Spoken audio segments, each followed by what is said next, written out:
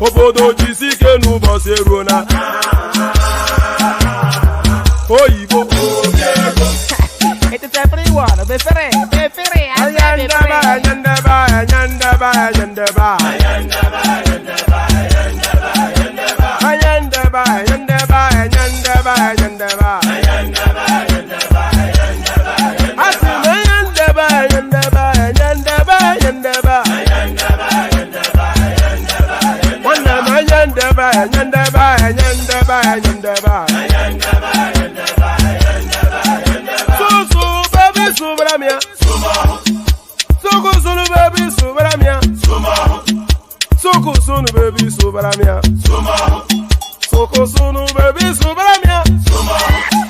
Ladies and gentlemen, sometimes you just have to act like you are drunk, like you are crazy. Confuse your enemies. Confuse them. We mo. Yeah, we mo. Obodo sanye we mo. Nuba sanye kapanto mo. Iye die kugeme. Okwitara kara mi nguru ma mi ga kwuru mu gwo ya baby mo. Abe Maria. Why feeling? Ayandaba.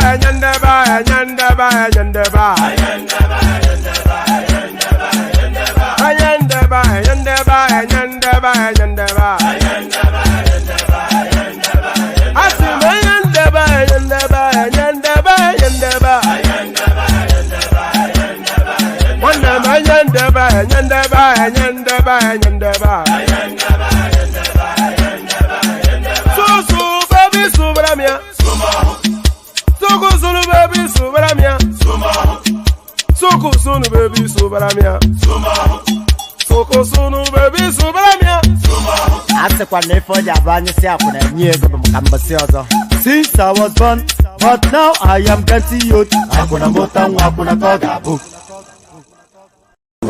Sunday,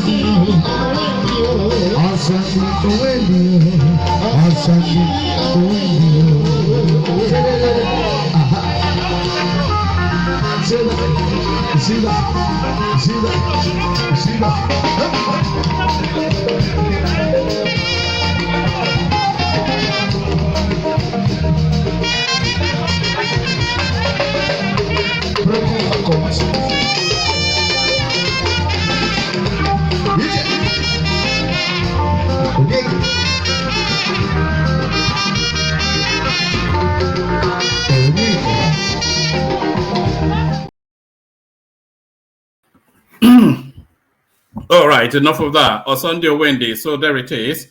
Osundio Wendy. It's been a while since we played that song as the opening phase. So there it is. It's back with the bang. Do you want it back though? Let me know in the comment section. So pardon me. Good day to you. Good to see you. Good to have you here. How are you?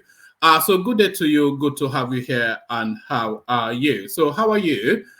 So another session, of course, it never stops, as you know, on this platform. So here we go again, all matters pertaining to Nigeria. So a lot has been happening within the Nigerian circle, of course, and all of them to be discussed on this platform in an elegant, intelligent manner. So that's the expectation, and hopefully that is the delivery as well. An elegant, intelligent conversations about all matters pertaining and germane to the country we call our own, Nigeria. So if that is your diet, then this is your restaurant. I'm trying to work on that metaphor. I don't think I've quite gotten it quite where I want it yet. But yeah, so all matters pertaining to Nigeria. But before we start anything, of course, there's a protocol to be observed. So that protocol is for you to click on the like button. Of course, you know, I ask you to do that every day. Some of you oblige, but not enough of you. So if you haven't obliged before, oblige in this instance. It helps with the YouTube algorithm. And then if you're not already subscribed, please correct that as well for the same reason, the YouTube algorithm. And then this hyperlink right here that says StreamYard, this is your open invitation to come and join us in these conversations. It's a first come, first serve thing. So there's no designated seats. It's literally whoever clicks on it first comes in that completes the 10 on the screen. So be one of the first 10 by clicking in early. So we're always canvassing for new voices. If you haven't joined us before, then make this that day then that you make your debut on the platform. So click on the hyperlink that says StreamYard to come join us on the screens. And of course, the invitation to buy your host cups of coffee, that is always being asked. So that's entirely at your discretion, of course. You can use that only if you want to. So there it is. So click on like, click on subscribe, the hyperlink that says StreamYard to come and join us on the studio, and etc., etc. So do all those. But why are we gathered here is your question. Here is the answer. Let me remove this from the screen. So 2023, I confronted APC asking why they did not choose Osibanjo. So this is Peter Obi now. And not satisfied with being the lead person.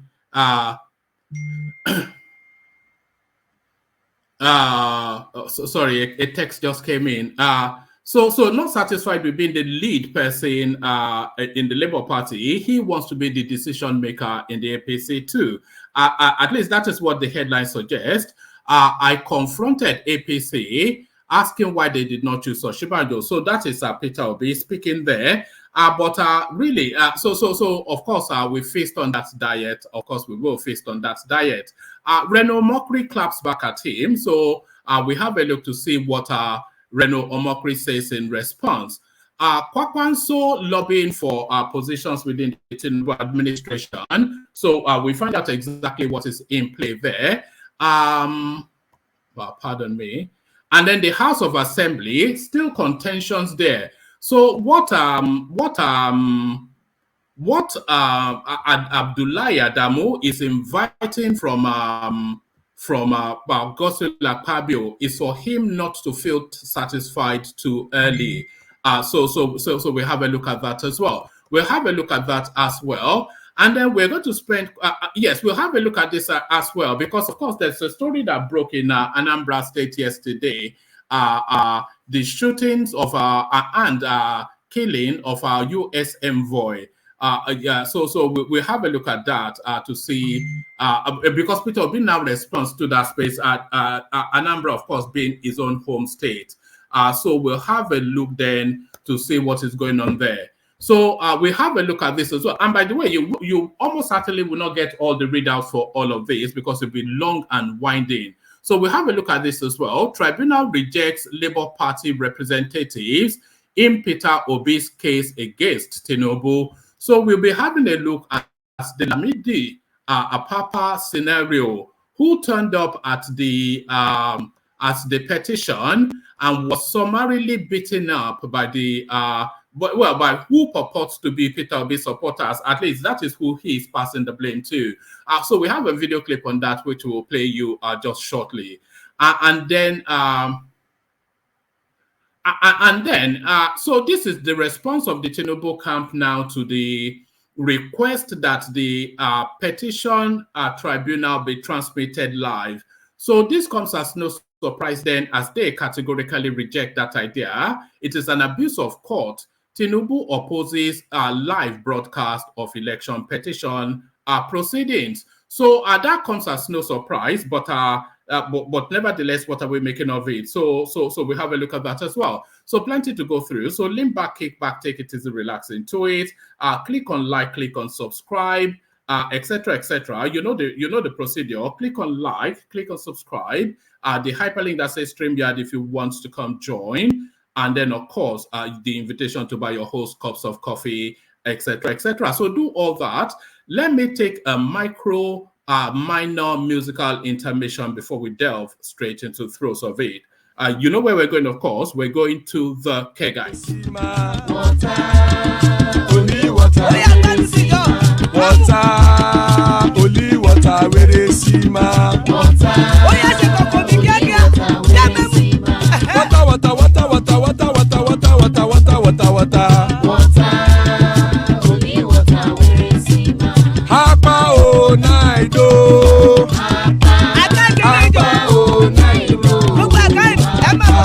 Hapa you don't come oh.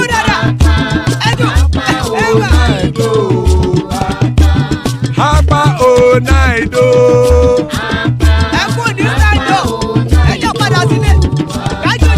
Oro keke elemu ye o. Ide shodi ya keke elemu re o. Bobby master keke elemu re o. Chifu Wailati keke elemu re o. Erukulele elemude. Erukulele egbe elemudodo jare o. Erukulele Ghana ti de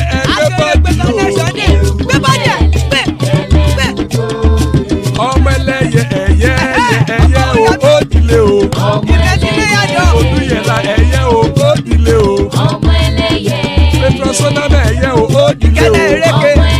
Petrosodunke ẹ̀yẹ rẹ̀ ó dilé o. Ẹlẹ́kọ̀ ọ̀run mú ìní o.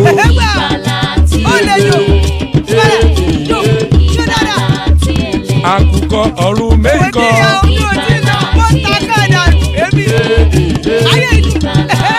Ikú kò ní ríwà gbéṣe o.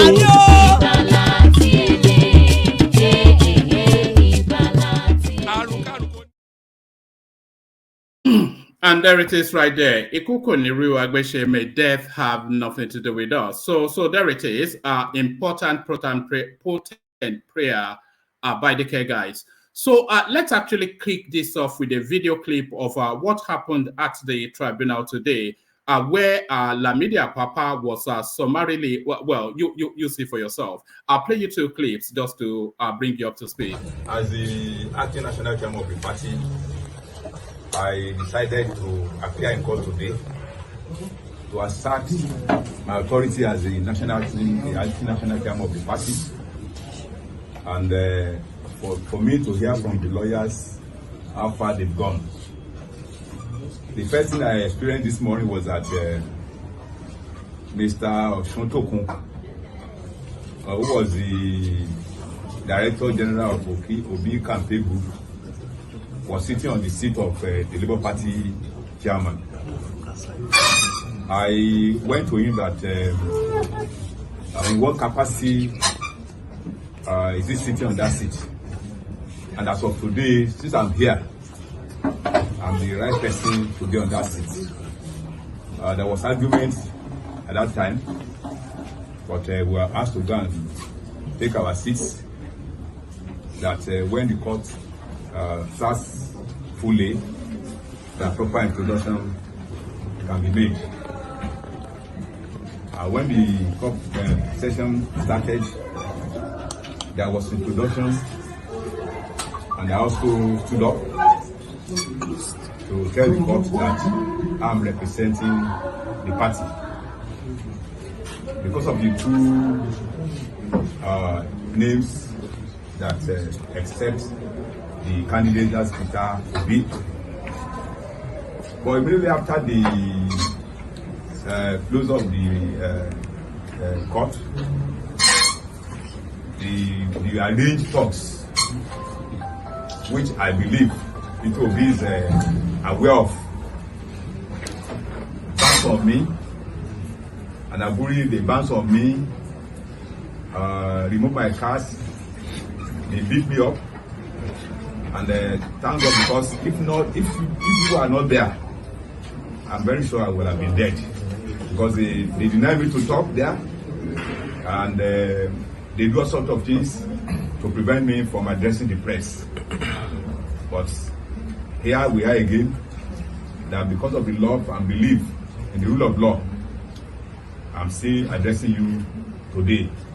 And what led to my being there today is what you know before, but for purpose of emphasis, the Aburi and three others have been restrained by this court, by the FCT court in Abuja here, and with all their pleas, the court remains the same.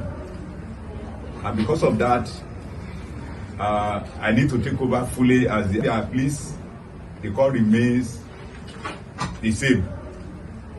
And because of that, I need to take over fully as the acting national chairman of the party.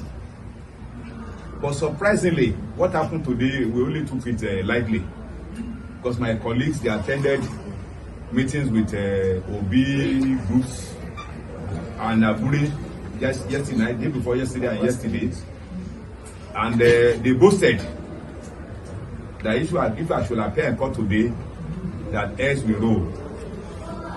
But my people took it lightly, that nothing will happen. But thank God we are still alive to see it. But my fear is this.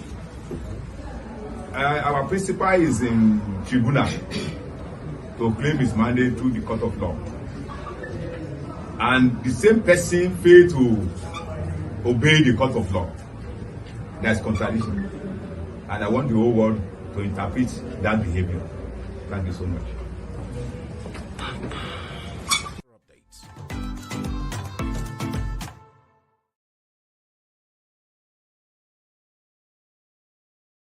So there it is. So that was what transpired in court today. Summarily ignored, beaten up even. And you don't have to take it. In fact, let me just show you it. It was quite an ugly scene at the court today. But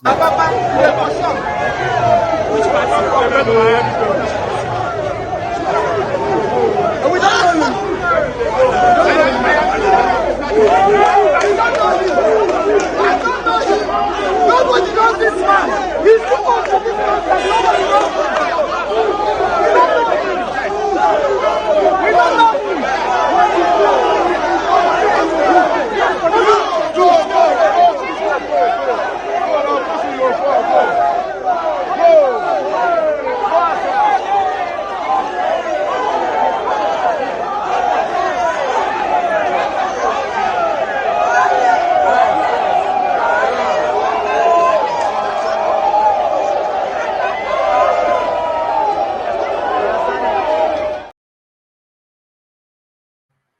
So that was the ugliness that transpired in court today.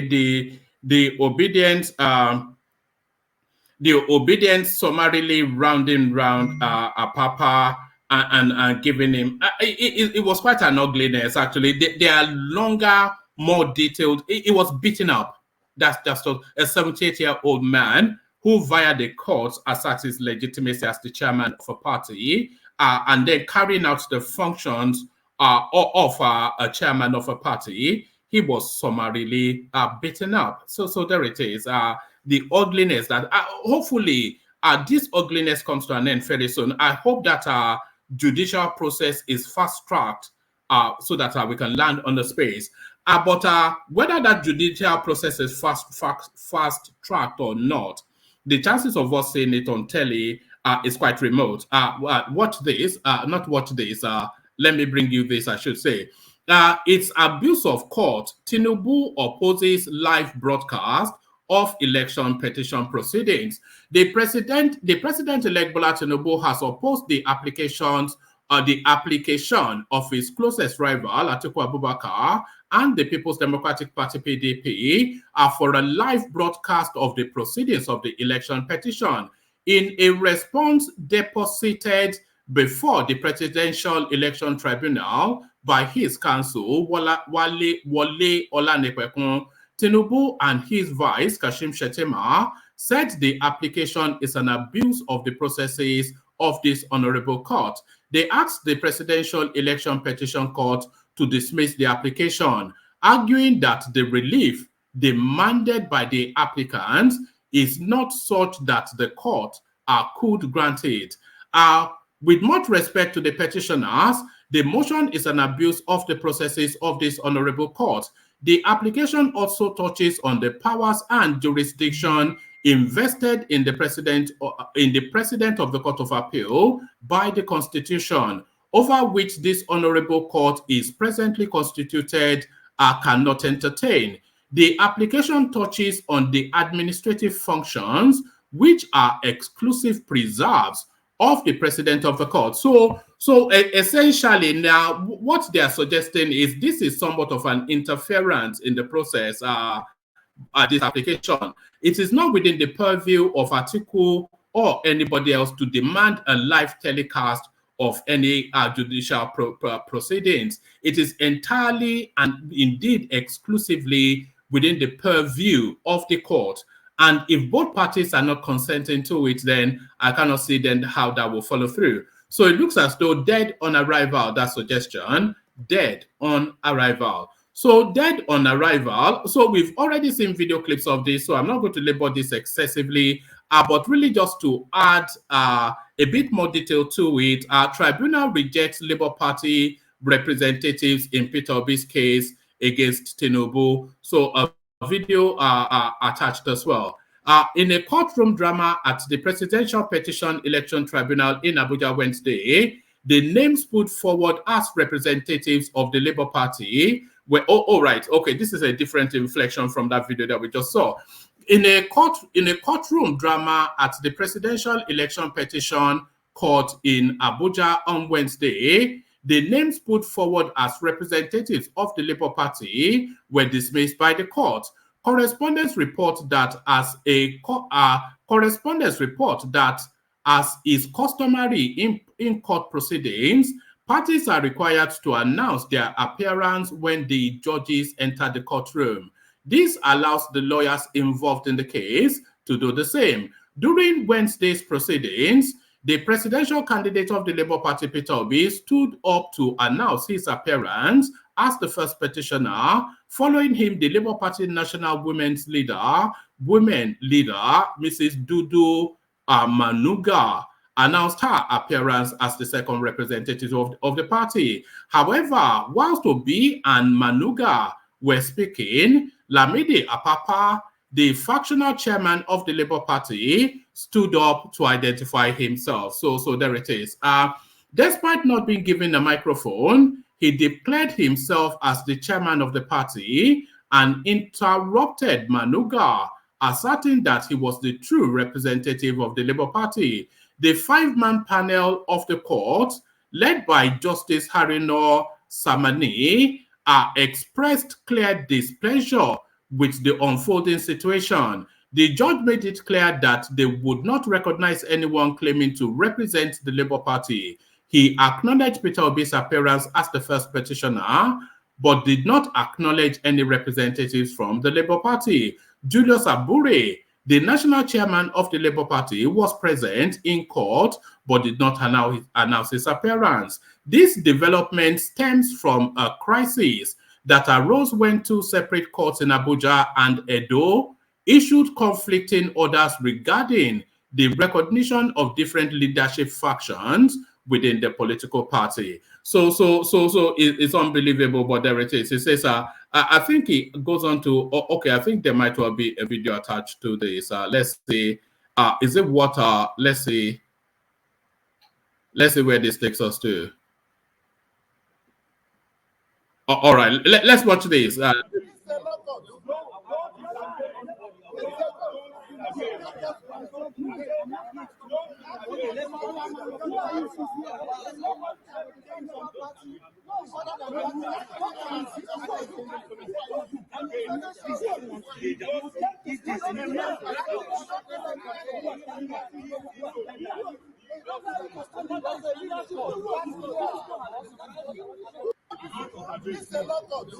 And there it is right there. The Labour Party putting its best foot forward. The Labour Party putting its best foot forward. So the Labour Party putting its best foot forward. But now, this one, there's potential danger for Peter Obi around this now next headline if he doesn't handle it with some dexterity.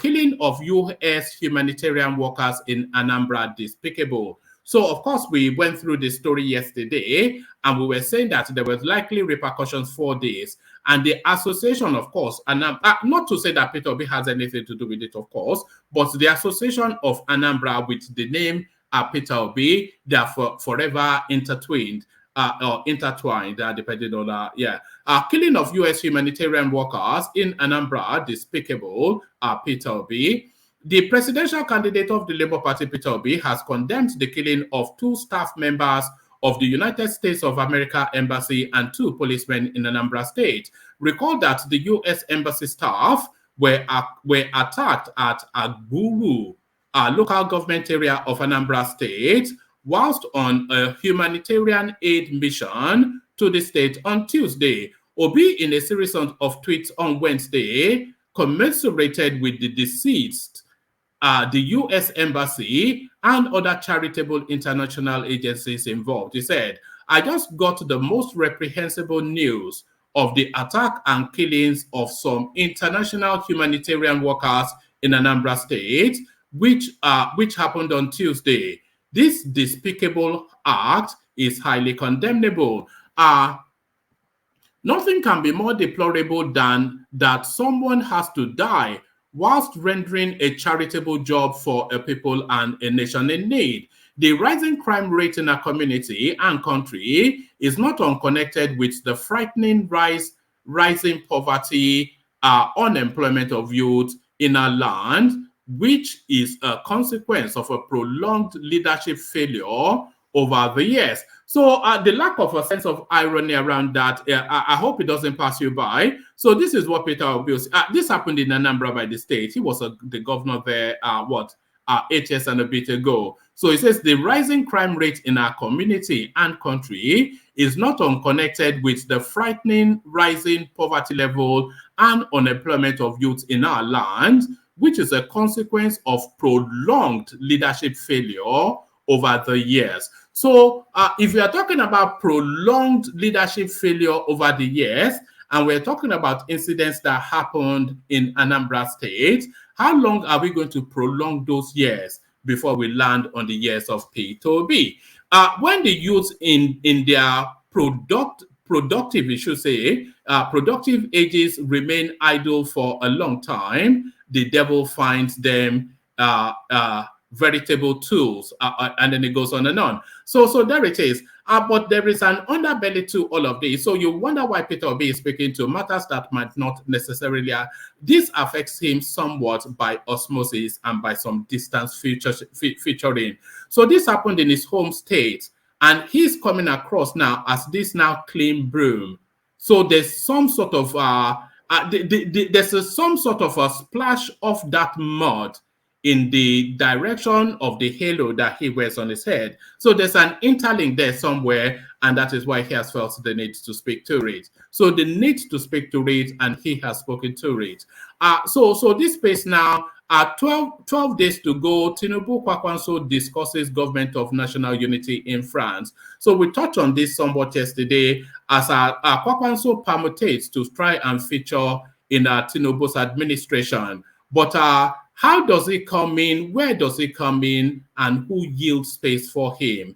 With just 12 days to the May 29 inauguration of the incoming government, President-elect Bola Ahmed Tinubu and presidential candidate of the New Nigeria People's Party in the 2023 polls, Rabiu Kwakwanso, with 12 days, that didn't read right, with just 12 days to the May 29 inauguration of the incoming government, President-elect Bola Tinubu and presidential candidate of the New Nigeria People's Party, NNPP, in the January 2023 polls, Rabiu Kwakwanso. So that doesn't end anywhere. Met, you should say. Discussions at the meeting, correspondents gathered, was not unconnected with the government of national unity the president-elect promised as soon as he was declared winner of the presidential election. Tinubu has said he will run a government of national unity that will include opposition members in key positions of his administration.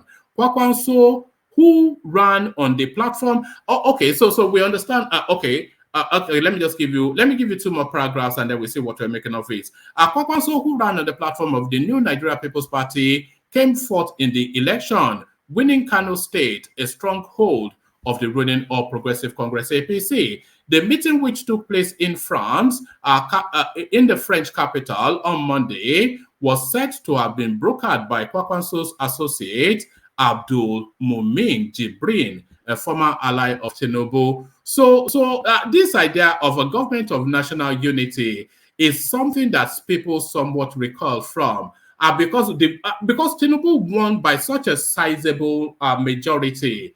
Then you want to question and query then how and where a government of national unity comes in. So I do not see where that window comes in, because a government of national unity will suggest a narrow victory and the need to make some sort of amends in whatever peculiar way.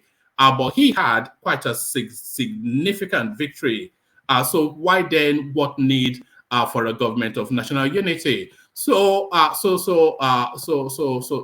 there's that. Let me bring you two more readouts and then we come into the room. So now this is the storyline that has been gripping somewhat, at least contending in the news cycles with other storylines within the Nigerian space today. I confronted APC asking why they did not choose Oshibanjo. This is Peter Obi. The presidential candidate of the Labour Party, Peter Obi, has revealed that he confronted the All Progressive Congress APC, asking the ruling party why they did not field Vice President Yemi Oshibanjo as the presidential candidate of the 2023 elections. According to the Labour Party flag bearer, he confronted the party, stating that such a candidate is what the APC should put forward if indeed they have the nation's interest at heart. So he now supervising the APC as well as superintending his own party, which is of course falling apart. Peter Obi stated this on Tuesday when he stopped by at Dele Momodu's London home to celebrate the Ovation publisher's 63rd birthday. I am interested to see Nigeria work. I don't hide it. Any day, anytime. I even confronted APC, asking why didn't you bring Oshibanjo? Let's have the place working for everybody so that we have people who want to work for the country and are healthy and good, Obi disclosed. He further told those present that the person the APC brought out, Tinubu, might have been a great candidate 20 years ago, adding, however, that the country at this hour needs someone that can work round the clock. The one thing that is somewhat off-putting with this Peter Obi narrative still is that all of his public pronouncements are still somewhat campaigny in their nature.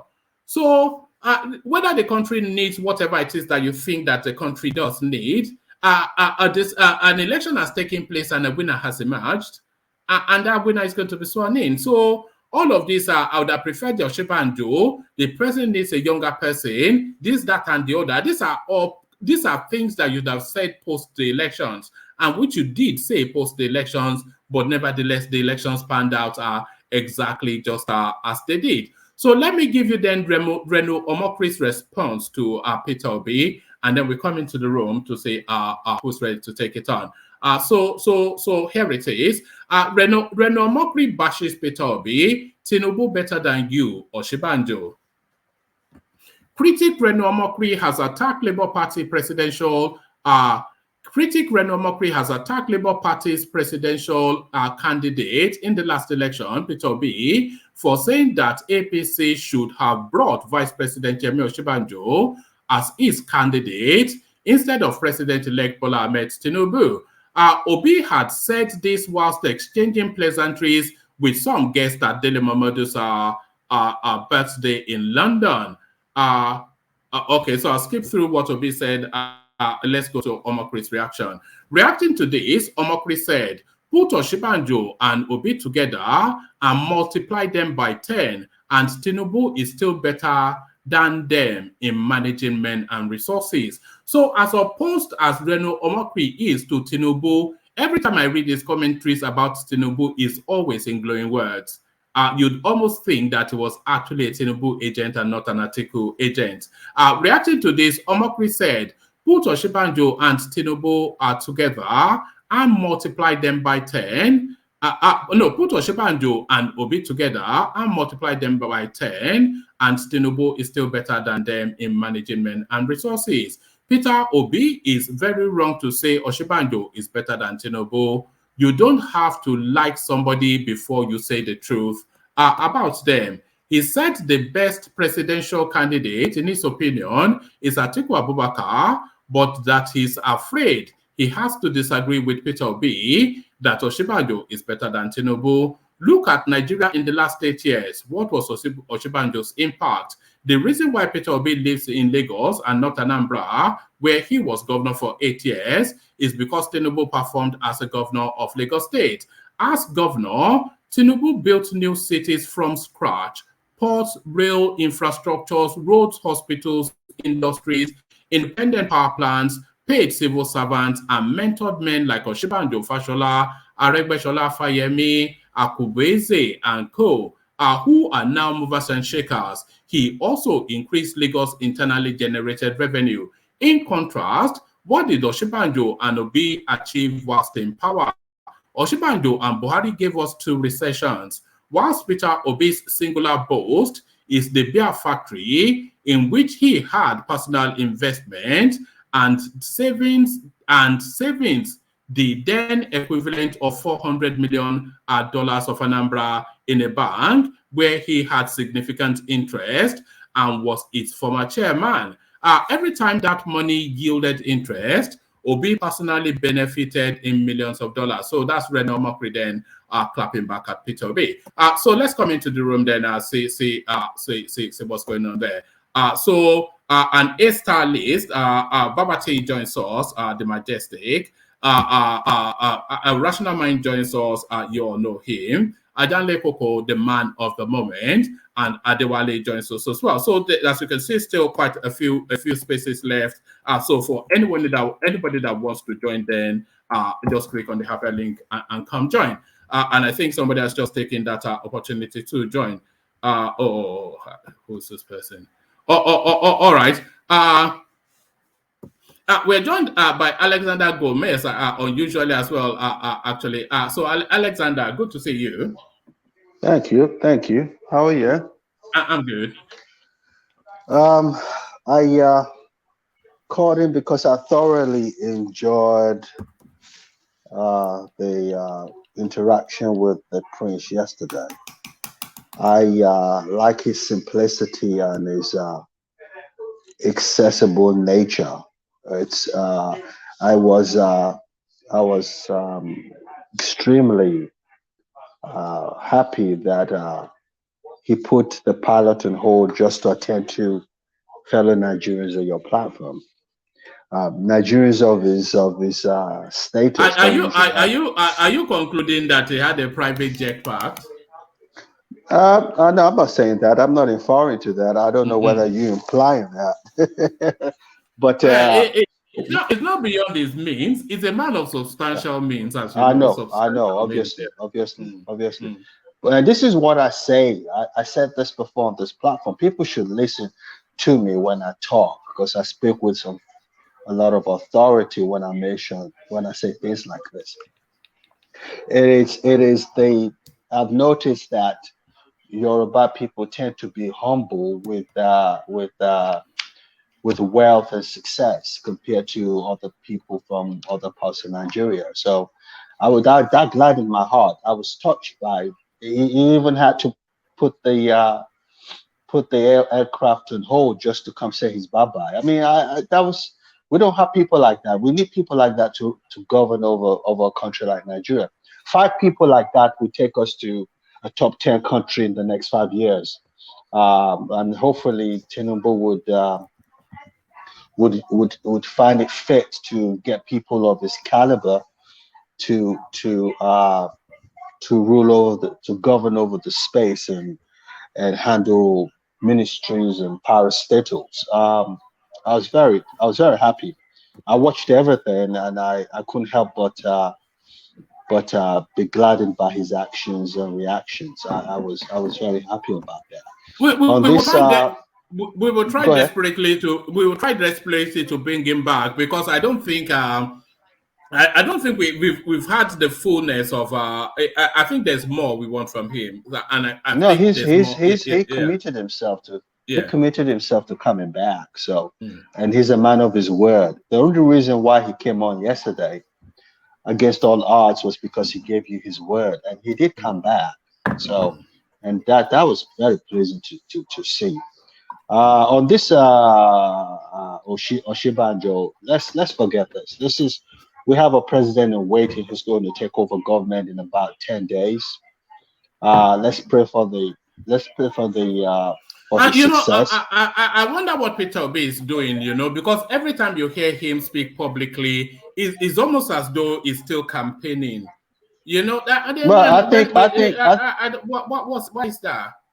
I think deep down he's come to the conclusion or realization that this is a done deal for Tinubu. So I think he's just playing up to the gallery right now. There's no there like Americans use. You say here in America, there's no there. Nothing's going to happen. Tinubu's going to be our president, and we should all, as patriotic Nigerians, support him so that would you describe Peter Obi as a patriotic Nigerian with the way he's going about this? Because yes, the quick answer and the quick response will be yes, he has the right to test the space, and if Tinubu won, then he has nothing to fear and all that. But this goings on is distracting from more important matters of You say it is a distraction, isn't it? Not the lawsuit itself, but the endless campaigning that we're getting from Peter Obi post-election. No. One man. Mr. Gomez said, I can confront one man to do this view, so try to propagate it. This guy is not campaigning. He's not. No. It was in the private conversation or whatever, or in the public-private cooperation that somebody had, which was just ready to us. He attended what's his name? This guy, Dele Momodu's birthday, and on his way back to Nigeria. And then he said that in passing in that gathering. So I think he went to one media house and started saying it. Dude, I mean, let's not do this. This is not fair. But he made the news though, right? Well, so somebody leaked it, or somebody. Yeah, but that is no longer a private conversation. That is campaigning. It's not campaigning. But it's now in the most public domain, right? Hold on. Ade, you have to make sure your mic is switched on, otherwise your device will not connect. But carry on, Adewale. Yes, I was trying to tell him that if it's in the public domain, it's no longer a private conversation. And that is why it is making the news. No. Let's not say this. Let's not guys. Wait, the woman is making it sound like, oh, it's the campaign. No, it's not campaigning. He said it that he wanted. If I'm a candidate in, like, okay, for example, when Adewale came here, he was telling us what he would have done. And then what you say he's still campaigning? Goodness. No, in fact, wait, no, not Adewale, but Adewale. Yes. So when he came, you remember Kolata was actually trying to ask him how he would have governed. And he said that he did not win, so he's not prepared to say that, but he will go through Tinubu's manifesto and hold Tinubu to that manifesto. What man? There are some other things he said here. Some other things he said there that he could have done if he had won, or he would do if he had won. So I mean, that doesn't mean he's campaigning. He's only just making a remark or making a statement. I mean, let's not do this, woman. I know you have your personal issue with just as I have with Chidubu, but that does not mean that we should start making twisting things like. Let me say this, because I have to exit now. Obi has done an amazing job. He is definitely the star of the 2023 elections. He has opened the minds of the teenagers and the young kids of Nigeria that they do matter in the electoral process. He did not win. He had no path to victory. We've been saying this forever. He's just been an African. He's finding it difficult to come to the realization that he ran a good race, but he fell short at the end of the day.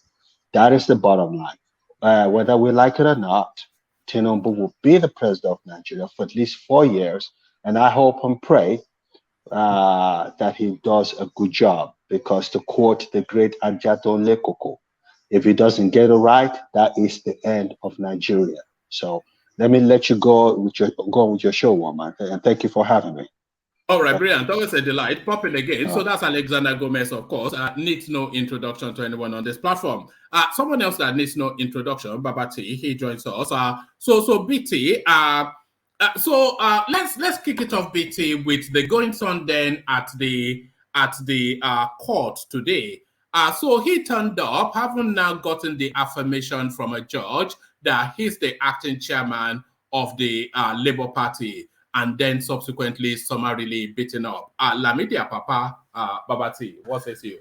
Good evening, one man, our great host, and good evening to our distinguished panelists tonight, and to everybody listening across the world. So sorry, pardon me. I went to watch back your sessions with Thomas yesterday. It was a real delight. I really enjoyed it. But the cultural, when you got into it with Hassan, and anyway, we talk about that later. I really enjoyed it. I really did. But carry on. Thank you for that. It's just for us to embrace our peculiarities and embrace those differences. But that's aside. Please like, subscribe, and please join the debate or discussion in the platform or in the comment section, or also come up if you can.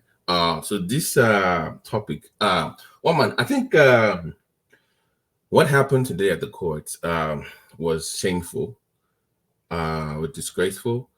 The mob and the cult-like movement headed by this divisive punk called P2B raised their ugly heads again at the court.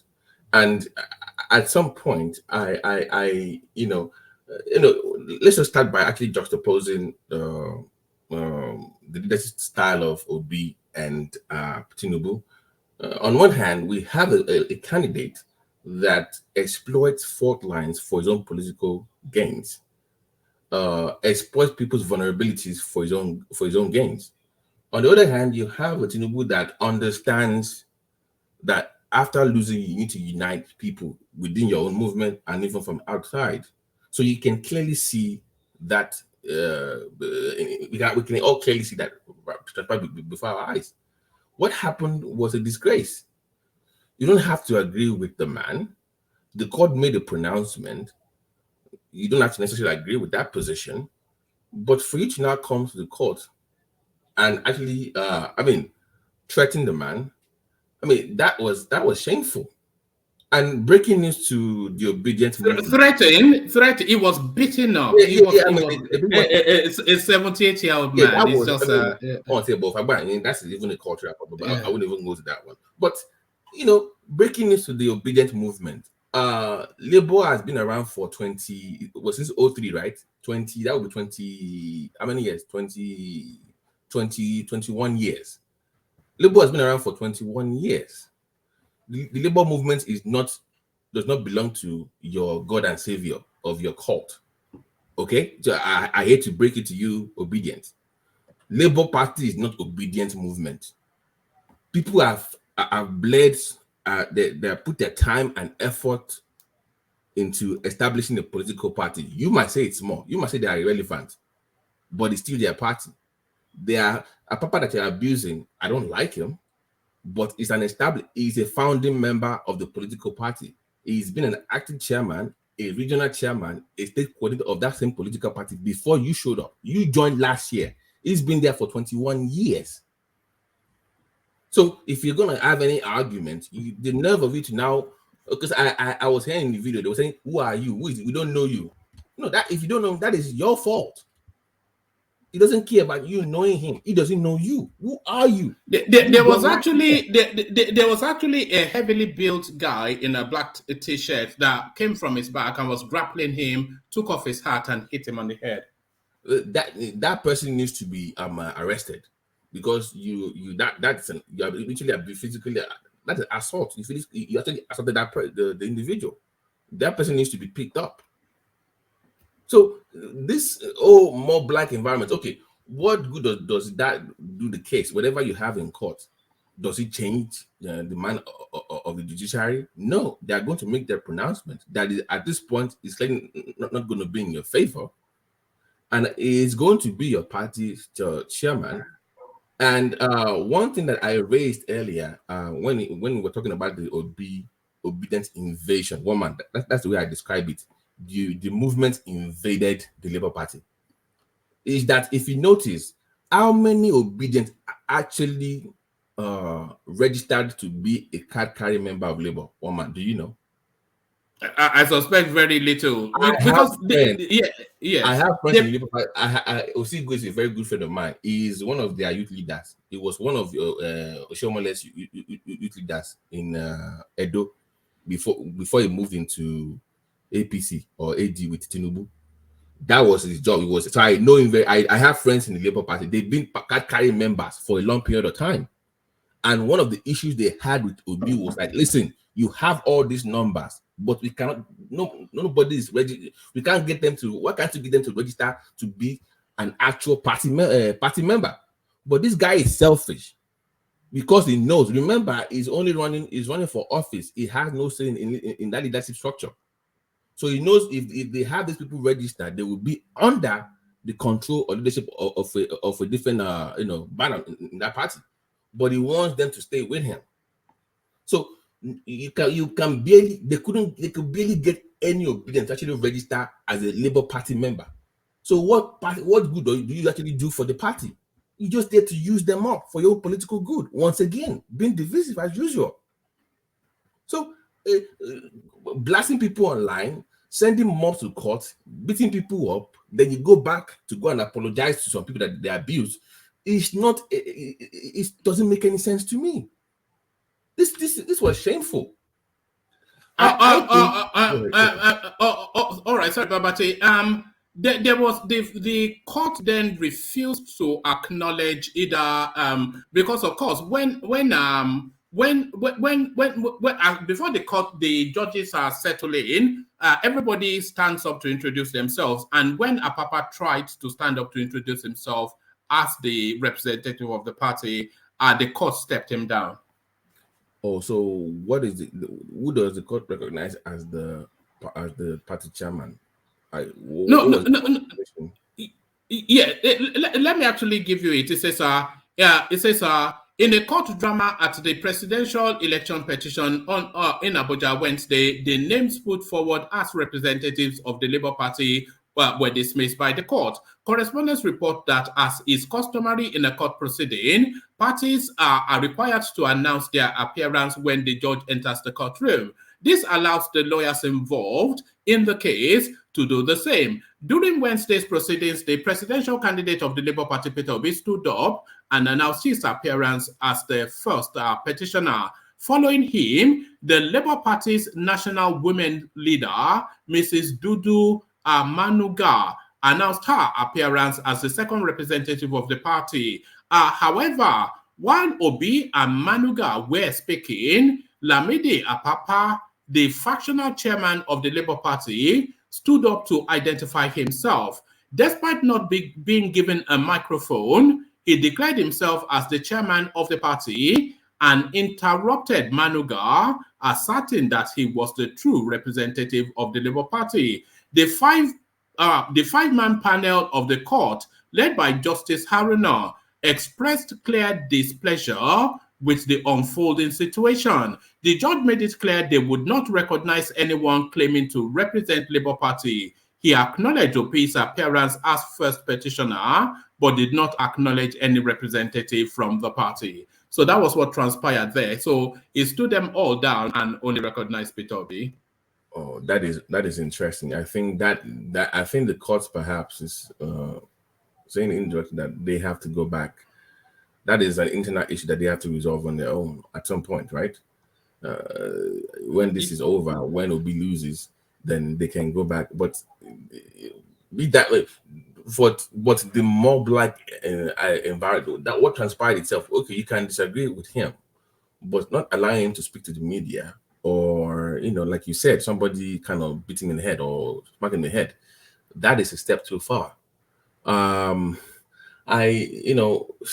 Okay, I honestly don't believe that Obi has any future in Labour or even running for president. I don't think it's going to be relevant politically going forward. I don't see it because of the way this is going and what you described earlier, that is still campaigning for post-elections. People have moved on from... do you agree with that statement that there's still somewhat of a campaigning tone to the way he's going about? They have the Kubara stage of grief, right? I think he's now finally moving into that acceptance stage. He's moved from that denial to now accepting. You can see that transition. It's going back and forth. He's denying, accepting, denying, and accepting. I didn't really want to. It was supposed to be Obidient. Supposed to be Kilo APC. Are you APC? So it's now back and forth. So I think he's getting that dose of reality at this point. And at some point in the next few weeks, that should sink in further. But my friends in the Labour Party don't really like the Labour Party, the Obidients movement. And I look forward to the. By the way, one man, that 6 million vote that he got, that they claim that Obidients got, that are Obidients. Do you know that one can actually make an argument that half of those votes did not really like Obi or were Obidients, but they were more anti-establishment. Like that, like Lagos, for example, people that voted against Tinubu, but for Obi in Lagos. It wasn't because we have left Labour now to the other vote now not being Obi. Is that what? Let me finish, please. Let me finish. I will make a point. I'm saying sorry, Babati, you can make that argument even Lagos and the Middle Belt as well. Nobody in Plateau, all those places, they have no reason to vote for Peter Obi other than anti-establishment. Yeah, it was more like an anti-establishment vote. So my point is that if Obi goes out to establish his own political party, he's not going to get as much traction as I think he's going to get. I don't believe that it has as many as you think it does. It doesn't have that much. Maybe a million or two that will actually be real party members. And because he's yet to show me that he's a unifier, and I don't see a person like Peter Obi actually holding together a political party for so long. He's not built that way. He's not shown me anything from his political past, that he can actually create a political party, maintain that political party because it doesn't give shishi according to him, and help keep people together and resolve. You see, you must be able to resolve conflict as a leader. You must be able to bring different views or different factions in any movement together. He's not shown that he has the ability to do that. He's always hopped from party to party, finding soft landing for his own political gains. I don't see where he goes from here. If he leaves Labour, I hope he does, for God's sake, please. He's done enough damage to that party, enough. He needs to leave. Where does he go? I don't see any political future for him. If he goes back to the PDP, I don't see him winning because he has no pathway back to the PDP and he has no chance going to the APC. So I think it's in a sink or swim situation with the Labour Party. He has to make it work or retire from politics. But one man define make it work. What does make it work, man? I think actually what is going on in Labour Party now, it opens a window of opportunity for him. They fight for lead of that party. So if he backs somebody and that person then wins through, he can then through that person seize that party and then make it and then use it as his vehicle. But woman, that's exactly what I'm saying. I have friends in that political party. They're gonna fight back. You cannot just, because literally you want him to hijack an established political party. That's what you are actually alluding to. So because that Labour tag, that Labour name, it carries weight globally, not even Nigeria. Labour anything carries weight. Labour Party itself appeals to poor people and to middle class, to the working class, right? That is pretty much their party. Globally, anywhere in the world, if you see a Labour Party anywhere, it appeals to that demographic in society, and he knows that. So he's actually fighting for that tag. But this is the problem: the ideals, the beliefs of the Labour Party does not really align with what he believes in. So if he stays in that party, does it terraform the party into his own obedience? Obi movement or belief system or whatever they believe in. Let me cite you some of the examples that Prince Adebayo cited yesterday, which I recognized immediately. He was talking about I'm sure you understand, you know, international politics, and you know who Tony Blair is. You know Right. Yeah. So Tony Blair, he was the prime minister of this country for a very, very long time. And during it was only during the Bush era. It was only the Iraq war that got him out of that office. But Tony Blair, he was the prime minister using the vehicle of the Labour Party. But apart from using that vehicle of the Labour Party, there is nobody, both in politics and instinct, more conservative than him. Do you see? So he was a instinctually conservative by nature sort of a person, using Labour Party as a special purpose vehicle. So that could be the pathway for Peter Obi. I think that was what the president. But let me push back on that. When Tony Blair was doing that in the UK, did he kick the establishment in that party to the side and say, "This is I'm conservative, so I'm going to bring my people in, and we're going to take over leadership of Labour"? Did he do that? No. It was quite stealthy. It was quite stealthy. You cannot. You have to acknowledge that Apapa and Co have been there before you, and it's a merger, right? It's kind of like a merger between the establishment in that political party and what you are bringing in. And second of all, your so-called mob or cult have to actually be members of Labour to have influence in the Labour Party, right?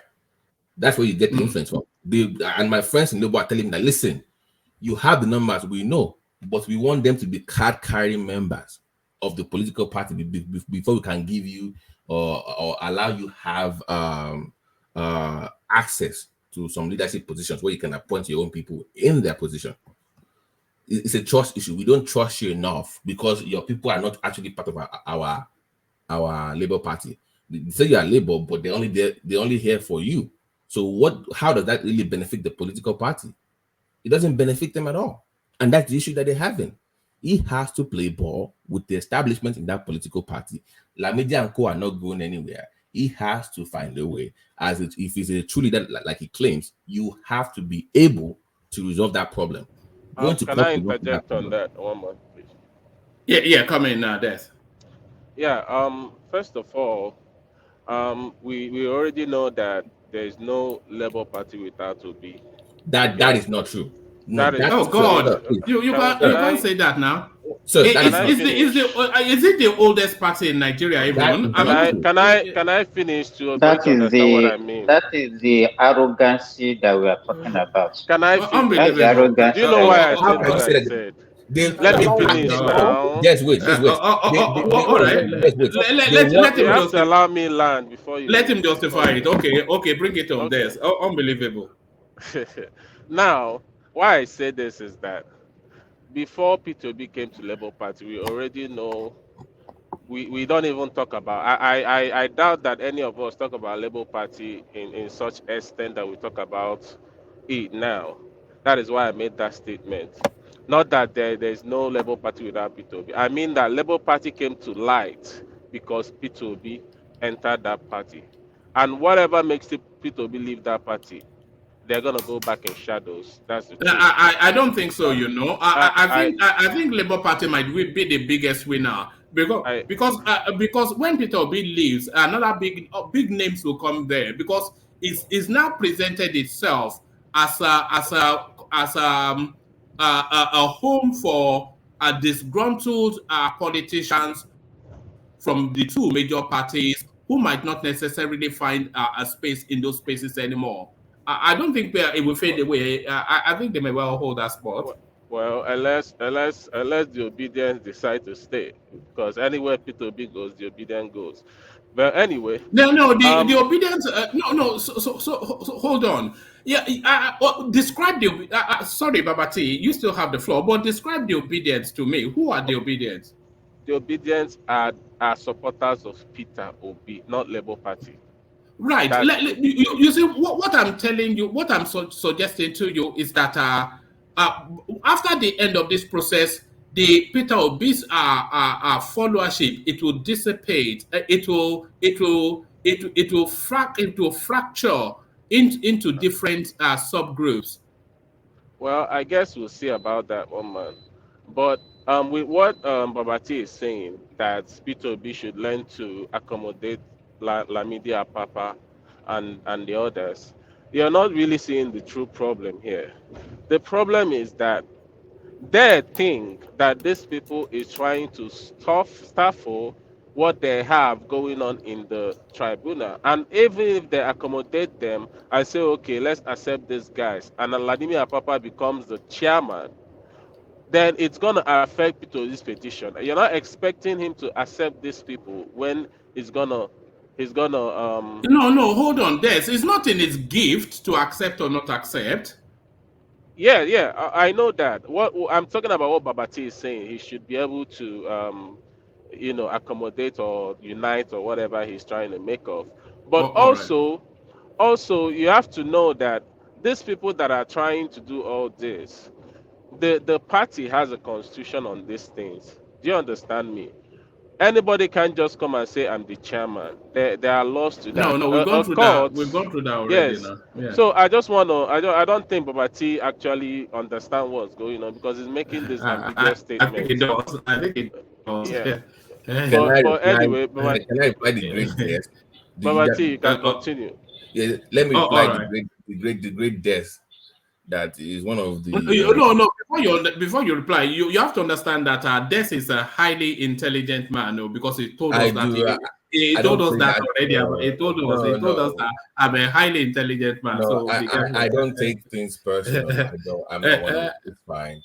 But one man, I wanted to. I hope you caught that part. What they said. I sincerely hope you didn't miss what he said when he said, "Without Obi, Labour Party is what?" I hope you got that part. Do you know what that means? Let me say that in layman. What he's saying is this: Obi's pretty much saying, "Without me, you're nothing. I am the party." Woman, do you get that?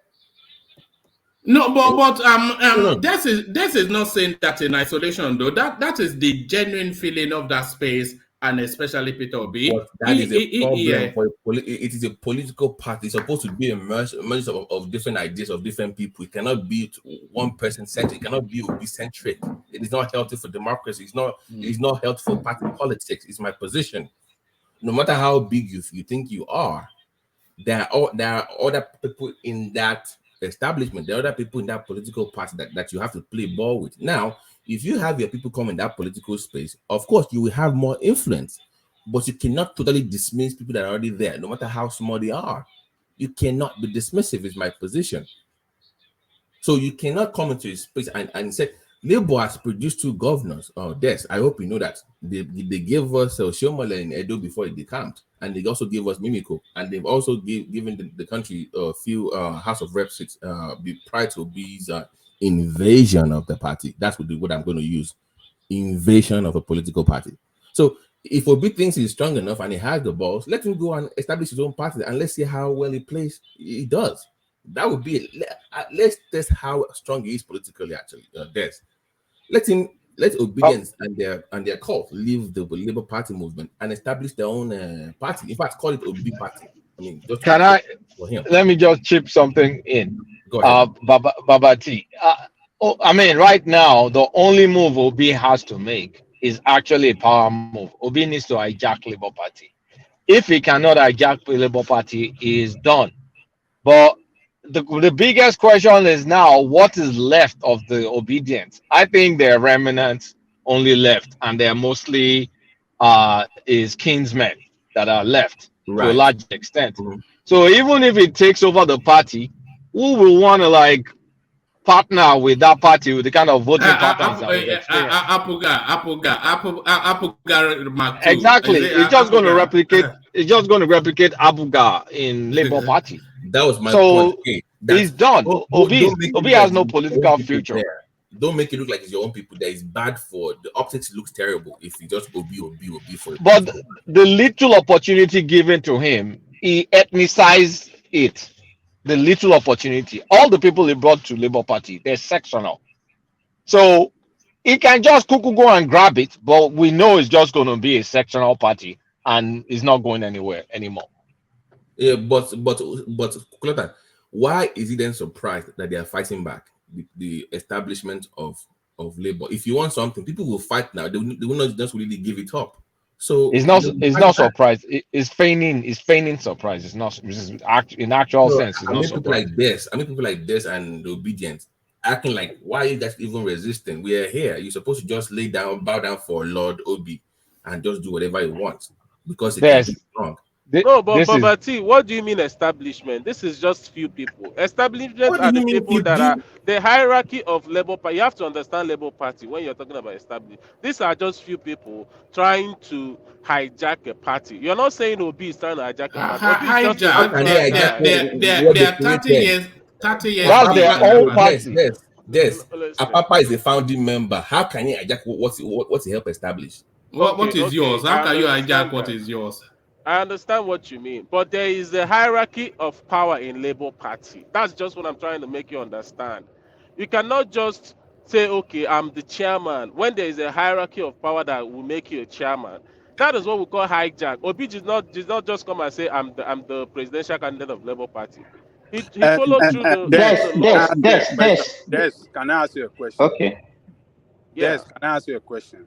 Do you think the Obidients have the right to beat up Apapa? To question Apapa's activity in Labour Party at all? Do you think they have the right at all to question Apapa's activity? Of course, if the Obidients are part of the Labour Party, why wouldn't they? If they have bought the form, hold on. And they're carrying numbers, they registered party? Hold on. How do you know they are not, though? How do you know they are not? Are you with them? Yes, you just said it. Yes, you just said it now. You just said it now. That Obidients are not member of Labour Party. Yes, they are not registered members. They said they will follow Obi everywhere. They are just following Obi. They are not registered members. That I know your youth in Edo. I'm telling you, and according to what they are saying in the Labour Party, I'm telling you from their own mouth, from actual party members, Obidients did not register in the Labour Party movement. That's a fact. They're not registered. They're just there for Obi alone. Aisha Yusufu even said it on a live program that I'm just for Obi, I'm not for Labour Party. So such kind of people that are supporting Obi doesn't have any right to say anything about what is going on in Labour Party because they are not member of the party. They are just disgruntled people that are trying to destroy their party. Period. But Ajali Koko, I know some people, yeah. I know some people that are obedient, that are still a Labour Party, that just bought a form. That's just what I'm trying to let you know. All right, thank you, Des. I feel somewhat we loop around that conversation too often. So let me loop you in this direction, Babati. I want to play you. I want to play you this video clip. Yeah, watch this. They will love you for who you are, not for the fact that when you get to being a speaker, they will start to lobby you for position, but they will love you for the great things you will do for the betterment of our nation. You have become a servant from your constituency. You want to be a bigger servant, to be the Speaker of the House, and a much bigger servant to serve our dear nation. Always remember that the interest that is number one to you is the interest of our dear nation, followed by the interest of your party. But what is important is carry your people along. May God Almighty be with you. May God Almighty bless you. May God Almighty honor you. Guide and protect you. Amen.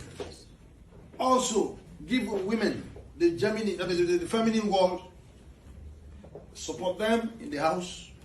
I'm surprised that you only have one female national House of Assembly. They left for a meeting. They left for another meeting. House of Rep member. Not only one to carry it. But they make the life good for all of us. Yes, all of you are hardware.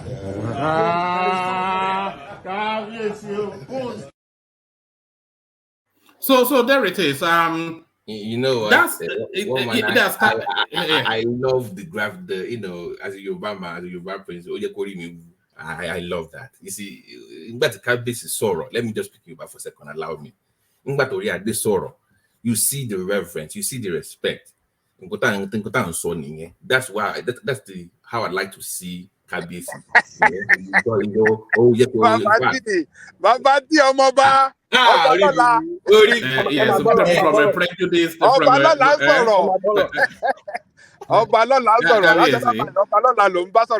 careful. Imagine if we make Babati the king of our kingdom and then get invited, do we have to dobale for him? Is that what that means?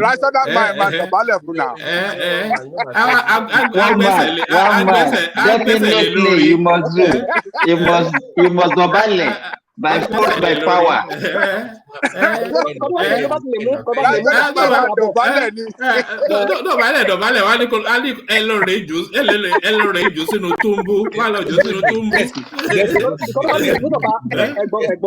Hold on. Whatever has made Baba Yabo to dobale for Oni of Ife, he dobale for him, and even dobale for the this king from Wari. So why not me? Oh yeah. If we just stay in that space for 1 microsecond, the one that impressed me the most when the then Sultan of Sokoto, Lamidi Sanusi, when he went to visit, maybe it was the Alafin or Aden, he took off his hat.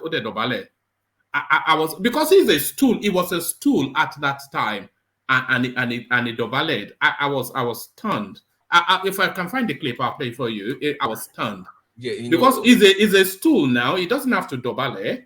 Can I ask a question? Why can't rational mind dobale for Babati now? Should be Prince in Babati.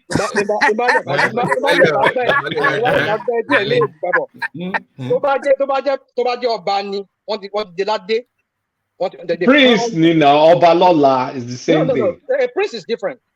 If Toba Delade and Toba they crown him, then I'll dobale for him for being a king. So you know saying Babati right now.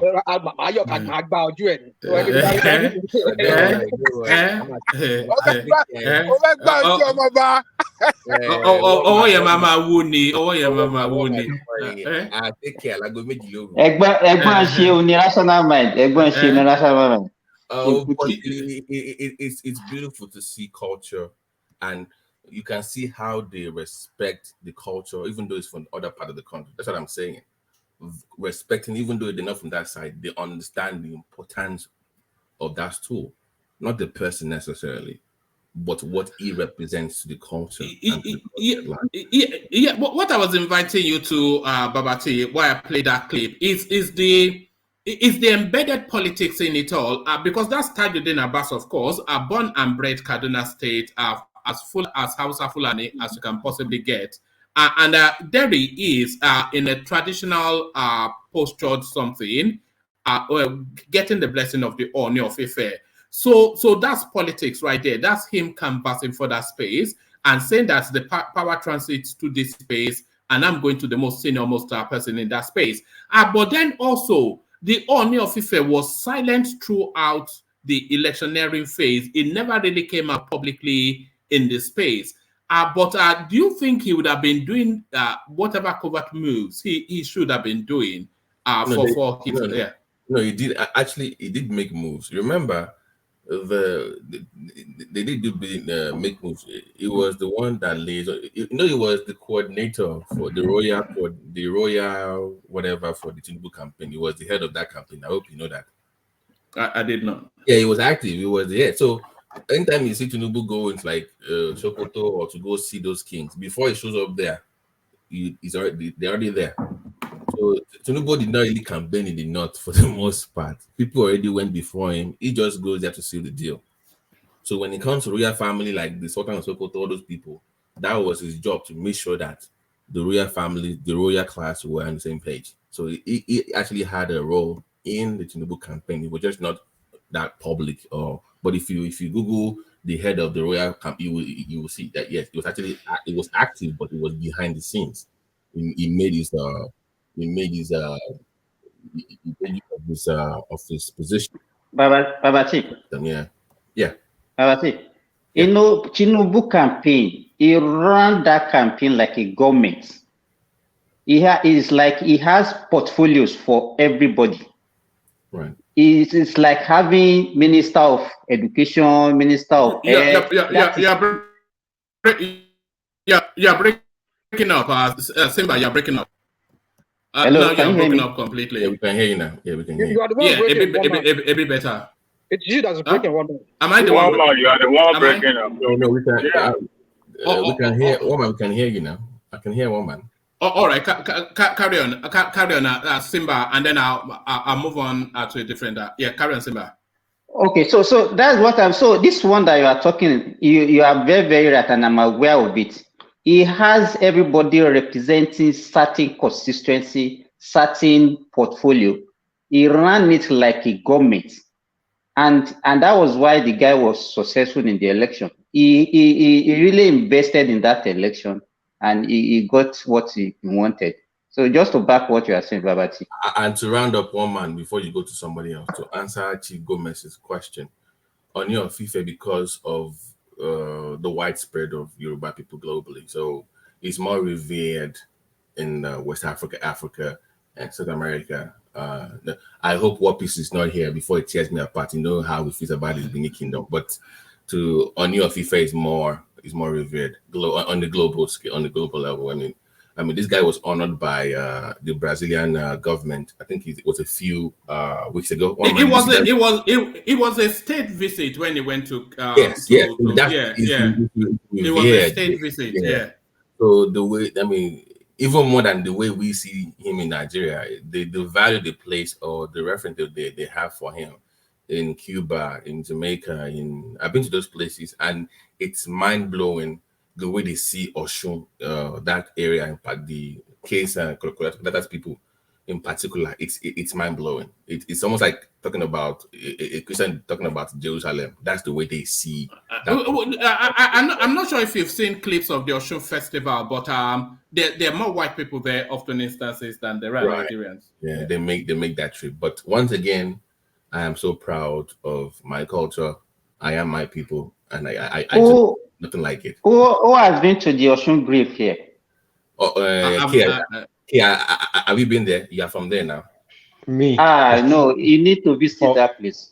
For where? I never go. Shame on you.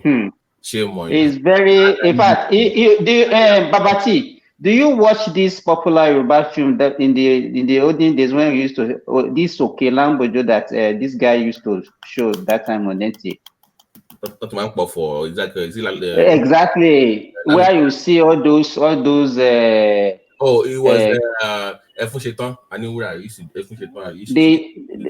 yes, they used to shoot a lot of film in the Ocean Grove, and it's one of the tourist centers in Nigeria, and it attracts a lot of foreigners. It attracts a lot of foreigners whenever they do Ocean Festival. They have that in UNESCO's tourist, one of those oldest stuff in the world. They have that. Come in after Babati. Why did you allow these Babalawos to take over the show? Why are they?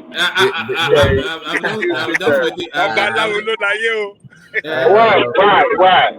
Okay, man, thanks for having me open the show for you. It's an honor. Thank you. Just put me back down and let somebody come up. I'm going to listen from the back of now. Thank you so much. All right, brilliant. Thank you, Babati. Thank you, Babati. Babati excellently sets us off. Only to be picked up then by Rational Mind. So Rational Mind. As we're fast forwarding rapidly towards the 29th of this month, it looks as though everything now aligning. So Tinubu discusses Nigeria-US relations with Secretary Blinken. So outside of that phone call then from what's it called, Joe Biden himself, and we know that Joe Biden, depending on how he wakes up, he doesn't even know his own name, so never mind making a phone call. So this is essentially then the American state now acknowledging Tinubu. Let me give you just a speed through. Ahead of the May 29 inauguration, Nigeria's President-elect Bola Tinubu discussed strengthening U.S.-Nigeria relations in a telephone conversation with U.S. Secretary of State Antony Blinken on Tuesday. The United States Department of State, in a press release on its website, said Secretary of State Antony J. Blinken spoke with Nigerian President-elect Bola Ahmed Tinubu this morning to emphasize his continued commitment to further strengthening the U.S.-Nigerian relationship with the incoming administration. The statement noted that Mr. Blinken looks forward to continuing to strengthen the U.S.-Nigeria partnership, which is built on shared interest and strong people-to-people ties after Mr. Tinubu is sworn in as president on May the 29th. The two leaders also discussed the importance of inclusive leadership, representing all Nigerians, continued comprehensive security cooperation, and reforms supporting economic growth. Also, in a statement from the office of the president-elect signed by Tunde Rahman, Mr. Tinubu pledged to work to ensure continued positive relations with the United States. Tinubu urged the U.S. to factor Nigeria's Tinubu urged the U.S. to factor in Nigeria's important place in Africa and provide needed assistance in areas of security and economic investment for the nation to lead the way and be a shining example. So on and on it goes. So there it is then. There it is. But let me just give you a quick pushback from Atiku, and then you give us your commentary. So this is Atiku Abubakar now. And by the way, what I just read to you was published on the U.S. Department of State website, but Atiku will still not have it. I am indeed in disbelief that as Secretary Blinken called Tinubu a contradiction to the publicly stated position of the United States on Nigeria's 2023 presidential election. This is inconceivable, considering that America, as the bastion of democracy, is well briefed on the sham election of February the 25th. To give legitimacy to the widely acknowledged fraudulent election in Nigeria can be demoralizing to citizens who have hedged their bet on democracy and the sanctity of the ballot. This is at the Department of State, at POTUS, at US in Nigeria, and there it is. So that is Atiku Abubakar's response then. Endorsement of Tinubu by Anthony Blinken. And that endorsement, by the way, is fait accompli, rational mind. Rational mind? So I am about to drive now. So like I said to you, anyways, yeah. So yeah, it's for me, even though it sounds like some sort of how do I say it, like what you just read. You see, we've been saying it that Tinubu and his people, they've been looking for this legitimacy by trying to call, ask world leaders to give them some kind of validation and all of that. But then in a normal situation whereby it should not be Anthony Blinken that should be calling Tinubu, should be the US president. So, but I can understand. That's to tell you that Biden is still not too, it's not too okay with calling Tinubu for now. But then I can understand because it's about foreign policy, because he's going to be the one, at least substantive winner for now, or maybe you usually declared winner by INEC. But what I'm trying to say is that normally it should be what's it called? Biden that should be calling. I mean, Blinken is too small. We are talking about a president, not even. You can't be asking something that has to do with something like that. And then is Blinken not the third highest ranked functionary in the United States government? The third highest ranked. You mean the heir to the throne here, or is that what you're saying, or what? No. In terms of hierarchy, you said the president and then the vice. Is Blinken? Well, I don't know what it is, but well, if you're talking about who can succeed Biden in the event of any event, we can say him, Biden, Kamala Harris, and then the House of Rep, the Speaker of the House of Rep, will be the one to take over from them. Not even the senator, not the majority leader in the Senate, or whoever is the Senate president. So, but my point is this: that Blinken is OKC, whoever is Nigerian president. It should be the president. It's no ratio, because we have to look at we have to look at where is Nigeria? Where is Nigeria in the hierarchy of things? You know, so if you say that if it was the Japanese prime minister, the British prime minister, or the German prime minister, etc., you may say okay, but if it's the Yugoslavian president, the Uzbekistan president, or the Kuwaiti something or the other, that's still at Blinken level. Nigeria is a third world country, so it's not so we have to know our position in the hierarchy of things. Yeah, in the hierarchy of things, Blinken OKC, Nigerian president. Either is whoever it is. Are you kidding me? Yeah, OKC. Oh yeah, OKC. In what in fact, Secretary of State, rational man. Yeah. Secretary of State is regarded as the second president of the United States in a local balance in Washington. In what? Because what am I talking about?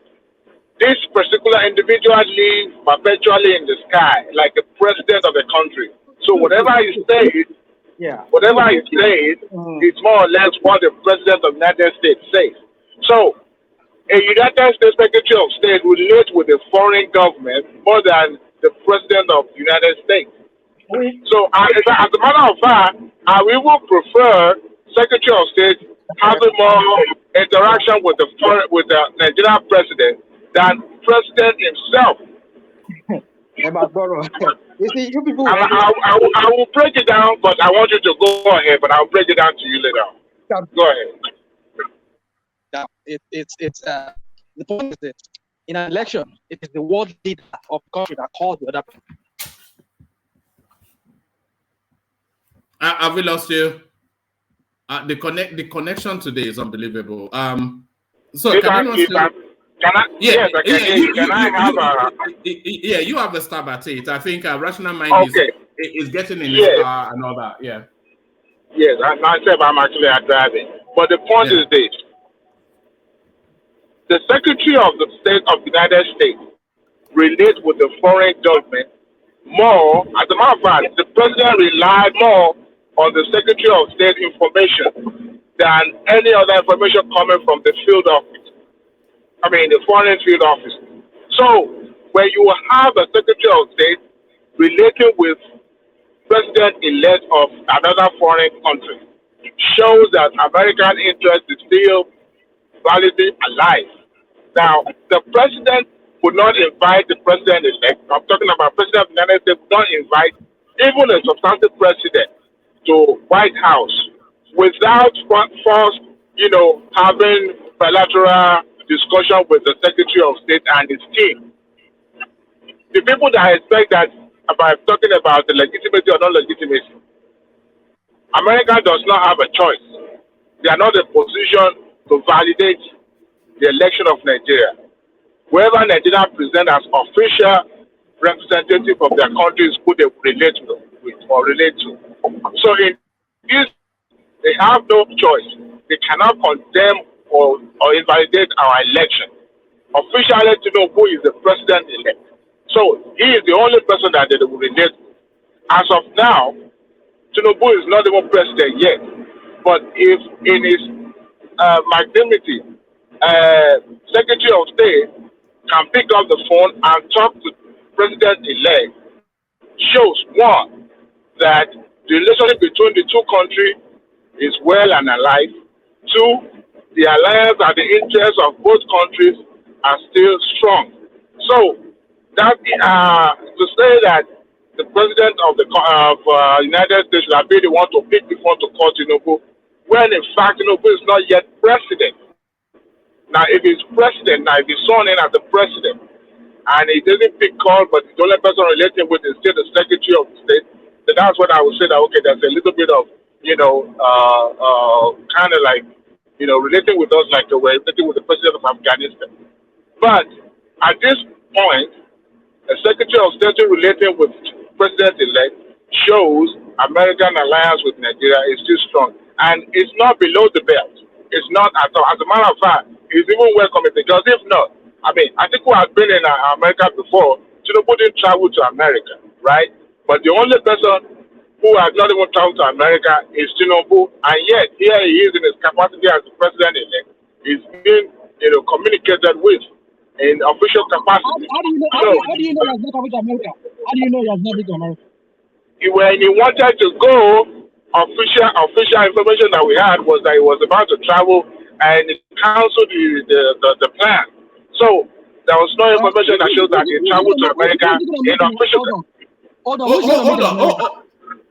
on. Tinubu has not been to America post the elections. Even pre-election, he didn't travel. He didn't travel to America. No. I think he went to Maryland. He went to Maryland to fix his knees. Did you know? Yes. Before election. They said so, but I don't know yes. after that. But he didn't meet any government official during that trip, did he? Hold on, dude. Let's not start saying things like that are not really factually right. It's factual because there was no official record that he met with American delegates or any of. You cannot start. Hold on. Have you read it? Have you read it anywhere? Have you read it anywhere that he met official government official in any capacity? Traveling to America. We cannot do that for now because we still have. No. He can because the president-elect. Look, pre-election. Why would he? He has been sworn in. Listen to what I'm talking. Listen to what I'm talking about. One voice. Carry on. You see, we read it here. On your platform, one man. We read the Constitution here. that you cannot start acting as a president if you've not declared, if you've not been taken out of office. Why would he be doing all of that? He will do that. No, but he can act as a president-elect. Oh, What do you mean he can? You people always, you people are creating a monster. You are missing two things together. Rational mind. You are missing two things up. What you are messing up is that he's not acting in the capacity of as a president. President-elect means, look, we recognize that you are the one elected to be the representative of Nigeria. However, we recognize your status and we are willing, we are open to have our relationship continues with your administration if you so wish. That is different from saying, you know what, let's sit down and talk about commerce or economic relationship or immigration relationship or at any official capacity. This is different. Can I continue? Because very soon I might be getting into, I might be going up the mountain here very soon. And I must lose everything. So anyway, yeah. So my point is that totally I agree that it's a protocol when a new president is elected, that world leaders call them and congratulate them. But now in this matter now, we've seen how the desperation that the Tinubu's camp, Bola's camp, have been showing all this while, just like craving a kind of some kind of international attention. Like, okay, we want world leaders to start calling him and giving him, and they've been craving, especially that of America. They coveted that of America a lot. But now they saw one now. Oh yeah, because this is the same thing we had some time back. That if the State Department has correlated, so what's the big deal? If the U.S. Embassy in Nigeria has correlated, so what's the big deal? And yeah, it's a big deal because they want Biden to call him now. The head of the Department of State, Blinken, called. Oh, it's a big deal now. Yeah, which is a big deal. Yeah, it's something to celebrate for them. I won't take that from them. But my point is this: that the U.S. president, it's a protocol that when a new president gets elected in a different country, what leaders of that country? When I mean leaders, I'm not talking about the deputy or wherever. It is the president that gives them a phone. Oh, we're congratulating you for your victory at the polls, but they've not gotten that. Yeah. No. Rational mind. Hold on, rational mind. Hold on. What I am putting to you is that it's a protocol for the American government. Well, it's not even protocol. It's just a courtesy for the American government to call and acknowledge. So that's the American government. So now, hold on. There's a hierarchy of nationhood, which will then determine which functionary of the American government makes that call. There's a hierarchy of nationhood, and Nigeria is not at the top. Nigeria is not at the top tier. Oh, forget that thing. Forget that. That's nothing. It's nothing. We've seen Turkey. Okay, is Nigeria the same as the same? Hold on. Is Nigeria the same level? Can I please speak to that? Hold on. Is Nigeria the same level as the UK that your prime minister called him? Is that the same level as Turkey? No. Is UK at the same level as the United States? Yeah. They're allies. UK, no. I'm talking about in the hierarchy of nationhood. Yeah. UK is at par with the United Kingdom.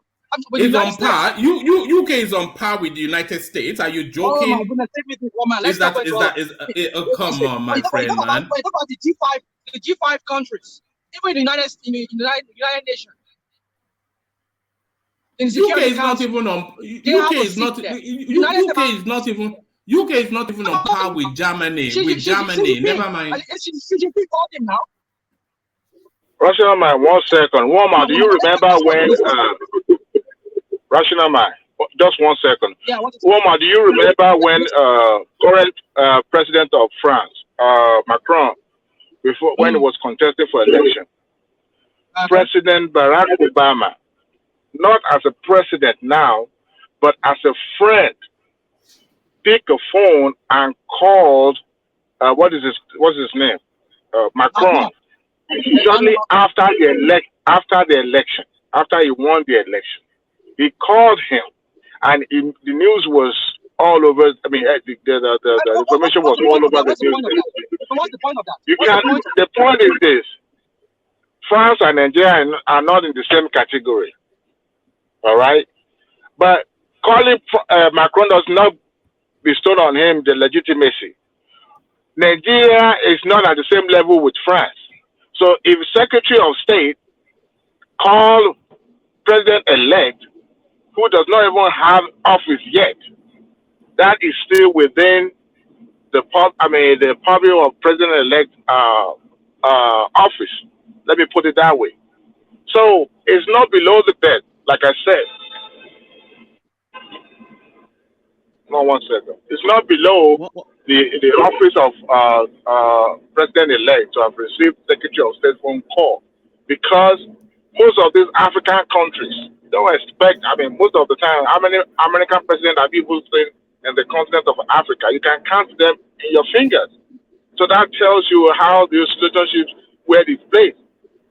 So yes, Secretary of State can call, President-elect, and if the President-elect want to use that to boost that in status, or to say yes, a foreign government have recognized their.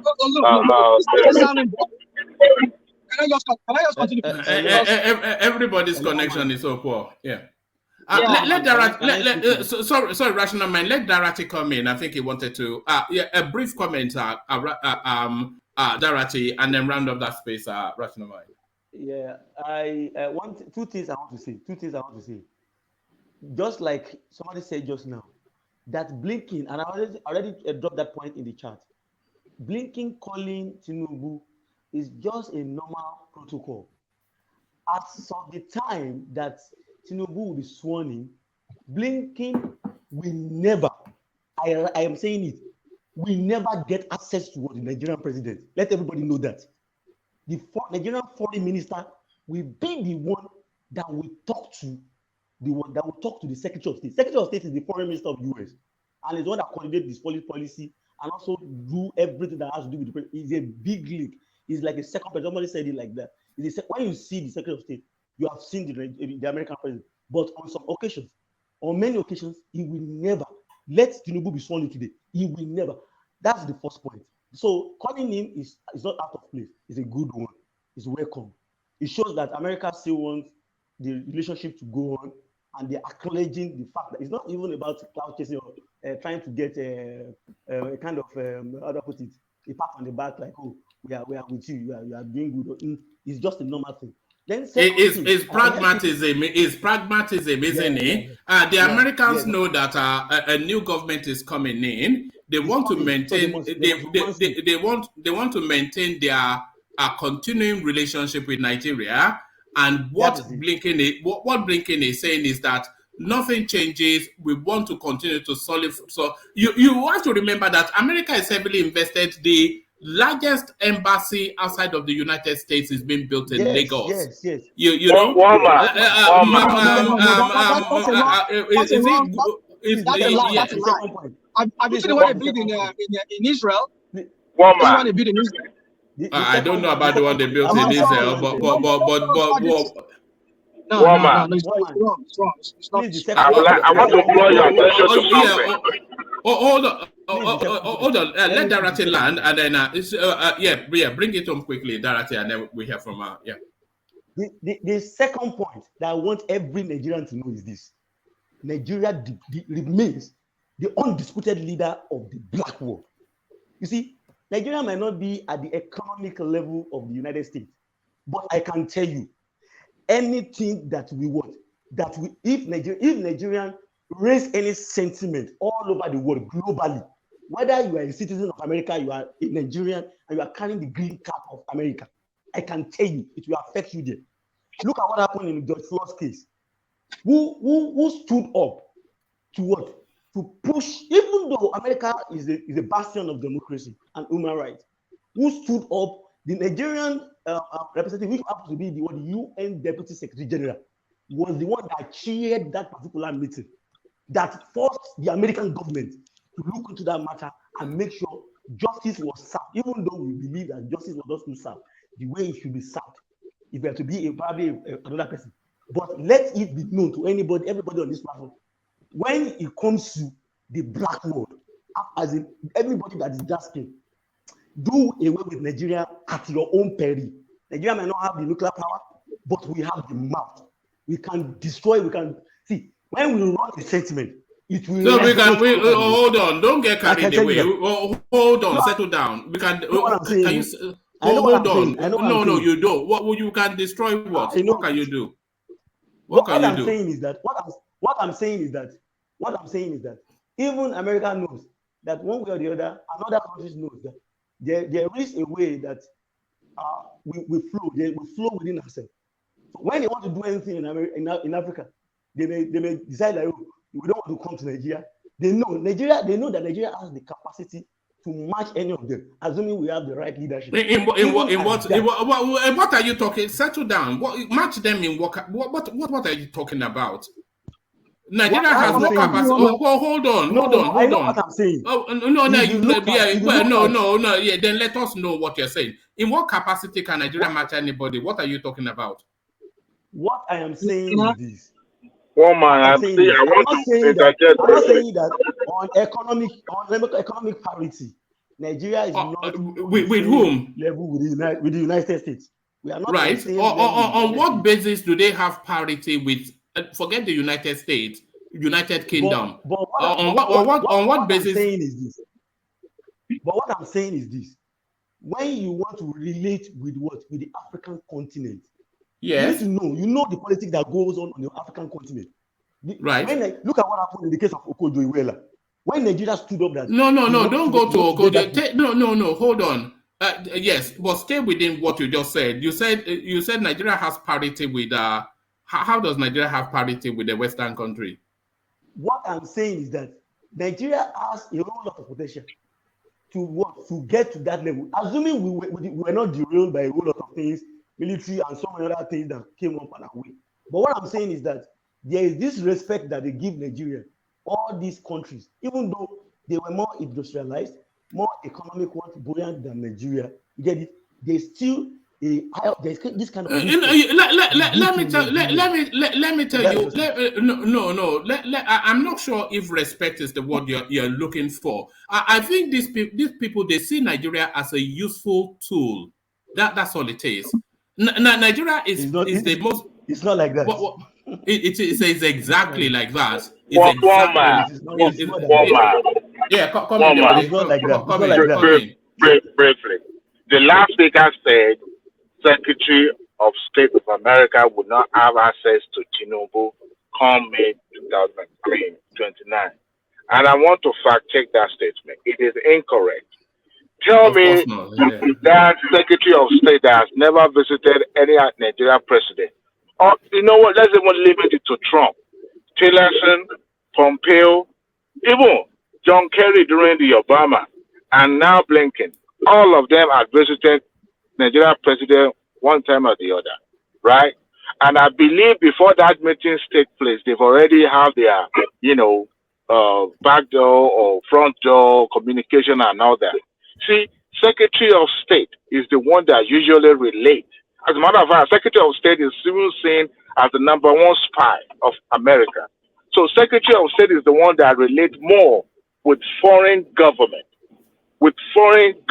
That's why they call the term Secretary of State as a third president, as a second president of the United States, because it's the spokesperson of the country. So if Secretary of State is related, even with the president of Nigeria, the president of Nigeria, is still within capacity.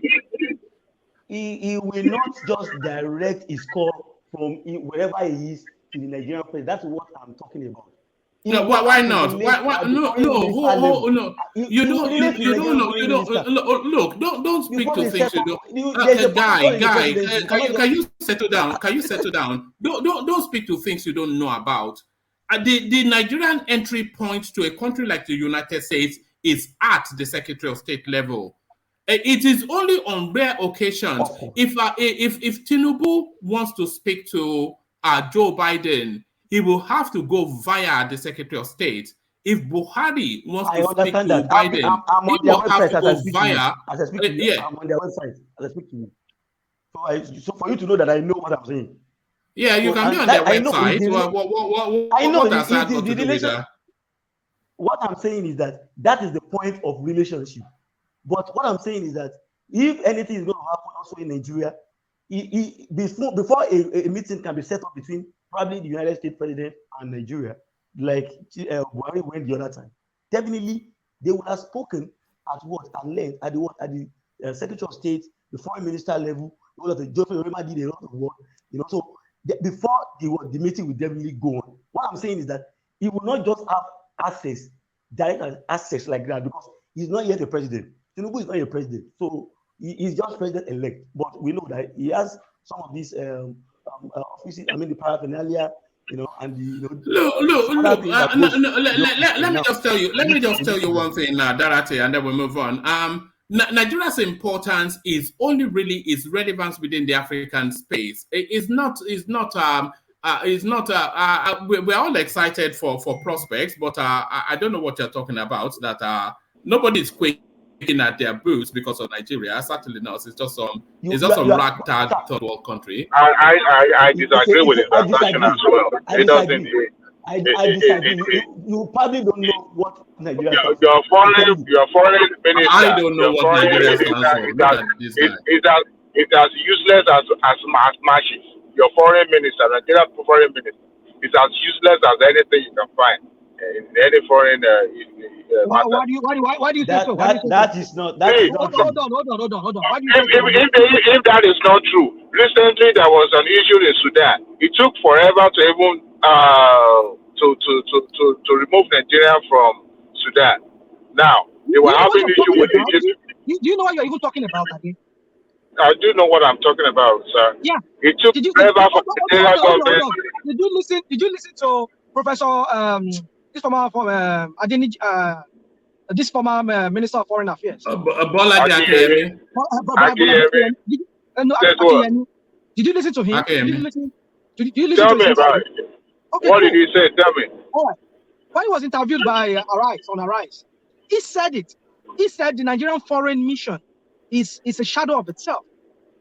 And one of the reasons he said, hold on. One of the reasons he said was that they do not have the funding anymore like they used to. Okay. Their funding now, their budget is so meager now. So how is that different from what I just said? No, you are making it sound like he deliberately wants to be irrelevant. I mean, he wants to be useless. No, you see, you are telling in the way you wanted to. I said it's as useless, not the individual. Listen, hold on now. You're talking about the entirety of the administration. I mean, the government, its representative, and everything. That particular office is as useless because it has no power. It has no foreign relationship. Look at what happens just within Nigeria and Egypt. Common relationship we could not form just to extract our people from Sudan. Not to talk about. So I read it in the China. We extracted them now. But it took forever, right? It took forever. However, at the snap of finger, America was able to extract their citizens from Sudan. Listen. For our viewers, please, the reason why I'm making it. Hold on, Dewale. Let Rational Mind come in because both of you're quaking. Yeah. Let's set the matter straight here.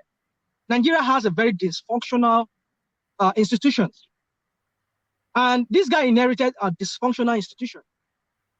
And it's very, very. As I can tell you that being somebody who has that's my field. Even though I never worked for Nigerian Foreign Service, but I understand the politics, how it goes in there. It's a very dysfunctional institution of Nigeria. Number one of the reasons is because of the corruption in there and the lack of money. They don't really get a lot of allocation for their whatever embassies across the world. That even some of their attaché and whatever, they have to get involved in some kind of thing they're not supposed to be doing on the side. They have some other business. Remember when we did the story, Rational Mind, where they were they turned the reception Is it in Ukraine or somewhere? Amala joint. So you can imagine. So you see, you don't run a foreign service like that. So what do you expect the guy to do when he has a very dollar principle in the person of Bubu? What do you expect him to do? Is he going to create magic? Even his own posture in international scene is just seen like a very clueless person who doesn't even know what he's doing. So is he gonna do magic? And with all the cabals around this guy, what do you think he's gonna do? You have somebody who is not exposed, who is not a true leader in itself in international politics, geopolitics. He's clueless. How much more do you talk about the national, the domestic politics? He just plays politics the way he does. But I wasn't talking about it. I wasn't even talking about the occupant of that office. I'm talking about. You're making it sound like no. You are going to see a different. Hold on, rational mind. Let Dewale come in. My point is this: your foreign service, your foreign mission is as strong as your government. Whatever relationship you are forming with the other countries, your foreign service pick it up from where you left it. Now, the influence. Foreign service, Nigeria. Nigerian foreign service does not have much influence like the way the Department of State in America's influence have on foreign government. Now, somebody posted it in the private chat that American Secretary of State will not have access to president, but will relate with the Minister of Foreign Affairs, and that was what prompted me to say. Which Minister of Foreign Affairs? What influence does he have? It's as useless as matches because number one, it doesn't have much influence. Not even talk about Africa, but going to Western world. So that is the reason why you will see an ordinary secretary, of a state in America relating directly with the president, and he was making an argument earlier that. Secretary of State in America would not have access, would not talk to, and that was what made me bring the issue of every foreign Secretary of State been visiting Nigeria for the past how many years now. They've been the one coming to Nigeria. So when you have a foreign ministry that is not empowered, that doesn't have the clout, that doesn't have the influence to even form a relationship with other foreign African countries, is a reflection of the kind of government, whether Bubu is there or not Bubu is there.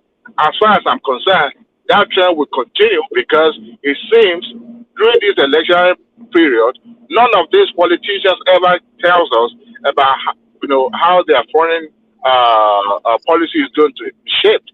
None. So that trend is going to continue. So I'm not talking about the individual occupying that. You can't do beyond your job scope. You can't do beyond that. You have to be empowered by the government that you are serving for you to have that influence, for you to be able to have a say when you go out to represent Nigeria. But having said that, our government, our foreign service does not have much influence. That is the reason why you can see, all their foreign departments, Western foreign department, having a relationship with our government directly. Sometimes they even boycott. But I say that I don't really have something to back that up. But I believe for the Secretary of State of America to be visiting Nigeria from time to time shows that they have more access to our president, to our government. That's the reason why I said that, not because I was attacking the individual. No. All right.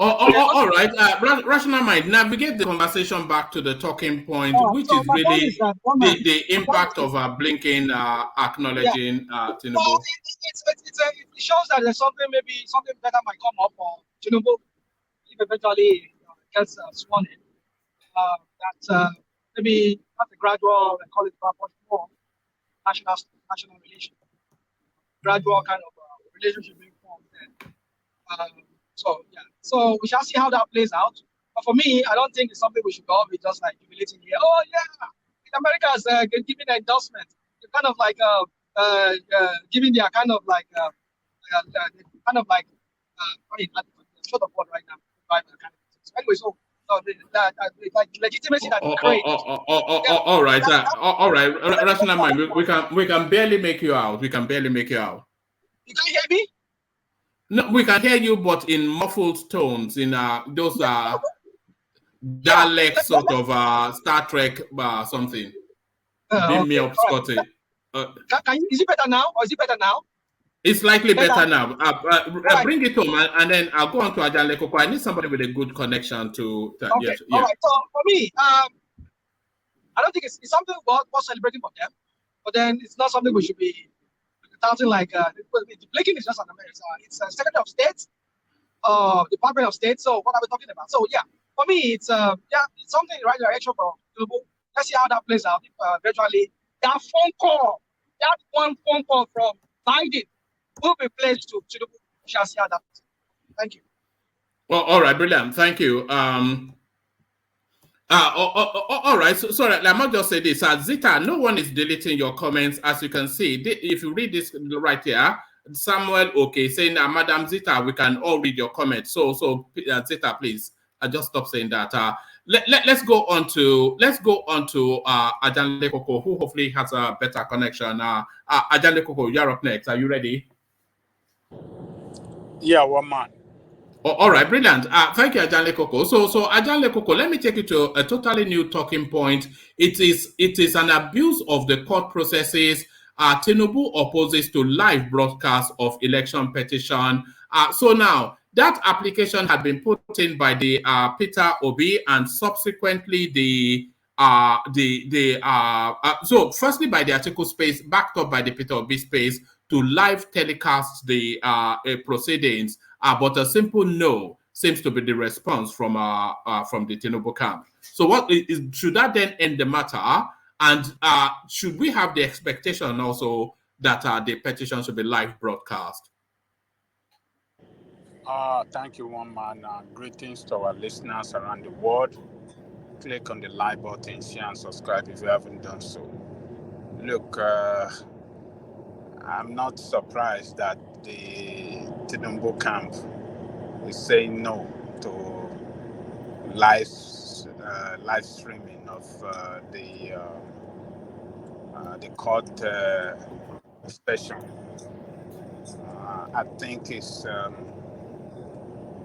right position for them to take. I don't support the live streaming.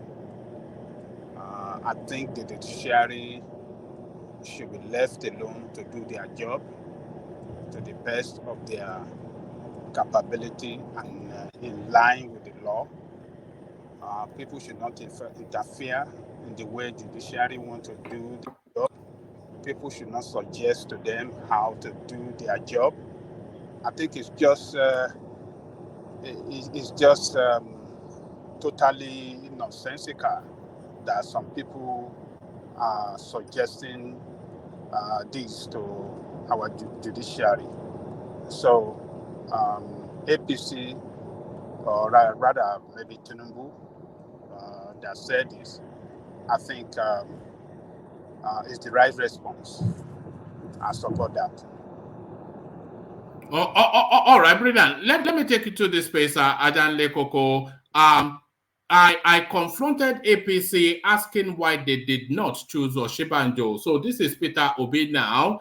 So skillful is he that is superintending two parties, the Labour Party, which is hemorrhaging and falling apart, and now he's also supervising the APC. So what are you then making then of the former Anambra's governor's advice to the APC? A totally embarrassing statement. It should be of himself and the party that he represents to call on APC that they should have presented a different person and not Tinubu that defeated him. So was he looking for somebody that is not as popular as Tinubu so that he can defeat that person? Is he being mischievous with this statement?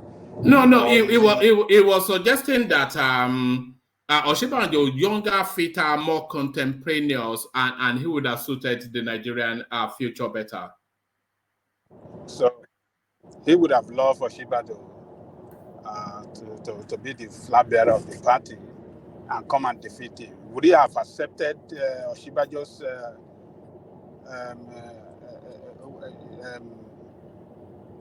victory if it had been that Oshibanjo is the candidate, would he have suggested? I think the question that people should ask him, that would you have accepted Oshibajo's victory if it had been that Oshibajo is the flag bearer of the party?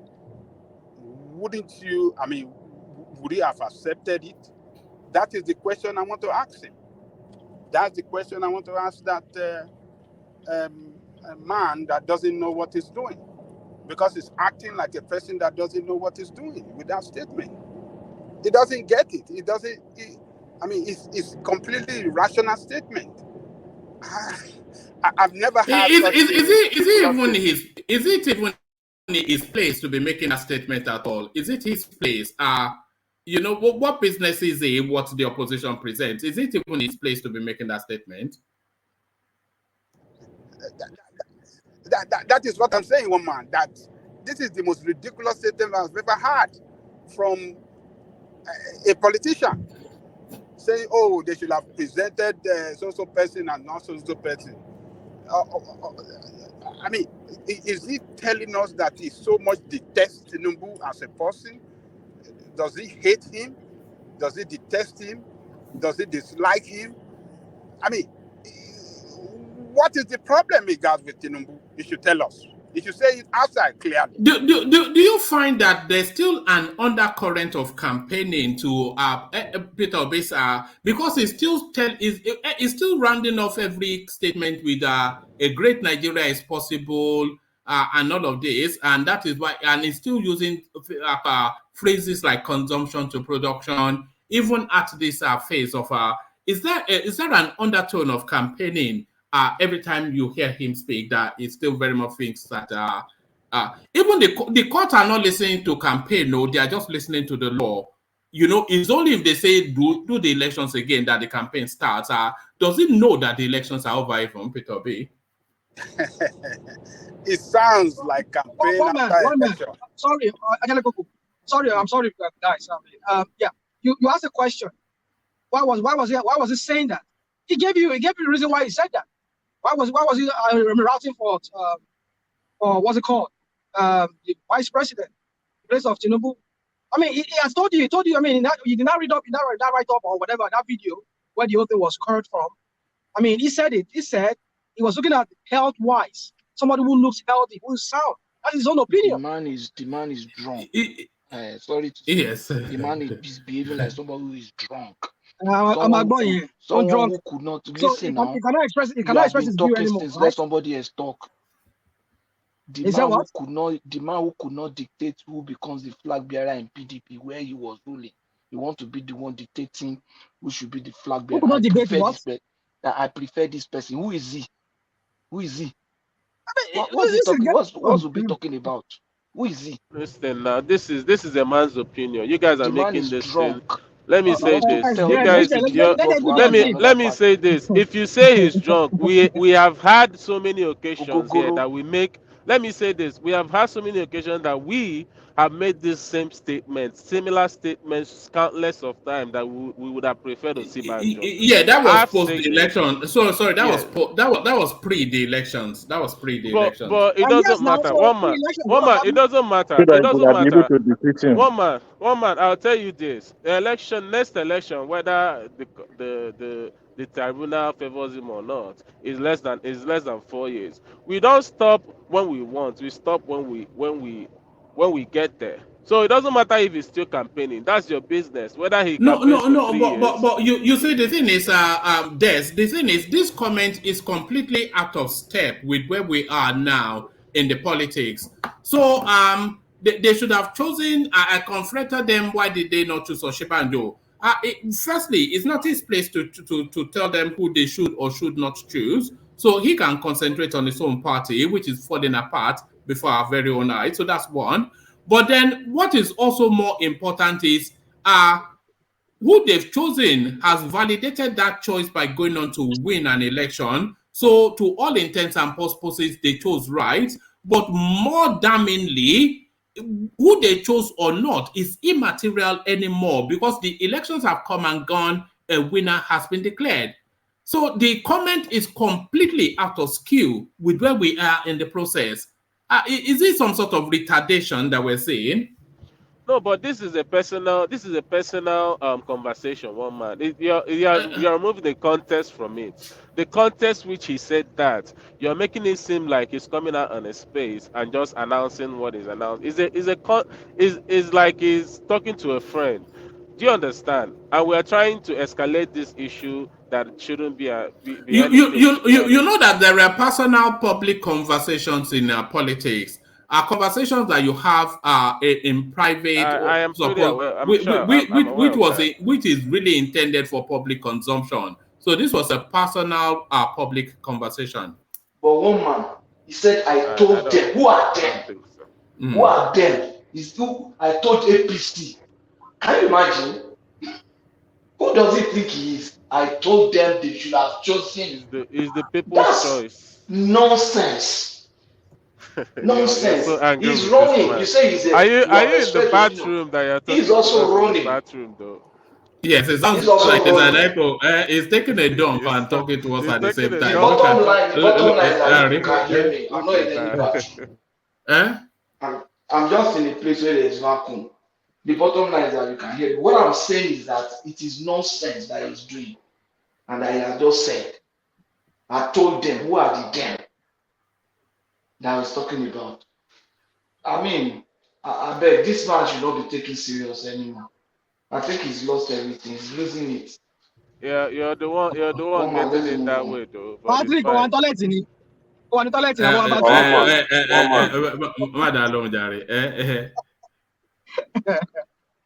Oman. Yeah. Let's hear from Ekene, and then we go back to Ajale Koko to go to the blinking narrative. Yeah, Ekene, good to see you. Yeah, thank you.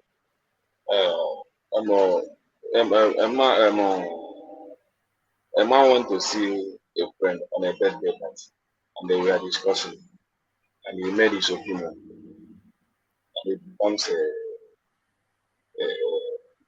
public news. So I saw those statements as not just a discussion that they were having, and he made his opinion, and he told them that he still stands in the better, nothing more, nothing else. That if APC really wants better, why didn't they present this? He made that Does anybody have a good connection today? I don't think we've heard a clear and lucid voice yet. Carry on. Yeah. So I don't see that statement as anything. It's just like a friendly discussion they were having on a birthday party. So I was even surprised to see that statement. So he made his opinion, and I've already told you this. Even me, I stand with his opinion. You know that. Even right from the campaign, I still with his opinion. Yes, but listen, Ekene. What people are saying is that this conversation, this opinion, whether it's private or intended for public consumption, private, is out of step. So, firstly, you cannot say that they should have chosen Oshibanjo when they chose Tinubu and won. Their whole purpose is to win the election and then govern in their template. And they chose a candidate and they won an election, which is to tell you that they made the right choice. And then the second thing is, it is immaterial. The election has come and gone, so it influences nothing.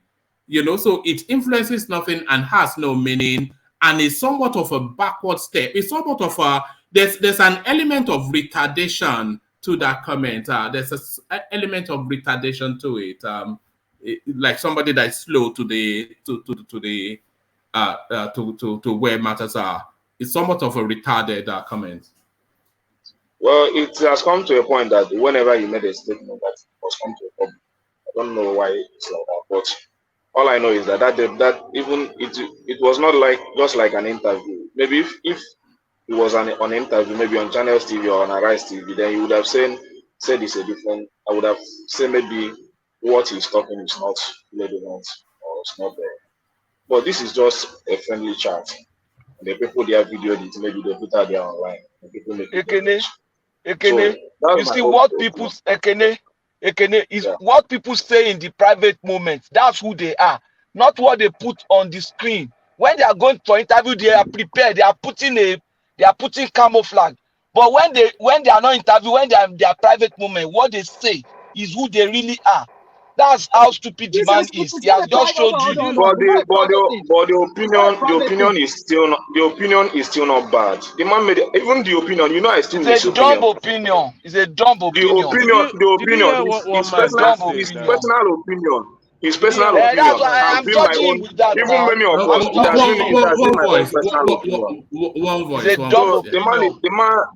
the man is not stupid to make his opinion. Anybody can No, make me, his I opinion. just saw that You that understand? was dumb. That was dumb. We have moved beyond that, and then Ekene? it's One man made a inconsequential statement. It's not, to you Let me cannot us. say stop talking. this. Just like we are talking, just where we come here every day, we discuss everything about the election. We even still discuss about the campaign. We still discuss what happened in Anambra. We still discuss what We happened don't in make Lagos State. dumb things. So We don't make it's just we like don't a make friendly chat. dumb. We don't discuss dumb things like that. You cannot expect a politician to stay with friends and not talk about politics and what happened within the politics. It's not possible. I told That's them what to happened. choose Oshiba You Joe. understand? I told them to in short. One He man. was Anyway, talking One I man about made the a argument he statement. made Ekene, earlier. Ekene, The argument he Ekene, made earlier before the Ekene, campaign. wait. So what made the man I stupid in that? understand. Ekene, What wait. made One it? No, man made a statement. that's the way I see Let me it. say Is it something. because you saw it on the public news today? Let me say Even if something. he One hadn't man said made it, a you wouldn't know it. statement, right? That Somebody made this his is an personal opinion. Even this Ekene, his wait. opinion has been my opinion. Many people's Ekene, wait. opinion. Oh, okay.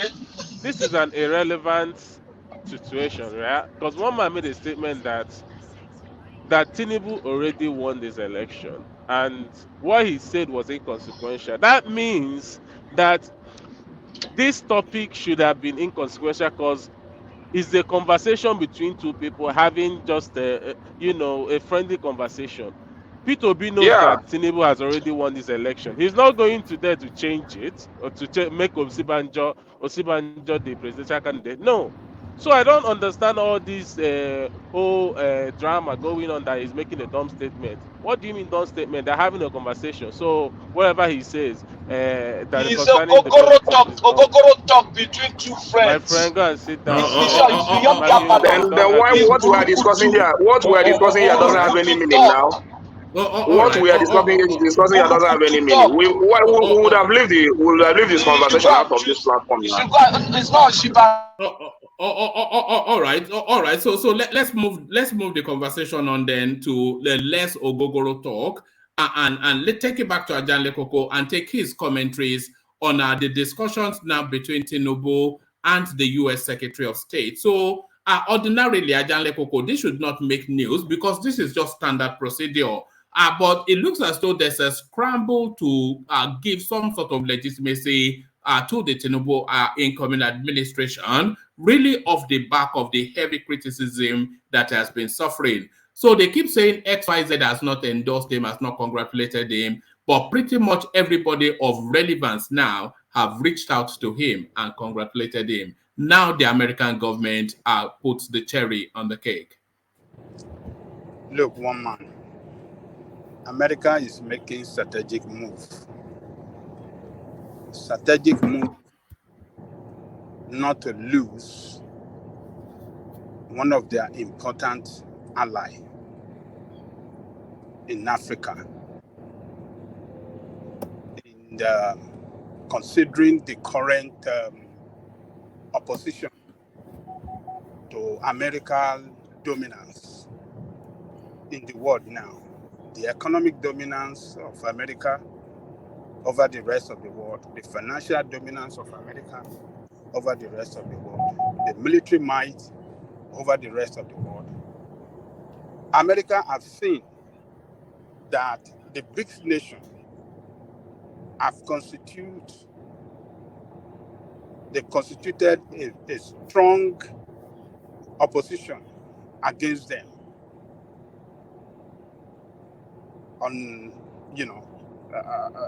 on the issue of world economy and their financial dominance as well, and as well as military might. So America has seen some of our allies falling to the camp, joining the camp of these people that have constituted opposition to her. Saudi Arabia is trying to join. Most of the Gulf states are trying to join. Nigeria is the largest economy in Africa. Nigeria is the strongest nation in Africa in terms of population as well. And Nigeria has the potential to be one of the greatest economy in the world if we get the leadership problem right. So America is looking at America is making this strategic move to show to Nigeria, to show to Tinubu and its administration that, look, we are your friend. Let us work together. Let us be in the same camp. And we have a lot to help, to offer you, to help your country out of the crisis that your country is going through. And I believe that Tinubu will accept every offer from the United States to take us out of the problem that Nigeria is facing today. So, in conclusion, I think it's a strategic move by the United States, not to lose one of his friends to the opposing camp, and to give Tinubu administration an opportunity for strong partnership and relationship with him, and in so many aspects of life, trade, just name it, trade, commerce, military relation, and every other thing. So America can help us a lot, out of this economic predicament and problem that and crisis that is rocking Nigeria today. So I think it's a strategic move by America. It's more than the way you guys are looking at it. That congratulations, it's more than that. America. Ajahn Lekoko, just as you are talking, I'm expanding my thought as well to come and join you where you are.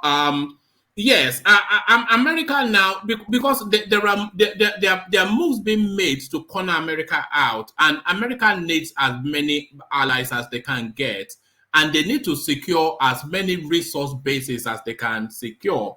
So they need to secure Nigeria very quickly, because of course, you know that Nigeria is actually, remember when we were doing the BRICS thing, they were in the list of countries that were having conversations with that space. So America, they don't have the time for, did they change the figures in River State or not? They don't have the time for that nonsense. They need to move quickly now to secure Nigeria, because of course, China had already congratulated Nigeria, so they needed to move. Yes, I think you have an angle there, Ajahn Lekoko. Yes, look, if not for Nigeria, South Africa, most of the most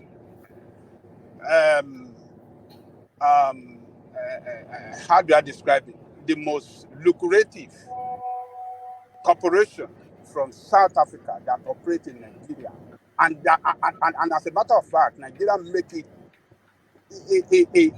a world-class telecommunication today is MTN. If not for Nigeria, MTN wouldn't have achieved what it has achieved in the world in the areas of technology. Imagine if United States offer a competing one of these telecommunication companies from the United States, like T-Mobile or AT&T, to come and wrestle out MTN, in terms of competition that can bring, communication this thing cheaper and better in Nigeria than we have today. They will destroy MTN.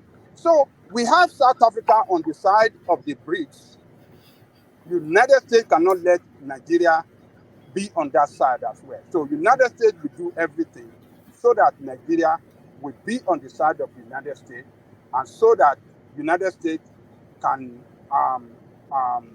have that strong partnership with Nigeria to fight this emerging power as they describe themselves. It's a strategic move, and I think Nigeria have a lot to benefit from that partnership that the United States is offering.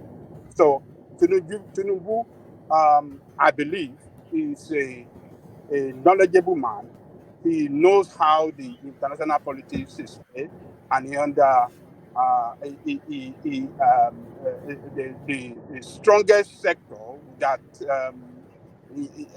he have a wider knowledge in that in the sector of oil and in the oil and gas sector, and I believe America have a lot to help Nigeria to develop that sector. And I think Tinubu should not miss this opportunity.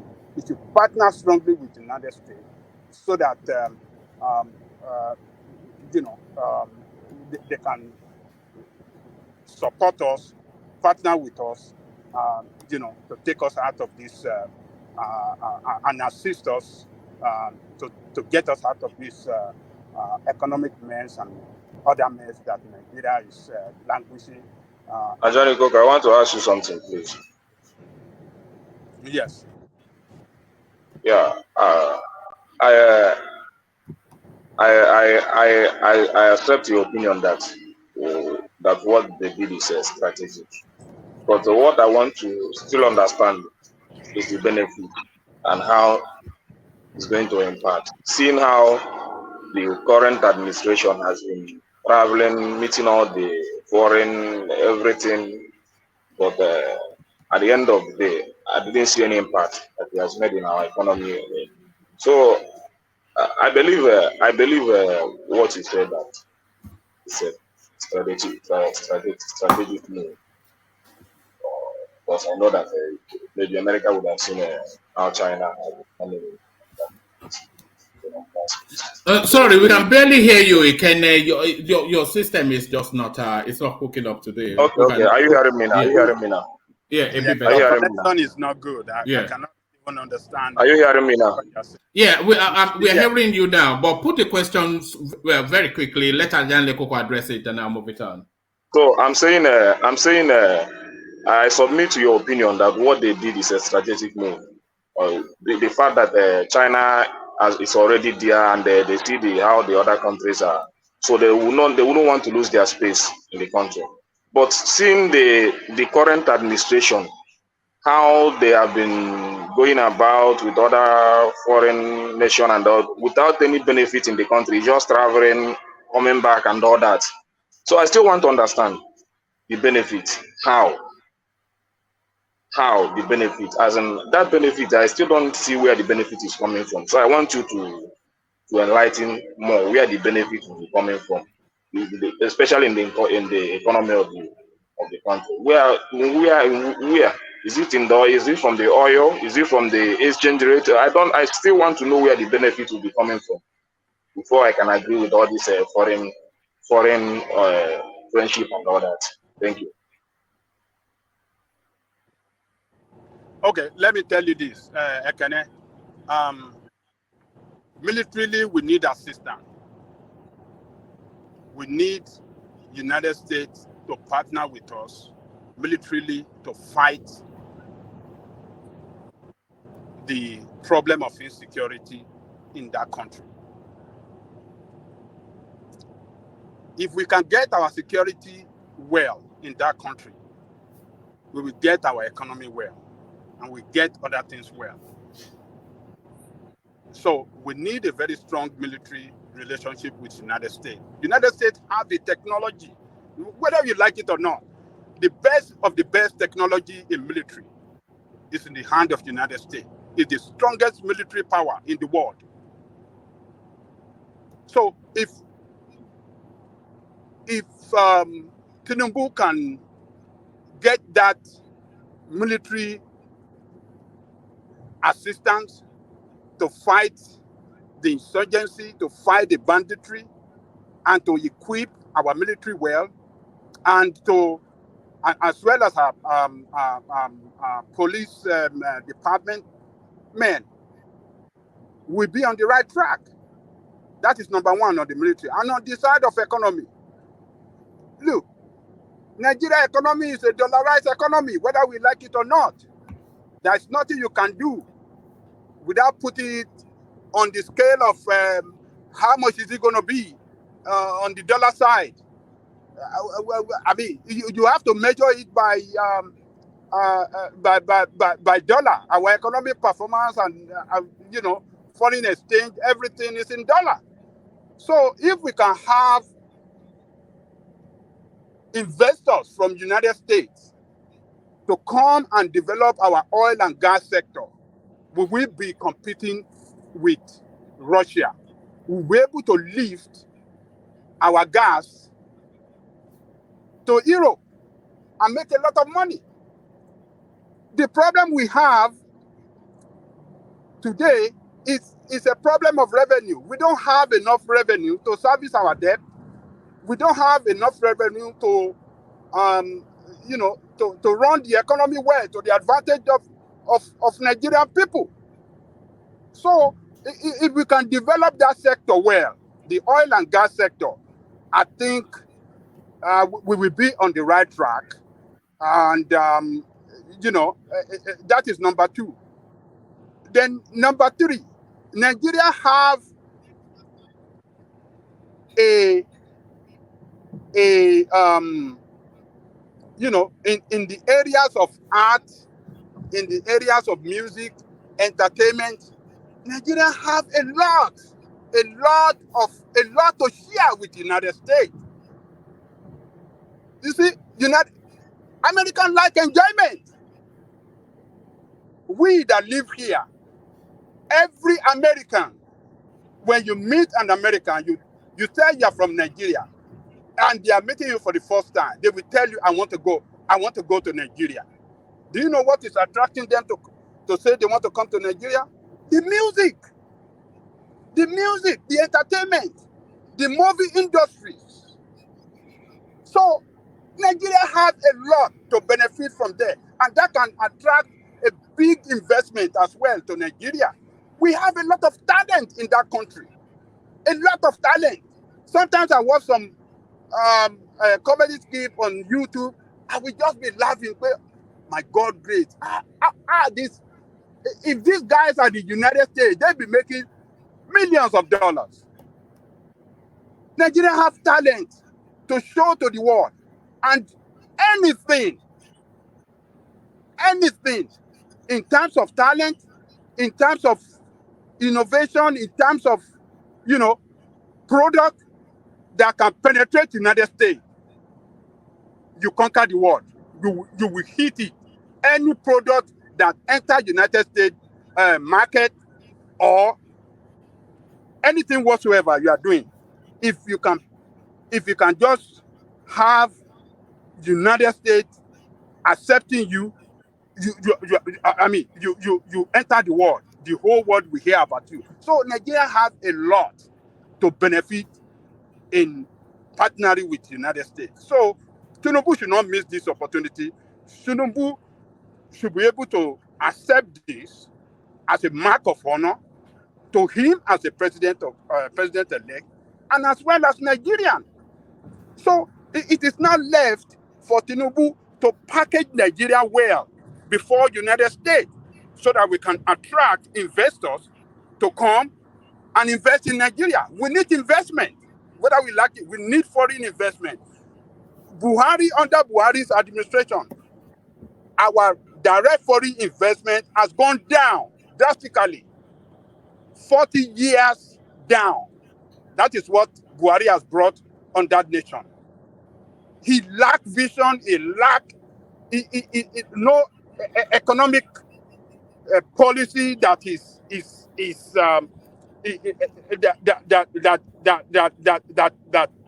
good for the country. Nothing in terms of vision or whatsoever you want to look at it that Buhari have done well for that country. He has done a little thing, but the worst that he did for that country override the good that he has done to that country. Do, So, do you think in terms of foreign relations, Buhari has done well for Nigeria? what did you say, one man?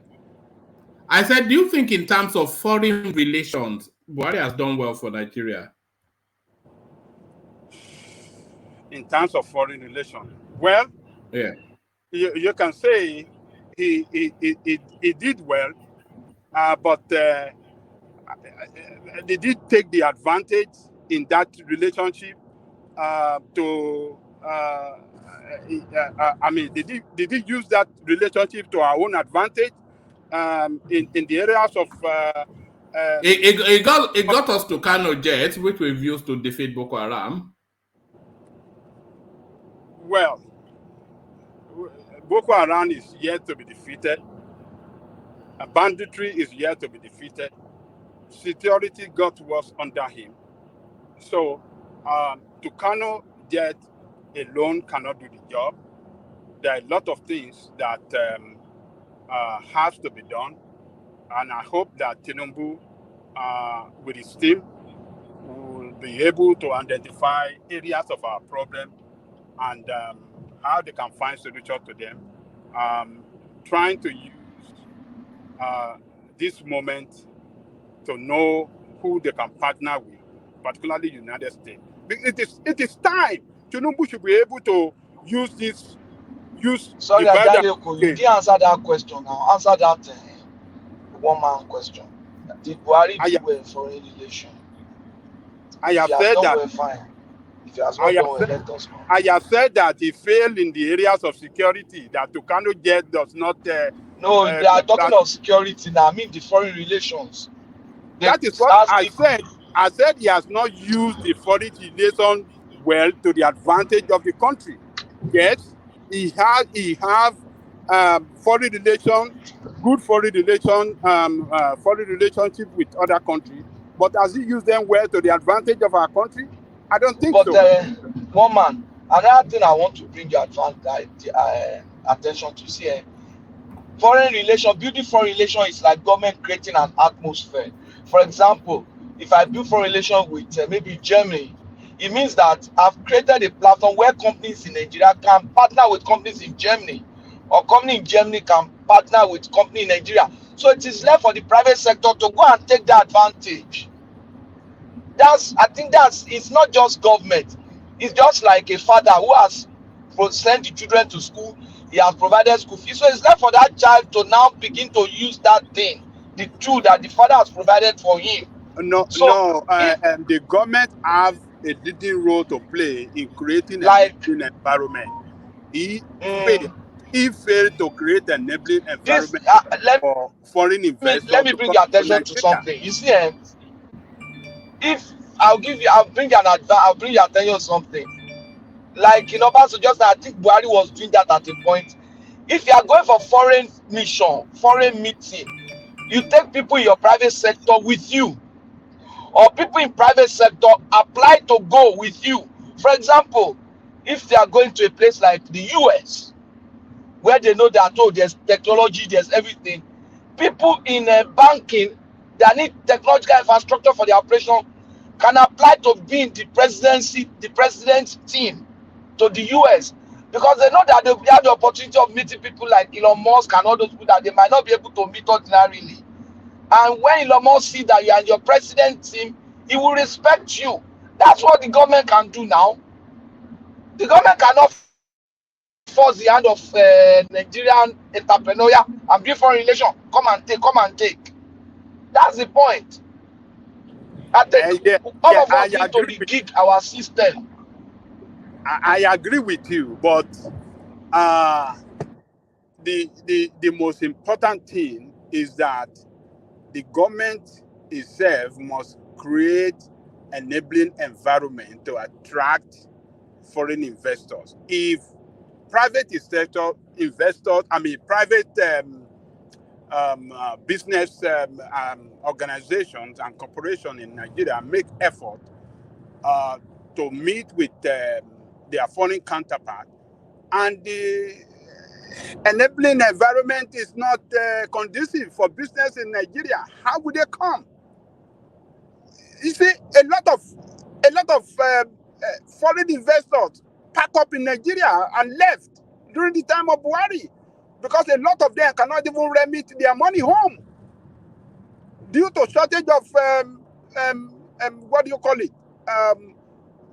Foreign exchange. Can you give example of two companies that left because of that A reason? lot of airline pack up. All right. Bring it home and then we'll move on. A lot of airline pack up in Nigeria. A lot of businesses went under during this time of Buhari. So that cannot attract foreign investors. During this time, lowest foreign direct foreign investment in Nigeria is recorded under Buhari administration because the atmosphere is not good for business. So I hope Tinubu with his team could partner very well with the United States. Now that the United States is being confronted with BRICS nation threatening the United States, threatening to dollarize, American currency, the dominance of American dollar. It should partner with them so that they can benefit a lot. We can take advantage of it and use it to the advantage of our country, Nigeria. So it's a strategic move by the United States. Tinubu should be strategic as well. That's my take, woman. All right, brilliant. Give us commentaries on this, and then I'll go on to either Kulata if it's ready or Seba if it's not. But your thoughts on this first? Probably the biggest storyline coming out of Nigeria today are the appearance at the court, at the petition, and then of course the treatment of Lamidi Apapa. So I'm sure you've seen plenty of clips. He was virtually beaten up, rough-handed, kicked out of the court, and now crying in front of the media. So what are you then making then of the Labour Party hemorrhaging internally before our very own eyes? It's insane to see the Obidients taking a violent approach. Once again, this is not their first time, to adopt violence approach to issues. And it's very embarrassing that even though they have a matter petition in the court, they are trying to use violence against the new chairman of the party. They are trying to lynch him. If not for security officer, that man would have been lynched. And if he feared for his life, and I think he was right to fear for his life. Yes, that man would have been lynched. And it could have, we don't know what will have come out of it. Because from tribal angle, some Yoruba people will have seen it that what is this mess? A tribal factor could be injected into this, and it could degenerate into a tribal conflict between the Yoruba and Igbo. Because whether you like it, Apapa is a Yoruba man. Some Yoruba could feel bad about it. That what the heck? What is going on? Can I say something? Let me finish. I watched the video, and we saw all the voices. We heard the intonation of the voices. They are Easterners molesting this man and trying to lynch him. If not for security, they would have lynched that man. Okay, if they had resorted to no police officer around him and they lynch him and that man died, what will have happened? Do you think people will want to associate with such a party where people, some miscreants going after to use violence to eliminate person? Do you think people will have seen Obi as a man fit for the position of president anymore? And I'm surprised that Obi has not. And I'm surprised that this guy has not made statement to this embarrassing situation that the Obidients did to. He has not made statement, and you'll be surprised anytime he makes statement. He will defend them. This is not the first no, you time will that you will not be surprised. You will not be surprised to Ajale. Why would you be surprised when you will not be surprised now. I won't be surprised. Of course not. That's what he ever does. He will tell you that there were APC members masquerading as Obidients. That's what he will say. He will try to defend them. He will try to lie. To say they are not obedient. They are APC people that are parading themselves as obedient. Yes. I was going to say, at the earlier stage, we are all saying, "Oh, we are happy for having a third force and all that." Is this an obituary for the third force now? Because it's more like there won't be any LP and there won't be Obidient. Me, I know Obi's political ambition will fade off after this whole court process and all that. But the third force that we are all saying, "Oh, we need a third force, at least a third party." The third party now is looking as if they are killing it gradually. But we can wrap that third force around people like Prince Adebayo, who has been making himself available to Nigerians to describe the future that he would like to see. So we can wrap the third force around people like that. Yeah. But definitely not Peter Obi. He's a busted flush. Yeah. They are not a third force. This is a violent force. This is a violent force. They can never be a third force acting this way. They can never be a third force. Every reasonable person in Nigeria that watched that video, the way that man being molested, would never want to be part of this nonsense. It's embarrassing. But the man that they are fighting for is not making statement to condemn them. It's not, and he's there. He was in the court. And I believe he has watched this video and he has not made this statement. This man, his action every day in and out, it's just so irritating that you can't just, you can't just see him as, he's not an honest man. He's just a chameleon. If he's truly a leader, he should have. Mr. Geopolitical, can I say something? Yes, say something. You say, did you watch the beginning of the whole incident? Because I believe that that molestation was at the end of the court session. But do you see what happened? And you say it's an Igbo thing, Igbo thing. You do see when that Apapa approached that Akinshotu in his seat and was shouting at him to stand up, that he was not supposed to sit there. You see how the whole issue started. They came to the court to disrupt the court process. If those guys that were in the courtroom, if they fight back in that courtroom, do you think that there would have been a session of the court today?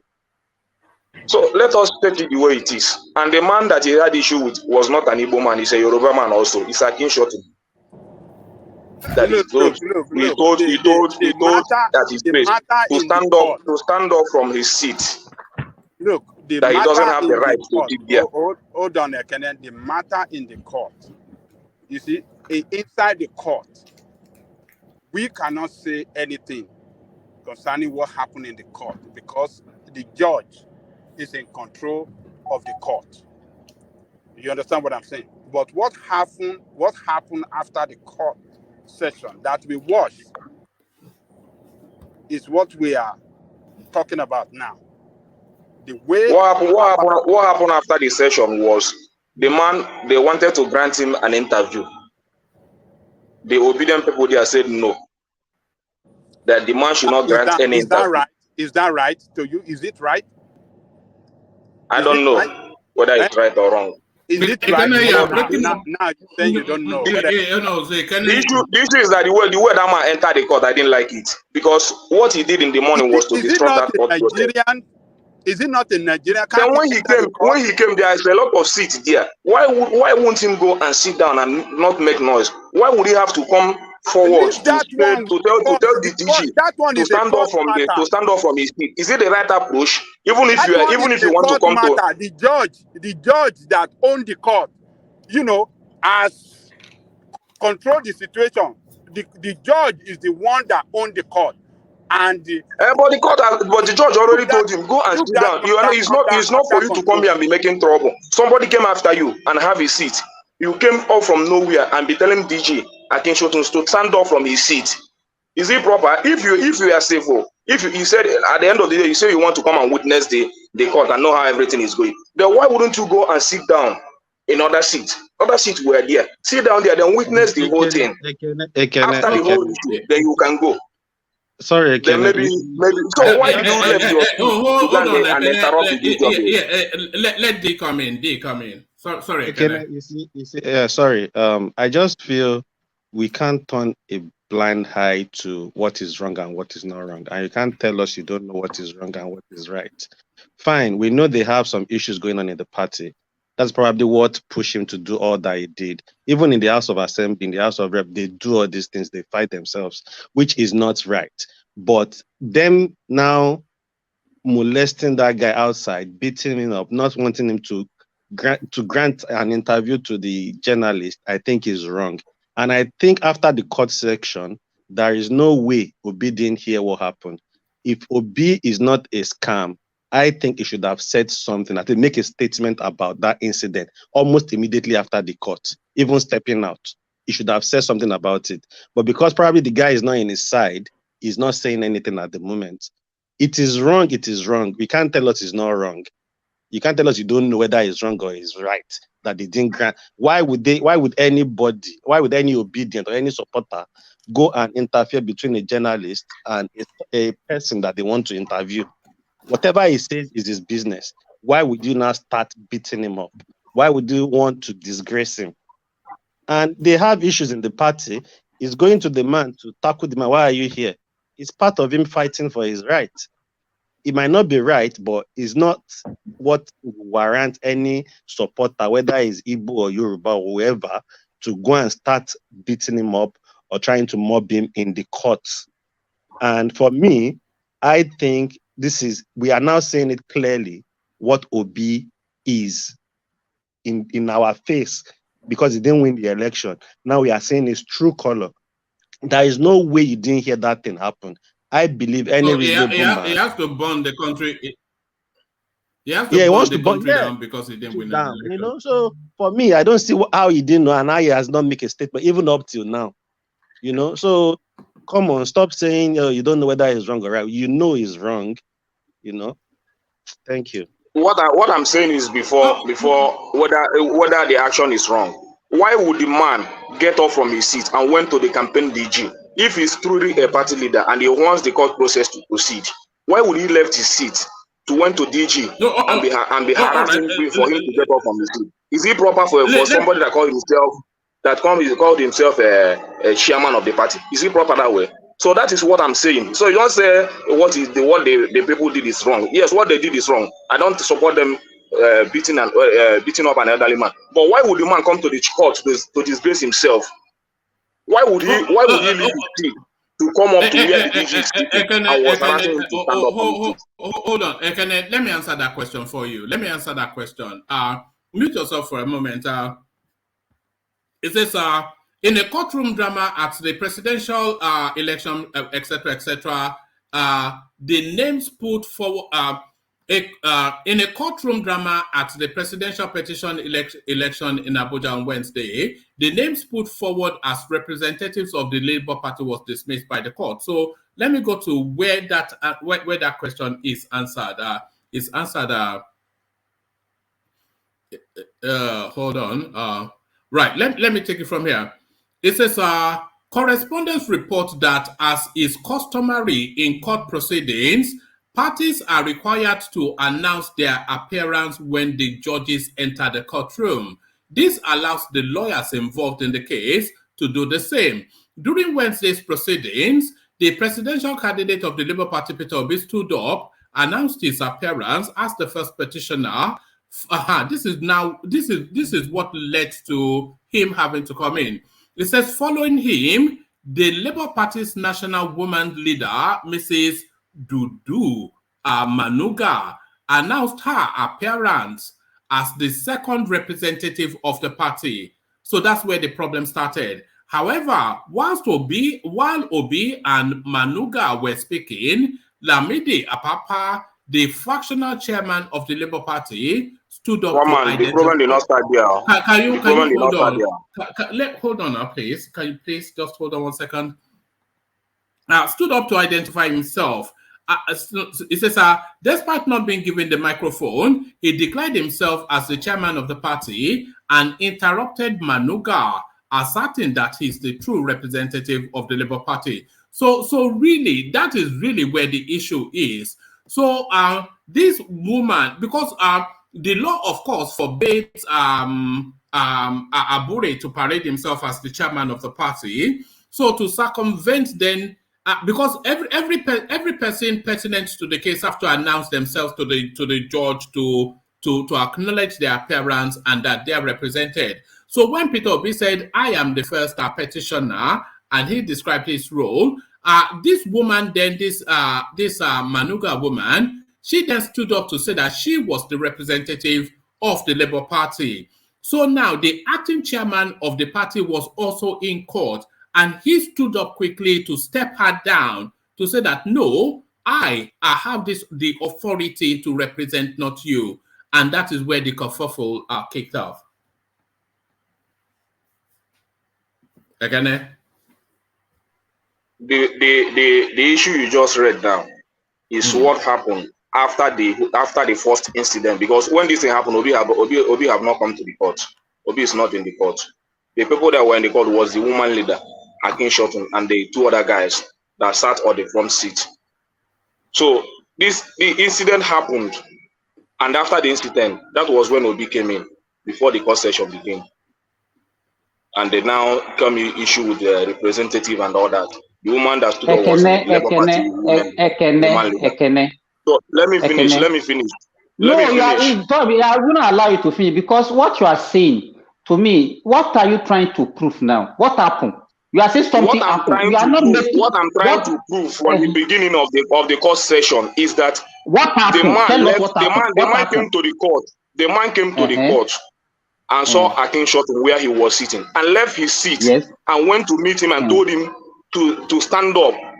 That is where that he was not supposed to sit there. That he was the person that's supposed to sit there. Then Akin Shotun did not talk to him. After before the court session now drove them outside. You would have seen the video where they were outside before Obi now came in, before the court wants to begin, and now they begin to announce the representative and all that. So that was his thing. What is wrong in that? What is wrong in that?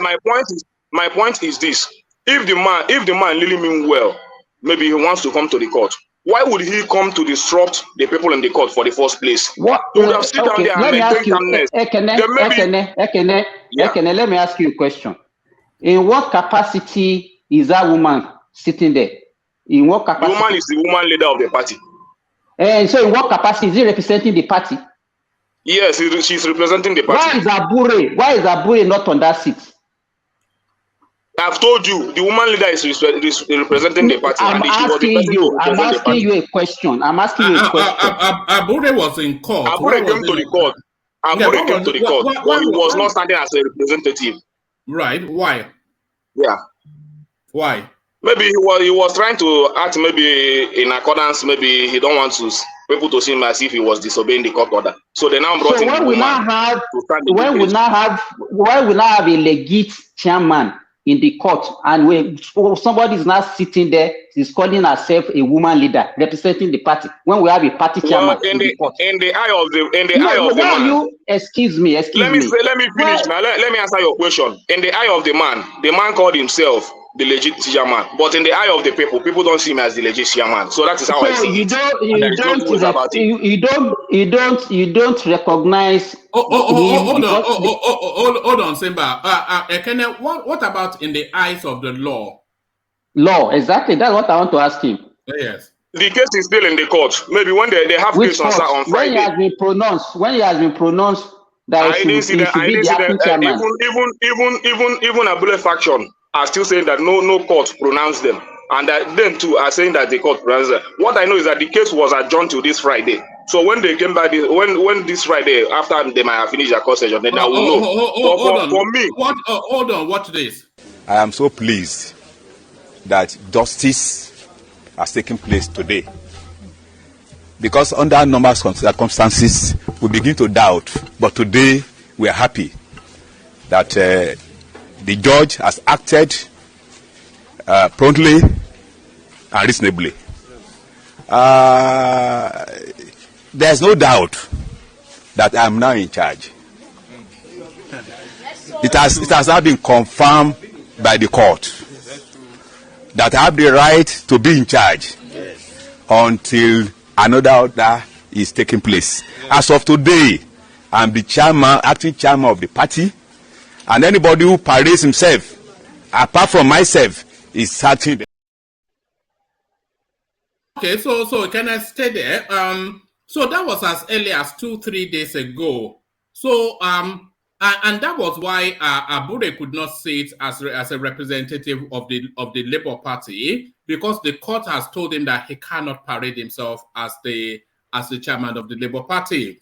And also, what you just said there, that is why Apapa could go to the court and assert himself as the chairman of the Labour Party, because the courts have said that he is the acting chairman of the Labour Party. So according to the law and in the eyes of the law, he is the acting chairman of the party, and he should sit as the first representative of that party at the tribunal.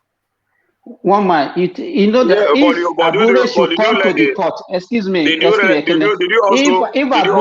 Abure should come to that court today and parade himself, he would have been arrested. It was immediately.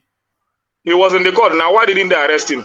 No, he didn't parade himself. He didn't parade himself. He's just like an ordinary citizen in the court. Mm-hmm. But this video has their own version, their own faction of the video. So he would have shown their own faction of the video. Even Abure showed when he was in the office of the chairman in Abuja, even as the time of this court session was going on. You understand? Abure since that time has been showing himself in a video where he was in the office of the chairman of the Labour Party in Abuja. You understand? So whatever that is happening there, and I know that I've made an appeal, and the court will still have to put maybe this Friday after their court session, we'll still know what happened. But for me, what I'm saying is this: Apapa said he's the chairman of the party, or the court says he's the chairman of the party. But in the eyes of the people, even in the eyes of NLC, TUC, Abure is not the chairman of their party. And you cannot make yourself chairman or make yourself superior. Can you, guy, to the people. Sorry, when I say hold on, then please do that. Look, that's not how it works. It's not according to in your eyes or the eyes of anybody. How it simply works is according to law. That's just all it is. So whatever it is in your eyes or it is not in your eyes is immaterial. In the eyes of the law, he's the chairman of that party. It's just as simple as that. Is it not? Simba, rescue me.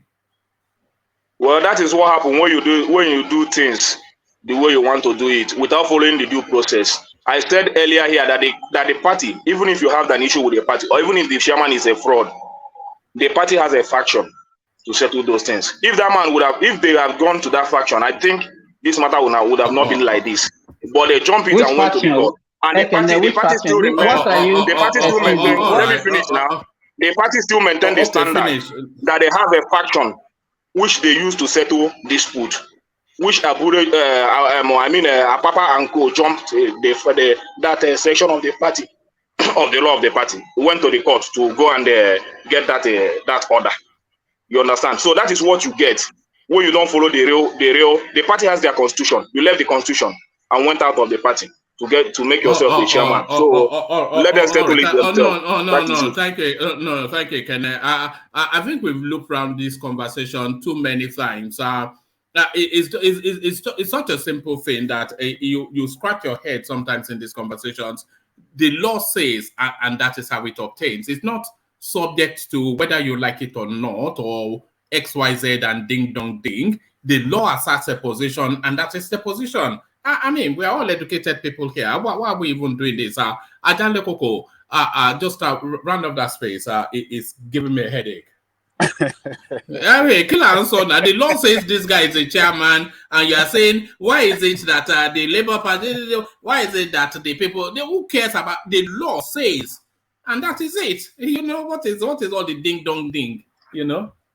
Yeah, we have to follow the law. The law is on the side of Apapa, so every other person in the party or group of persons will acknowledge the leadership of Apapa. You know, tomorrow the situation may change. The law may take it away from him, the chairman of the party, and give it to another person. But as of today, he is the chairman. And the Obidients should stop this lawlessness with impunity. They have to stop it. It's going to the market Obimo. It's going to make him look as a man that is not really what is not the messages that he give out there. It's totally contrary to that.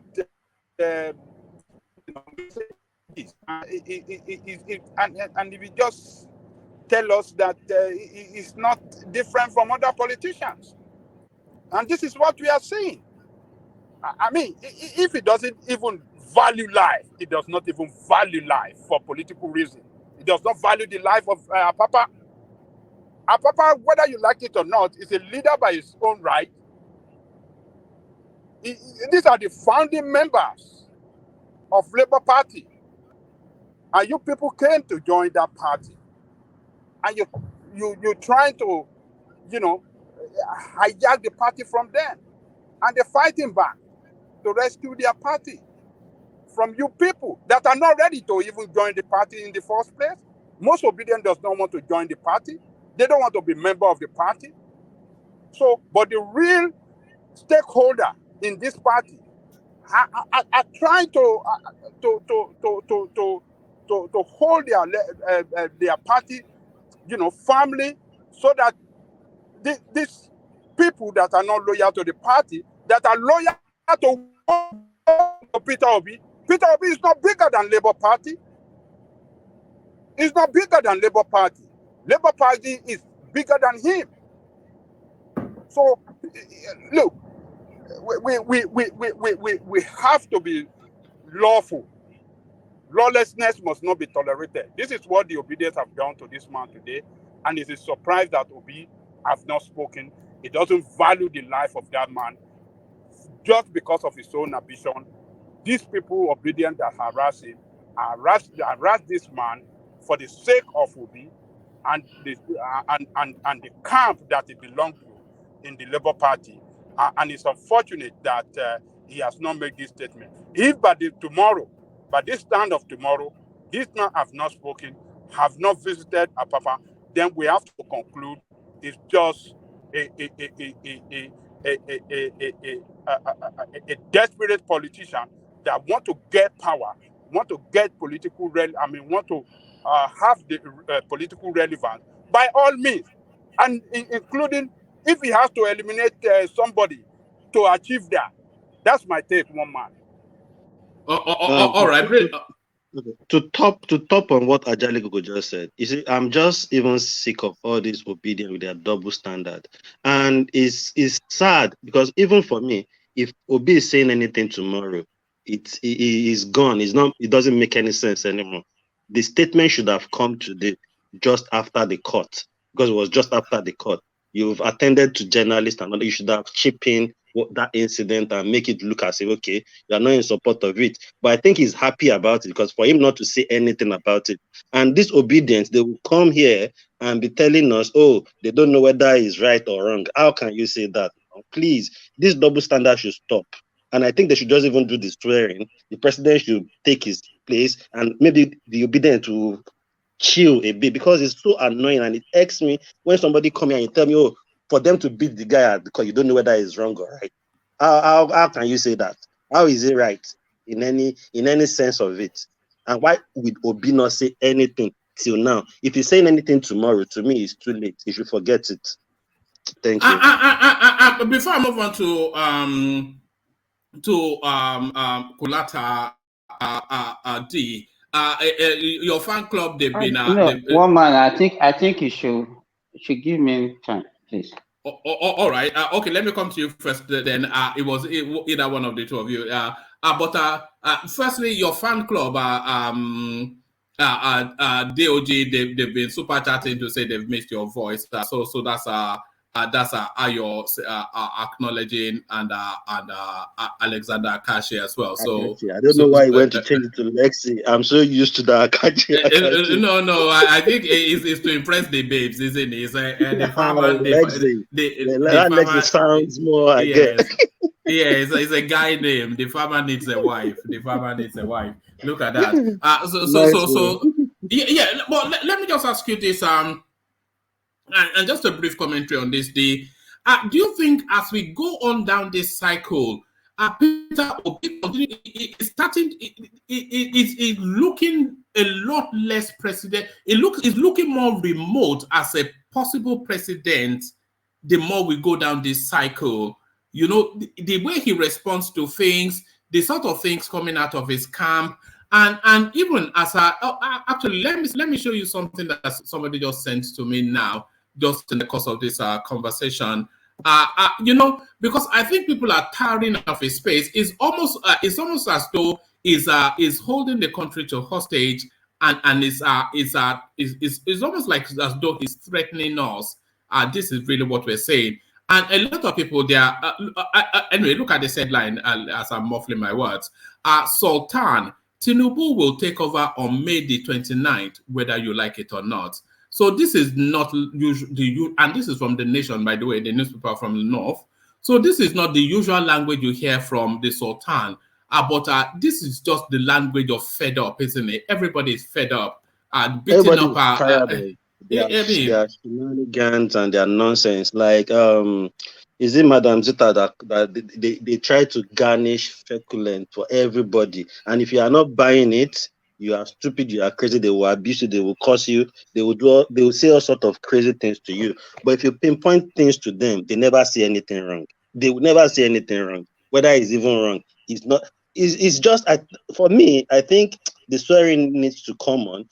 Tinubu needs to take office. So maybe everybody will now face the reality that, oh, it's happened. There is nothing we can do about it. Maybe they can rest a bit, because do you think there's going to be a violent response because the police are gearing up and the security agencies, they are gearing up? Do you think there's going to be a violent response? Anybody that is listening to me tonight, if you are a parent or you have siblings, you better go and put their hair. Anybody that tried nonsense after the swearing in, I'm not sure you will get to your house complete. Not even only after, even before.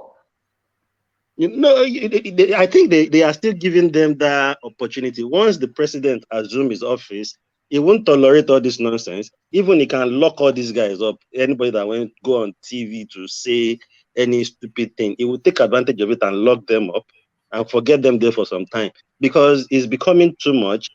Now somebody has they are the owner of their party. A big cross from PDP there. The party is upside down. They are fighting for their party because it's even obvious. We've been saying it on this platform all through the election. You can just tell the Obidients are not supporting Labour Party. They are just obedient. They are not Labour Party member. So the Labour Party people wants to secure their party because if they don't secure it, Obi won't have that chance to come there. So they want to take it over back because they can see where Obi is taking them is not where they want to go. Because Obi is becoming ordinary every day now. And he needs to chill because the person that actually came second is not even doing half of what Obi is doing. And it's sickening and tiring. And I just want them to May 29 come. Tinubu has done everybody. I think that would make everybody face the reality of things and go and sit and face their own troubles and face their life. Because it's crazy. All these things we hear every day about Obedience, beating this person, tackling this person, cutting this person. For what? They've abused Baba Deboye. They've abused you in the relation. There is nobody. I'm going to bet anybody £100 to a penny that by this time tomorrow, they would have completely overwhelmed the Sultan's wall with abuse. You know, they will go and start insulting. They'll go and start insulting him too. The sad thing is that is what they do. This is not the first time we are having an election in Nigeria, and you don't even see at this point in time likes of this Sultan coming out to say things like, "Oh, whether you like it or not, the president will be swear." Even when an Hausa man has won the election and people are going, you never see them come and say all these kind of things, even when the case is in court. And by the way, the Sultan campaigned heavily for power to be retained in the north. So it wasn't as though he was completely for Tinubu, but events have played out how they have played out, and he has surrendered it. That is how fate will have it. So he's ready.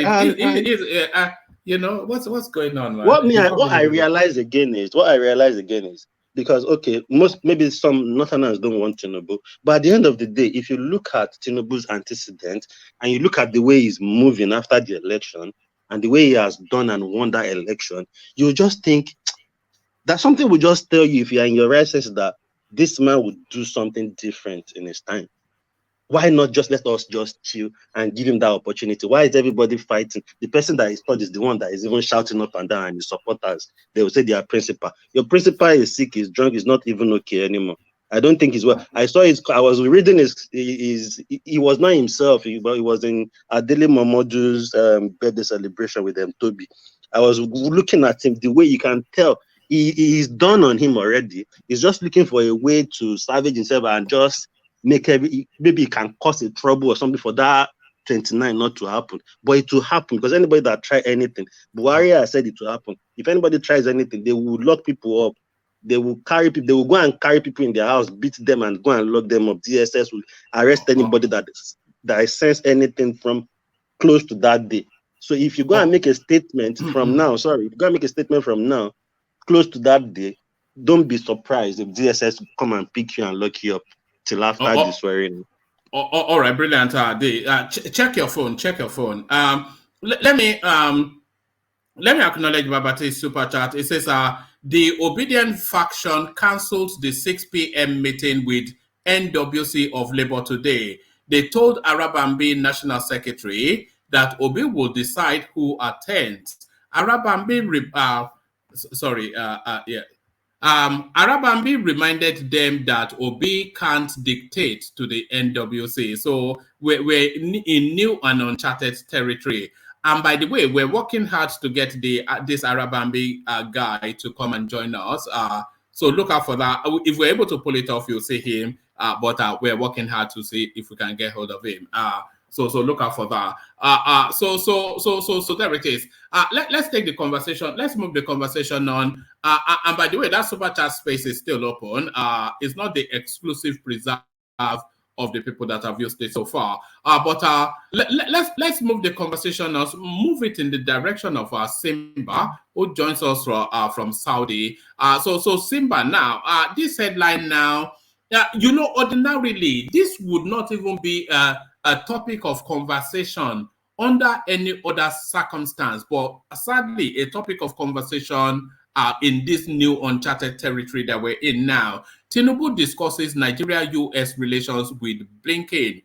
So there's absolutely nothing out of sequence in that headline, Simba, because of course Tinubu, an incoming administration of a powerful and potent state, and the United States wanting to hold that relationship that they've always had. So very well sequenced, you will think, something that should be on page 10 in any newspaper. But why is this now making the headline then, Simba? Okay, good morning, everybody. Thank you, Woman. You know, this thing is making headline because of the question that everybody has been asking about the legitimacy of Tinubu election.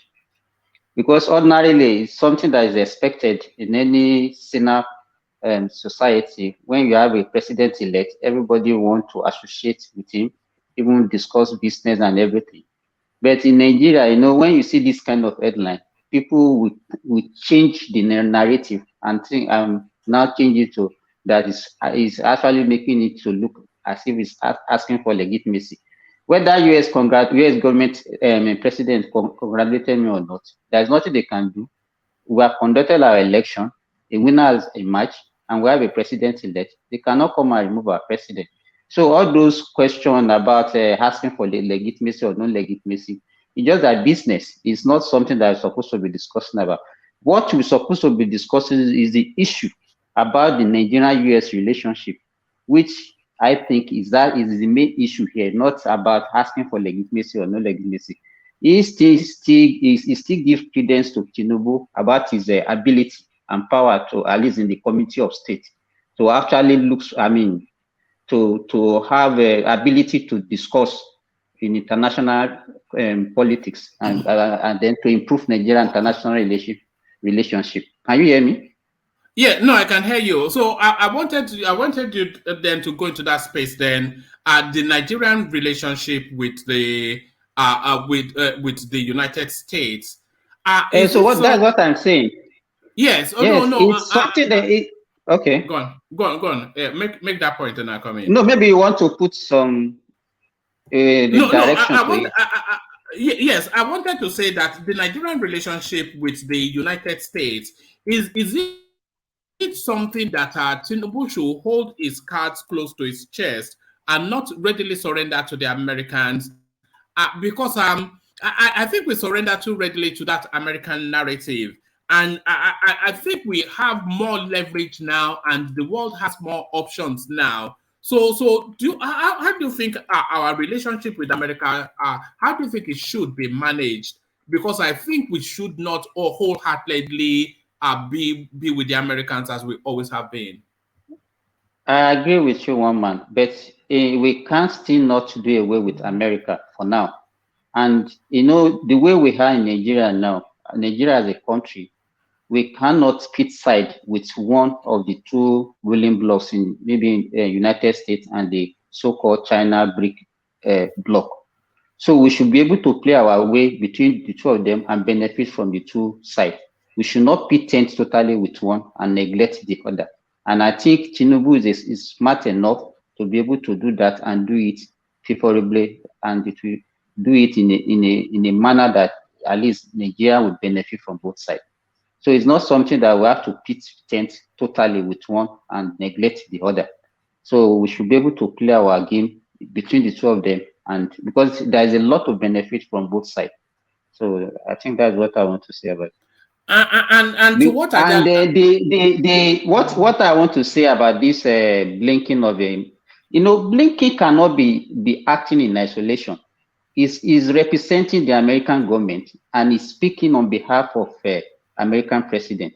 So this insinuation by some people that American president has not spoken is uncalled for, and it's not something that we're supposed to even be discussing about.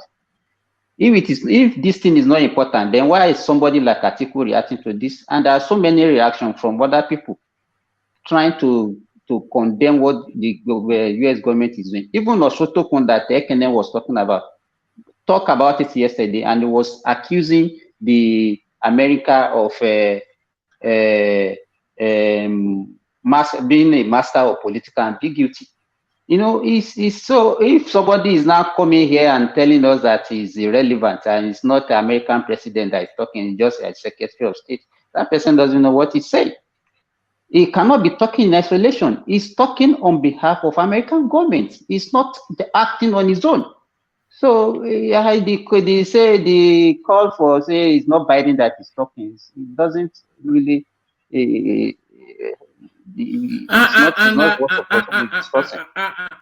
Simba, there was something that Ajanle Koko was hinting at earlier on that what Blinken seems to be doing, because Blinken, he would know more than anyone else the goings on within the Nigerian space and the pressure being put on Tinubu's mandate and whatnot, and he would know the impact now of this public statement that he would that he's putting out in terms of how it will impact on the Nigerian domestic situation. But what Ajanle Koko was hinting at was that this move by Blinken was to use that leverage of the intensity within the Nigerian space to get on board the Tinubu administration to fend off this now Russian, Indian something that is coming. So some convoluted chess move. Do you see it in those terms? Yes, I agree with Baba Jene Koko. You know, let me tell you, the other time we had this morning, we were talking about Nigeria being in the same power with the UK or whatever. No, Nigeria is the largest black nation in the world and is the largest economy in Africa. Let me tell you, if anything should happen in Nigeria, the whole Africa will suffer for it. And the Western world know the consequence. So they won't want anything that would destabilize Nigeria. You know, let me tell you what we don't know. The Obidients are already contributing money. I'm telling you from an authoritative source to make sure that May 29 inauguration doesn't take place. Including people that are very close to me. There are a lot of things. So all these things that you are seeing from the Sultan and everybody talking about, they know what people are doing underground to sabotage this inauguration of May 29 of Tinubu. And that's why everybody is putting out statements. Then the police are saying this. They're just telling them that whether you like it or not, this man will become our president come May 29. So there is a lot of pressure, a lot of underground work that is going on. These people, they want to destabilize Nigeria. They don't want Nigeria to stand as a country again. It's either do or die that they want to give to this thing. And it's a serious matter. And it's something that we have to take serious. They don't care. It's all or none. So we have to be very careful. And that is why you see people putting out those statements out there that whether you like it or not, this man, and they have to actually militarize Nigeria to prevent these people. As the days are approaching, you see some of their effort coming in place. They want to actually put people out there in Nigeria and destabilize that country, not to make that inauguration to happen on May 29. So if I'm not sure what they can do, because if they try to go via the courts, they will find that a real struggle. And if they try to take to the streets, that would not be recommended. So what can they do? Let me tell you, all their action is pointing towards that direction. If you see all those moves, even the one that they are doing today, look at the way they handle this man, this Apapa man. Look at what they are saying, that they should televise the election petition. All these things, they just want to put everything in public space so that people will react and the whole country will be destabilized. Yeah, but all these things. No, I don't think that. I don't think that. There are many things, but hopefully, I don't think they are stupid. I don't. Hopefully, they don't take to the streets because nobody wants a mess. I hope they don't take to the streets. And that's what we are praying for. We don't want anybody to destabilize. I don't even know this will be, and you can see that the guy is not even saying anything to rebuke all this allegation. and it's just there, and all those things that is also putting out, the statement that is putting out there is just a statement of destabilization.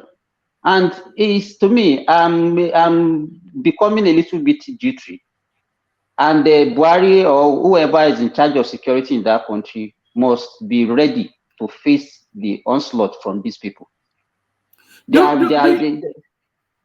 you anticipate that Tinubu will already be speaking to the security apparatus post May 29? Because I suspect that even post May 29, there will still there'll still be an outburst from that space, which now will be Tinubu's responsibility to handle. So, do you think he will already be mapping out some security structures to insulate himself for the first few months and to douse down the noise of that space? Definitely, he has to do that. Apart from that, let me tell you, they want to also use Nigerian Labour Congress and the TUC apparatus. You know, this is Labour Party, and Obi has won the leadership of Nigerian Labour Congress and TUC on his side. So they want to use that one also to destabilize his administration.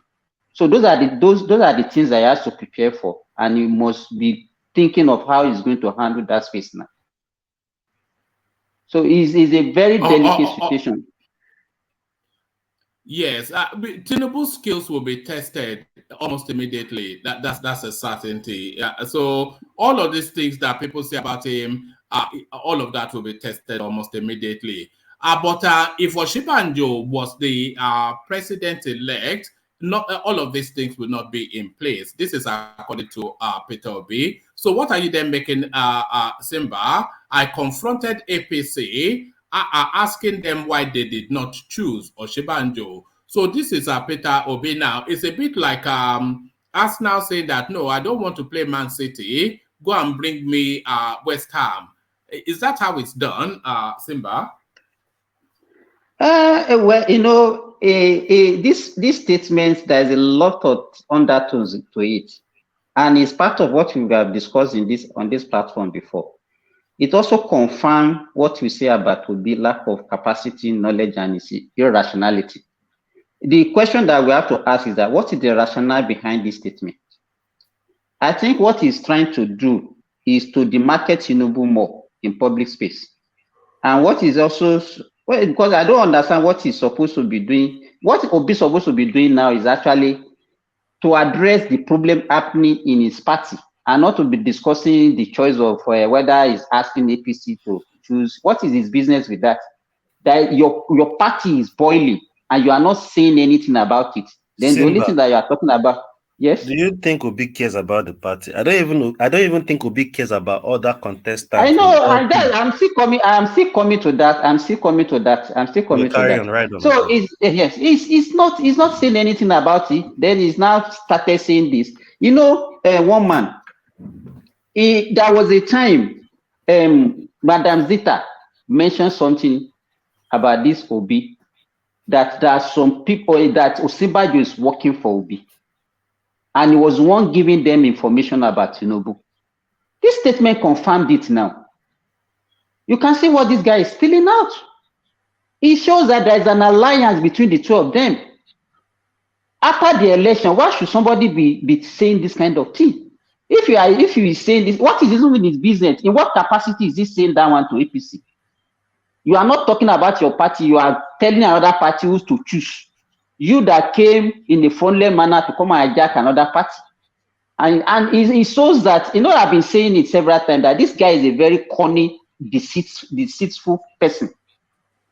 Whenever I look at his face, I look at a very dumb person that doesn't know what he's saying. And you know, if you talk too much, you say a lot of things that you're not supposed to be saying. And to me, it doesn't look at somebody who has the capacity, who has the knowledge, or even the intellectual capacity to govern a country like Nigeria. And every day by day, he demarketed himself more and more, and he exposes himself more.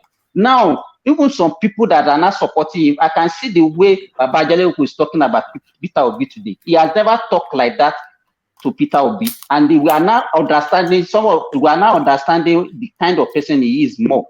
We have been saying it, some people refuse to understand. Now they are now understanding the kind of person he is. Thank God that this guy did not become the president of our country. I disagree, 100%.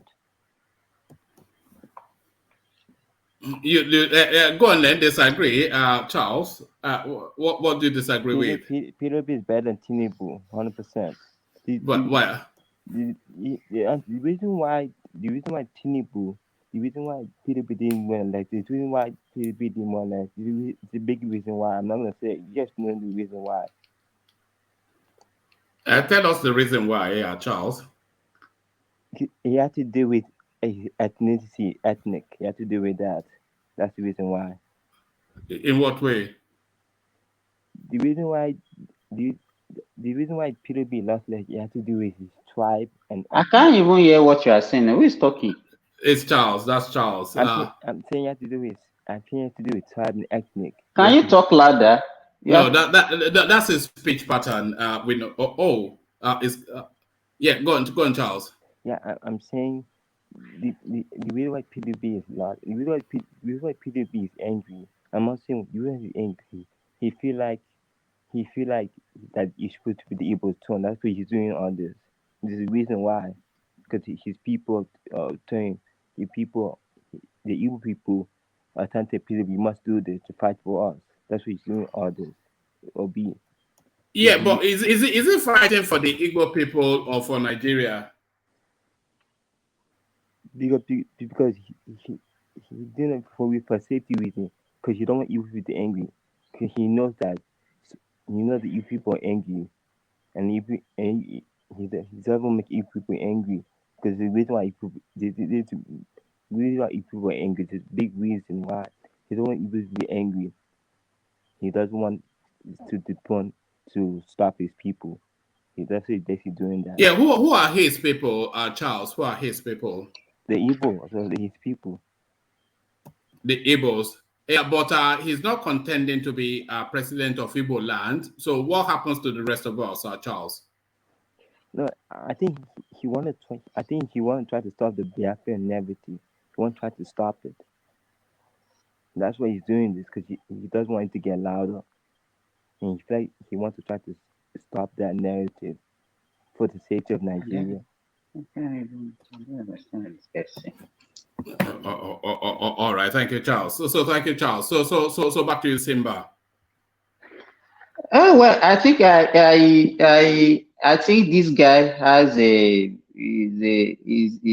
has a lot of issues, and whatever is saying into public space now, I don't think we're supposed to be taking it very seriously. It's too deceitful, and it's a very cunning. And I think Obi has succeeded. Because you see the way his supporters are supporting this statement now.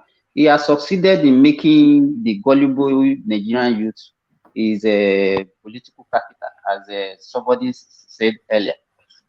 To me, it's not something that how can you have your party boiling, and then the next thing that you'll be talking about your preferred candidate for another party. What is your business with that? I think I've said what I want to say about this. It's just making me angry. All right, let me take you to this space, Simba. 12 days to go. Tinubu Kwakwanso discuss government of national unity. You know, if there's one phrase that I hate within the Nigerian political lexicon, is that government of national unity, which has no meaning. Somebody that won a clear million plus over the nearest opponent. So why would they do that? It says with 12 days to the 29th of May inauguration of the incoming government, President-elect Bola Tinubu and presidential candidate of the New Nigeria People's Party, Rabiu Kwakwanso, met in France. Discussions at the meeting, correspondence gathered, was not unconnected with the government of national unity the president-elect promised as soon as he was declared winner of the presidential election. So it goes on and on, but because we've come across this sort of storyline before, Simba, Kwakwanso trying to make his way back into the fold of governance. So one, should he be allowed to make his way back into the fold of governance? And then two, if he makes his way back into the fold of governance, where does it fit in within the APC structure with a lot of senior northerners already positioning for post-Tinubu? And also this language of national unity, do you think it is something that Tinubu should give any real consideration to with the margin of victory that he has over his nearest opponent in a winner-take-all election? All of that, Simba.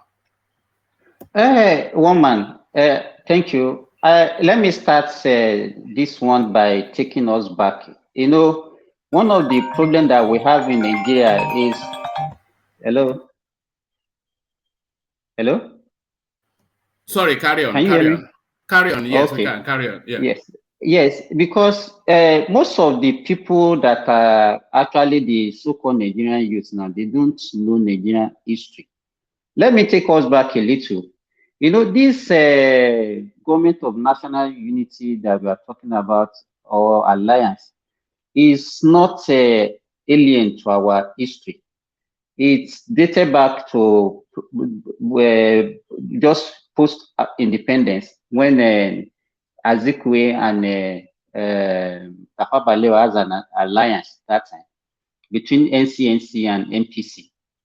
Then even immediately after that, the MPC, which is the party of Tafawa Balewa, also has a kind of alliance with NNDP, that is the party of SL Akintola.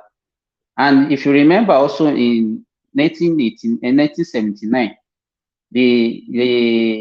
there was also an alliance between MPP and then MPN, that is the party of Azikwe and Shagari, MPN. That time, you know, what Kakwaso is trying to do, because we don't understand the way these people work. That time, between Azikwe, is not Azikwe that actually decamped or participated in Shagari administration that time. He gave, that time, there's one man they call Ezeoke. Ezeoke was actually one of the guy from Azikwe. And then, if you remember, Joseph Wayas that time became the Senate president, while Ezeoke was given the Speaker of the House of Representatives. So, and if you even look at, so if you take us back, so this thing is not new and it's not something that we have to be surprised about. But, you know, all this thing now is also we are just speculating because we don't even know what they are discussing. People are just speculating. Whatever, there are so many things that they can discuss. They can discuss the government of national unity. They can discuss alliance. They can discuss merger. They can even discuss personal things. So we are just speculating. But if all these things happen, they are not new it's not new to politics. And if Tinubu is trying to reconcile with Kwakwaso, I think it will be, because let me tell you, even when we are talking about the credence, we are talking about legitimacy.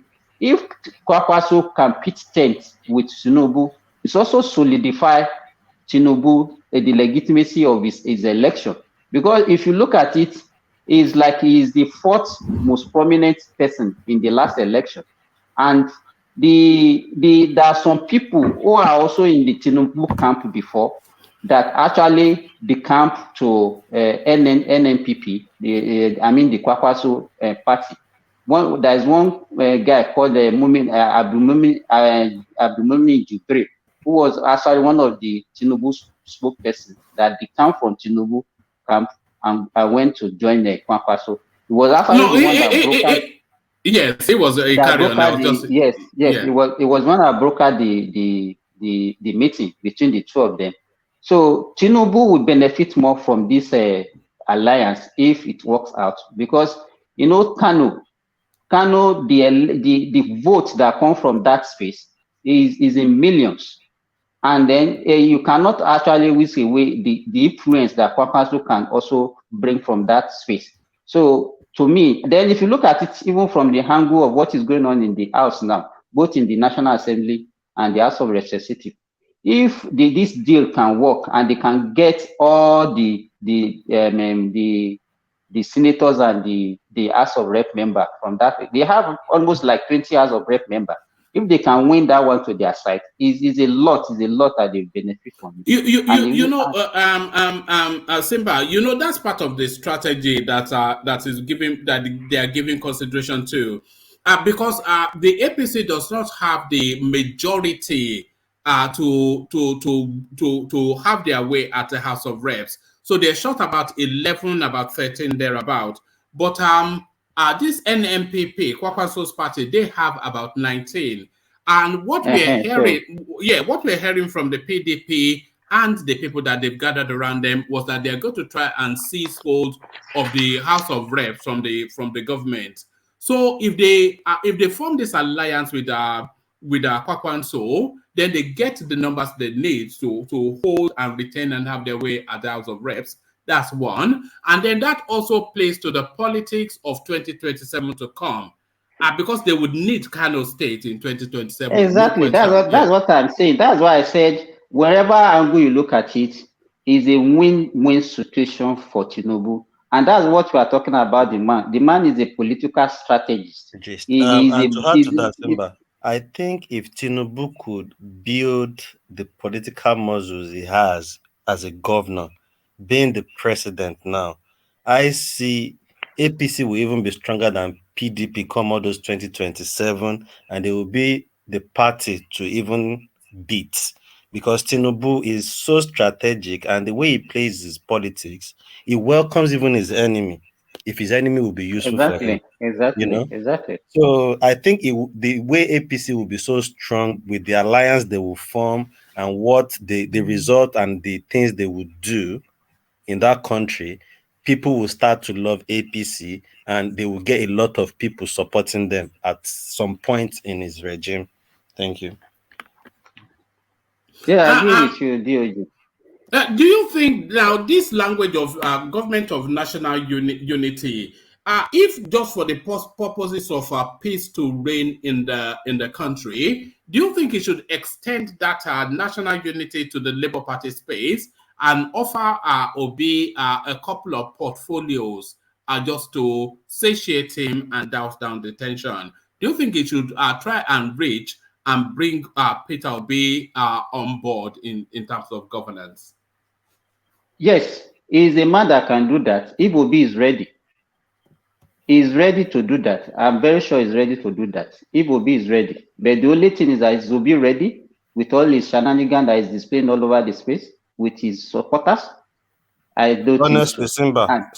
Simba, honestly, at this point, looking at what Obi is now, maybe before the election and just after the election, I might say yes. At this point, I don't see why Tinubu should even give Obi any include him again. Yes, I'm yes. telling you. Obi is just his popularity is just declining every day. It's just he's not managing that space very well, and he still confirmed the lack of capacity and the electoral capacity that we're talking about. It's not. I don't see him like a politician. He's just an opportunist. That's the way I see him. Just an opportunist. And he has these gullible followers that are just following whatever he does is right. And they don't see anything. They seem like a saint. Saint Peter.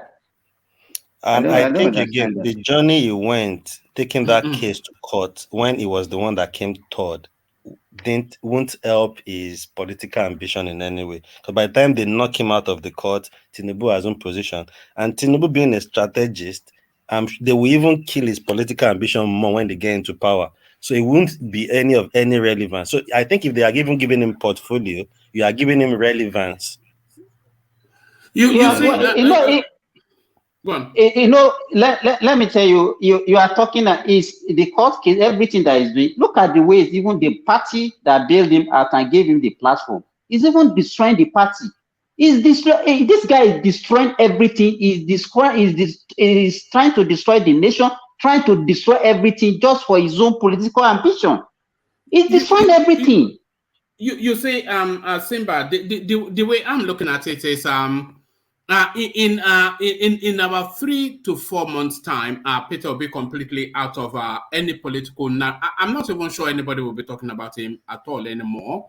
But over the next 3 to 6 weeks, that Peter Obi space has to be managed very delicately. Yes, a very delicate space. Yes, as we're seeing the violence in the court already, and then you see there are pockets of flashes that they have to manage. So all these tribunal appearances, there are pockets of flashes that they have to manage, and then on that inauguration day, they have to manage that very tightly. And I suspect that even the Obidients, they're too clever in their mind to act in any funky way on that day.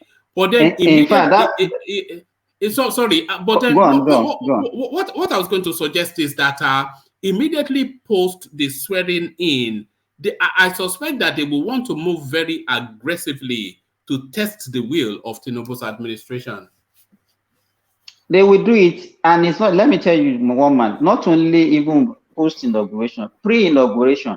I think what I would advise them to do is that maybe a few days to that inauguration, they should declare a curfew in that Abuja. Believe me, and militarize the whole space. These people are ready to cause chaos in that country. They are ready. They are already contributing money. They want to mobilize as many people as possible to destabilize that country, and the government has to take that one seriously and provide enough security for that country to stand. They are just too desperate for my liking. All right, let me take you to the space, Simba. The goings on in court today, having now gotten that court judgment in his favor, Lamidi Apapa turns up in his best agbada to come and assert himself as the new player in the court case. So, firstly, when people were introducing themselves, a woman leader introduced herself as the representative of the Labour Party, and Apapa, of course, with the judge verdict family in his pocket, stood up to protest that, no, I am the authority here. So now the court then sent both of them out and recognized only Peter Obi and did not recognize anybody from the Labour Party. So that was what played out within the court. But outside of the court, it got even funkier. You had the expectation that this would happen, Simba, and it did not disappoint. Yes. Watch this. Watch this.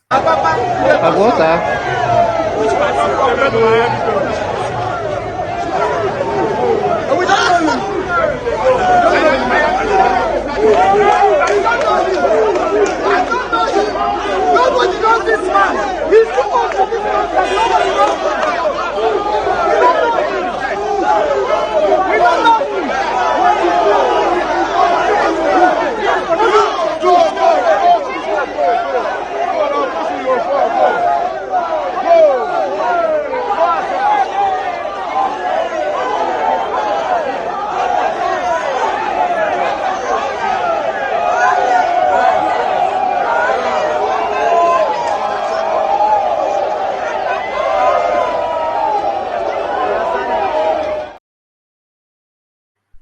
So now, Simba, I've often wondered what.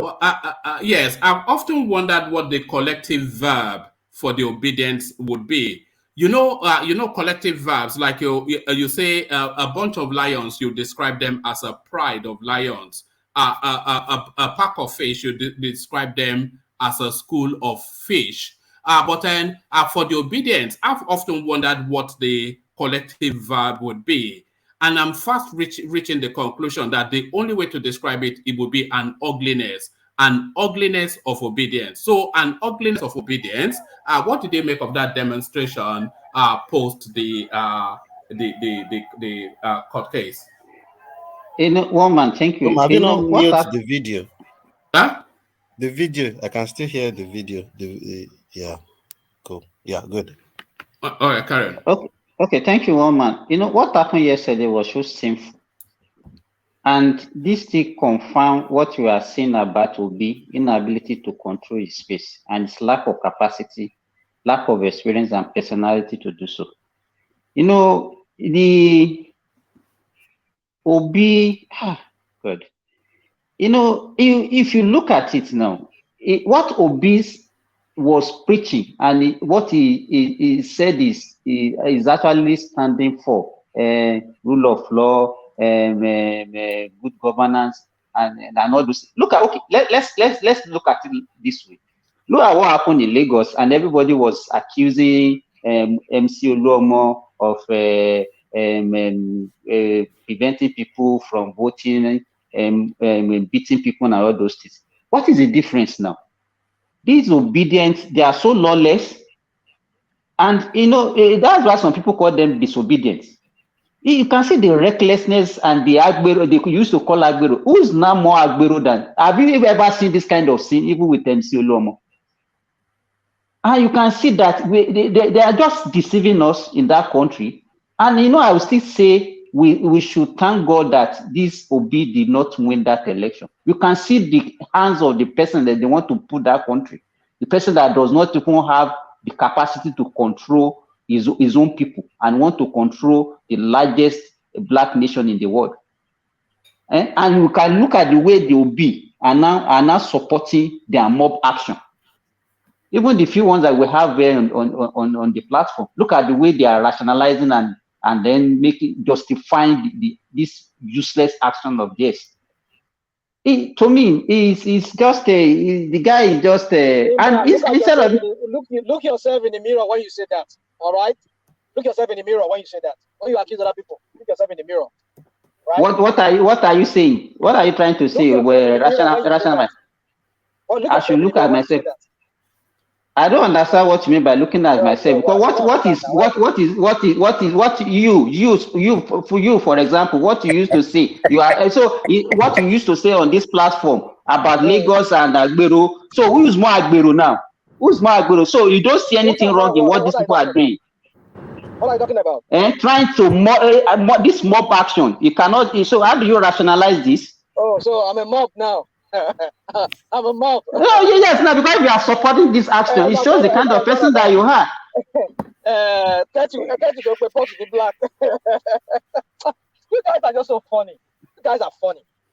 I mean, you paint other people like as if they are the mobs.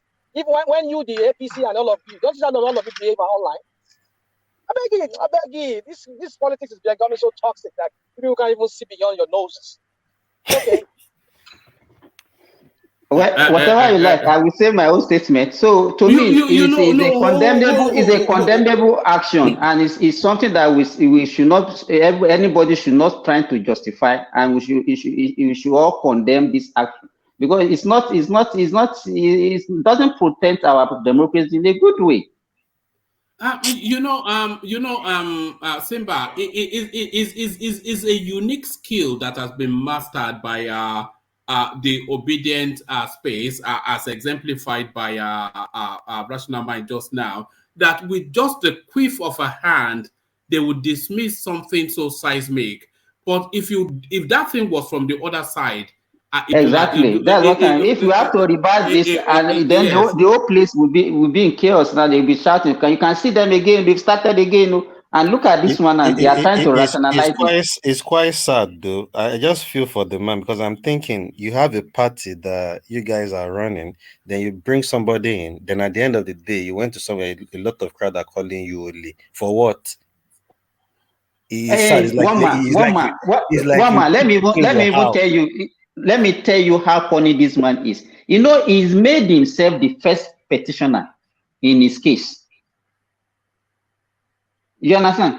Yeah, hello, no, I can hear you, but why did the court allow that? Because I would have thought the party will be the first petitioner, and then he will be secondary because he knows what he's doing. He knows what he's doing. He just another term. He anticipated that this kind of thing will happen, and that was why he made himself so that if there's any problem with the party, he'll be able to continue with scale. He just use the party as a launching pad. He doesn't need that party, and I won't be surprised at the end of the day if after the judgment he leaves that party. He's just but can he carry on the case outside of the party? If the party withdraws from the case, which vehicle is it then going to be using to pursue that case?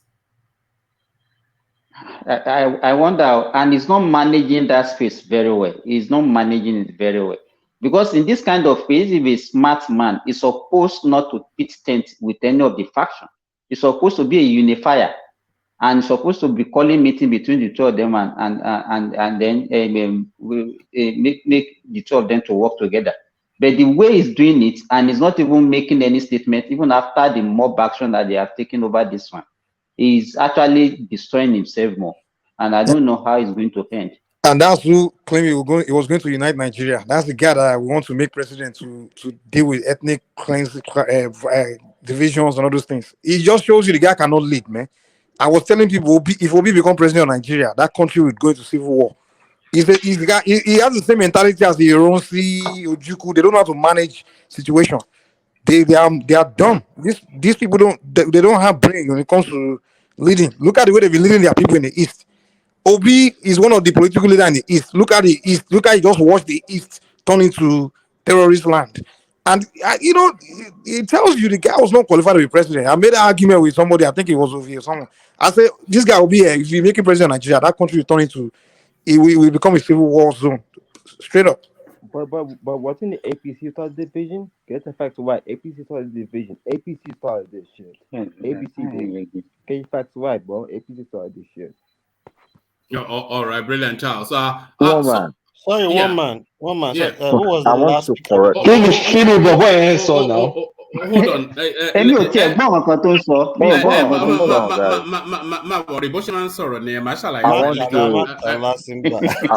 want to correct something real quick.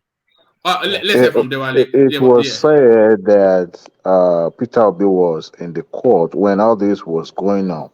That was not correct. I just fact checked that in the 2 channels now. He left before all those dramas started. So as at the time that all this holy stuff was going on, you had already left, but it was confirmed that Abure was in the court. But the only thing is he hasn't made any statement regarding that. So that is the only thing that we could accuse him of. But it was not. Yeah, but Dewale, he must make a statement because he stands accused. The chairman of the party in the clip. We are not. We are not even asking him to go and be. Okay. The chairman of the party said that the violence was instigated by Peter Obi, so he has to come out and either debunk it and condemn it, or he can't be silent after he stands accused. But I wouldn't expect him to come out just right away because him being the leader of the party, things have to calm down first. Nerves have to calm down first before he will be making appearances or making any statement regarding to what happened. When will things come down? Strategically. When will things come down? Yeah, but strategically, I wouldn't expect him. This is the party that this man carry the ticket, presidential ticket. I mean, presidential flag. Hold on now. Hold on now. The action is condemnable. The action of those guys. That man is 78 years old. Deplorable. I don't see. The situation is not that. Hold on, D. Yeah. That man is 78 years old. How can 78 years not be molested? I want my Leon here to my harassing. But I'm not supporting.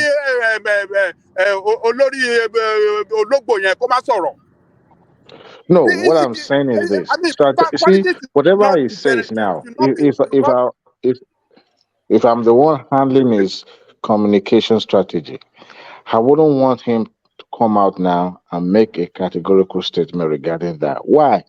Because the incident that played out in the court, as a matter of fact, I didn't watch the video, but for me to even comment, I have to go and do my due diligence, for me to get the fact right.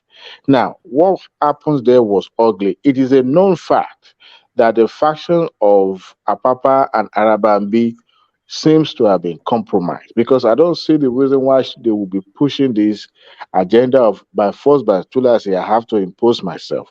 Now, what played out in the court was something that I believe both parts should have been, or both factions should have been able to handle very well. But it seems both each play into each end. When when the court asked for the appearances of the party representative, the woman leader stood up, knowing fully well that the chairman, the now approved or court recognized chairman of the party, already present in the court. So that already set that stage for this drama that played out. Now, But the was Obi not there that time? I'm asking you, was Obi not there that time? according to the news, he had already that No, appearances. it Was was there. no, It it was was there when there. they were It was recognizing. there when the appearances issue was happening, but he left before all No. this shouting match Okay, began. you can see what you are So talking about now. yeah, so he left before. I want to So how believe did that he he resolve probably. that? How did he I want resolve to. that at that stage? I want to believe that he left no flip where that is going to get ugly, and he didn't want to No, insert himself. hold on. Simba asked you a question. Ask What is that that? question. Ask that question again, Simba. I said when he noticed that one, that when they asked for the leader of the party and the woman leader came on, there was a wrangling. How did he handle it that time? What did he say? But you How did he see, handle we're that talking situation? about this is now a public case, public issue. He is just a candidate. He's not the de facto authority in the Adewale, party. you know why we will not support what you are saying? This But is a man. No, he can't. wait. Even He can't. before he should, if he's a good person and he understood what is going to happen, even before this, they asked for this adjournment, and he knew what is going on in his party. He was supporting the other faction, which is the Abure faction. Of You course, understand? of course. And he should envisage this problem. He should have solved it even before this adjournment. You know what, Simba? Before they Actually, came to court. when I was If he has listening the to. capacity, and has the political sagacity, he's supposed to have solved this problem. He's supposed to have solved this problem even before the court. So you cannot exonerate him. He's the cause of this problem. No. I do not disagree with what you just said now. It seems by all indications that he doesn't have the depth, to coordinate, to control, to be in charge of a party, emerging party like Labour Party, because it's still emerging and it's evolving. And he wants to rule the country. Well, that is subject to everybody's interpretation. And But he the wants fact is to this: tell at that APC moment, who to choose. Who to choose for their own candidates. there was an indication that he had the idea, had the premonition of what is going to happen in the court yesterday. As a matter of fact, I watched Arabambi. By the way, whoever is painting Arabambi head needs to be fired. Why is that guy painting his head like a panabita? All his hair was full of what do you call it, dye and all those things. He's still a young man. So he was, granting an interview when he said that there was a text message It exchange. should have gone with the Dino Melaye style. Just embrace the gray, Well, a text message was sent to him that they were warned, the Apapa faction were warned that if they make appearances in the court yesterday, that they will be mobbed. And they knew that, and they still went ahead and appear. So it seems that they themselves know what they are getting into. But it's unfortunate that the rabble rouser or the followers of Apapa faction that were there they Apapa play into their hands, and they don't mind doing what they did, and it's condemnable in the first place. But given to what happens, what are you I saying? would That have. somebody But playing what I'm saying is they that don't have the right, Peter they don't have Obi, the right to given the attend circumstances of what court happens, case. given the circumstances of what happens, I don't expect Obi to rush to the media just like all those factions have been doing, going to the media houses to give account what happened. I don't expect him to come out and start making categorical statement. That is not strategic. It's not, because at the but end of hold on. He can come out and make a placeholder statement. a non-committal statement that just Exactly, not acknowledges. supporting any of the faction. Yes. Okay, what happened is very regrettable, and then we'll go back and resolve. Is an in-house problem that will go. Everybody will go back and will solve it. Then we will Yeah, know that. but you But know, not being silent. It's not. Simba, It's not making sense.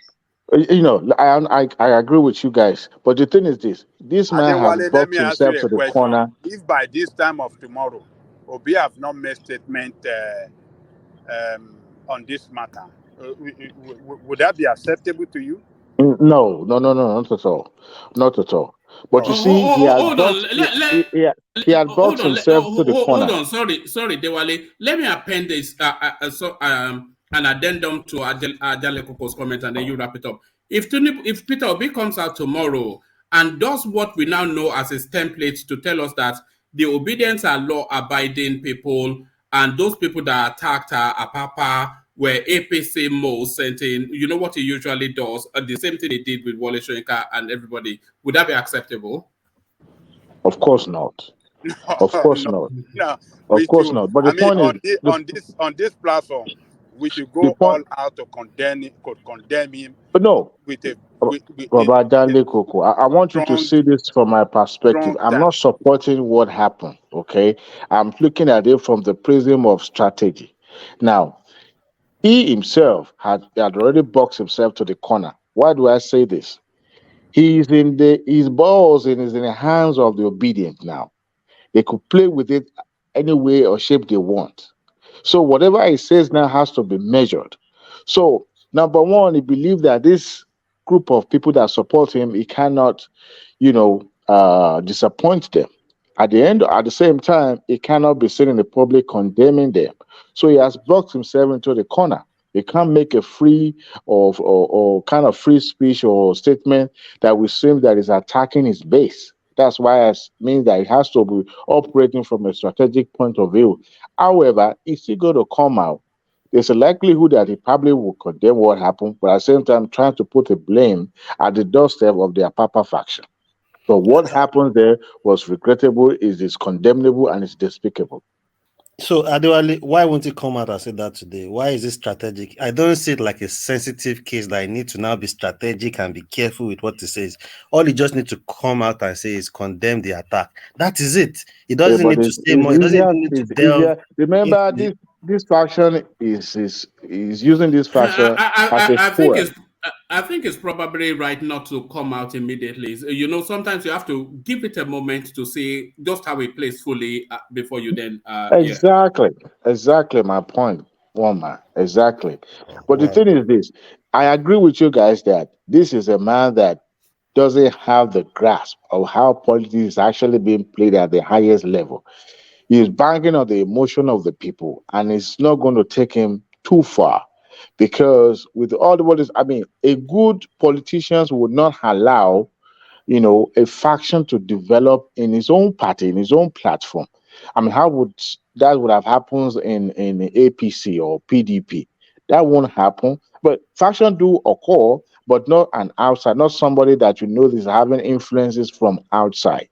But unfortunately, what is happening to him is more or less like, okay, let's just ride this out and see where it ends.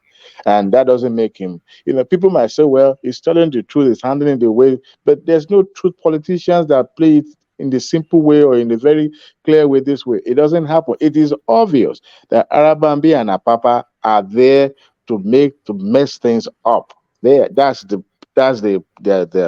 what their presence means. But I believe they should have handled it in a very careful, delicate way, such a way that those factions will not be, even if they are being bought, they will still have upper hand in trying to convince them or not be able to achieve what they've done. Look at it. Abure fired. Eventually, Apapa is trying to insert himself and claim authority.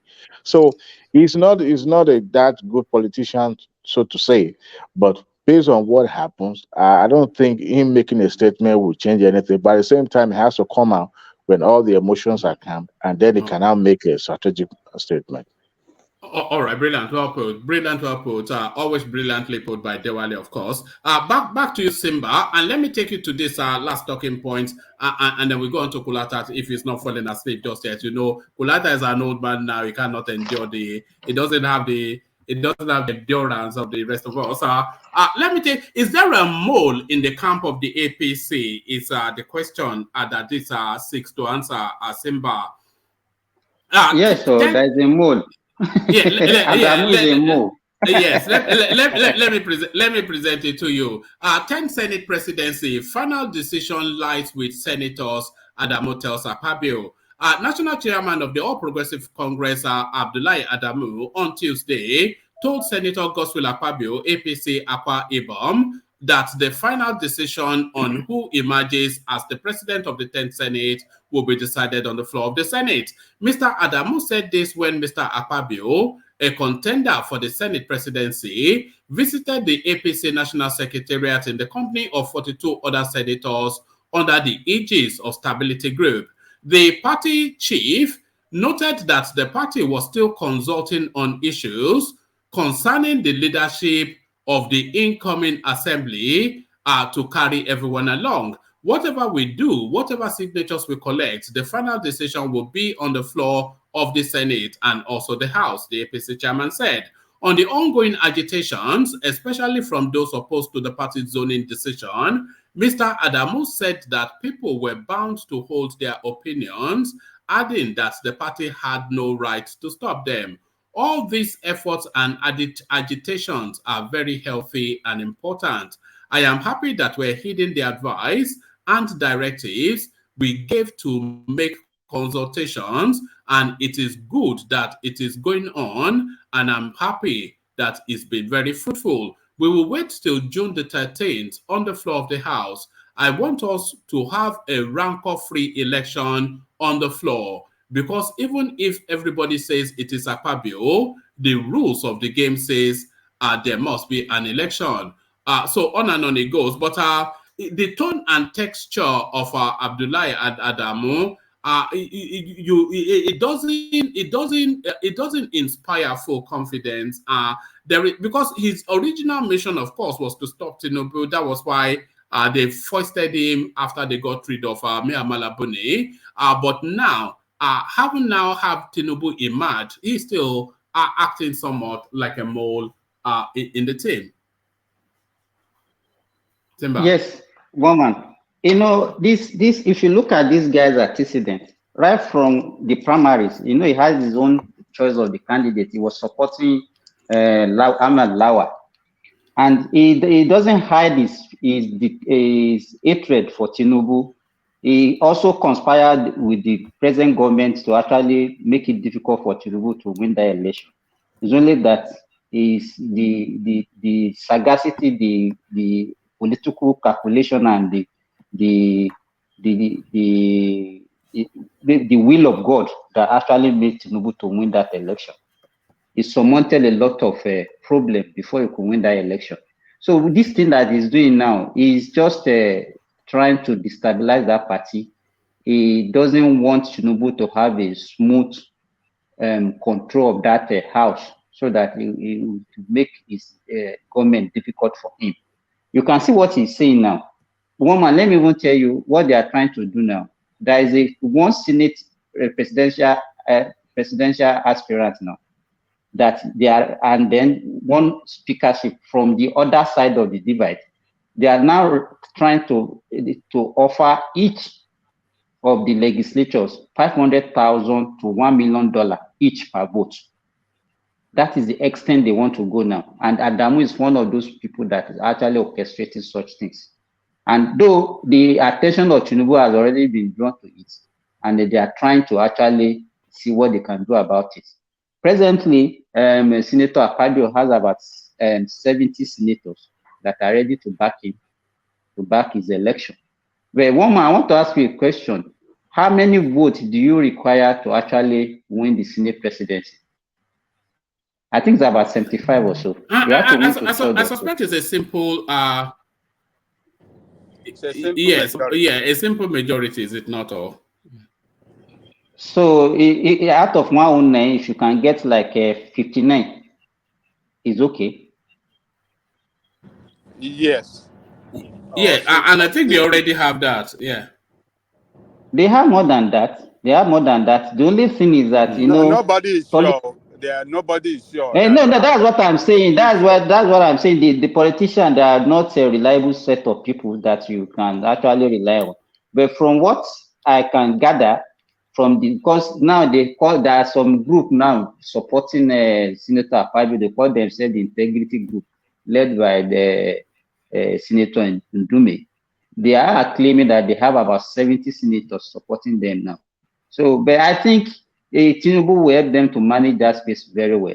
And the only one I'm still doubting that might not be easy for them is the House of Representatives, because those ones are they are younger, there are many, they have different diversity, ethnic diversity, so many diversity among those ones. So they are rebellious, and it will be very difficult to manage. But in the upper chamber, they are mature people, older. Most of them are ex-governors. They are easier to manage than the House of Representatives. I think at the end of the day, the Senator Akpabio my nick, but in this House of Representatives, that one is the one that I'm still doubting. Because even if you look at APC now, they don't even have the majority like they have in the Senate, in the upper chamber. So that one might be a little bit difficult. And you can see from the other video that you show us earlier on about this Kaduna guy, he's also making move. And so the other problem with that the House of Representatives also is about these people from the North Central that also are agitating for position in that house. So it's becoming a little bit dicey. But I think by the time Tinubu arrives, they will be able to manage that space very well. But these are the more of a team. I think his days are numbered in the chairman of that party by the time Tinubu inauguration takes place. All right, brilliant. And give us a brief commentary on the live broadcast. It's an abuse of court. Tinubu opposes live broadcast of election petition proceedings. So you cannot blame Atiku for chancing his hand. But then, of course, already from what we saw play out at the Apapa space, it's an idea that is dead on arrival, surely. We have been discussing this matter. I think I agree with Tinubu. For any politician in Nigeria, even in the capacity of somebody like Atiku, and even Peter Obi himself, asking for live telecast of election petition, what is the sense in that? How would that one influence the judgment of the petition? I think it still confirm what we are saying, that these people, they just want to destabilize and cause chaos in that country. Because what they wanted to achieve by doing this is just to put the judges and the lawyers in public space, and want to endanger their life, and then put the judgment in the public opinion, and then the whole country will just be destabilized. They know that they don't have a case, and that's why they are doing all these things. What benefit? How would that benefit them? The only way it can benefit them is by using it to destabilize the country and cause chaos, and put the life of those people in danger. That's the only thing they can achieve there. The 2019 election, why didn't he ask for live telecast of that one? And you cannot see the synergy between the Obi and Atiku. The two of them, what they're supposed to do pre-election is now what they are doing post-election. They are the one that made Tinubu to win this election. Because the three of them, even Kwakwaso, they were in the same party. You divided your vote into 3 places, and you are still expecting to win the same election. And now they are now forming an alliance to destabilize the country. To me, it's uncalled for, and it's not something that anybody supposed to be preaching. How would this one benefit them? The only way we can benefit them is by causing chaos, and that's all. All right, brilliant. All right, brilliant. Let's see if Kulata is available. Take his thought, and I know he's especially interested in that blinking space. Kulata, are you there? Almost out though. Yeah, well, you see, did you hear me slagging you off that you know you don't have the endurance for these things anymore? I don't have endurance at all. I'm fagged out. All right, let's just take one commentary from you and then we'll let you go. We don't want to sweat you too hard. The blinking space. So that phone call, because Darati was saying that Blinken, or was it Rational Mind, that Blinken is too lowly a person to be having conversations with Tinubu.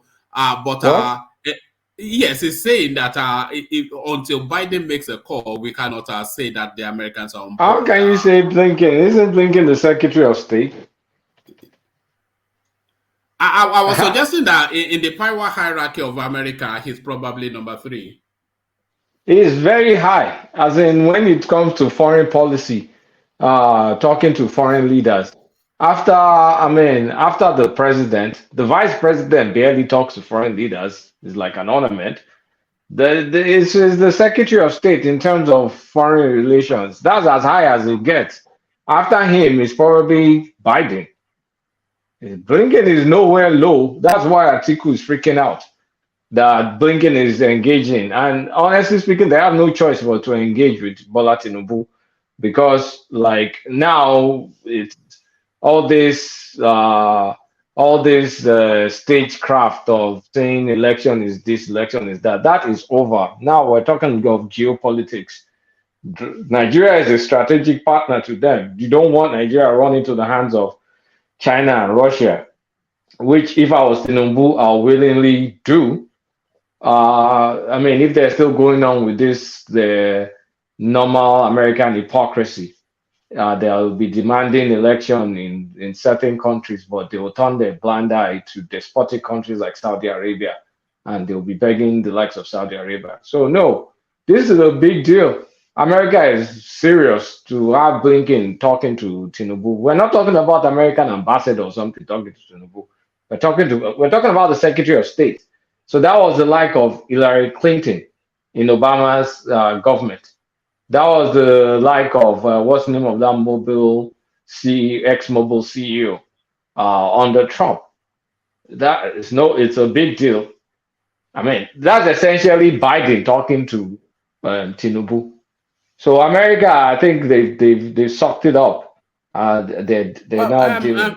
Kulata, why do you think that they've left it till the 11th hour to give what is essentially this endorsement? Why do you think it took so long for somebody as high up as like you said, virtually the president? I suspect a few things. Atiku has powerful lobbyists in the US.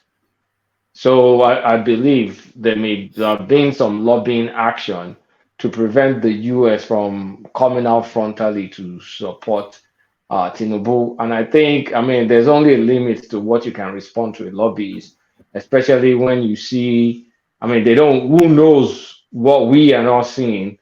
As Tinubu started meeting with China and meeting with Russia and meeting with all sorts of countries, Turkey and all that stuff, we don't know. Maybe America is seeing that. Maybe America is seeing a space. They don't want to mess with the power vacuum. If Nigeria runs to the hands of China and we ignore America, which we can, it's bad news for America. All the $500 million they plan on investing in building an embassy, that means Nigeria is a strategic destination, is a strategic partner for them for whatever reason, I don't know. But I think there may be lobbyists because it's telling in Atiku's reaction because it was very disappointed. And for you to be disappointed or showing disappointment that way, it means you must have paid some lobbyists to help you do a job to delegitimize Tinubu's government. And maybe when he saw that, okay, his luck is out and that is no longer working, then he complained. That's Atiku's reaction. So I suspect some lobbying action on Atiku's part because I definitely know Atiku has lobbyists in DC. All right, brilliant. And to the goings on at the tribunal, the Apapa thing, not just the Apapa thing. First, the little commotion, then somebody trying to represent the party, Apapa turning up, insisting that he has the court verdict, and then the court kicking all of them out onto the street, and then the subsequent kerfuffle, all of that, Kulata. I did not really follow that story, but I just kind of saw headlines like they dragged or someone seized the hat of the man or something like that, and the man cursed them out. Because I was listening to Niger Watch today, it was very hilarious, and all of them were cursing out the man. So of course, obedience being obedience, unruly, will not well behaved. It's not surprising. That's what we expect of them. And at this point in time, the nuisance value of OB is going way too high. Is becoming like, I mean, the whole OB charade is, I think we're getting fed up of it. If it doesn't start reining in its people, they may get I mean, they will get what they deserve. It will get what it deserves. So as far as the courts are concerned, Apapa, is that his name? Apapa deserves to go to court. But I also think is a little bit funny that though Apapa is Labour Party, his actions kind of seems duplicitous. Like he's not showing like he's in full support of OB and is sending mixed signals. So I will not blame people that don't trust him if I was a Labour Party supporter. But at the same time, he has all the rights. So if I were to suspect, I will suspect maybe APC is using this Apapa guy. I will suspect that because his actions kind of like is telling. But it doesn't mean you should beat the man up, and it doesn't mean you should harass him. I mean, you play politics with him and try and grab power from him. Right now, he controls it. But in all honesty, I cannot tell you that man has not been bought. He's acting like he's been bought. But don't harass him. Just play the politics, but don't harass the man. All right, brilliant. And there's absolutely, it's almost a certainty that he has been bought. Let me take you to this space. Where was I going to take you to? Yes. Okay, let me take you to this space. I confronted APC asking why they did not choose Oshibanjo. This is Peter Obi. Yeah. Look over here now. What's his business? What's his business? What's APC? Hello, woman. Yeah. Hello, woman. Yeah. Before you move to this, I want to ask Kolata a question.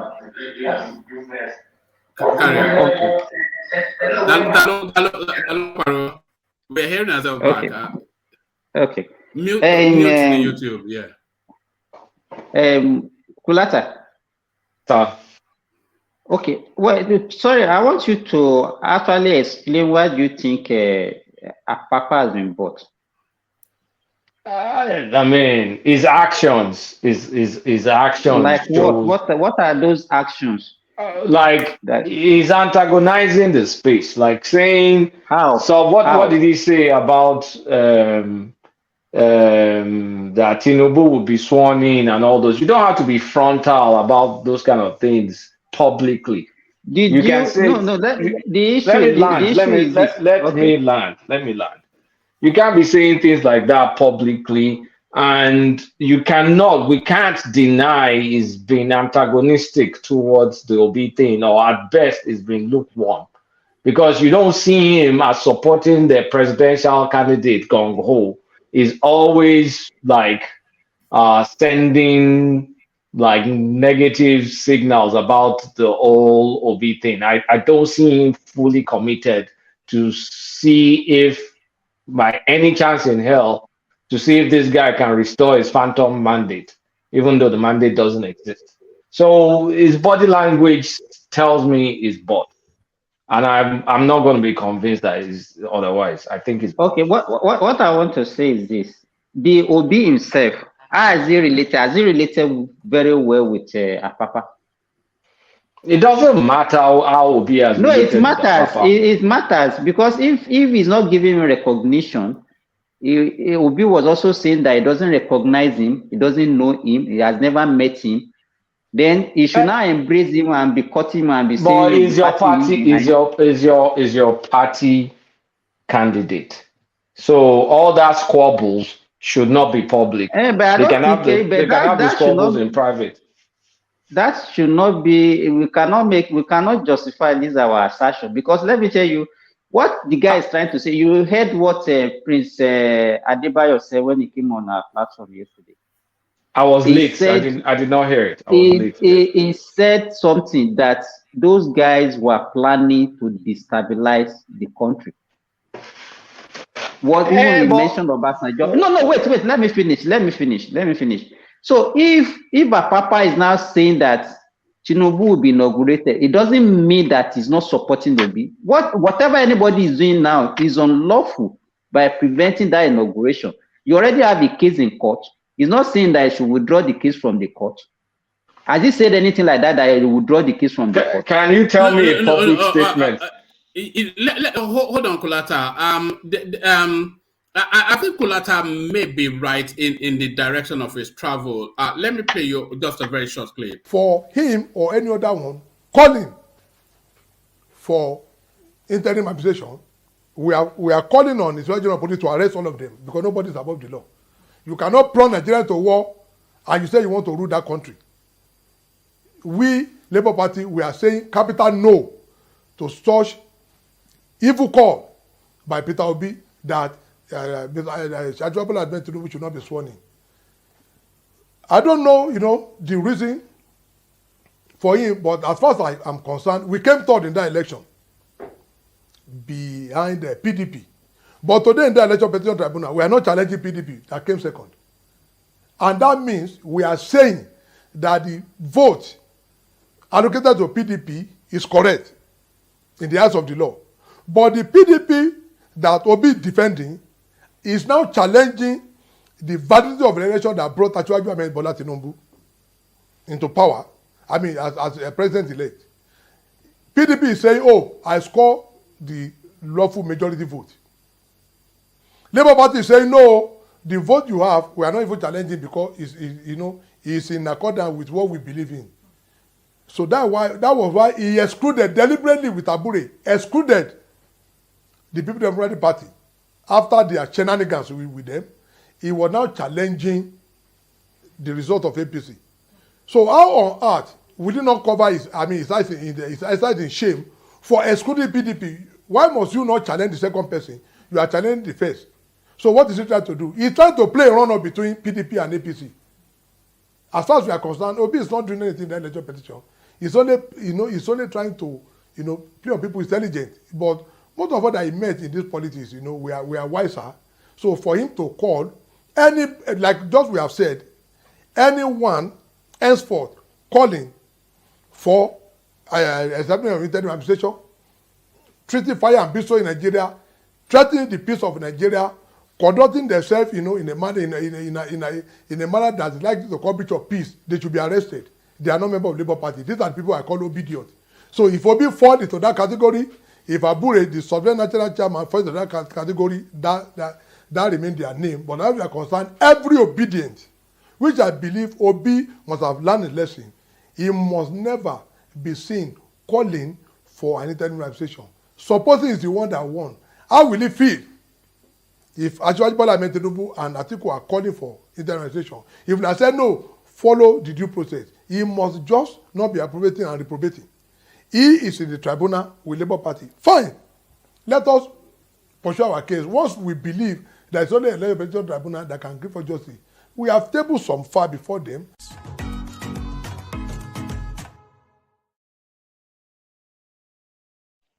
You see? Does that guy sound like? Yeah. Does he sound like a supporter of Peter Obi for Labour Party president? Let's not kid ourselves. It sounds like me. No. It sounds like me when I'm criticizing Labour Party. Let's be honest now. It just comes across like the way I will So, talk like this. you should what you say that you should just follow the same narrative that we are accusing Obi with.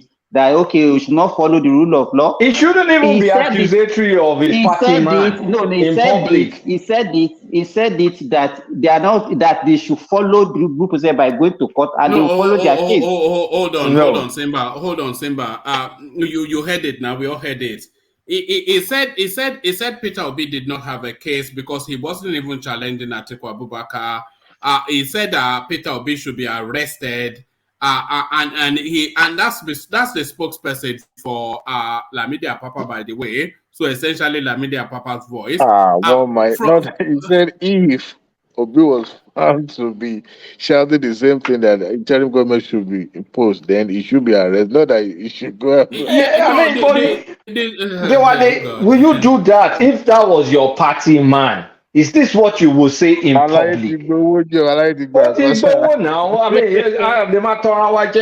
those guys are not for labor. They are cashing out, and I won't blame them. But that here died. They are cashing out. They cash out. They cash out. Me blame them. Hijack the party back from them. Exactly, I agree with you. I agree with you, it's not that. It's not at the air for them. We just like conspiracy theory. To me, it's just conspiracy theory that you are. I mean, where did you can you substantiate what you are saying? How will you say that? Didn't you see everything he said? As in, if I'm your party man, these are public statements to the press. This is not something they said in private. Papa, now you know how politicians play.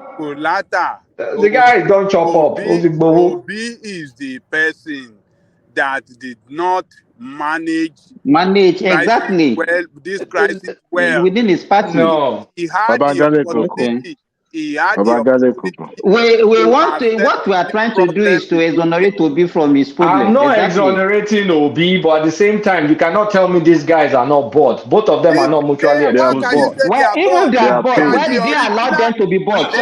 One voice, too many voices. They are the original party member. But it doesn't exclude them from getting bought. Whether they're original or they're artificial, they can be bought. We are talking about Labour Party is known for being bought. Their survivor, their political, the survival of their political. They are dealers. Hold on, Ajale Koko. Let me just say this: the tone and texture of we have to now say camp, the Lamidi Apapa camp. Is the tone and texture of it is they certainly do not believe that Obi is going to be the next president. I think we all agree on that, and they are not especially pushing that Obi. Hold on now, they're not pushing that Obi has any mandate. This is not what we're hearing from them. And what we are hearing from them, the tone and texture of it is very much anti-Obi. Now, if they believe that Obi did win that mandate and it was stolen, they have a good chance of forming the government of Nigeria. And when you hear from Lamidi Apapa or his sidekick Arabambi, you don't hear anything to suggest that they believe in anything that is going on. They just want it quickly out of the way so that they can get their party back. They're essentially saying, get out of the way, let Tinubu come in peace. That's all the message they're sending. Can you see it this way, Baba? Okay. Look, in politics, if I am recognized by law as the chairman of the party, and you don't honor my position, you don't obey my authority, I will do everything to show you that I have the authority of the party and you dare not undermine that authority. That is what is the party. What is the party's position, Ajale Koko? What is the party's position on what? What is the party's position on Obi's candidacy at this point? Give up to Tinubu? At this point, Obi is not showing leadership to resolve. I asked a different question. You're giving me a different answer. I said, what is the party? Listen to my question again. Ajale Koko, answer the question frontally. Give him the question again. What is the party's position regarding Obi's candidacy? I don't care whether one is chairman or no chairman. Hold on. What is the party's position? Yes or no question. Answer. It's not yes or no. I said, what is the party's position? Let me explain. The court has given the ruling in support of Olabambi as the party chairman.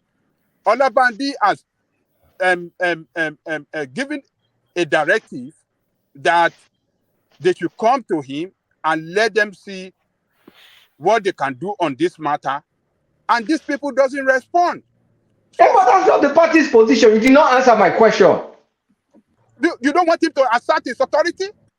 No, answer his question now. Answer my question. No. Hold on, Ajale Koko. Can you hold on? So Kulata asked you a question. So you have the option of answering it or not. So put the question again, just for clarity. What is the party's position? Very simple question. What is Labour Party's position regarding Obi's candidacy and current petition right now? They are in the court. They are fighting. Are they supportive of him? Yes. They are supporting it. Did what Arabambi say show any kind of support of him for his process right now? Yes. It doesn't indicate. No, it doesn't. It doesn't. But guys, if I may come in, there is a lot of things going on in the party which might even warrant them speaking like that. We don't know Obi's position. His authority it's not out is being there. undermined. Secondly, what Kulata is saying is also a possibility. Hold on, Ajale Koko, let the land. Yeah. Hold on now. Carry on, Ajale Koko. I will come after you. You can't undermine the authority. You can't undermine the authority of the chairman of the party, and you are gallivanting around, say you are. That is a different.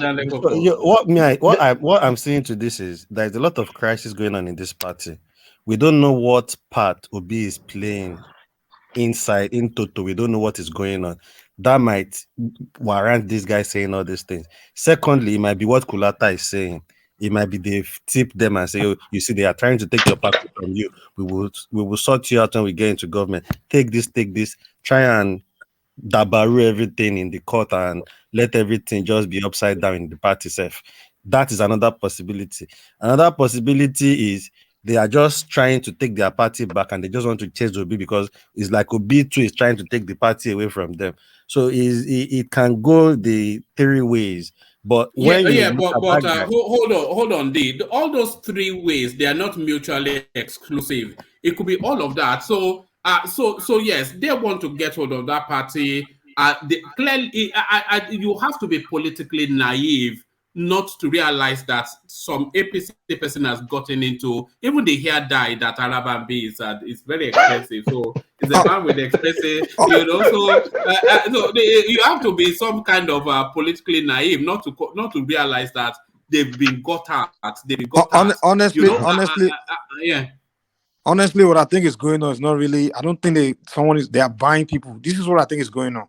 The party prior to this election, prior to this obedience movement, was not a party of ethnic group or anything like that. It was just a group of people that belong to the party. So this obedience movement, it became a Southeastern affair. I think they were trying to turn that party to some kind of Southeastern party. And the people that were there already are like, hold on, what's going on here? Like, hold on, where do you guys come from? Just because Obi ran for election under this party, meaning that people are starting to rushing now, trying to turn it to a Southeastern and some element of Southern party where it became anti-Yoruba party. So members that have been there for 20 years and things like that happen to be Yoruba people are like, hold on, this is not about to happen. I think that's what's going on, to be honest. But all that stuff that you talked about does not mean they should come and frontally say, Tinubu has been nominated, this is this. Every party has disagreement. Hold on. Let me Listen, finish my I statement. think they must have Let been. me finish my statement. One voice. Every party has disagreements. There's no single political party that doesn't have disagreement. Yeah. But when the disagreement is now in speaking to the press and the speeches, the statement coming from your mouth undermines your candidates, your presidential candidates' efforts in court, there's something else there. This is public to the press. There must have been. Wait. Before it came to the public. Wait, let me say this. Everybody hold, please. We can only have one voice at a time, gentlemen. So whoever wants to go first, go first. Let me say this real quick. Sorry, Mike. I just want to say. Yeah. Okay. GOG. Yeah. So we can't frontally come out and say, oh, because this situation of their party is different. Obi came in April 2. Other crises in other party, we know PDP had crisis. We see how it went. It was just gradually deteriorating, and it went like that. But this Obidients one, I think the Labour Party members, original Labour Party members, are now getting angry with the way Obi are doing things, because he's doing everything he's doing in the name of that party, and they are thinking, this guy will fuck up this party, and this party, he won't win this tribunal anyway. So why don't we even take our party back and show the incoming government we are not in support of this guy, because this guy is messing us up already, even before. But do you have to publicly undermine him? Hold on. I think before this whole thing, to be honest, before this fight became public, they must have had fights in the private, in the room already. They must have had a bunch of fights. And trust me, we all know how Southeasterners are. When they are fighting you, they turn it to an ethnic fight. This is not a tribal thing. No, it must have been like that in the back room, because we saw it. Okay, first of all, this election. Mike, hold on, let Mike land. Mike, carry on. You have to already understand. Before Labour Party crisis began, it was already crisis of the public between Igbo Yoruba in Lagos governorship election, the Tinubu Igbo. It was already that, so that might have already started within the Yoruba. It might have what's the word? Being transferred within the party too. Like, okay, these Yorubas, that kind of conversation, and then the Yoruba members in the party were like, okay, guys, don't make this about Yoruba, Igbo, and things like that. Trying to say that let's not tribalize this thing, but it's already played like that in the public in the whole election thing. So the fight might have started among them in the room before it came out to the public looking like that. That's what I think it is. So it's not that this guy just came out and started publicly undermining their candidate. They already saw it like, okay, this guy are trying to turn this party to ethnic party. Okay, and it's not what it was before. That sounds far-fetched, Mike. Can we agree that they are undermining their candidate? Let's just agree on that one. Yeah, we agree, but it's not because they were bought. It has to be. Okay, now we all agree. Okay, we're one step. We made progress. We agree that they are undermining their candidate. Kolata, let me make this statement.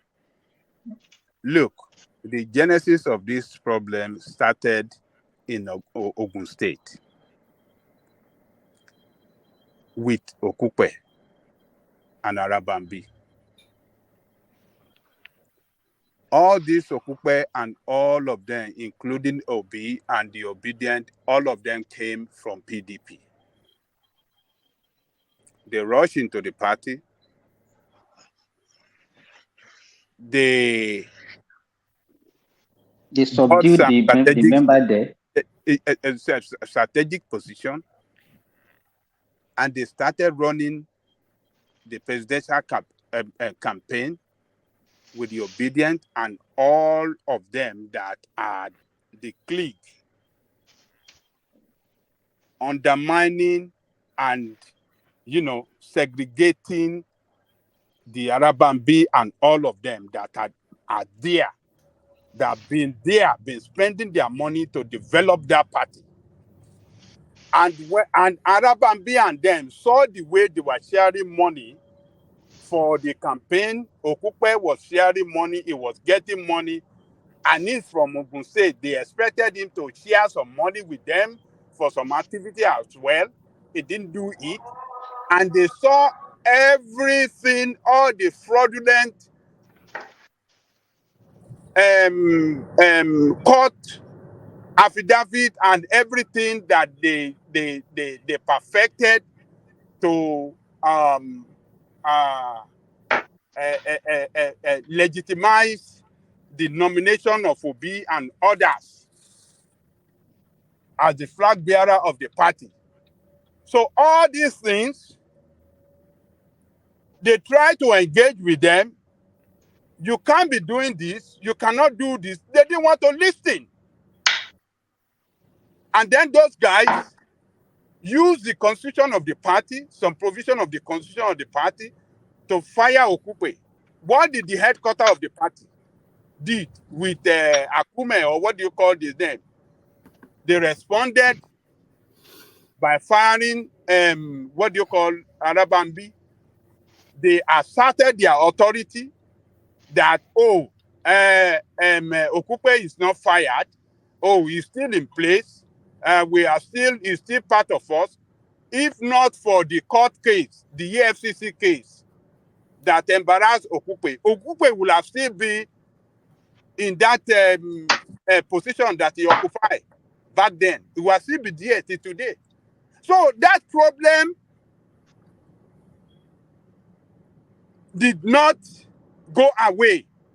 Instead of Obi to show leadership by managing these people, by resolving this problem with them, he took side, and this problem continued to degenerate to where they are today, to such an extent that they have to go to court to settle it. And Yoruba says that if ẹjọ́ tá bá ti gbé lọ sí court, kò sọ̀rọ̀ láàrin wa mọ́. So, what do you expect this guy to do? Obi and his camp are trying to destroy their political career. So, what are they doing in response? They want to destroy Obi's political career too. It is normal in politics. That is the way it works. And get paid while doing it. Who told you that they get paid? Because they're not mutually exclusive. They get paid. They've been paid. You guys never practice politics. To me, it's just a lazy way of just making a conclusion. Saying something all right. Hold on. Let's hear from Hassan. You know the way he works when it comes to, position for power within the party. Politicians will go to all ends to destroy each other. It doesn't mean that they get prey from somewhere else. The Obi is trying to destroy their own political career, and they will destroy Obi's political career. They have nothing to lose. But you gain more. Okay, continue. Hold on, Ajanle Koko, please hold on. Let's hear from Hassan. Hassan, so we're discussing the incident at court today, the treatment of Arabambi, not Arabambi, Apapa. So how first the court refused to recognize him, and then how he was subsequently beaten up by the usual suspects outside of the court, and just the sort of politics that Apapa and Arabambi are playing is almost anti-party in terms of the fight of their candidates. So what we're speculating is, have they been bought or not, Apapa and Arabambi Labour Party? Hassan. Good evening, everyone. How are we all doing? Yeah, we're good. All right. You see, the other day, immediately this news came out of a split within the party, and when the court actually gave Apapa the control of the party, immediately I saw the hands of the APC in that. Look, everything is fair in war and love. Like, if your enemy, is making mistakes, you can amplify it. If he has an ember, you can make it a blaze. If he has a blaze, you can make it an inferno. it's because it serves your purpose. This is normal. This is politics. You walk that way, but you do it in secret. So, as far as us not getting the evidence, or that we have to present, somebody has to present evidence to infer something like that. That evidence will never be seen by anybody. So, but then that thinking that is not possible. No, that would be political naivety. Now it's just it's naive. Even if it did not happen exactly the way it happens, knowing Nigerian politicians, that the likelihood of that happening is higher than just an internal crisis that engulf the party, and that will mean that this kind of frontal attack will be happening. No. I don't think if it was just an internal thing, that they would risk it this bad outside, especially because this does not also look well for the Labour Party. There will be repercussions for this if somebody is not being used, if there is no outside hand there. If the Apapa faction is saying they want to protect the party, then they are not, putting trust in the person that is coming next, because that person will always be on the lookout on his rear, because you don't want a party that backstabs, its candidates. But then if somebody has been, the Nigerian way of doing things have been, settled, so this is to be expected. I know I will never present the evidence where that money is being handed to them in Ghana Moscows or in dollars, or that evidence cannot be brought to fore by anyone. But as Nigerians, we all know what is happening behind closed doors. And for anybody that wants to be a politician, if you go at it thinking in technicalities or the morals of Nigerians, you're not going to go far. I'm not saying if you go at it where just being naive to what is going on ground. I don't know, maybe if Nigeria changes in the future without, you putting money into some things to make those things happen, and it's not going to happen for you. You just be looking at your numbers, and you may end up like all those parties that have like Sori and all those parties that don't give money. It will not happen for you, unfortunately. That's just what I see, and I'm not castigating APC for it. I think brilliant move. Sometimes, you don't know what it's like until you find yourself in the theater, and then you are on a stage, and then you have to perform, and there are eyes gazing on you. That is when you understand the pressure.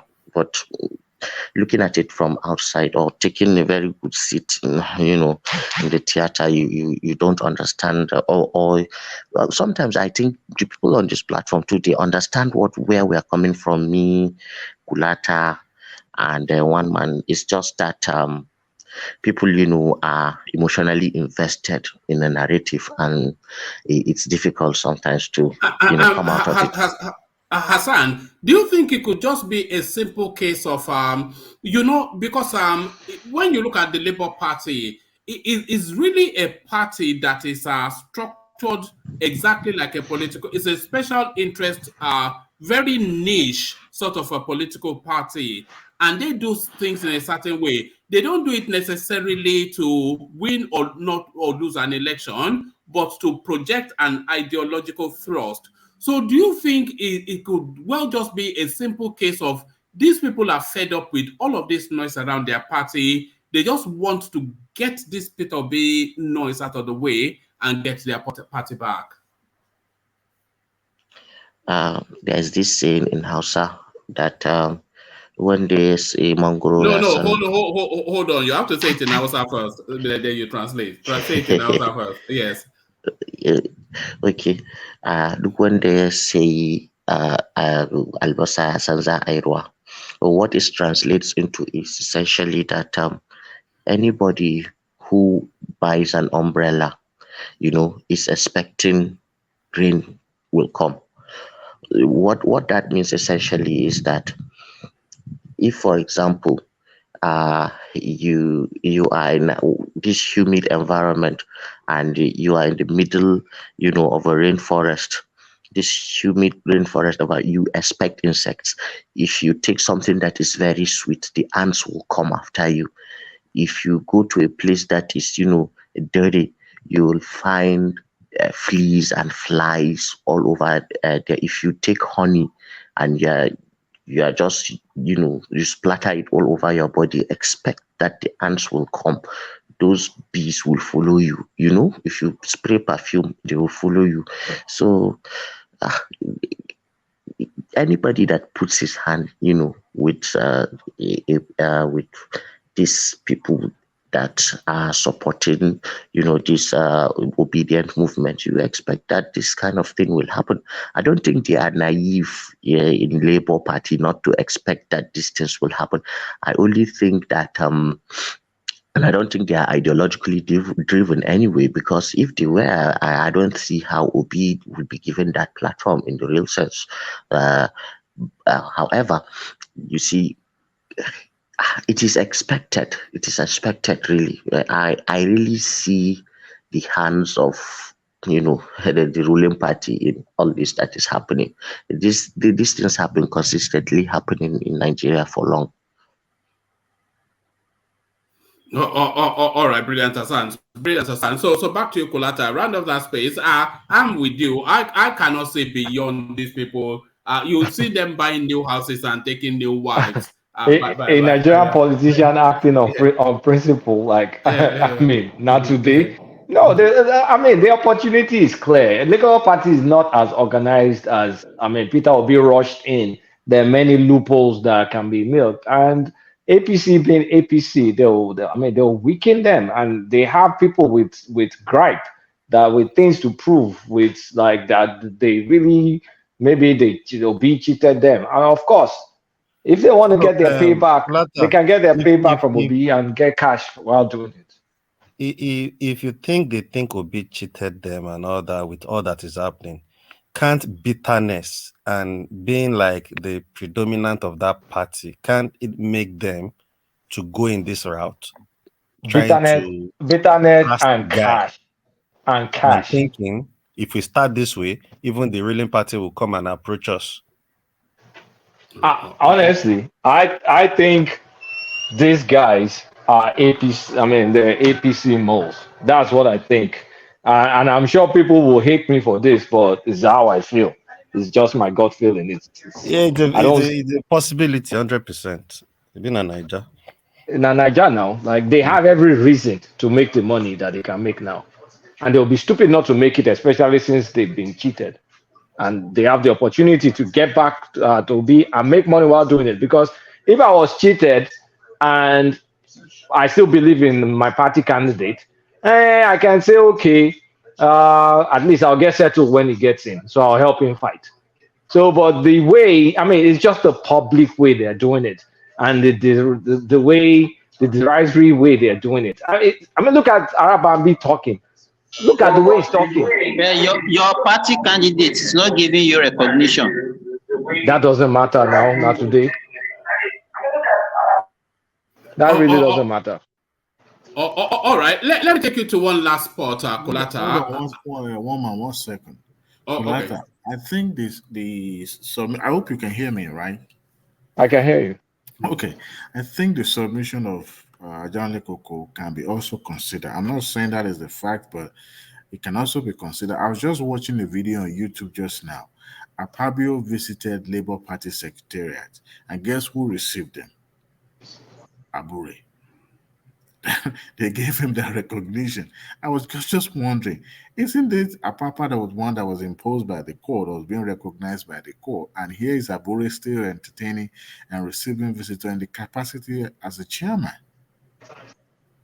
So I found that a little bit, but it's, that it could be that the Apapa are trying to insert themselves and trying to exercise that power that the court gave them, so that they will be able to regain the control of the party. But Dewale, here's my point. You can have this control fight for all you want, but the control fight doesn't have to be antagonistic publicly. I'm not saying privately, publicly to the press about your candidate's chances and your candidates doing this, doing that, doing this. Oh, what it makes Sarah Koja Moshalachi now? I don't know if someone can explain that in English. What you, I mean, it's past. By the level in Kulata. Look at this guy.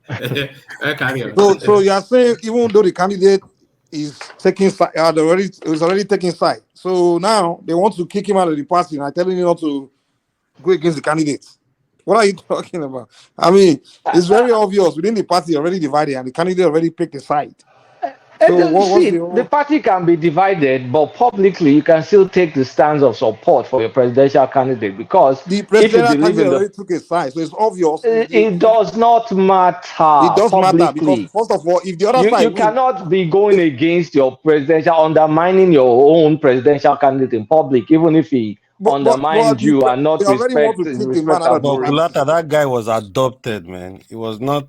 Is that of course now? Obi brought his crew. Obi brought his crew. We all know that. And this guy got cheated. And there were some allegations about forgery or something. We get that. That is all Niger politics. But at the same time, us being Nigerians, we know that for you to be principled, and going publicly to undermine your party, you must be motivated by something. What if they already want to kick the man out of the party? So what's the point? And he's fighting for his... I mean, they already want to kick him out now. So Nigerian politicians have no scruples. Zero scruples. There's something for you to be motivated to do all this stuff. There has to be some greasing somewhere. Some engine part is getting greased.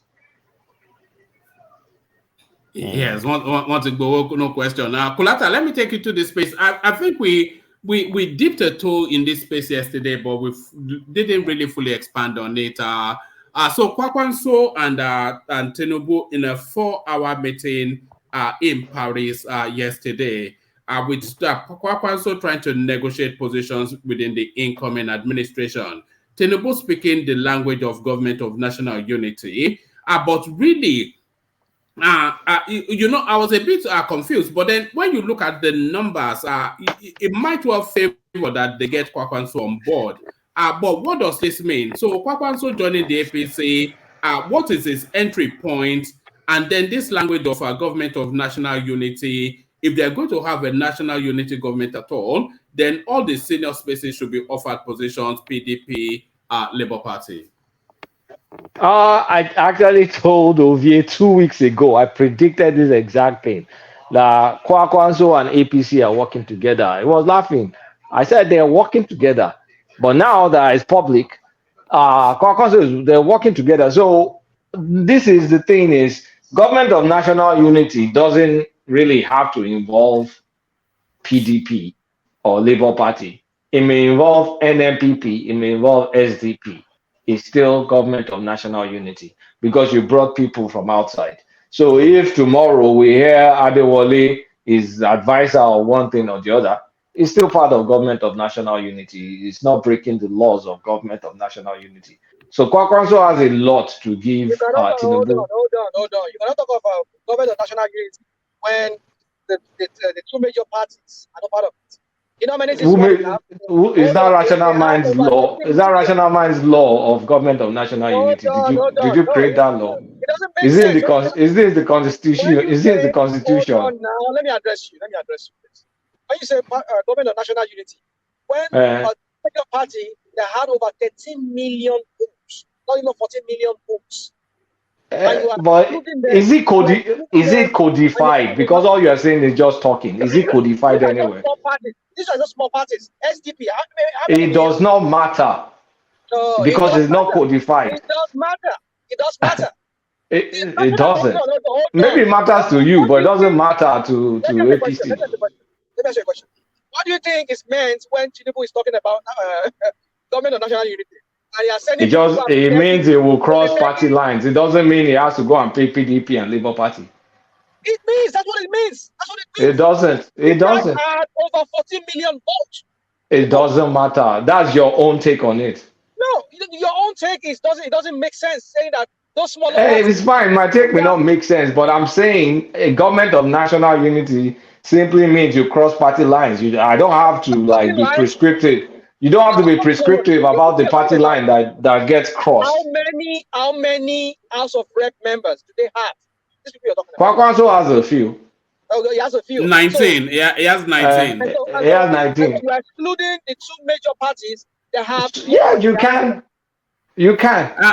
Rational mind. It is at the discretion. If the government wants to form national unity, it is at the discretion of that government who they form it with. Hold on, and whoever they feel they have the best political synergy with is who they will form it with. It's not by numbers of votes. It's not by numbers or rational mind is lamenting. Let me tell you something. Doesn't with the parliamentary system, you can consider. If you want to say government of national unity, look at a parliamentary system is a good example of what we're talking about. Are we practicing parliamentary system? Can you allow me to talk, please, Joe? All right. So, parliamentary system is a good example because you have to make, shift positions with major parties to form a government. You don't form a government with just smaller parties and exclude those major parties, and you're saying you're forming the government of national unity. So my point is this: it's at the yes, woman. I agree with you. It's at the discretion of Tinubu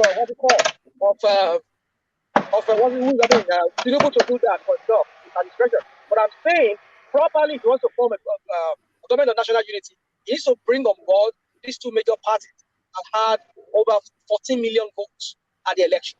That's what I'm saying. Because they have more in the House of Rep. Okay, why are they asking them to support their member? What's his name? Akpabio. Why are they asking him? They don't really need them. Why are they asking them to vote for Akpabio? So, let's not talk about national government and national unity. You're talking about smaller parties. I have no confidence. You're mixing stuff up, rational mind. Voting for Akpabio. You are making it up. You will let me land, Abi, or you're going to filibuster me. Sorry. Voting for Akpabio's office is a what's it called, Senate-wide election. So Akpabio can go and lobby with Lizard if Lizard was voted into the Senate. That doesn't concern Tinubu. As far as Bola Tinubu is concerned, we're not practicing the parliamentary parliamentary style of government. He will decide the people that he naturally aligns with, maybe ideologically, maybe personally, whatever criteria is up to him. We're practicing a winner takes all system, and he's the winner. He's taking all.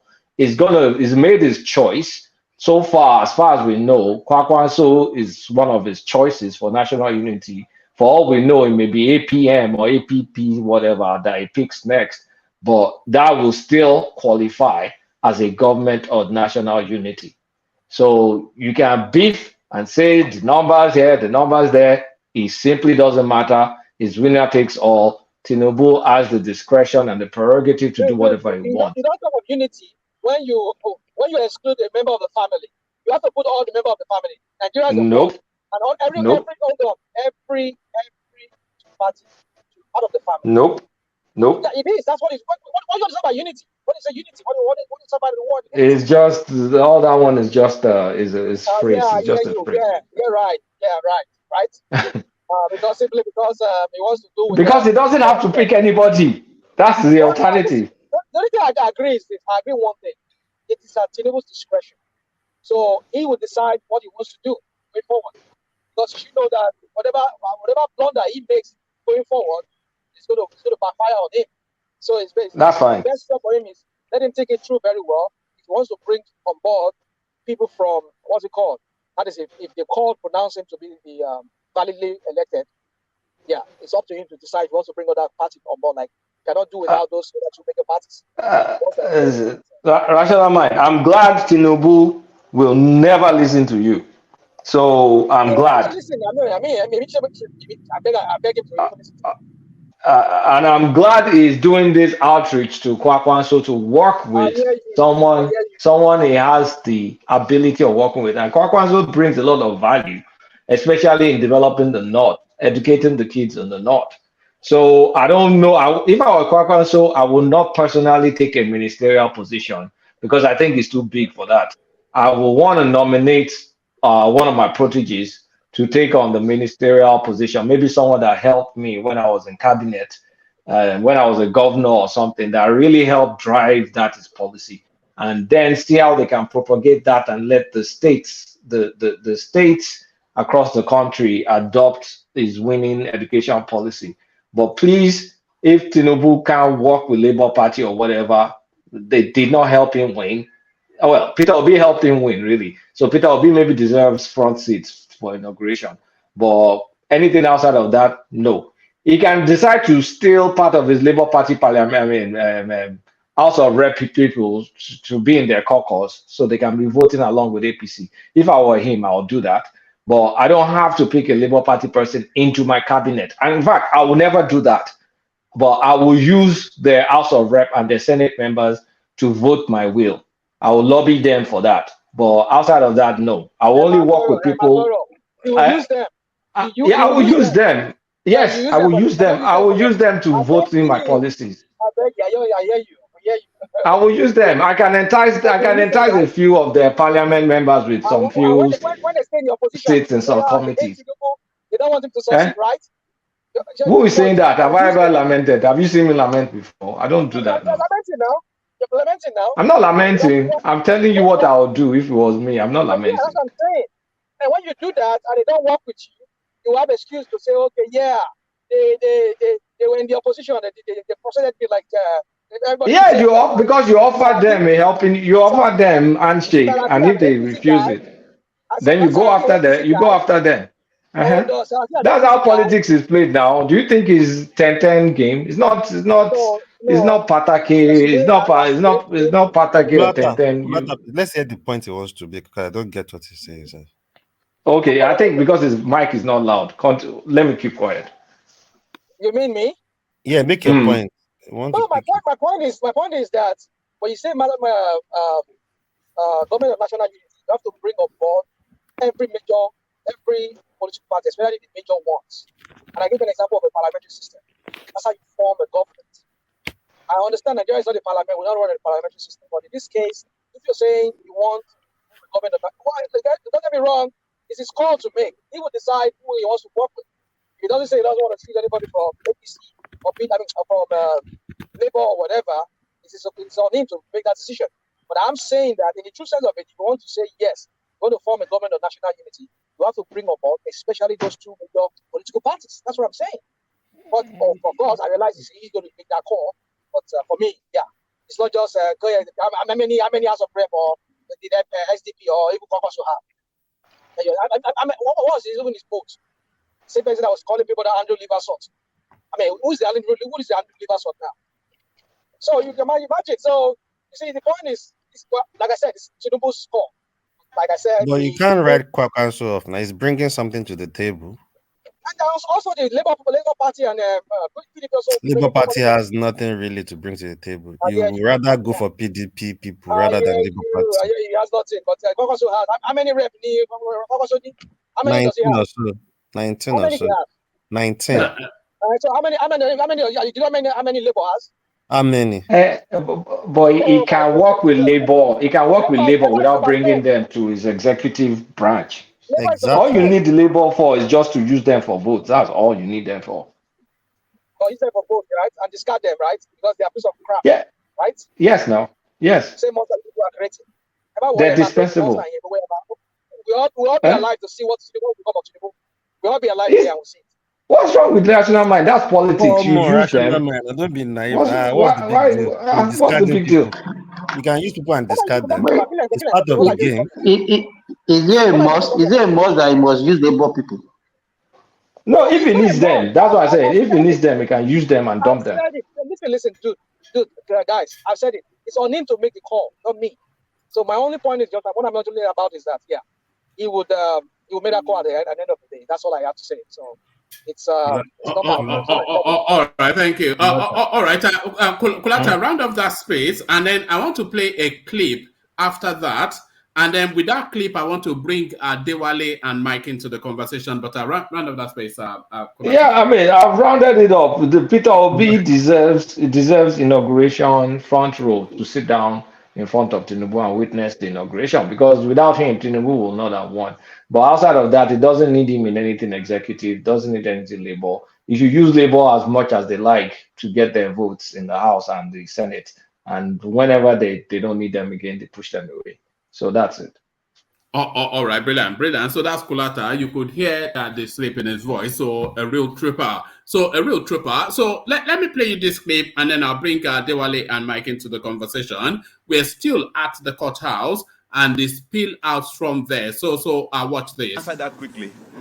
Well, the first question of allegation of corruption bribe taking, it is not true. And I've told them severally, if you have an evidence to prove, bring your evidence that I have collected money or we have collected money from anybody.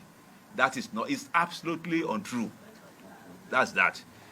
The second one, obviously Peter will be taking side with Aburi. Peter will be taking side. You see, I don't want to keep on exposing, but he deserves to be exposed. He deserves to be exposed. Some time ago, and one of the interviews he granted, he said he does not know me at all. I want to tell the whole world, he's a liar. And let me tell you why I say he's a liar. I've been trying to cover him, but he does not deserve it. The reasons are this. One, this is a man done his primary in Asaba. I did the opening prayer. And I was not a young officer. I was the deputy national chairman of the party then. So not a junior officer. This party, I've been 21 years in this party. When this party was formed, I started with the party, and I've held a lot of positions in the party to the level I have today. So that is not true at all. I've never taken cover from anybody, and anybody who is courageous enough to say this is evidence against you, I'll be happy to see such a person. It is not true at all. What's in there? The cap. My cap is here. You can see it. It's not burned. And the boy who removed my cap, he will suffer it in his life. I saw him. No, listen. I saw him. He's a young chap. He will never grow old, by God's grace. He deserves it. You know why he deserves it? You know why? Listen. I didn't use cutlass on him. Did he not deserve it? He deserves to be cursed. To answer more light on this question of allegation of 500, I think the people, you see, we're in this party, we know what happened. But we've been holding our peace, we don't want to talk. The people who are alleging that this faction is from APC, who make sure they cut through the chances of Peter on the 2023 election, they are surrounding him. We know them. But time will come that we'll start calling their name with facts and evidences. Facts and evidences. Not they are the ones just because they are very good in media, but time will come that we will start speaking because we deliver Obi without one naira. Okay, listen. There's one thing I have not explained. When I was referring to when he denied me, after doing the opening prayer at Asaba, his first campaign started in Benin. I was in Benin with him. And we used his aircraft from Benin back to Abuja, charter plane. Not only that, when he came to Ekiti, Febabara University, I led the team that hosted him in that campus. We were there for over 2 hours. I led the team to the palace of Eweadu Ekiti, and he doesn't know me. He's a liar. From there again, we moved from there to Ondo State. I was there. I led the team. The same thing to Oshogbo. I was there. I led the team. I've been saying that he's being forgetful, but this time around, he's a liar. Oh, sorry, sir. Can you tell us exactly your position during the campaign? You know, are you the director general, or maybe are you part of the campaign team? And what was your position? Well, by hierarchy, I'm an automatic member of the campaign team. But my position in the party that time, I was the deputy national chairman of the party. Number 2, deputy national chairman of the party. And there was a time, when we were going to that question, there was a time when they alleged that the campaign that took place in Ibadan, That's my base that I was not there. As to be, he was the cause.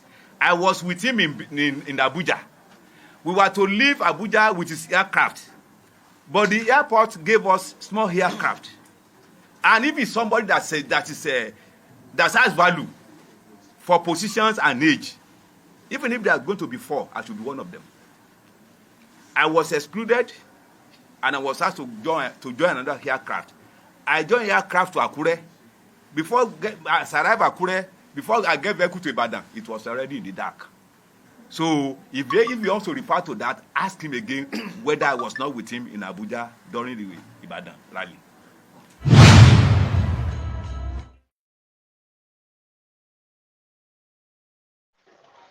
Sounds like a man that has beef with Obi, that was abandoned, that did not feel recognized, that they carried a lot of deals over him.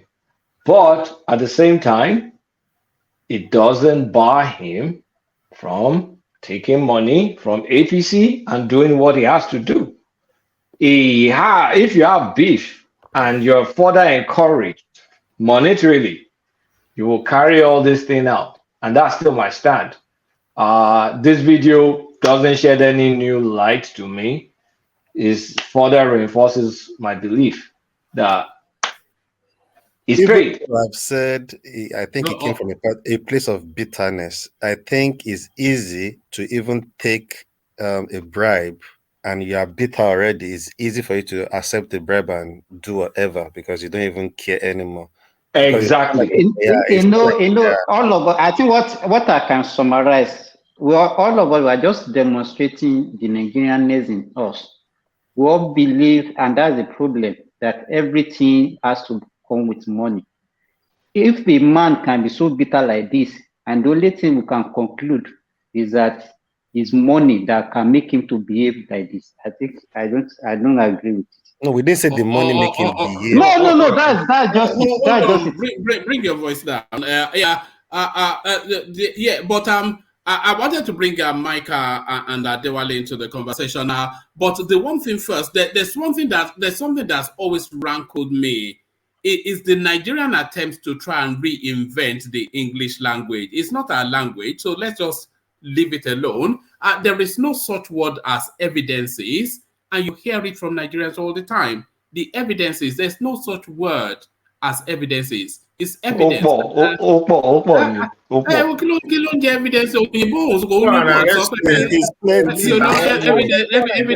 I mean, for goodness sake, man. The evidences. What is the evidence? That's no meaning. You see, what do you call them? This dictionary, Oxford Dictionary, from time to time, do adopt languages, all right, into the dictionary and makes it English permanently. So one of them is when Nigeria says, what do you call this word? Fanimoros, only to find out that word has become English language now. So evidences is now Nigerian. You don't mean it, Adewale? Yes, it is. Fanimoros, is that? And if you are looking for the etymology of that word, originated from Nigeria. So if you want to it's a Yoruba language. Yeah. I know what Fanimoros. Yes. Woman, didn't you notice how he was asking people to bring evidence and he was saying it with glee? With glee. He knew that that is something that will not come out easily, you know. Nigerian politicians are very, very smart. They do their background checks before they even put themselves in situations where evidence can be gotten against them. But knowing what it's like, you know, it's not out of the question now. Yes, I'm glad they put it to him anyway, so at least we can document that he tried to deny it. But what we're just saying is the destruction of the Peter Obi. The whole thing has just turned into a bit of a farce. But let's bring Mike into the conversation and Dewale as well. So Mike, you pick it up from that pick it up from that video clip and then speak to the space. What you've seen the politics of as of today. But before you come in, Mike, let me just do a bit of a little bit of something. So let me acknowledge the super chats from Ayo, from Alexander, and Alexander again, but the two Alexanders in this instance, and then Prince Daddy, of course, who does that regularly as well, and to document then Ayo with the coffee as well. So let me do that, and as I do that, then let me ease myself off to hand the reins over to DOG as Mike takes over to talk us through the politics of today. So thank you, everyone. DOG over. Anyway, so Mike, kick off. You see, I can't believe most of you guys here cannot really easily just picture how the whole thing came about, and just putting yourself in that position. Every one of us there have been in the same room with Obidients. Well, maybe not actual room, maybe at least a room like this, internet room. You know how shaky it can be. Now, it's very obvious, especially during that time where the whole thing was so heating up, like when the Lagos election, the Obidients, and the anger. There was a time where, especially during that Lagos situation, you couldn't be in a room with Obidients, talk less of being a minority in the room, being like the only Yoruba person, especially a Yoruba person in that room. So the way I picture this whole thing is that in that party, during that time, with that man and few Yorubas that were in that Labour Party in the same room with the rest of Obedience, they were feeling some strong heat. I think that's where the drama began.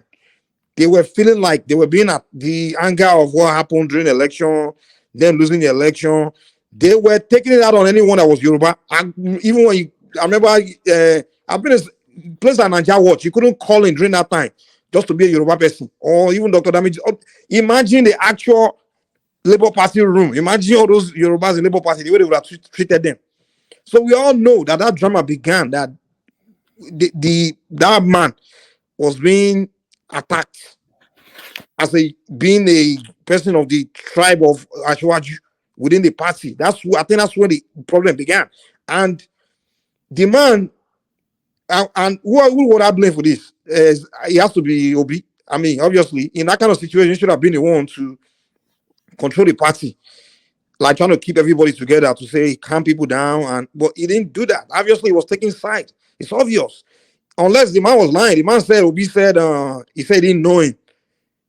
Unless the man is lying, but if we have to go by what he said, if what he said is true, that Obi actually said that was a video. Yeah, he said that was a video where Obi granted an interview and said he doesn't know him. Okay, so put yourself in that man's position. Yeah, okay. That's why I said bitterness. Exactly. It's from a place of bitterness. They've been segregated. Obi is taking side. They are trying to take over the party. And this man has been in the party for 21 years. Imagine. Obi was just in the party 8 months or how many months now. So I understand them. But obviously, if you now factor in all those other stuff, you would think, okay, there's a possibility they've tipped these guys as well. Like, what are you people looking? Are you people dance? Yeah, take. Go and fight this guy and dismantle and disrupt everything, which is a possibility. So you can say they are bitter, 100%, but you can easily take advantage of a bitter person if you want to go against the person they are bitter about, if you get what I'm saying. Carry on. Yeah, it's obvious. I mean, I'm not here to deny whether the man maybe money, someone was on, find money or things like. But we all can picture that this is definitely where it's coming from. You couldn't that era during that after that election, the way the many Obidients were so bitter, they were just misplacing their anger. You couldn't be non-obedient, especially if you're a Yoruba person. You couldn't even be in the same room and say anything. Like literally, we see people like rain calls on you, man. I mean, all of us they have experienced it. Mm-hmm. You go in a room where they are Obidients, they will just say anything that doesn't they feel they suspect you are not in line, and they see a Yoruba person. They will rain a curse on you. Imagine that man being in the same room with a bunch of Labour Party Obidients. Imagine the way they would have insulted him over and over, or accused him of, you Yoruba people. So that's where the problem started. And Obi, as the man just said, he said he didn't know him. Why would you say don't know a man that obviously he said he was the assistant, he was a deputy chairman, so you never seen his face before. You don't know him, really. You don't know a member of your party. I mean, come on, that tells me that Obi was taking side. The guy cannot lead. This is the guy that wants to lead Nigeria. You don't know how to manage crisis within your party. You don't even know how to calm your supporters down to the point where a member of your party is willing to even destroy yourself. That's the guy that wanted to rule Nigeria. Mike, you know one thing I realized, and I said this several times on the platform, like every time Obi has gone to different states to campaign, I've never seen him bring out like the gubernatorial candidate, the rep, and try to campaign for them. He just does everything for himself and just leave them to it. And me, I've seen selfishness in that guy from there. And obviously you can see the anger and bitterness. And it was the anger and bitterness that even made him curse the guy that took the cap off him. He was really angry. So the part of the bribe and all those things, for me, knowing the country we are and these politicians and trying to just kill that obedient stuff inside the Labour Party, they could easily tap it out from these guys because they are bitter already, you know. That's what happened. I think that man received a lot of abuse because remember after the election when Obi lost, there was a girl that committed suicide now, one Obidients. The bitterness was so strong. Yeah. They said it on it was the Channels TV or one of the, there was many of the bitterness is still going on in their mind. You can't be around, like you can't even call in a show like Naija Watch right now or go anywhere where there's a bunch of Obedience. Imagine where the Obedient headquarters is and a man that look like that look purely Yoruba man that dress Yoruba, you know, is in their midst. There's no way they wanna take that anger on him being in the same room with them in that party. I think that again killed most of their gubernatorial candidate chances as well because they started saying things. Then some Yorubas they were supporting Obitu started thinking that are these people serious? So you think we are forced to support Obi? So a lot of people you can even see on social media, a lot of people their comments on social media started changing. A lot of people were supporting. Like in Lagos, they started supporting Sowolu because the tone of the Obedient, the tribalistic, the Igbos among them that are saying, we own Lagos, we do this, we do this. I think those statements, people started seeing through them and it killed a lot of other people's chances in that Labour Party. And that too would have also transpired into the party. Likes of these guys would have suffered, like you said, would have suffered that hit as well. And we are now at this point where you're at the tribunal. It's more like they have even taken over the party you've been for 21 years from you. Who are these people? They are not even, they just came few months back. Obviously they are like being tribal about it. So I understand their bitterness, honestly. So that's why I said to Kulata earlier on, like, fine, it's a possibility they've been bribed, but I think they are bitter. I see that bitterness is on another level, you know. The anger was there. DOG, can't you see from this angle also that though they are not saying it that you are going to withdraw the petition, but if Obi get to win the petition in court, do you think they have a stake in that party again? Yeah, but they've seen that Obi won't win. They've seen that Obi won't win any petition. They are not fools. That's why. I mean, that man is educated and wise enough to know Obi wasn't going to win. Exactly. So he's only foolish obedient that believe Obi will win that thing in court. Anyone with sense already know. Even the Sultan of Sokoto already said it. Forget it. Even a lawyer like Adebayo already came here several times. Like, God, forget it. Obi is not winning that petition. Like you and I, what are you talking about? So rational mind, would I believe you over Adebayo, Prince Adebayo? And so what? And so what? Who is he? Yeah? Who are you? That's the question. We know you now. You are not even somebody I can even take for. You know, I can't take anything from you to the bank, so forget it, man. I mean, no, knock it off. The only people that believe will be a winner in the court is people like you, man. People with the IQ, 60 and below IQ. Rational mind. What is your point? What are you? Because I can't hear you. Your volume is a bit low. What are you trying to say? What are you saying? Well, maybe when I get a chance, I would increase it. But you people can go on. I'll just continue. You know, You know, I hope everybody can hear me. Yeah, we can hear you, Mr. Okay. Adewale. You know, I like to always take a middle ground in every situation because, you know, most of what we're discussing are just what we watch, what we hear, not that we were, you know, present when all this happened. But you know what I can deduce from this is this. When you, I could remember when Atiku joined AC, is it ACN then? And also another time when, what is it called? This EFCC guy joined the one of them, Ribadu. Ribado. When they And that's 2011. was it yeah, when they joined 2011. ACN and AC, they joined because the person that built the platform gave it to them, but they did not insert themselves and usurp the authority of that platform. They knew this is just a platform, and they also try to, you know, have how should I say, equal opportunity for everyone, not like more or less imposing themselves on that platform. And when things did not go well the way they wanted, guess what they did? They extract They themselves. left. They left because they knew they wouldn't have, so even if they survive, they still have somebody who built the power at the party. And not just one person, not just one individual, collective number of people built it. And then if they needed to have a voice, it's probably is better for them to leave. Now, what is happening in Labour Party is that an individual or collective group of people insert themselves on this party, and whether money exchange hand is between them and the and God. and God and the people that got it, and impose themselves and emerge as the candidate of Labour Party.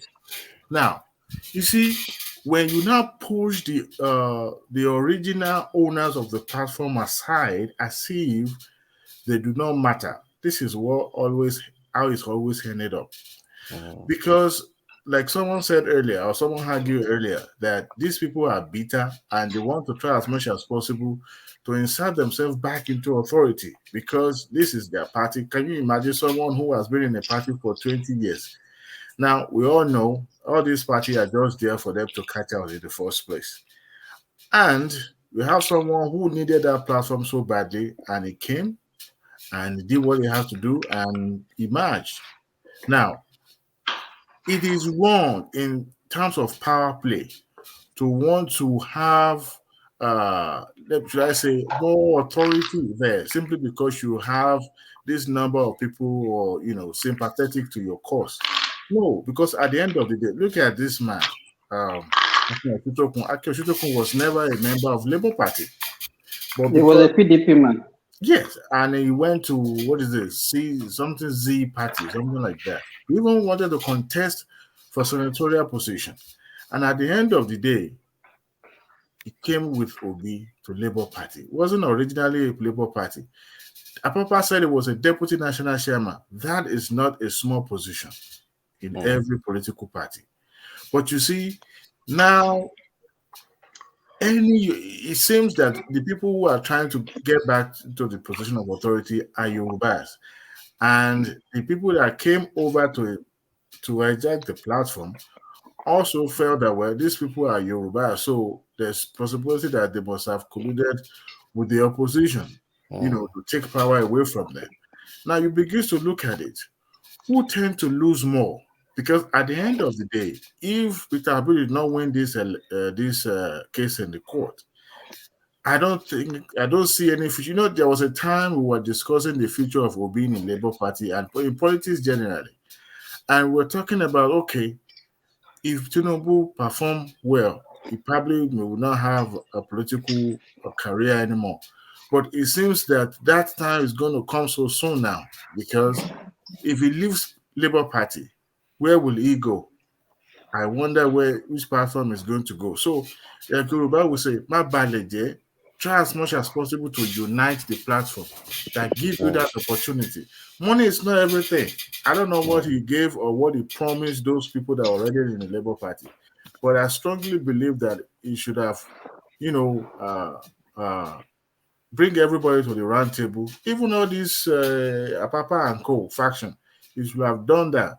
But you see, it doesn't have authority in that power because majority of people that are supposed to have power have already been silenced. Now, so it's possible that the Apapas and Arabambis and their faction already, going into deal with the opposition. I mean, I just told one man now, watch the video where Abure is still functioning as a Labour Party chairman, receiving opposition parties in the Labour Party secretariat, Pabio and Co. At my head, I'm thinking, this is nothing more like it. This is like a deal too. If opposition is coming to to converse for votes, for you to talk to your elected senators and all that, that shows that they already see you, that you are valuable to them, and you are cutting deal with them. He entertained them. I mean, he makes speech. And it was shown on the Labour Party YouTube channel. So in my mind, it's like Obi should have been able to work better with the likes of this Arabambi and Apapas and Co. instead of outrightly denying them, because doing so does not make you look good as a politician.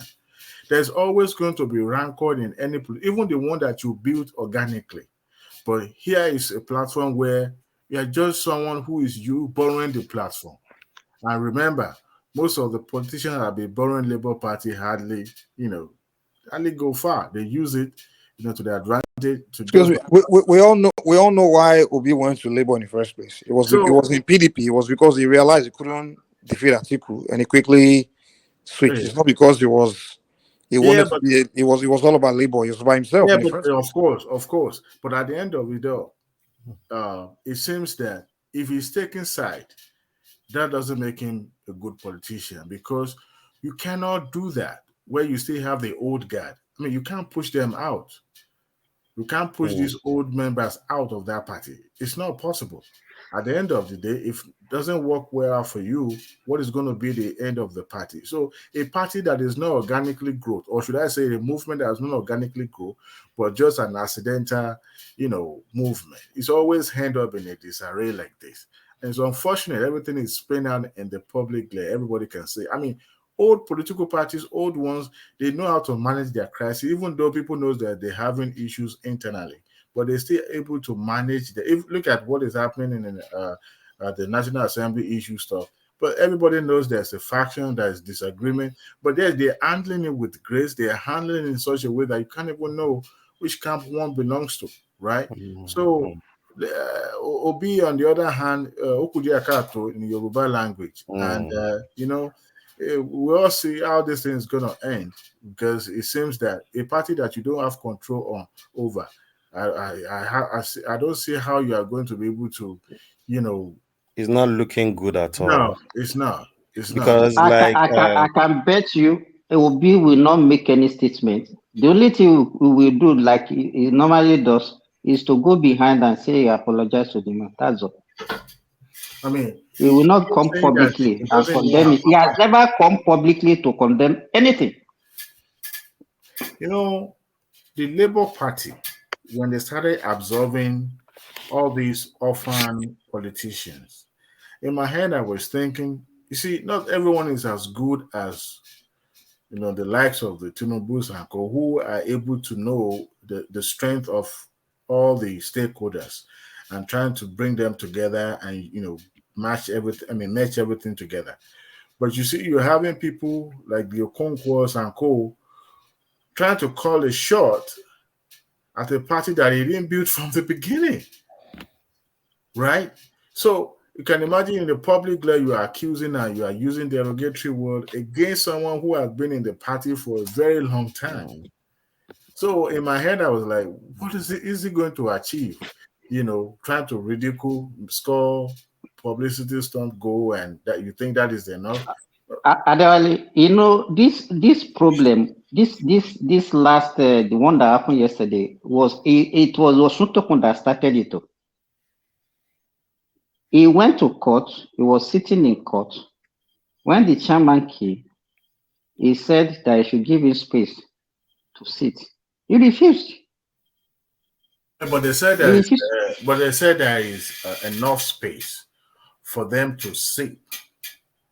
And But I don't think the drama outside has anything to do with fit. Yeah, but you know, it's something already pre-planned. Like, okay, this guy's coming here today. We'll wait for him outside. You know, so yeah, I'll be planning now. It's like when now the Kano has a court case when they all gather themselves outside. They are waiting. So that's what it is. They already plan to be outside at this attacking. So they did. It's not because of the seat incidents. It wasn't just that. When the court called for the party representative and the, what do they call them, the female leader showed up and the party chairman stood up and the court decided not to recognize both of them.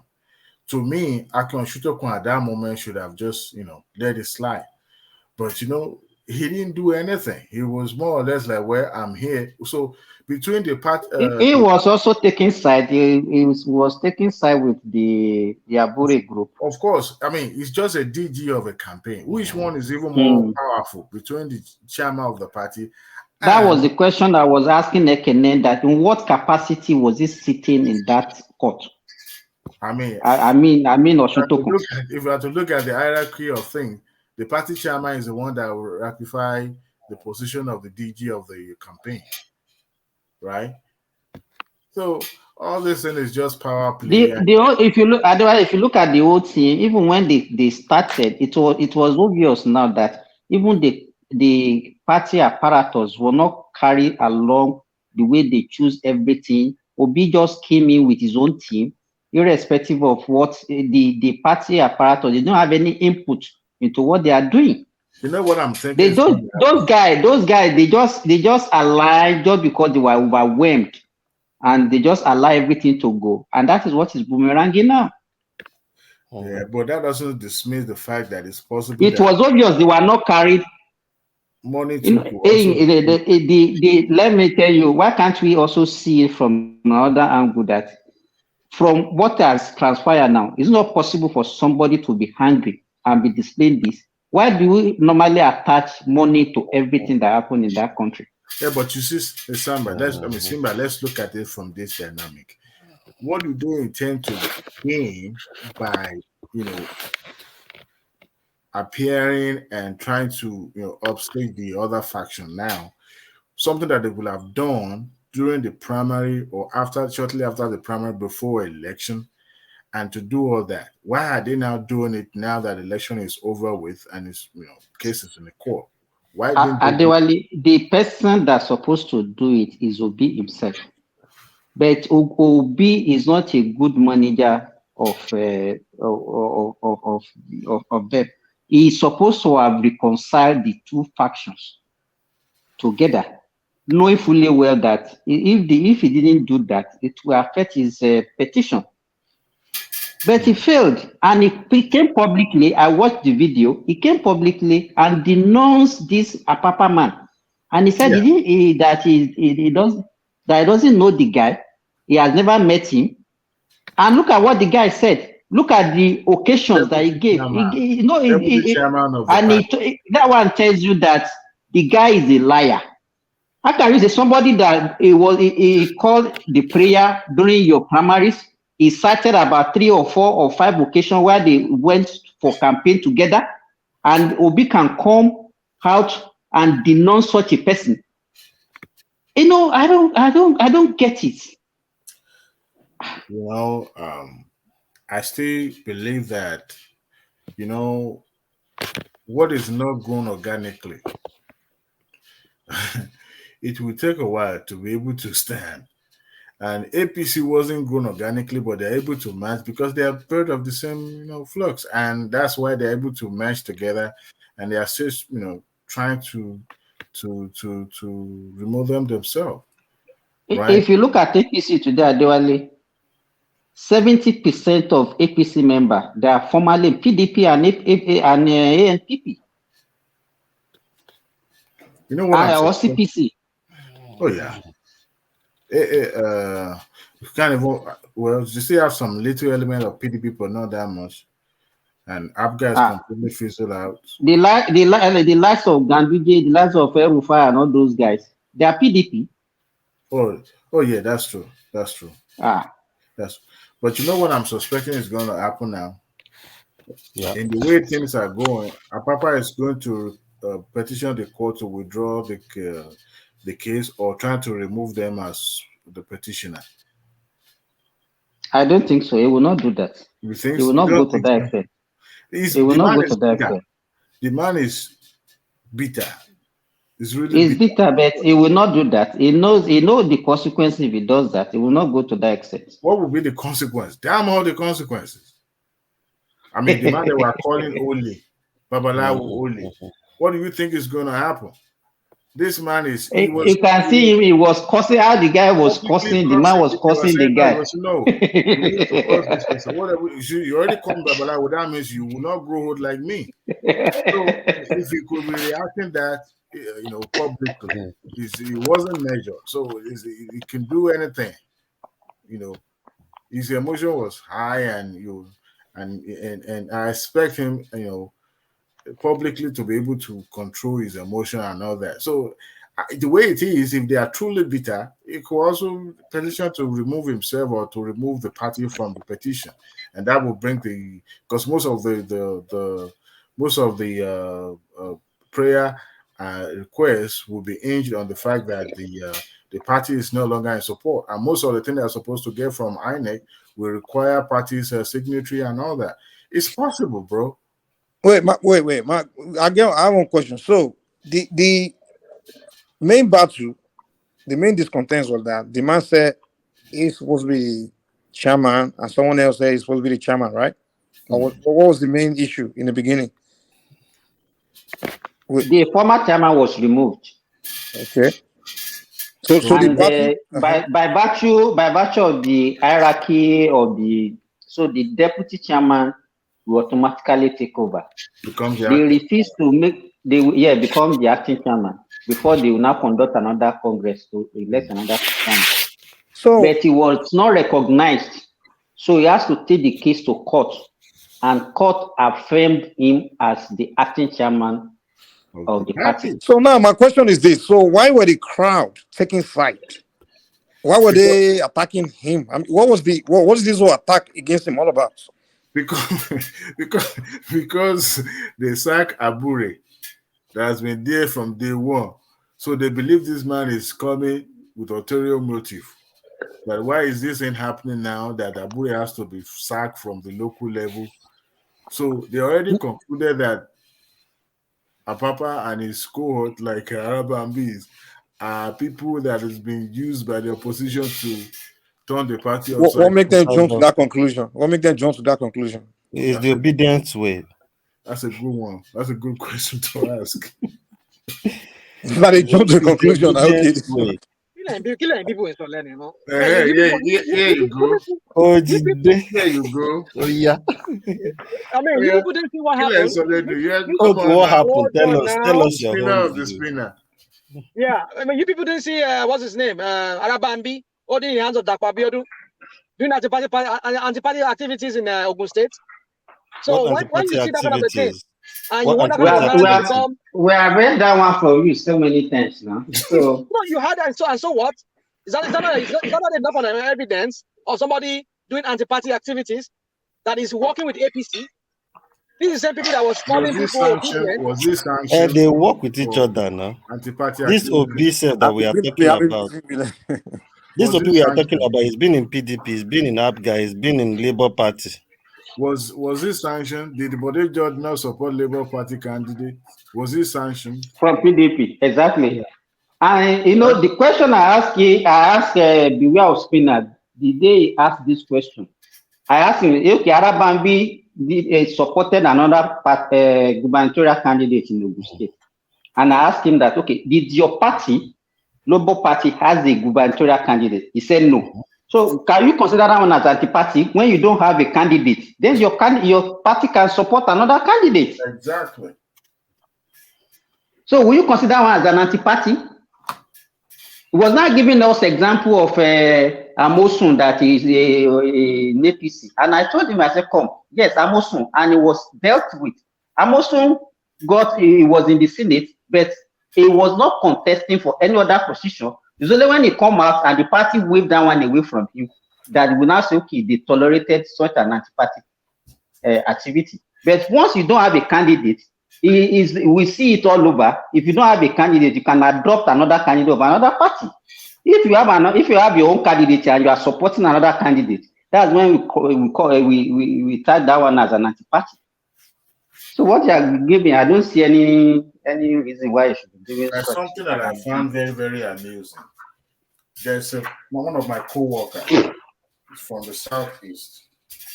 This man, before the election, every time I tried to discuss politics with him, he was like, nah, don't listen to all these people. Even when I bring Obi up, he was saying, nah, don't worry, I don't want to hear those people. Shortly after the election was over, this man will be the one to come to my office and try to discuss politics. Today, he brought this case of, what is it called? Apapa's case, being maltreated at the, he said to the man, why did he show up? And I was like, why are you so interested? He said, everybody's interested, this and that. I was like, well, because Obidients knowing, that's why you are so interested in politics now. It kind of surprises me that someone who was never involved, who was never, interested in politics, is now the one trying to bring it up with me at work, a place of work.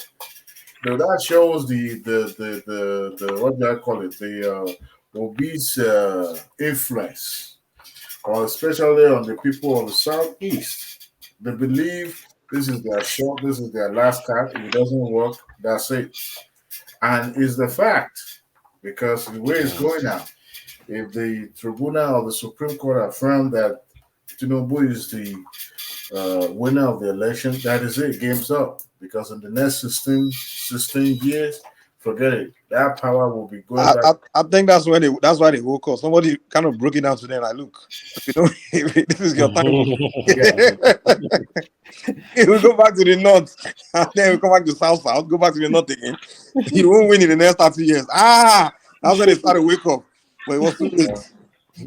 I read, was it yesterday or so, that the Senate sent a bill to Buhari in regards to independent candidacy. I was like, why would the Senate pass such kind of bill when they know that it could affect the members? I mean, we have multi-parties already. How come we're now trying to enact law that will bring, independent candidacy? Have you guys heard about it already? No. And I don't think it's something that they should pass, because in a multi-party system of democracy, the independent candidates, how would they survive? Even most of the parties are struggling to survive. So I wonder how an individual. But in some instances, I've seen situation like the situation will be found himself now, where he has a platform that is trying to have more power, more than he does. So in an institution where you have independent candidate, to be able to control, his own platform, his own campaign, everything. So it's good for democracy, but at the same time, for kind of politics we practice in Nigeria, it will be too complicated, because you have a lot of people now that will crowd the stage, and we're talking about 18 candidates. We'll be talking about 200 candidates. Just look for. Adewale, you don't remember when we have, was it 2019 or 2015 election that we have about 80 or 80 something aspirants? Yeah. We've had it before, almost 80 something aspirants, presidential election. Simba, 98 candidates. 98. It wasn't 80 something. They count the ballot for almost 1 month.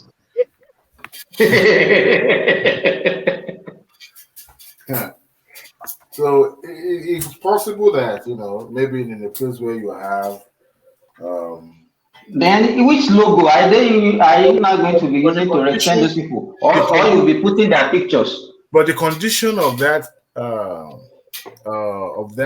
candidacy is very stringent. And I found it a little bit also ridiculous. That stipulation says you have to have at least 20% of the voter register in each local government or each state, depends on what you are contesting for.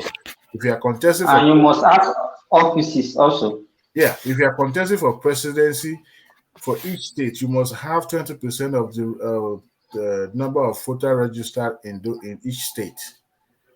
So that means you already won the election. Then if you have a verified, confirmed voter register, and people sign up for you, and 20% of the entire voter registered in that state. So I found As that a governor. as whether That governor, would be as a governor. Then they, as a president, you have to have it in all the states. yes. When I was reading yesterday, I was like, could it be true? And I found it very, very ridiculous. How is that even possible?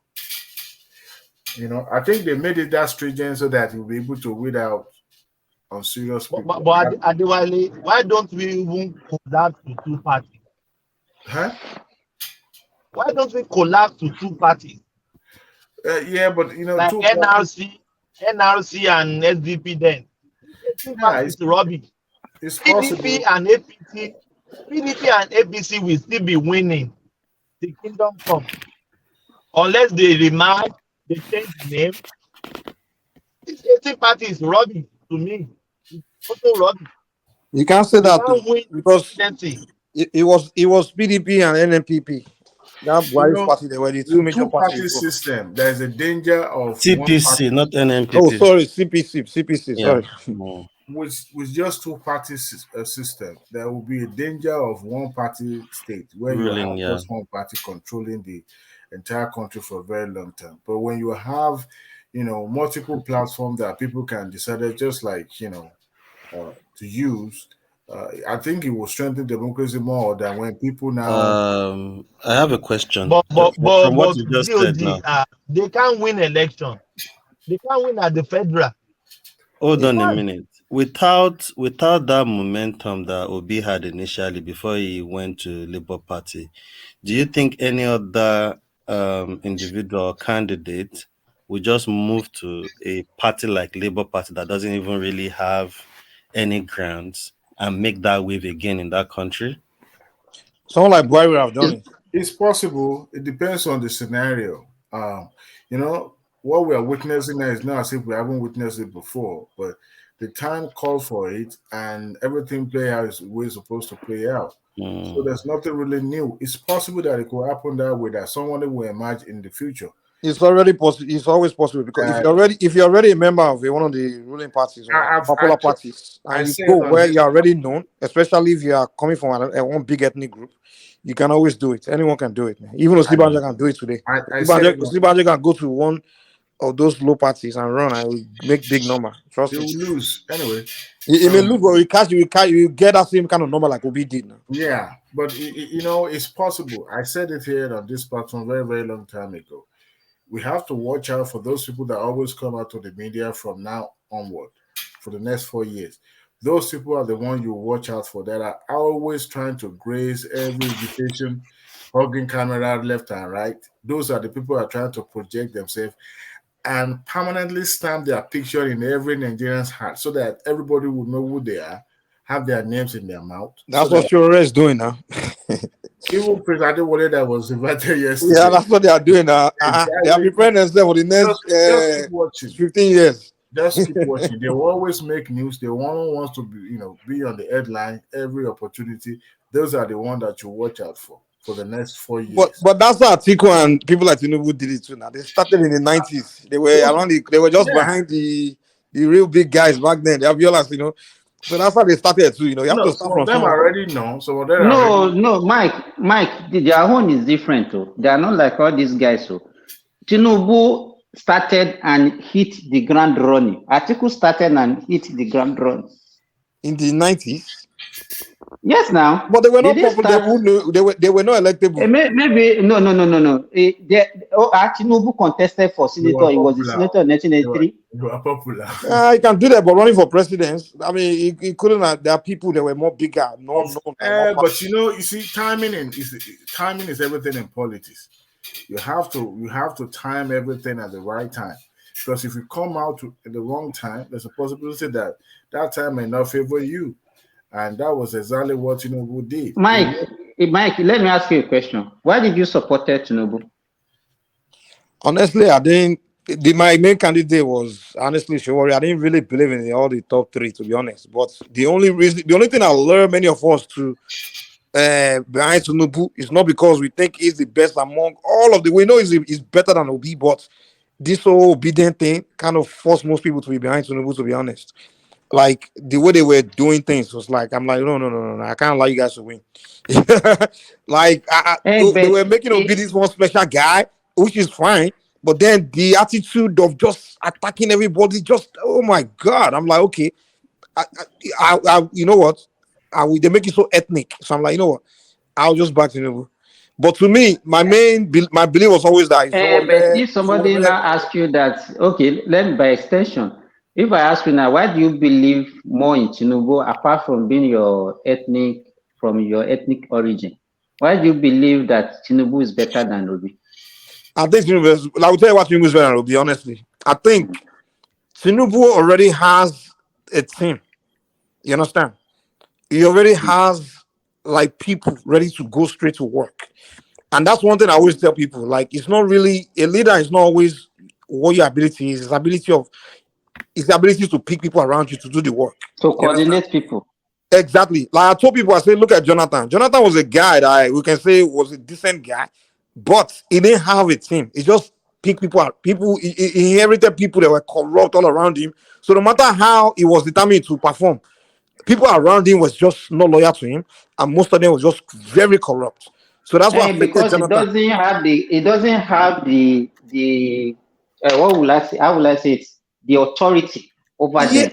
Over them, exactly. Or someone like Tinubu, for example, he already has his boys, he already have them, like people, of course, in his cabinet, people he already grew, and they fear him. They are loyal to him. Exactly. And they will do the work. They will respect him, and whatever he says, they will obey. They will obey, exactly, and they know that hey, this man can't fail because we've been friends we've known each other for 20, 30 years. We'll be behind him, he's our man, and how he perform determine our image and things like that. So it's like he has the loyal people and he has, they're all under him. But someone like Obi, for example, he's a lone wolf. That's what I'm saying. This guy become president. Now we start looking for team all over the place, looking for people where can he find people that can be so loyal to him that they will perform. Aside that, Mike, aside that, guys, what I feel is who is loyal to Obi out there right now? Can anybody tell me? See how Obi wants to build any team to rule that country.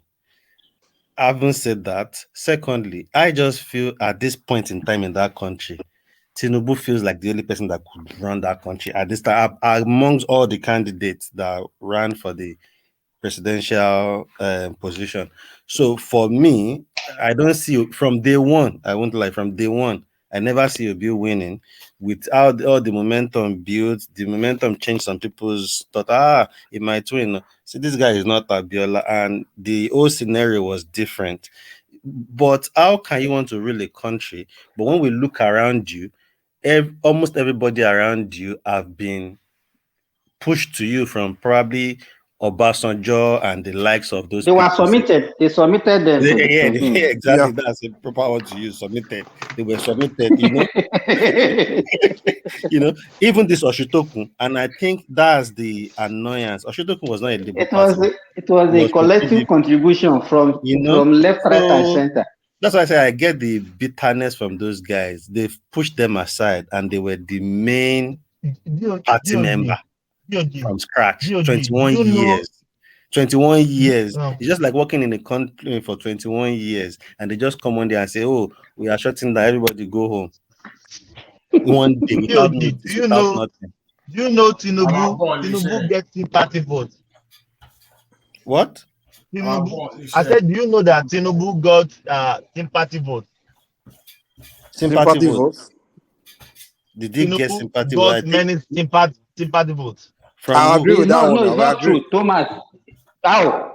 How? A lot of people vote for him out Um, of sympathy because the way he was being attacked. out of sympathy, out of being yes. The No, way he was I being don't believe attacked, I'm that. telling I you, don't don't a believe lot agree of that. with people. I that. don't believe that. I don't Tinubu agree. Me did too, not I have don't so. agree. I'm not saying Tinubu all, did In not but have a fact, so. lot I of think people. Tinubu has more supporter now than pre-election. It was a post-election sympathy that you can talk about. But yeah, Pre-election, he didn't have that sympathy at all. Ah, He has There is no sympathy. sympathy. that guy was There was a attacked. a lot of He lot people have has to of sympathy. sympathize with him. Even Wale Soyinka have to sympathize with him. I don't Wale Soyinka was not even in Nigeria. yeah? He was not in Nigeria No, now. I'm not saying what I'm saying, like politically, because Wale Soyinka normally would have aligned with Obi automatically in the campaign. You understand? But the way he saw the way Obedience were attacking Tinubu, calling him and Papa went nowhere, following Shishika to just withdraw his support for Obi because of that, out That of was his sympathy for Tinubu. candidate. That was his candidate actually, but because he wasn't around and being an elder statesman, there was no point going outside like but this man in Afenifere campaigning. There's no point. They do their works behind the curtain and all that. Who knew there was one that handed Mogalu to hands to what do you call this part? So Wale I mean, Soyinka was always a pro Southeast. He was always the Southeast, like pro Southeastern person. it's obvious. Yeah, it was always like that. And automatically would have joined. He would have campaigned for Obi. But Same, the way He the said obedience it. came He about, said he was it. He like, "No, I said it. can't He do was this." supporting Obi initially. No, he It was said Yeah, the it shenanigans initially. of the There was an obedience. Yes, interview, he said it. right? Yes, Simba. yes, yeah. yes. He He had to said it. dissociate And himself because of Tinubu the. sponsored when Soyinka was attacked, man, Tinubu I sponsored lost. Soyinka's birthday. You know that his 80th birthday was sponsored by Tinubu fully. It was one that See, So sponsored it. what are you saying? You think if you Tinubu will don't buy know for Wale the Soyinka? Is that what history you're telling us? between them, and I've heard it from What I'm different saying is places, that because supported Sorry, Obi. Adewale. Let Justified come in. He's been wanting to come in. Can you come in, Justified? Yeah. Yeah, I'm there. What I'm just saying is that, of course, if you are to look at a relationship, Soyinka would have supported Tinubu fully, of course, without any doubt. In the Nadeko days, his 80th birthday was fully supported by him. His house was renovated by him. He did all that, but Tinubu doesn't shout. He doesn't talk about all that. But he still supported the Obi. But with the issue of all this shenanigan, abusing, and all this stuff, so this that made the demand to withdraw his support. But going by the whole support, I think Soyinka being a realistic really followed Obi. But everybody has seen that Obi is just playing in the intelligence of Nigerians, especially people who don't have history, who don't know who don't have history, the young ones. But those who know the history now know that Obi is out. And I think the next court case that we're going to see might likely be brutal because the guys who are going to come with their own supporters. So that's what we're going to see in the next court case. They're going to court with their own supporters, and the I way they think are that will be going, next week. yeah, something will likely happen. It's going to be brutal at the No, court. no, it's not. Court. It's not. I don't think people. Justified. Something The- caught my attention today. no, if that Lamidi was a Northerner, yes, I will go with what you're saying because But Mike, those Northerners they like They will that kind hire of let's people meet in outside. Abuja. This is They will not hire people. but They will Mike, hire people. the northern Mike, people has nothing to. Mike, if No, we I'm were saying if he saying, was a Yoruba people are not going to go out there and be doing let's fight Igbo people outside. Let's meet outside and be fighting. We don't do things like that. but Mike, They if will we were hire people in saying, if Abuja. people were They will hire claiming, people. Well, the only people if they are claiming these guys are bribed, is there not a possibility of the people that bribe them to give them supporters to go with them to the courts as well? Like go and scatter The court everywhere. won't allow that. No, I don't think it's in the best interest of Tinubu or incident, anyone the to incident do all that, yeah. It's not in the best interest of anyone except Obedient to be fighting outside of court right now. To You be know honest, what, Mike? Yesterday's incident is going to make DSS, the court, want to make that court environment very, very tight now. So for you to even have access to that court premises, you must be approved. You don't want, because I was listening to the news this evening. What actually played, something caught my attention. I mean, all the journalists were accredited. just to tell you how the court was trying to handle this until the Labour Party crowd now decided to, descend into the court premises. Now, what something caught my attention during the proceeding today. The reason why they are now seeking for adjournment, they said there was a particular document that they were supposed to, submit. The Labour Party supposed to submit that document. However, they were supposed to go to INEC. The court asked, they were supposed to go to INEC to get the document. But when they were now, trying to, tell the court the reason why they are unable to present the document, they said the INEC asked them to pay 1 point something million to access that document, and they refused to pay just ₦1 million.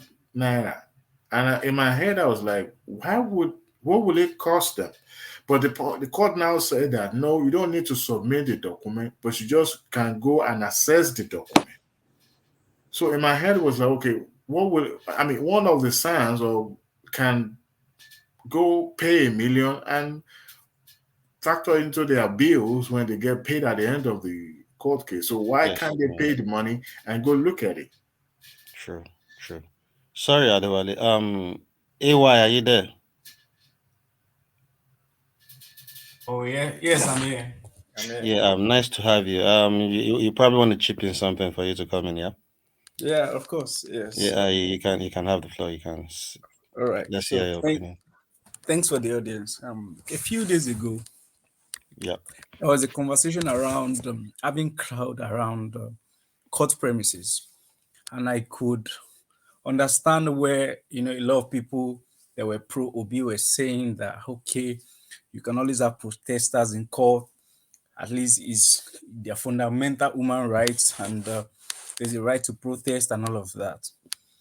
And looking at the backdrop of what just happened, I think we can see the effect of having things, anti-democratic activities like that around court premises, and the tendencies of having that and the influence it can have over court cases. You have a court case, you have an internal wrangling, and you moved it from where it was supposed to be, which is your household, your party secretariat, you moved it into the court premises. It's a very, very, very, very bad PR.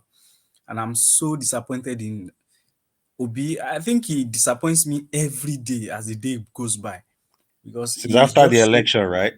Yes. No, after the election. When I looked into him before the elections, of course, looking at the statistics, you might say, okay, maybe the guy might have something upstairs. But the more you look, the more you see that he's really, really anti-democratic. There's not much to him. Yeah, no. There's not much to him. That's the first side of it. It's something, I think, what happened. And it goes to show the kind of leader, if he gets it, wins the case, let's say he wins the case in the tribunal, it goes to show what will happen to the country for opposition voices, opposing voices, because no matter who you are, whoever the president is, there will always be opposing views. So if there are opposing views, what will be the reactions? And we can see the evolution of the reactions from the supporters. And also, I will also say this, there's from the judiciary, from the perspective of the judiciary, there's the law, the way it is, and there's the goodwill. You need to have both to win cases in court. And I can take a stem from someone like Seun Kuti. Of course, if you read, a lady had a similar case, and she's been jailed. She kept in prison, for about 21 days. I think Seun Kuti is being released on bail. You need both the goodwill and the law to be at your side to win the tribunal. And obviously, the way he's going now, he's losing the goodwill day by day. And the northern space is already talking. If you look at for the Sultan to even come out and say what I wanted to comment on that. If you look at the Sultan's release press statement as being like, okay, everybody, let's follow the processes, let's see where it gets to. But now he's also coming ahead to say, no, whether you like it or not, this is what is going to happen. Is a point that everybody's getting tired of their nonsense. Yes, a decision is being made already, or a decision is being close to the cases. And if you look at the trajectory of the cases, it's obvious that he doesn't have a case. He just wants to keep the noise He wants to keep the noise. He wants to keep his followers upbeat and But opening this. naturally, AY, Yeah. naturally, don't you think that that's even the wrong way he had gone about it? Because for me, I think with the momentum he has built, he should have just. He's not this. If he was the second, I won't. I would still agree with him going to the court and doing all these things. But you came third, and you know how this politics in this country is being played. You know that you don't even have a chance. If you look at what you've brought as a case to the court, it doesn't even hold waters at all. So why wouldn't you focus, or instead of putting all this energy on court cases, why wouldn't you focus on how to build the momentum going forward and just do as if you support whatever happens and go forward, arrange your people, then build that party Build the more. party, exactly. Let them have tentacles in every nooks and cranny of the country, wherever they've been and all that. Because I don't. All this thing is doing is just killing his ambition The guy's a on a mumu now. daily basis. No. So The one thing is clear. Obi is the opportunist. No. Is So the one opportunist. thing I would like to say that one thing is very clear in the way he ran his campaign. He lacked people that I would call strategists or thinkers. He lacked them, and that was the reason why you can have the momentum, but if you don't have people that are trained in elections on how to win elections and listen to them, I am very sure that he did not employ their services, and that's the reason why he lost him. Because Can if we he say had it was employed, overwhelmed with the support as well? no, Because the people were momentum. contributing money for this guy from all over the world. But money is not the The only guy, thing that will, the guy's only loyal money is not to the only thing small that Mike, wins force. elections. Mike, you said what? The guy's only loyal to the money now. I mean, Yeah, the guy is because loyal. a lot of people were contributing money. So I thought he just thought, there is too much support. People love me. Everywhere I go, they People shout from my name. that part of the country, they are loyal to Yeah, money. then the social All media about too. I money. think the social media hyped him up as well. So he probably just push all those strategists and That's all why those you always people find aside. situations with them I where think the followers, you always appear that the followers are the one leading the leader, rather than the They leader don't leading even the have Can that followers. also manifesto. boil down to the Labour Party not being a strong party beforehand as well? Because that party, a party itself should have strategists in it. But so. Labour Party is not a strong party like we all know. It was No, like, I'll bet to disagree on that because okay, one, I think if I going back to 2019 elections, I think I can looking at what is happening now, I can say more of the strategy came from Atiku, no Obi. Obi was just a backup boy or a handbag while Atiku was going around the country then to have engagement and strategize on the elections.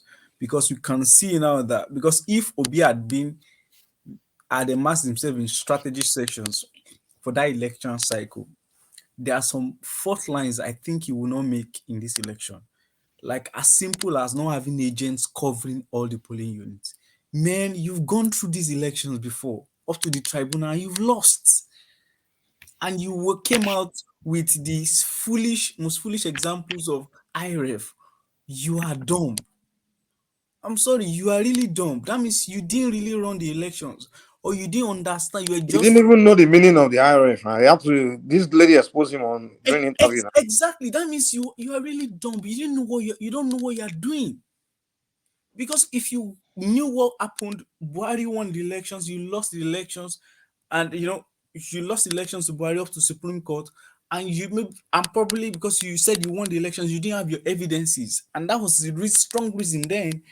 And you're coming for elections this time, and you do not have strong witnesses that can back up any evidences you can garner during the elections, post elections. That means you are really dumb. It's just somebody that failed an exam before, and you are approaching a medical exam and you are approaching the same exam again, and you are still failing with same mistakes, large mistakes, same thing you experienced before. I think it's something we need to critically look at. Look at someone like, for instance, two state politicians. You will see their outcome in the subsequent years. Look at Kwankwaso ran, Obi ran. Look at the way Kwankwaso has handled his own base, support base. Now look at the way he's already progressing his influence. Now he needs to know that, okay, I'm strong in Kano. I think I need to extend my base to some other critical areas. And there needs to be an alliance with the South for anybody to win presidency. It's now is starting the work. Now you could read that, okay, he had a conversation with Tinubu, or I don't know whether 4 hours conversation. I don't care whatever they say, but I'm very sure one of the things the guy might even ask as a northern politician will be like, okay, come on, how did you do this thing? Nobody has, apart from Obasanjo that got it on a softer level, nobody has won elections like this across the world. Let's be honest with ourselves, like this across the world, no one has ever tried it. That your incumbency was against you. The only person I can think maybe that wants to try it now is Imran Khan of Pakistan, but that's if they contest elections. But nobody And has if really you even think about it, Tinubu only won 30-something%. He won't win over 50% of the votes. exactly nobody has ever tried it. I mean like this under every different scenarios. I think let's be honest. We Tinubu probably won should give Tinubu kudos for going with that Muslim ticket, because that, I think that's part of what gave him that edge, a little edge. Since I knew that the day I heard Fashola said since 2002 they've been conducting polling for policy decisions, not elections, so policy decisions. Yeah. He gave me an insight to, oh, this guy is far ahead of in terms of understanding democracy and party elections, winning elections. So as of 2002, when everybody was still sleeping, everywhere we are in democracy, you're already using polling for policy decisions and policy directions. I can now understand how far you've gone from 2002 to now. Imagine how you have grown for you to understand that, okay, you have election managers, you need to have a situation room across the country, gather your evidences, you introduce technology and all of that. I think PDP and their byproducts really ought to sit down and think that elections are no longer run on what will I call it, on just feeling or emotions. And the thing is, I think Atiku did his own strategy session during his recruitment came late during the campaigns. One of the things one of the articles I read, I'm not sure how true it is, but said he recruited some election management professionals after he had lent support to the crash cone crisis. You understand? So because he was hoping that he was going to gain momentum with that, and at the end of the day, but the momentum was was overturned at the end. So that's why Atiku knew going close to the election, but was still hopeful that he was going to win the election. But in a way, they told him the honest truth. Atiku is one of the persons that doesn't like to hear the truth, that there was a likelihood that he was going to lose the elections.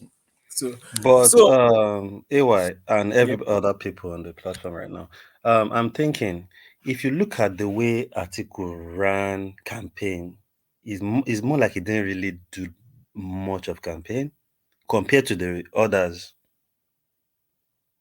And I think that plays. Yes, Atiku was strategic, right?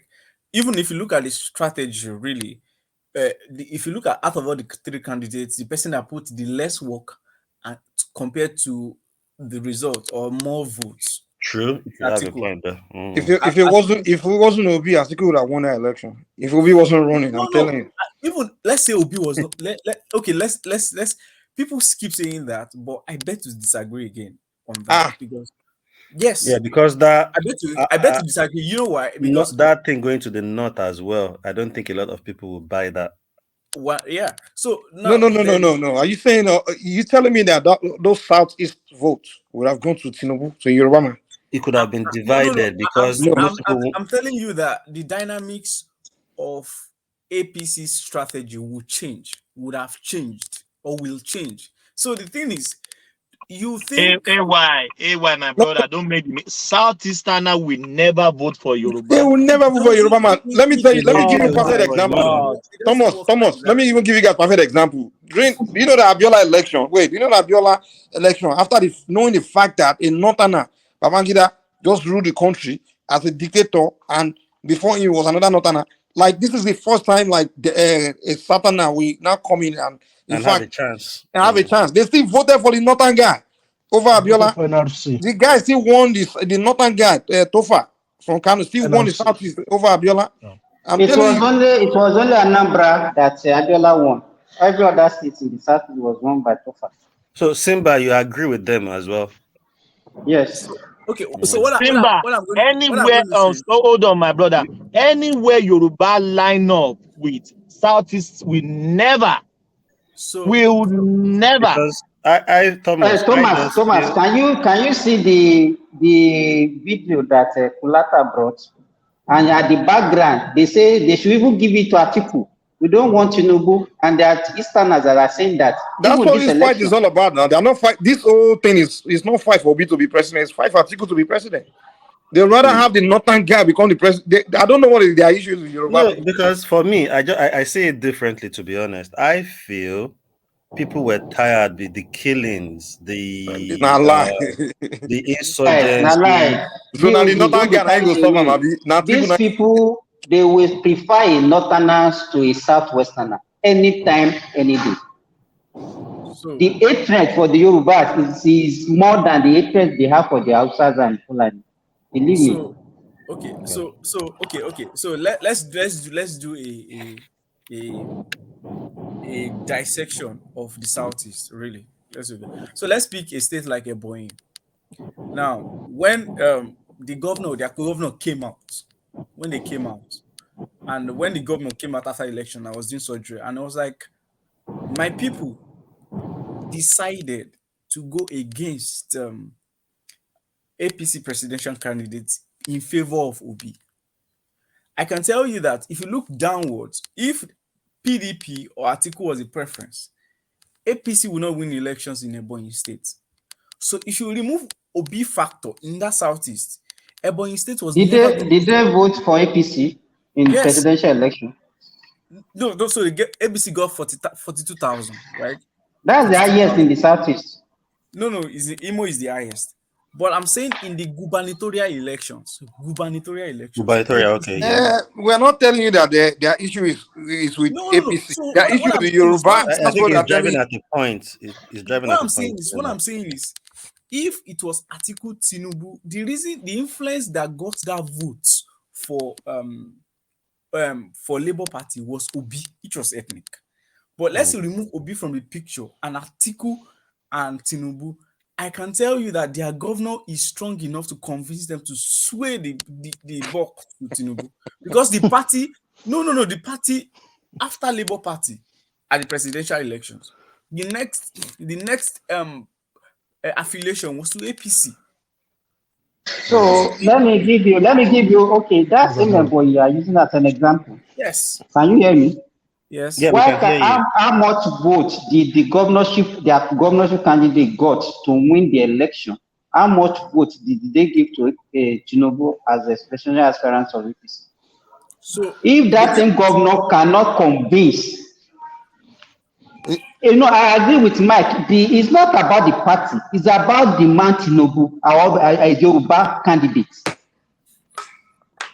If that was the case, Tinubu had a conversation with all their stakeholders. So the thing is, of course, we can say that Southeast is predominantly PDP, or they are tuned to PDP. But at the same time, there are some parts of Southeast. Let me tell you one secret you don't know. It's Southeast. This thing we are sharing between Yoruba and Hausa, Southeast, they are not happy about it.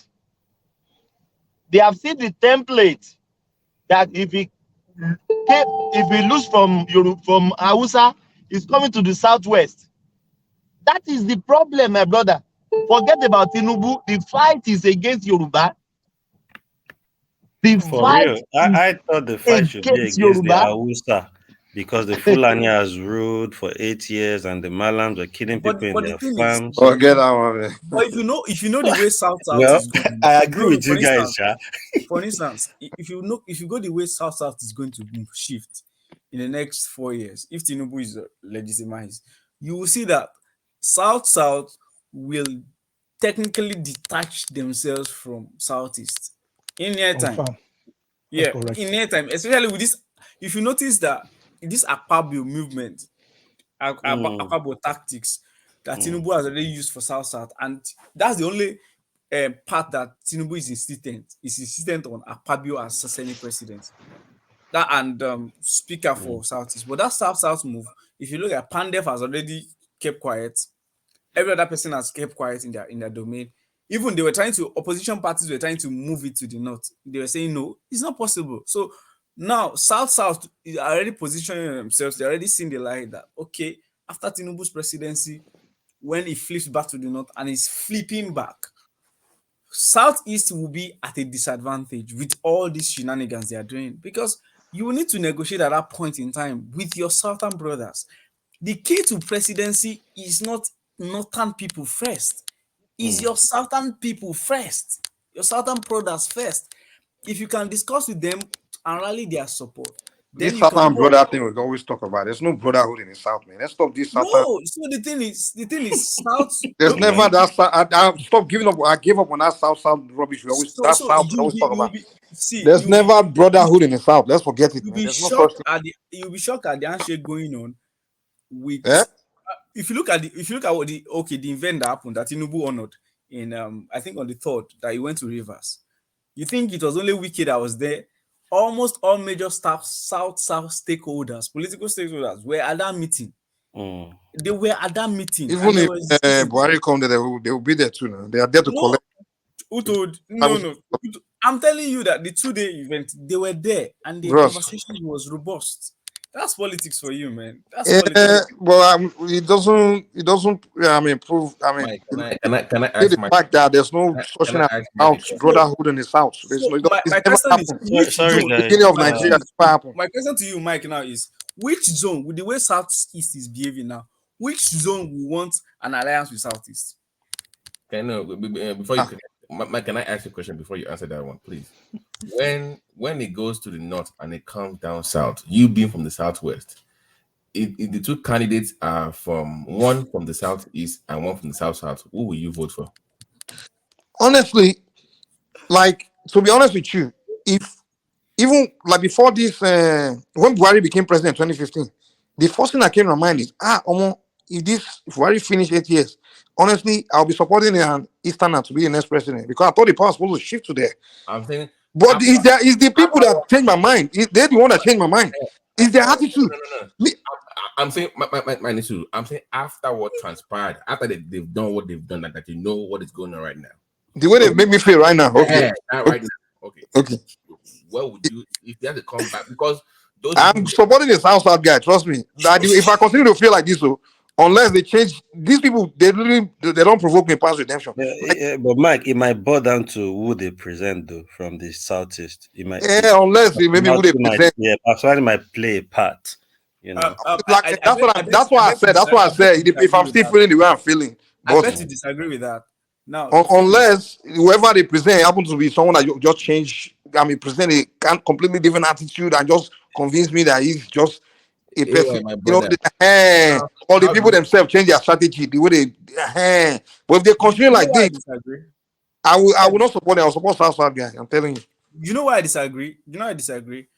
Evidence from this election shows that you can be very good, you can be controlling of your supporters, but the extreme part of your supporters can spoil the cake for you. They are baking for you. 100%. And every evidence has shown that in this election. So I am very, very sure that if they present a good guy, someone like Soludo for them, they hate Soludo. I'm very sure that they will still be themselves. Soludo even himself, he will behave like Obi. Trust me, he's not different. They all behave the same way. They will still. Soludo that went to prison. He went to prison to be hugging Nnamdi Kanu, the guy that's ordering the killing of his people. The way they think, for these people, they don't get sense. He went to prison to be hugging Nnamdi Kanu. Like when this is a guy calling people to be killing people in your place. What about the people that have died, the innocent ones? The way they think it outside, all their politicians, they be mumu. Trust me, current one. I can't even think of one that make like, let me even think. They all mumu, man. They don't these Exactly. guys are mumu. I mean, I'm telling you. let me tell you something. Anything post-election, it has revealed a lot about them. They don't know. It's as we progress. When we're looking at the inside, we're like, okay, so this is the way these guys are. Because everybody's really seeing the deep lying hatred, deep lying bitterness, deep lying fake makeover. The makeover they try to present that they are good. Really. I'm only Sorry, asking, Ewa, I'm only asking let questions. BT chip in, yeah. I'm only asking questions. I'm actually enjoying you guys talk. So I'm only going to ask questions. Thomas, if you don't mind. Do you feel like sure, carry on. It's DOG, do you feel like the South have replaced the Southeast in the hierarchy of the political power structure? Yes. Let me answer that question about you. They have already taken over.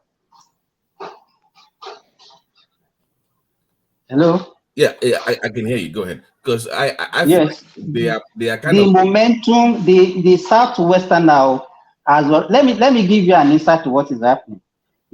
We have a platform in Nigeria where I say belongs to, and in that platform is just a Nigerian platform for doctors generally. And if you see the kind of fight that is going on that platform, and so I did a demographic profiling of the people, the way they are talking. I discovered that the Yorubas, the people from the north, and some maybe like 50-50 from the south are the ones supporting Tinubu, because every day you see posts that people have to react to. And I can see that momentum. It's like the people are now, the south, the southwest, and the northerners are now more unified against the southeasterners. So what I can see now is that if there's a candidate from the south and another one from the southeast, people, the northerners, the southwesterners will be more comfortable to go with the south guy than the southeast. I think that's what I feel, and I can pick it from a national platform. I agree with you, Sha, because even their nonsense that we own Lagos. Lagos is no man land. That build a bit of hatred, and it's like a wake up call for the Yorubas. Like, who do these people think they are? Yoruba people have been foolish for so long without our Obi, you think Obi will win in Lagos? but do you know what's going on? It's like when Yoruba people are now rebelling, they are shocked that we are, because they've always think that maybe we are too docile, we don't say anything. So, to the point they won't call us cowards. Yeah, so now they're like, they can speak, they can respond, they're angry, but they're never angry now. So they're so used to us being docile. Yeah, because we are so welcoming. Our culture and all those things, man. And I had this fight when I used to come on this platform like a year ago. You was the only, like, literally they would come I'm here. happy to hear your voice. That's why when you first speak, I said, whose voice was that? I'm glad that people like Jale Koko have woken up now, because back then the Southeasterner will call in here and just be bullying Yoruba people. So I'll be the only Yoruba guy to come to challenge them, like, God punish you, because I used to be like that before. As a Yoruba boy, they teach you to be Omoluabi, try to be civil and everything. Until my Ijo friend, like, I spent some time in the south, in Port Harcourt, that area, and then some Ijo people say, listen, one time I Igbo man be this: if Igbo man slap you and you no talk, the next thing you go do have to cut your head off. Don't think we Yorubas, in Yoruba culture, in Yoruba land, you come back by anything. If you don't respond, that person with his conscience will haunt him. Will come back and begin to respect you. You want to do it again. You say, you understand? And the man is so gentle. He's not a fighter, so let me respect him for being a gentleman. But with their own, if they slap you, they see that they get away with it. They don't see that. That's when they even lose complete respect for you. But that's when they respect you. Do you know the first time Igbo people started talking to Yoruba people respect? Now it was after that Lagos incident. This after when they dealt with them in Lagos, this Sanwo-Olu election. That's the first time I see them coming on preaching, Yoruba, we are brothers. I say what? That's the first time I see Igbo people talking to Yoruba people with respect. Because, Mike, do you know why? Because in their culture, they respect strength. it's a cultural thing to them. You have to show strength for them to respect you. If to respect you, that's the way. Look at one day on this platform, me and Chief Gomez, we got into it, and I was actually tagging along with Soli, because it's like, it's not a culture. I'm like, Baba, I was pissed off, like, enough. Baba, see, I tell you, there's this place we used to hang out. We used to go and play football. It's a lot of Igbo people and everybody. I'm the only Yoruba guy they respect. I'm the only Yoruba person they don't talk to anyhow, because they don't say this one. You know, go I know go. But every other Yoruba, they just insult them. Push that. Mike doesn't have full stop. Let me lend the support to what you said. Yeah. No, so if you look at the trajectory of what happened to Lagos, now you see that people that were front burner of these people like Chief Priest, they were strong canvassers for Obi. Now they are welcoming MC Olomo, because now everybody is now looking at e-money. No. So those guys are already knowing that because these guys are quiet does not mean because let me tell you, this Tinubu winning the election broke two things in terms of ethnicity and religion. The factor of religion, where people were saying religion, if you look at people that post religion, where the South is actually leverage on what they do in their local politics, regional politics, which is leveraging on the Catholic platform to actually speak their mind, to actually influence votes. And that's one of the things that happened. If you look at people that were canvassing for Obi, majorly they were stemmed, they took their roots from, religion from that part of the country, even down from Pentecostal. Look at the evolution of people like the Pentecostal pastors that actually were rooting for Obi, majority of them. If you look at their background, you see that, okay, they stayed in the Southeast and they were inculcated in the religion, which is a show of strength, is a platform for them to project the political direction for the people. So nowadays, and you feel like people that were still talking, the bishops that are still talking are bishops from that side. The South now has actually gained power. I think South already signaled all their political stakeholders, their children, and say, hey, no harassment whatsoever anymore. When power goes to the North, when power is coming back, we'll have a leverage to ask the West to actually give us power based on relationships. Of course, the Southwest will really do that. And South. Can I ask a question quickly, guys? They're in a double loss. Yeah. Can I ask a question? Yeah, I just want to ask you, do you guys remember, if you look at the issue of this Easterner with Yorubas, you will see that they are always like standing like a roadblock, like an albatross to the progress of any Yoruba man that wants to be a president. Do you remember in 1993 when Abiola wanted to be president? No, even don't start. No, I want to even take you back. It's not about, let me go back to the time of Zik and Awolowo. Let me ask this. So just remind me, I just want to forget. The name of the politician that went to court. Zeribe. Correct. Look at this one too. I want you about what this education minister that scored 0 at the convention. He scored 0. He's gone to court twice now. He's going to Supreme again that they should stop Tinubu. So I don't understand the game, how they play their politics. I don't understand. See, let me tell you the nature of Igbo people, right? This is where they are. They always want to be number one in anything. And the person they see as next to them in terms of being number one, challenging that number one, that's who they see as enemy. So within the context of Nigeria, one ethnic group they see that is a real competition to them is the Yorubas in terms of maybe advanced, being number one in many things or stuff like that. Is Yoruba. That's what they have that feelings towards the Yorubas like that. That's why Zik in the beginning. They saw the and that's why they are more comfortable with the Hausas. That's why they're more comfortable with the Hausa, exactly. Even in the South, but if you see, when they want to create new country called Biafra, they exclude the Yorubas, but they include all the other tribes. They will say, it could have been maybe a southern country, you understand, South Nigerian country, but they always exclude the Yorubas. Another group of people they're always trying to exclude within that South is the Benin Kingdom. And then, because they see that Oba Benin is very powerful there, it's very respected, you understand, within that South area. So they always want to exclude the Benin Kingdom because they see them as, and then when they want to draw the Benin close, they will start attacking their Oba, saying you guys need to abandon this Oba thing, self, Oba, because they want to dominate 100%. That's just their mentality. Like, we have to be number one. We have to, even when Zig became the president the first time, the first thing he did was appoint Igbo as the head of everything. That government was so nepotistic. Mike, let me sorry. Were you here this evening when I was talking about the Labour Party and the invasion of the Obedient space? And was it Des? Des was like, we know that the Labour Party will not survive. That will be. I'm like, this domination attitude again. Who told you that Labour was not there before you showed up? Maybe it's a cultural point. I don't know what it is. Like, you need to. I don't think it's a cultural thing. I think it's more. But what is it? What okay, is so if you look at the approach, is they grew on the philosophy of survival of the fittest. If you are weak, you deserve to be downtrodden and you deserve to be cut out of whatever it is.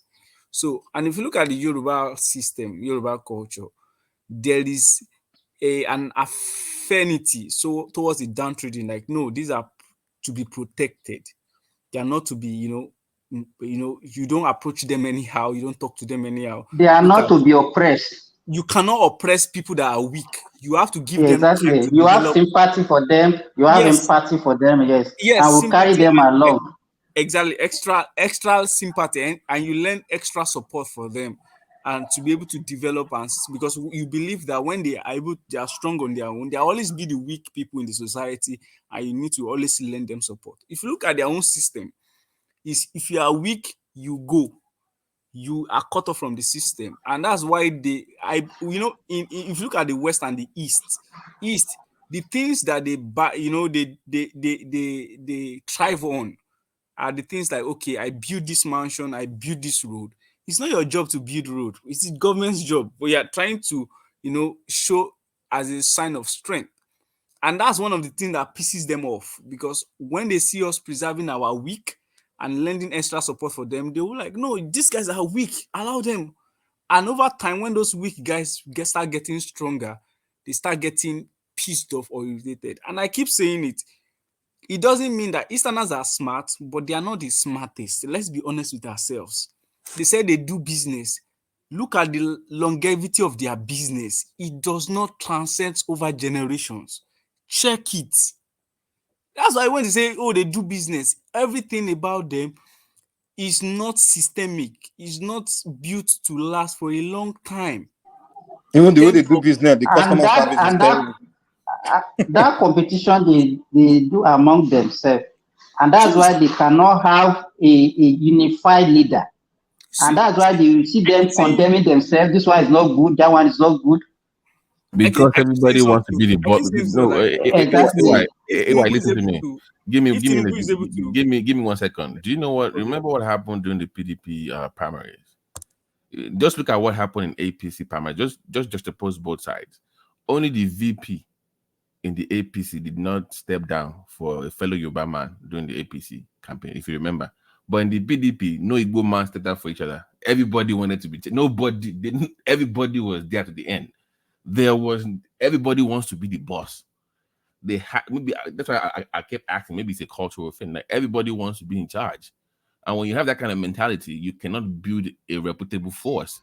So that mindset works very well in business, okay, but it does not work well in politics. Politics is a game of give and take, right? You must give some, take some. There's no absolute in politics. So I can't speak on their behalf. They have to learn that game the hard way. But I don't know how long they will keep playing this this game. Yeah. Babati. Yeah. I will come back. Thank God we'll be alive in the next 4 years. I pray Tinubu is able to kickstart this industrialization policy across all the geopolitical zones. And you will see the rate of growth specifically between the West and the East. And you understand what I'm saying today. Like, if you are showing strength to be the boss, it's good for the short term, but it's not good for the long term. Tinubu, look at the politics. Tinubu built for how many years? They built it across many party lines, across many regions. Now, same PDP has been building and crashing. Now, tell me what they built from the scratch and sustain over time. They don't have policies like that, and that's where sustainability comes in. If you are always showing strength, who is who, there will always be somebody that topples the other person. There will always no king lives forever in that kind of environment. It's like survival of the fittest. We've been through this before. It's like a military form of government. You are strong today, of course, somebody will come tomorrow and topple you. So there is no sustainable development in those kind of atmosphere. And that's what is happening in their space. They need to learn how systems work and how to make systems work, irrespective of. I agree with you. What you can see, if you look at, let me finish, because I agree with Ewa. Okay, if you look at the few conglomerates that we have in Nigeria, look at Glo, look at the Dangotes. Can you point to one Easterner that has a conglomerate? I listened to that. The Freeze, he interviewed one guy that said he has one program, one that is using for like all this bank app, this app that is using for financial transaction. And the guy, they wanted to buy that app from him, $10 million. The guy refused to sell it. So he said his money that is making is more than that. And then people are now they start advising the guy that he should not make it in one-man business. He said, no, it's not like he's not doing business with anybody. It's only him and his wife. And that's how he will go until he dies, that he will hand over to his son. So I think that is the mentality. Because what he wanted, as he wanted to be rich, they have this oppressive kind of culture, and he doesn't want to share his wealth with anybody. And so I think I agree with Ewa. Simba, you see, one thing is this: that conglomerate we talk about, I don't think it's a real disadvantage, really. If Tinubu should manage to do that industrialization, honestly, I see the southeastern part be one of the biggest beneficiary. You see, you only need to say, okay, the import policy, you just put restriction there and trust these guys, they are likely to. They are screwed. No, they are not screwed, to be honest. I don't see them as screwed. See, they are traders just because the country allows for it. But immediately you restrict this thing, these guys, they are business people. Let us just give it to them, honestly, without even trying to be mischievous. Wait. When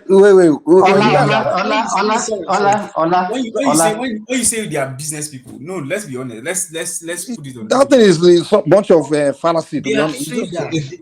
What is fallacy there? Even they just make noise. No, Mike, let me just say something. See. There are business people, right? But what's their business? Trading. Let's say trading what? They are taking advantage of what? Exchange rate. Taking advantage of what?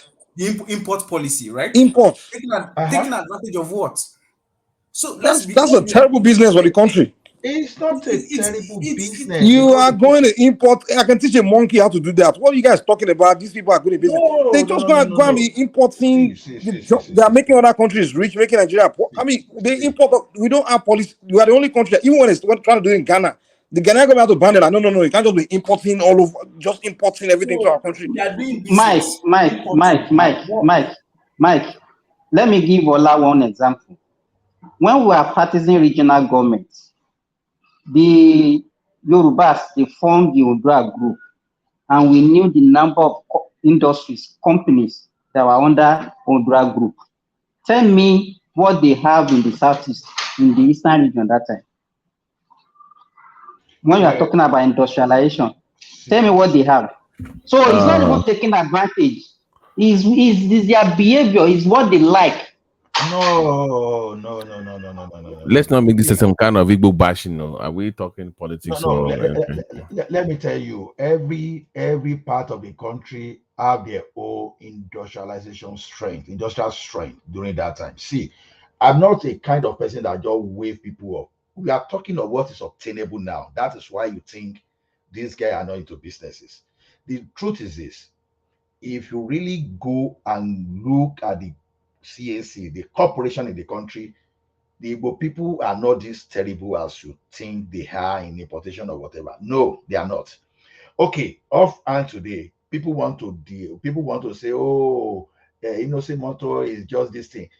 It's not manufacturing, it's assembly. See, I did operation management and I know what manufacturing is. You understand? People want to discredit that it's not manufacturing. What that guy is doing is pure manufacturing. You see, if you just stop importation and you put some correct automobile policies, especially the one Jonathan did, if you implement that thing correctly, that guy is going to be one of the biggest automaker, at least in sub-Saharan Africa. You see, one thing we do in Nigeria is this, and we fought for these Igbo people's this thing. When we want Igbo man, wait, hold on. Let me tell you something. One Igbo man will start one brilliant business, right? They will just announce it as, oh, it's the old Igbo brain that's doing it. Okay, when Dangote started his own big business, did they say, oh, it's the Fulanese that's doing it? That's the thing. We highlight any Igbo man that does something. No. How often do we highlight a Yoruba business that started, that's running something, that's doing big started that's dominating one? We don't do that. But you guys, no. The thing is this. Let me tell you something. Wait, hold on. Let me tell you what Igbo people do in Nigeria. Whenever they do anything, they make noise about it. They highlight, even in the celebrity world. Like whenever in America, whenever maybe one Igbo guy there was a time one Igbo guy was drafted into the NBA in the early 2000s. Emeka Okafor. If you see the way Igbo people were making noise all over Houston, the Igbos, the Igbo, it's Igbo. That's, how many? Whereas I'm like, you think it's Igbo that dominates the NBA? Whereas the best NBA player was Hakeem Olajuwon. You should bow. It's like they make noise whenever they do anything, and they convince everybody as if they are the only ones doing it. They can do it, you know. Even right now, the best player in the NBA is a Yoruba guy. It's a Giannis. If that guy was Igbo, even if Israel was Igbo, if all these Afrobeat singers, almost all Yoruba, if they were Igbos, oh boy, the noise they go don't convince us then, and then they carry Nigeria for head. They will make all the noise, like. And that's how they convince everybody that they're just the best. There was one Igbo guy that came and said, after the Jew, it's the Igbo man. It's Igbo. The way they pump themselves, The guy said that they were the one that began the movie. The way they pump themselves. The way Allah is talking about innocent. I said there's 1,000 innocent there. It's only one innocent out of how many billion? Igbo? 40 million. Mike, let us take politics apart and let's face reality. See, I won't just say because I disagree with someone politically, and I will now use that thing to No. What we are saying now that they are not participating industrially is technically wrong. I can tell you. No one is saying they are not. We are just overhyping them as if they have. I think let me clarify this. Onyema, for example, is an Igbo guy. Exactly. We can also name Yorubas that are doing some great things, but it doesn't mean. Okay. Right from the beginning, Yoruba are known for big administrative something like what It's not true. It's not true. Out of 60 million Igbos, how many Onyema, how many innocent? Your two guys now represent the brain of all 60 million of them. Mike, come on now. No. I know that our brethren from Eastern, they can be. Wait. Do you know Nod? No. So do you know Nod? Do you know what Nod is? NORD.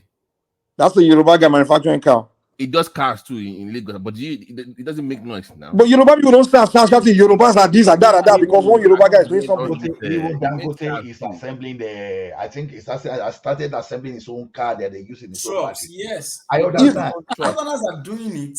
No, I know.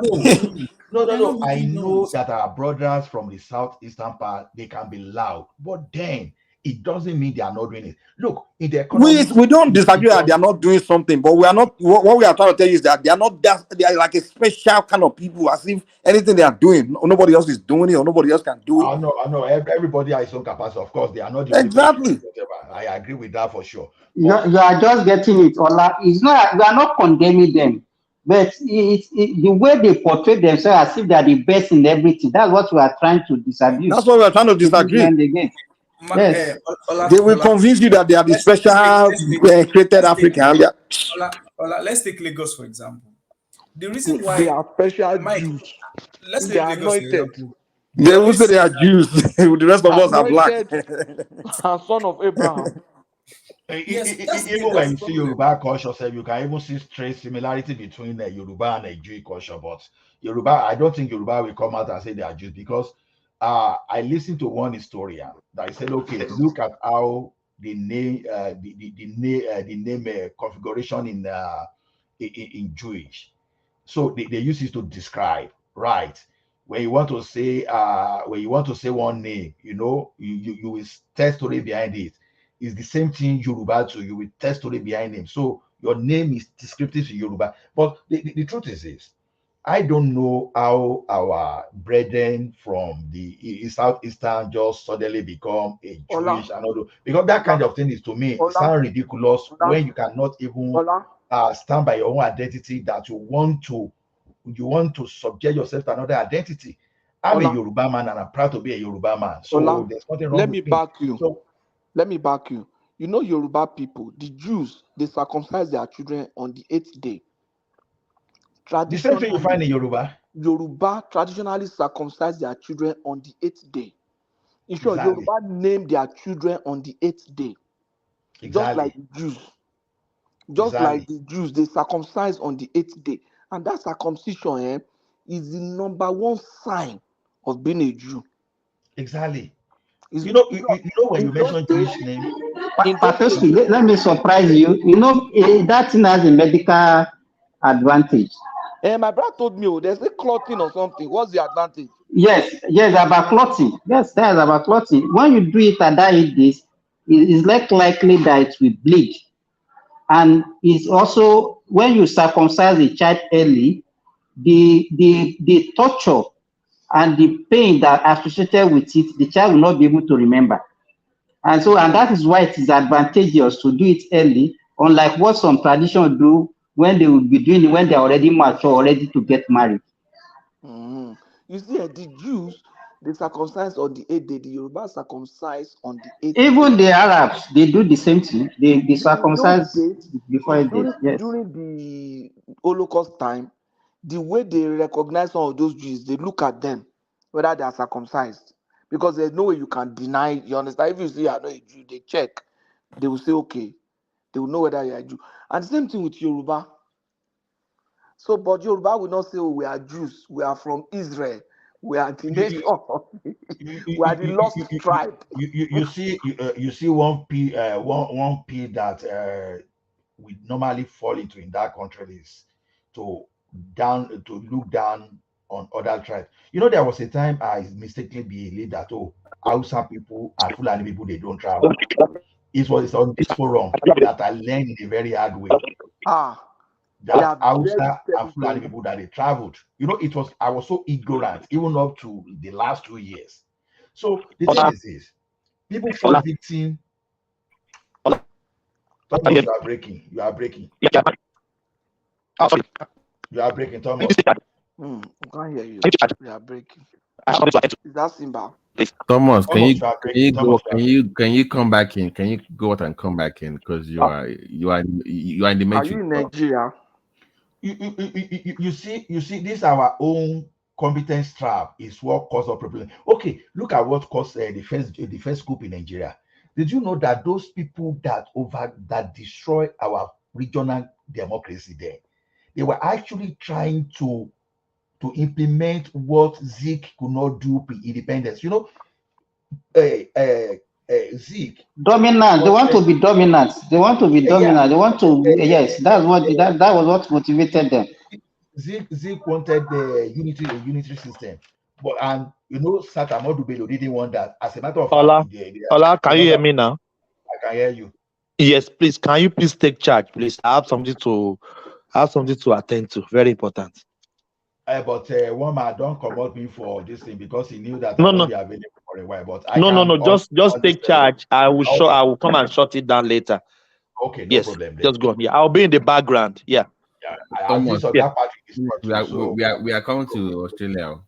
So the thing is this. So the thing is this. Now that thing that Zeke wanted to implement, That's exactly what I think they wanted to implement, because all of a sudden you crash our federal system and believing that because you had the largest number of officers in the military, and you look at others as maybe they will not do anything, and that was a mistake. That was a serious trap. And not only even in the military that time, they have the largest number of people in the civil service. So you don't just look at others, oh, these people, we are above them and we are going to rule them. And that was a serious trap. Ola, do you know why? I'll Ola, explain why. can I quickly interject, please? I've not even landed though.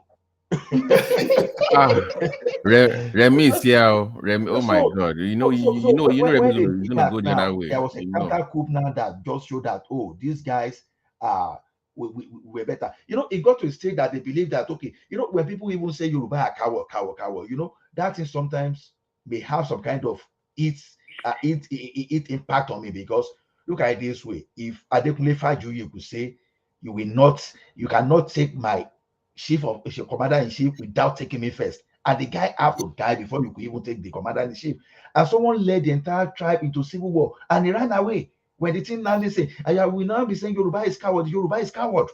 You see, that kind of thing can be so, can be so, I don't know how to qualify it. So except A lot of our Yoruba always admit that they are cowards now. That's why. you understand? When you say Yoruba is coward, and yet Adekunle Fajuyi say you won't take my commander-in-chief except you kill me, and he put it like this. It's like on the line. And someone led Fajuyi was a mumu. Ola, can I interject? ran away. So please go ahead. Okay. First, good morning to everybody from here. I've been listening to you guys. It has been a very productive discussion. I will say, first, I'll give glory to God. God really saved me. God really saved Nigeria. Because what happened? Yeah, Obi came, and with his supporter in the southeast, they will have destabilized that country. Their major aim is to take power by force, by any means. And luckily for them, they already understand that some Nigerians, they have this, I'm sorry to use this word, hatred towards APC and Tinubu. And they also use the NSAS movement and people like Obasanjo and Afenifere and the rest. If Obi have won this election, I can bet you that Nigeria will break in the next 4 years. Because the mindset is to rule, and the mindset they have is that to pay back Nigeria what Nigeria have done to them according to what they have in their mind or what they have already inputted into their mind for several years. They will have shown us Pepe, and meaning Pepe. The other time when Ajale Koko was saying that what Umahi was doing was not good, I let him realize that this guy is playing politics of the future. And I can see that guy, if he plays politics very well, he can be a vice presidential candidate in the next 8 years. And I tell those people, I've mentioned in this forum that it is the South that will take this thing after the Hausa would have it. Because with this, and I mentioned that what Obi has done, he has infringed on the chances of the Southeast for so many years to come. The same thing Soludo have. Unfortunately, when you look at all the major tribes in Nigeria, they always have one particular leader or few leaders that they always listen to. For them, they don't have. And when you don't have this set of leaders, there is no way you are going to be coordinated. For example, in Yoruba land, no matter what people say, majority of Yoruba, no matter how they abuse Tinubu, they will still listen to him. And we also have some few selected leaders. We know ourselves. Afenifere was against us, but Yoruba people say it's okay. That is their choice. Nobody bashed them because they were elderly people. Let them be. Because we knew they don't have that strength. They don't have that clout to command Yoruba to do this or that. And Yoruba have their own free mind, but still majority of people still believe that no matter what happened, this is our leader, or is one of our greatest leaders. Whatever you have against Tinubu, people will say he's very corrupt. To me personally, I think everywhere in the world there is corruption. Even in the white man's we are living. How come let me say this. Can you imagine Ohaneze endorse Tinubu? They will finish them. They will kill them one by one. What are they doing to their people now? They are killing one another in the name of we want to get away or blah, blah, blah, blah. So look at the way I see Tinubu is this. It's a master strategist. That is one. And then two, whether he eats money or he does not eat money, we can see the visible development. Lagos is a very good example. Look at the leaders this guy have churned out over the years. And I told people here, if we have one Tinubu in every region in Nigeria, don't you think Nigeria would have improved more than this? He is not a selfish politician. He knows what he's doing. Whether he is getting money or not getting money from whatever he's doing, at least we can see that physical and development. Look at Lagos State. Can you believe that this generation, Lagos can have a light rail? Look at it, my God, man. Can you believe that? Just from the state, not from the federal government. And that is not the only one. The red line is coming upstream. And Dangote Refinery, how many people do you think Dangote Refinery will employ? This is a 24-hour continuous... millions of people. So when we are talking, people for me, I told you that yesterday that when you go to Ikeja, what do you see? Trading. People selling clothing and whatever there. Before, this place used to belong to a lot of private companies. They have their offices there. And those places that are Ikeja, Ilupeja, which are industrial area, what do you have there now? Churches. They are all churches. And you are telling me Nigeria we are the one killing ourselves. If Tinubu come up now that those places should go back to industrial estate, the religious people will not let you, they will not let him breathe. So they are unfortunately for the Southeast, I'm not bashing them. They didn't play their policies very well. They are not well coordinated. Yeah. Let me, on those areas you mentioned that there are warehouses that are being converted to churches. See, you can't really blame the churches. The first question you want to ask is this: who approved? Because when those industrial factory were laying fallow and the investors they wanted to sell, and they would just sell to whosoever, and who approved it? It's the same government. I am not blaming. But if the same government comes tomorrow, if they can compensate, you are right. If they can compensate and relocate them, because I have never seen a country that developed based on religion. I have never seen. Even the so-called Remy is combination of all factors: religion, industry, and what I'm trying to say is this. I don't know whether you have been to like country like Dubai. I don't know whether you have been like Kuwait and all those countries. I understand what you are saying. I don't know whether you have been to Israel or you have been to all those so-called Christian or whatever. Even in Europe here, they don't normally go to church like we go to church in Nigeria. And they don't normally go to mosques in Saudi. They still continue to do their business and whatever. They don't put it on their head that we usually... I have told the people that one thing that is killing that country or killing Africa is number one is religion. No, Remy, I agree with you. You know, me that I'm talking to you now, the way I talk now, you will think everybody that you will think whether I pastor the church. See, for several years, I have not attended a church. I started attending like a month ago. You understand? But then, despite not attending a church, I still understand the impact that Olawa difa don't say you could me. Why difa ka difa for me my fa. For me, I am not saying. Don't let my name deceive you. I am not saying that people should not go to mosque or people should not go to. But Remy, I want to point out something there because what you said about churches in Ikeja, but if you don't have the holistic view of why and what happened. If you look at the physical planning of Ikeja today, I don't think Ikeja is suitable for warehouses where there are expansions along other settlements. You know, going towards Agbara side, going towards that E4 sides. Some of those companies relocated to the island because they wanted to have their head office in Ireland. And some of those, of course, and you know, if you look at the cost of, you know, looking at most of the companies are also growing, especially in Lagos. Commercials are growing, and a lot of them already have a plan, long-term plan of where their employees are staying, how far it is from where they are, the relocation plans, getting so many things come to play. And some of those so what would you prefer? all those kind of places, we should have turned them to cluster of offices or shared office for simple or Remy, that has to do with the lack of I urban even want to planning. counter AY on that. Remy, You see, it is So the failure what of I'm saying is, urban planning. what I would say is, if you look at Lagos, Lagos was built on not really exact intentional planning, and what is happening in Lagos is even more difficult because they're having to break down a lot of buildings, properties, like trying to reconstruct between an already constructed city, which is a very difficult as against building on a fallow land. And that's what's happening in Lagos. So if you say AY, that Ikeja industrial area you talk about, it was well planned. You see, we only bastardize it. You know one thing, I was in that, if you know the NEPA undertaking, the one near, undertaking, the one close to that Guinness there. I was there from 97 up to 2003.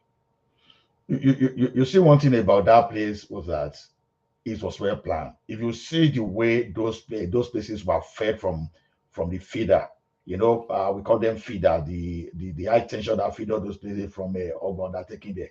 It's not as if they are not well fed. But the issue is this: when we started having problem with electricity, and all those companies could not really sustain themselves, especially when the import policy is not in their favor. You see, you expect Dunlop to be producing, and the cost of production is very high.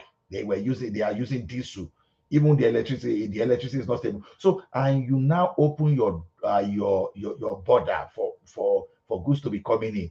It is normal for Dunlop to go down for NTN. That's the Nigerian textile mill. For them to go down, and so many companies there to go down. Then when they go down, they would like to sell their assets. And this asset they wanted to say, who are the ones that were capable of buying from them? Who are the ones that were capable? No, the churches were the ones that were capable of buying from, because if another factory should buy from them, they will still face the same problem they were facing. Now, when government look at it properly, that okay, government will see the opportunity of making money, because don't think that those churches too, they were there, that the government didn't make money from them. So that's exactly what happened. The government that created the industrial estate around that place changed the plan to suit the economic reality. So if the same government want to restructure that place tomorrow, they can still restructure, but you have to compensate because you approve the plan of the same place. So to me, it's just that this military, the military we usher into our politics in Nigeria, they set us back. Like I don't know. Sorry to interject you. Okay. I was listening to a report on Channels TV the other day about Ibejuleki, and they were talking about the Dangote refinery. That part of Lagos is about to become a disaster as well, and it's going to be worse than the old Lagos, because Ibeju will be the new Lagos, right? The way it's going. I'm telling you, it's so unplanned. Even the air quality. Do you know that they're not supposed to build about 5 or 6 miles? 40 kilometers. Yes. I listened to it. 40 kilometers. You said that 40 kilometers around. And people are buying residential houses. There's supposed to be no houses, but they're already building. There's supposed to be a train line there. It's not properly built. What happens to the super expressway? Now you're gonna have tankers going there on those small ways. No. The super highway they just built from Lekki to that refinery, they have a special dedicated lane for truck. So it's not going to be. What I'm saying is this, but the plan was to actually link that Lekki port with rail connecting to Lagos. But Rome was not built in a day. No, Remy, listen to my wait. In a sense, society, those things are done before they fit. You do these things. I quite agree with you on the people buying property close to the refinery. I think they should be compensated and move away from that place. Compensated and what? As in what? Let me see. You buy land there, and they have to find a way to compensate you. Maybe pay you the value of the land. No, Remy, you're missing my point. Hold on. Let me think my point, so you know where I'm coming from. Saying that they should not have approved them in the first place. You don't approve those plans in the first place. But they don't know they are going to put refinery there maybe several years ago. If I did not listen to that guy, Do you know that if I did not listen to that guy, I would have thought that Ibeju is the best place for is a real estate Don't buy into that place. So don't buy no, no, in no, that no, place. no, no, no, no. So, but You me can't listening say to that that. guy it just changed my mindset. Like, really, because most people were not thinking about it. Everybody was just thinking of the commercial opportunity in that place. Obviously, which is not safe for work, which is not safe for living. Come on, oh God. The But guy the thing even is, described AY. The guy even described the air quality. Described the kind of exactly. gas. Do you know that, Remy? Apparently the kind of gas that we have been buying in Nigeria will be banned in Europe. Did you know that? The Like kind the of kind what? of petrol that they're producing in Nigeria is not even safe for that's the reason why you get all this fuel. No, the kind of oil fuel they import into Nigeria is not That is is the one responsible. they import to Nigeria. That is, I don't know, because this is an heterogeneous market. So No, when you go to no, the heterogeneous, guy what about the no. market? AY, you saw the same case. The guy broke the reason. He broke the thing down the way the way it was being done. What he was saying is that to build a refinery in that kind of area, they should have done many things to that new development before putting it there, before finishing that. I think I was a prior clip was saying that the plan was that they were going to have train lines that would deliver to a dry port 10 to 20 miles away. That way, most people don't have to need to come to the main port. You just go to the dry port and pick up your stuff. That way, there's no pressure in that area. That was not done. Okay, what about producing all this petrol and taking them to like Tinkan from that place, and from Tinkan they can put them on the rail, or maybe they can put them. No. You are looking at it differently, Coca. No. Look at this now. You know that's industry there. They will be releasing some gases, some things that Yes, can cause acid rain and some other things. So it's not about transportation alone, but even when they are producing, when they are refining. So what will they be releasing to the air is what it's talking about. Now, from the gases they are releasing to the air, the quality of air you are going to have. You understand? But sorry, Ola, to cut you short. I don't know about this because I learned that they are producing to the highest standard because they have the Euro standard and also we are discussing carbon. I know that no matter what happened, there's still an hazardous place. So now that you make this kind of you are not a narrative, maybe a reality. So to me, I think when there's a problem, the next thing is to find solution. But So Remy, you cannot uproot the refinery for the people. I know. I'm so saying what can we do? So that is the most important. Okay, I'm saying that they are still approving building. They are still approving new estates in that area. Every time you go on YouTube, you see new estate in Abuja. I'm like, but what we don't know hell? how many kilometers is this They are estate. they are even marketing. No, listen to me, Remy. They are even marketing how close they are to the Dangote refinery at a certain point on YouTube for those You're estates. right. You're right. I have seen such. It's 10 miles from Dangote. I'm like, how are they? Who is approving this project? If it's supposed to be 40 kilometers away, who is approving this project? Somebody in the outside is right, Ola. Somebody's approving this project. Who is approving? That's the problem. Lagos needs serious urban renewal because let me tell you, Lagos is a jungle, whether we like it or not. Millionaire, all this guy, the millions we are making. You know, there are some millions that even take you to short lifespan life expectancy. That's exactly what Lagos is. So Lagos to me is a jungle, and Lagos is a place that if we want to be serious as a country in the next 20 to 30 years, there should be a urban renewal there because Lagos it's not livable. I have to be honest. They should have learned from the mistake of the old Lagos, and you should build your new Lagos where you then fully plan. You implement. You learn from the mistake of the old, right? So you build properly. Exactly. But they are making the same Lagos, the same mistake you made again in the So old Lagos. a place like Lagos in the future, you want a good sewage system, you want a good drainage system because all those solutions you are just pushing away. Look, I hope they've done the real environmental impact assessment and they will implement the real how do we call it the real strategy to make sure they mitigate whatever can happen. So, whatever we are doing now is a medium term. It's a medium term standard. We just need to do something. So see, it's a serious concern when you build a refinery, no matter the level of the standard that you are talking about. You understand? To me, in the future, I'm looking at where they need to concentrate on the. I don't just know. It's a job. I don't know. Okay, look at where we live now.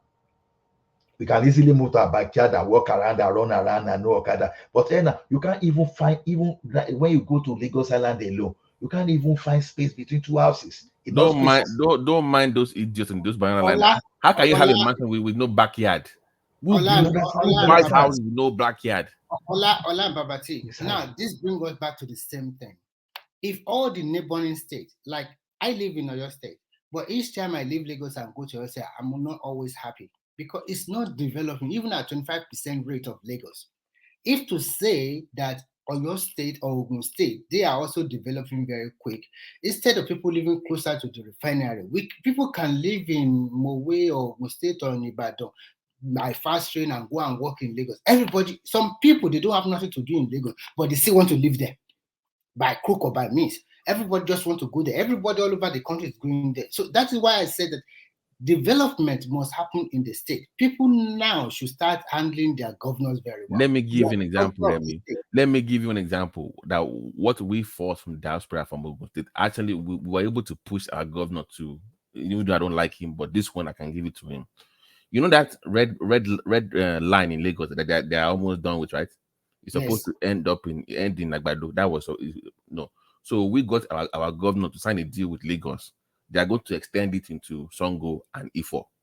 That way you can live in Ifo and work in Marina. You can live, so that way there's no need for. So our goal is to make that area the New Jersey of the New York of Lagos, where you can live in that New Jersey. You can live in that low cost in Ifo, your 2-bedroom and 1-bedroom. Get on the train in the morning, go work in Lagos and come back. So some people say they're actually doing that right now. So we should be doing more of that. I get your point, Coca. So I get your position. So when you see all of these things that people, the election has come and gone, and you are still fighting over unnecessary things, for God's sake, if at the end of the day they still declare Tinubu, which is going to happen in the court, what are you going to do? You wasted 6 months. You fought unnecessary fight. Your chances in the next 4 years is no more bright like before. And things, I just don't understand. We are all Nigerians. Everybody wants development because at the end of the day, if their state is developing, look at Ebonyi State Governor Umari was begging the Southeastern, the Ebonyi to come on. There's enough land. This place is good. Come and invest in my state. Come and do your business. They refuse. Everybody wants to go to Lagos.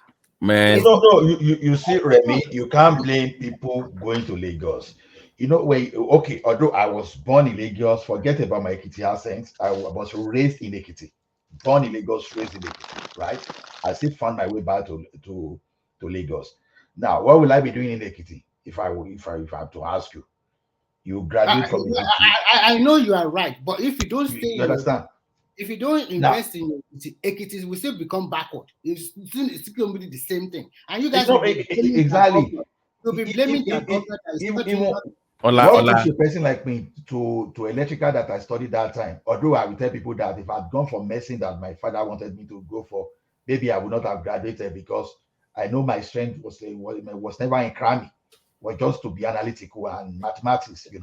I can out of 16 weeks in the semester, for example, I can just do a month reading and I'll be okay for the entire semester.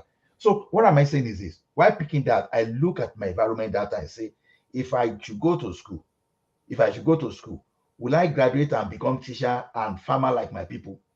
That was why I made choice of going for electrical. I was even looking at, I should be able to do something on my own. But look at it this way. In that country, the resources that the country was supposed to use, that each state region are supposed to be using to develop themselves. In the cook and criminal manner, they put everything in the exclusive list. That is why that is why the energy. That's why the energy is being channeled to accuse the federal government the more, because these people can easily give you an excuse that they don't have enough, even though they are not being creative enough. Right now, look at the same federal government too. Immediately they see that you are getting VAT The federal government want to take over it at the same time too, because they see. So anything that will give you money, they want to take over. But the VAT is, I want to be clear about, what about the VAT? Is this even collected by the state or federal? They are still in court. No. Let me play that. Remember Rivers? No, they put it to the National Assembly to make a law. Why? No. So they settled out of court. Actually, they settled out of court. But do we know the details of that settlement? No. They've already taken it to the National Assembly so that they will make it federal. Oh man, that is some BS, man. That is some BS. So the question is this: why should federal be controlling everything? Because that the federal is controlling. I don't think they can do that, Ola, because there's a current litigation. And they're in court now. So they can't do that. See, once the National Assembly make the law about that. What about all the money? What about the money? Right? Because remember Rivers did the one and Lagos joined the suit. That's the same one, right? I think Lagos State started that trouble as far back as Ola, you know why? I'm not a lawyer, but there's a current litigation and there's an existing law. So the litigation is on existing law. Now, if National Assembly, I don't know if that law is part of the Constitution or I don't know. No, so if National Assembly can rubbish that process. If it is part of the Constitution, the National Assembly will find it difficult to do it. Because to amend that aspect of the Constitution, they need to go through all the states as well. No, Patoski, you know that it was not clear. Because the National Assembly have the constitutional right to amend to. Because there are two ways, right? Is it part of the Constitution? Is it just a law somewhere? Based on what I read, this is the thing. They were afraid that the state might win that case in court, so they rushed that bill. They are likely to win, of course, yes. So they are likely to win before they can win that case. Let's quickly change the law. That's the reason why they brought that bill up. But exactly. The law will not have a retrospective effect now. No, Patoski. Political moves. We always override in that situation. Political move, we override whatever. No. You know, our judiciary I don't know the position on the current law. If the current law is just an act somewhere. No, what they had was that they were having issue with double taxation on VAT. So they were not sure. Some people will pay to federal on one hand, and there are some people will pay to state. So it was unclear who to pay to. That's the reason why they ended up in court. So if that law that they are trying to interpret, there's an existing law that the state said is claiming they are supposed to pay to them. The federal is saying they are supposed to pay to them. If that law that they are trying to interpret is a law on its own, the National Assembly can legislate on it. Let me explain to you. The Constitution. No, let me explain to you. The person that actually passed that put that into our law worked under Babangida. I heard him explain on TV. He said it was supposed to be controlled by the state. That the actual deal was that because of interstate commerce, the federal government will collect on behalf of the state, they will pay maybe a certain amount to the federal for the same way Alphabeta is doing it for Lagos, right? So that was supposed to be the rule of the federal government. No, Alphabeta is not doing like that for Lagos. So no. Stay with me. You know what I'm saying. I'm getting that because of those interstate commerce, that federal government was supposed to be the one to help collect VAT on behalf of the states. They will now determine, okay, this one is for this, whatever. They will now take their own cut. So they were supposed to have a sharing formula, but because of government change or whatever, they couldn't get to finishing that. So by default, it just stayed with the person collecting the VAT, and they just ignored the states. That is what he said, because he said he's one that drafted that part of the law, and it worked for IBB. I forgot his name. Anyway, the last time they put it to the National Assembly, I'm not sure they passed it though, but then because initially it's like the National Assembly was supporting the states. So, but I don't know. We are saying the same thing. And what I'm saying is that I guess they are still on it. They have not passed any bill. What I'm saying is this: that if they look at the source of that law, if that law is, I don't know, if it is part of our constitution, VAT is a revenue, and part of the constitution, revenue allocation and all those things, I think it's part of constitution. If that thing is part of the constitution, and the National Assembly wants to amend it, they need to go through the states.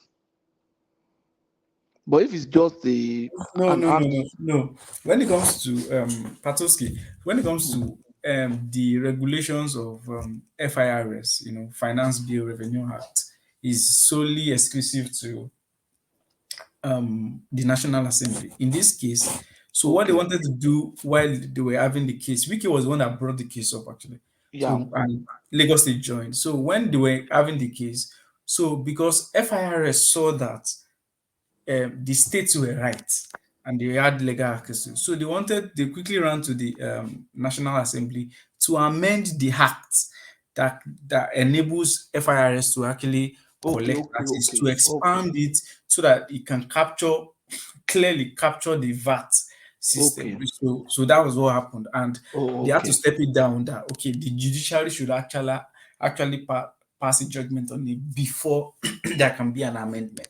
But now they've stepped it down because I think Tinubu, there are a lot of things about taxes that has to be reformed, because it's very clear that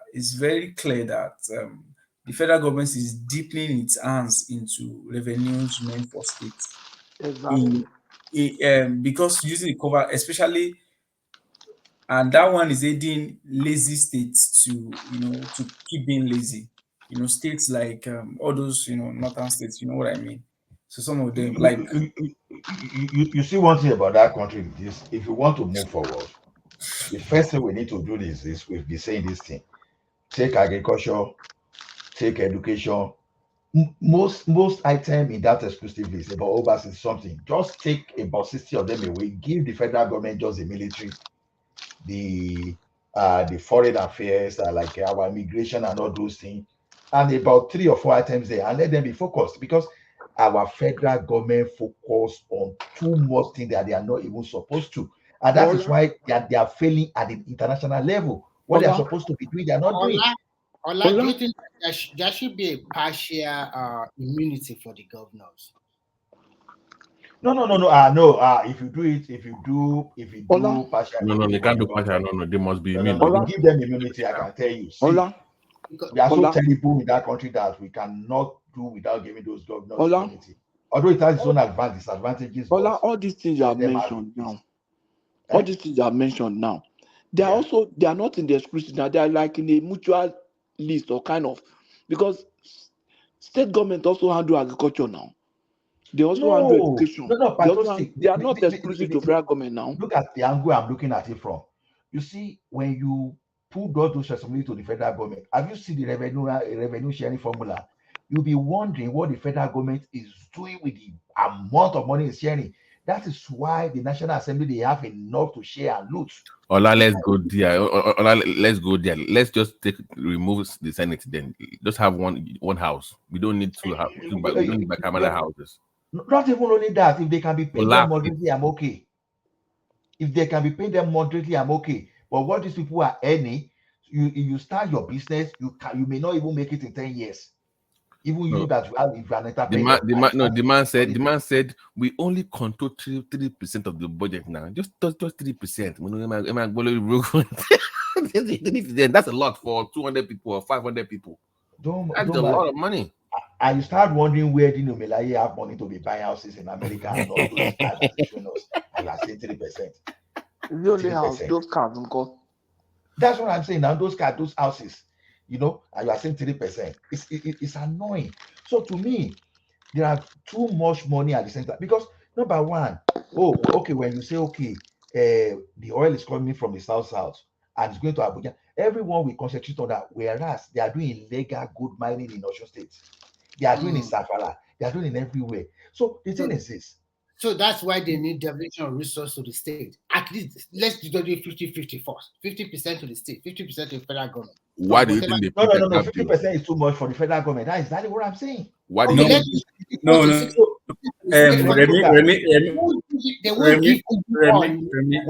Why do you think we have fraudulent revenue? Remy.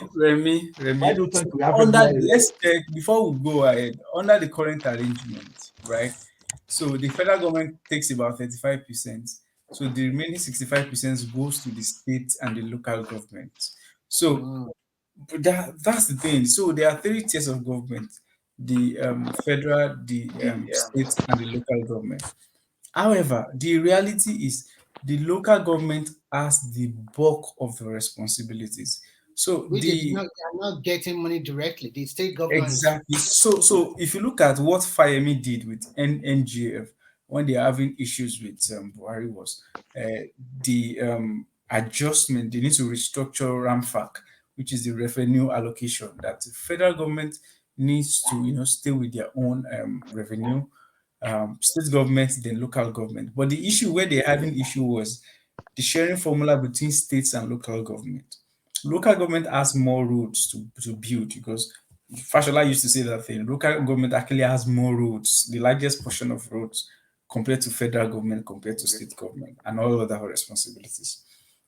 So, under the current system, most of the jobs and projects state governments are using money to do, they're actually a combination of local government money and state government's money. So, if you look at it in proportion to the allocation, in proportion to what they do, you will see that there have been a lot of mismanagement in the past, which has caused them into a lot of debt. The thing is, when they say there is no money, it's not that there is no money. They were getting money all these 8 years. But the problem is the debts that they've incurred is eating their money from the top because DMO would deduct your debt from source. So if you look at somewhere like a Cross River State, when they deduct their debt and everything, it comes to they get 900 million or 1.1 billion per month. So what are they? What about the debt? What about all the money? Let me even say something after AY. Sorry, I just want to ask AY a question. So Okay. all those money these states have been borrowing, has it been reflected in the development of the state? I can only see Akwa Ibom did a wonderful job with all those. Akwa Ibom is even part of the culprit. The question you should ask is from 1999 to 2014, what were they doing with all those monies? Okay, AY, I just want to shift the argument a little bit. You see one thing now, you said the local government and all those stuff. You see, the problem I have with the present arrangement is this. I still maintain it. Federal government should not be getting more than 15% at most from whatever allocation that is going there. Because security, passports, basic things you don't need. I disagree with that because okay, I'm coming. I will tell you why. Now look at it this way. You see all those local government you are talking about.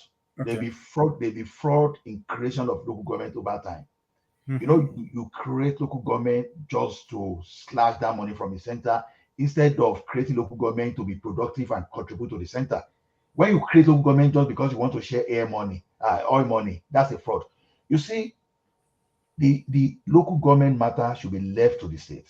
It's a matter of fact, redo the constitution for state to be creating local government. You can create, if you like, create 1 million local government, but you must still generate your fund and just contribute to the center instead of saying, okay, because you have 1 million local government here, you are now using that one as the basis of allocation to the state. That's why you see fraudulence. I think I beg to disagree with you on that. I disagree with that. Let me disagree. I'm talking about my experience here now. You understand? Okay, you know something. When I said federal government cannot get 15%, or because one, if you look at, let me just pick one aspect alone first. Military is not beans. You need funding, great funding for military. I'm not even coming to immigration, to secure your sovereignty, to secure, and especially at this point in time where we are being endangered by terrorists. So there has to be continuous funding programs for military. And as of now, we're just starting to, all our agencies, all those NASA that have been collecting money, they are just dead. They've not been doing anything. It's just now that we're trying to revive them, and they are trying to start to produce arms, locally. I got you because you missed my point. You didn't get my point. You still not get my point. When I say they should not get more than 15%, 10 to 15%, 15% of exactly what? Of what? You got my point. Look at what I'm saying this way now. Even when they get 25% now, 35% now. How much is going to the military, into our defense budget? I just feel how much are they spending on the National Assembly? How much are they spending on those universities? Because what I'm saying that when you give this 10 to 15%, take your university away from them. They don't have business in sponsoring about University, you are all those things. Take it away from them. Move it to the region or the state. No, let them be autonomous. Let those take the airport. Take the airport away from them. Take the airport away from them. Take the seaport away from them. Those should be matter for the region. When they now generate the revenue themselves, let them be given 10% or maximum 15%. You may discover that it may even be more than this, because what I'm saying basically is this: Kano State should go back to its hide and skin. All those butter, magma, all those industry we used to see the other, all those Nigerian, the textile mill, all those things, they should come back nationally to create job for people. Because if you create more job for people, you won't see all this criminal recruitment that all those they are taking advantage of poor people to recruit them into their banditry gang. You know, you give them job. So whatever you are getting from all those things, you should be some part of your contribution to the central. If the federal government is getting, let's say, 10 billion today for that thing, maybe by the time you are now giving 10% or 15% this time around, can even be more than the 35% they are getting presently. But what you want to do is this: you want every region to concentrate on how to develop themselves, instead of some people to be using some kind of cook and miss feeding bottle federalism. Exactly, to be creating local government just to access oil money. People are still fighting for more states now. Why do you think they are fighting for more states? Just because of the same oil money that's coming from the south. No. I think first thing, I think one of my own opinion, Tinubu will have to do a lot on that. I think on states creation, I don't think we need to create more states. I think the one thing we are not seeing is the way the states have been mapped or positioned is disadvantage to a region. I think they should move when they say things like the Northwest is the North, you need the North, you need the North. I look at it politically, really. How will you tell me that a region that has 7 states will not naturally have the advantage over other ones that have 6 states in terms of population and voting? Do you understand? In the house, they have that big advantage. They have a larger share of. No. Look at it. Look at this election, presidential election. 7 states. Let's look at ourselves now. I'm one of the election officers here now. You understand? When you divide to electoral division, we know what it is. You know, in Nigeria, they may use landmass to divide and say, okay, maybe because these people, they have expanse of land, you now give them maybe 36 local government, for example. You now look at area that is densely populated like Lagos, you now give them small portion because you are using land area instead of using population to do all those things. You are now using land area. Those are the kind of the fraud that we have in state creation. And that is one of the reasons that I'm happy that even this particular census is postponed. Because when you do census, you don't use land mass to share resources. You'll be using per head of the people that live within your environment you cater for. You'll be what you use to share the resources. So these are one of those things that I'm looking for us to take away by saying, let the region control their resources and now contribute to the center. So if you like, create 1 million local government in your region. It's okay, as long as you are not accessing the oil money that's coming from the south. But that's what he's saying. That's for now. That's the reason that's what AY is saying. That is the incentive for them creating that. Now, if you remove that through what you're proposing, like I think everybody agrees to, that way you can create 5 or 2. It does not matter, because it's still what you produce from your area that determines what you get, not the amount of states you have. Exactly. Because with that, all those things you see, they will be able to do some kind of strategic alliance. They will ally with others fast. When you take all those ship money they are going to, when the Ganduje will not have money to put on his head. So, okay, for instance, let me tell you the scenario of what's happening now. I said what I believe is the politics is what translates to governance. Now, okay, Yes. let me tell you what's happening now. Now, Northwest is agitating for Senate presidency. Now, one of the reasons why is there an ongoing conversation in their space, but we don't have it in the Southern space, is because there is an underlying fear for restructuring. And if the presidency and Senate presidency comes to the South, of course, the South, Akpabio and Tinubu will go all out to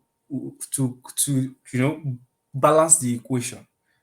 To balance the equation, because if the equation is balanced out and nobody is having an advantage over the other, and everywhere is fair and balanced, we know that in a way, Southerners will quickly adjust themselves to industrial policies. Let's be honest with ourselves, because, for instance, during this 8-year reign of El-Rufai complained about Kano, and he said those guys are not ready to do anything. They are just being petty, and when there are free things offered in Kaduna, they rush down to Kaduna to come and pick it up, all in the name of brotherhood. And they will just have to accommodate them, or the only thing for instance, if they want to get access to education and all that, they have to, get a Kaduna State residency and all that. If it's an underlying fight in their space, although they don't bring it out, because El-Rufai said he's tired of having to accommodate them, because in terms of IGR, they are not serious with generating taxes. They're not, especially Kano side, not the Kaduna side. If you look at Kaduna side is not really northwest. If you look at Kaduna side very well, it's a mixed population that is as productive as somewhere like the North Central. So I think the lifestyle of each region also is something we need to watch. And if everything is square and balanced, let's be honest with ourselves, some region will not get the money they used to get.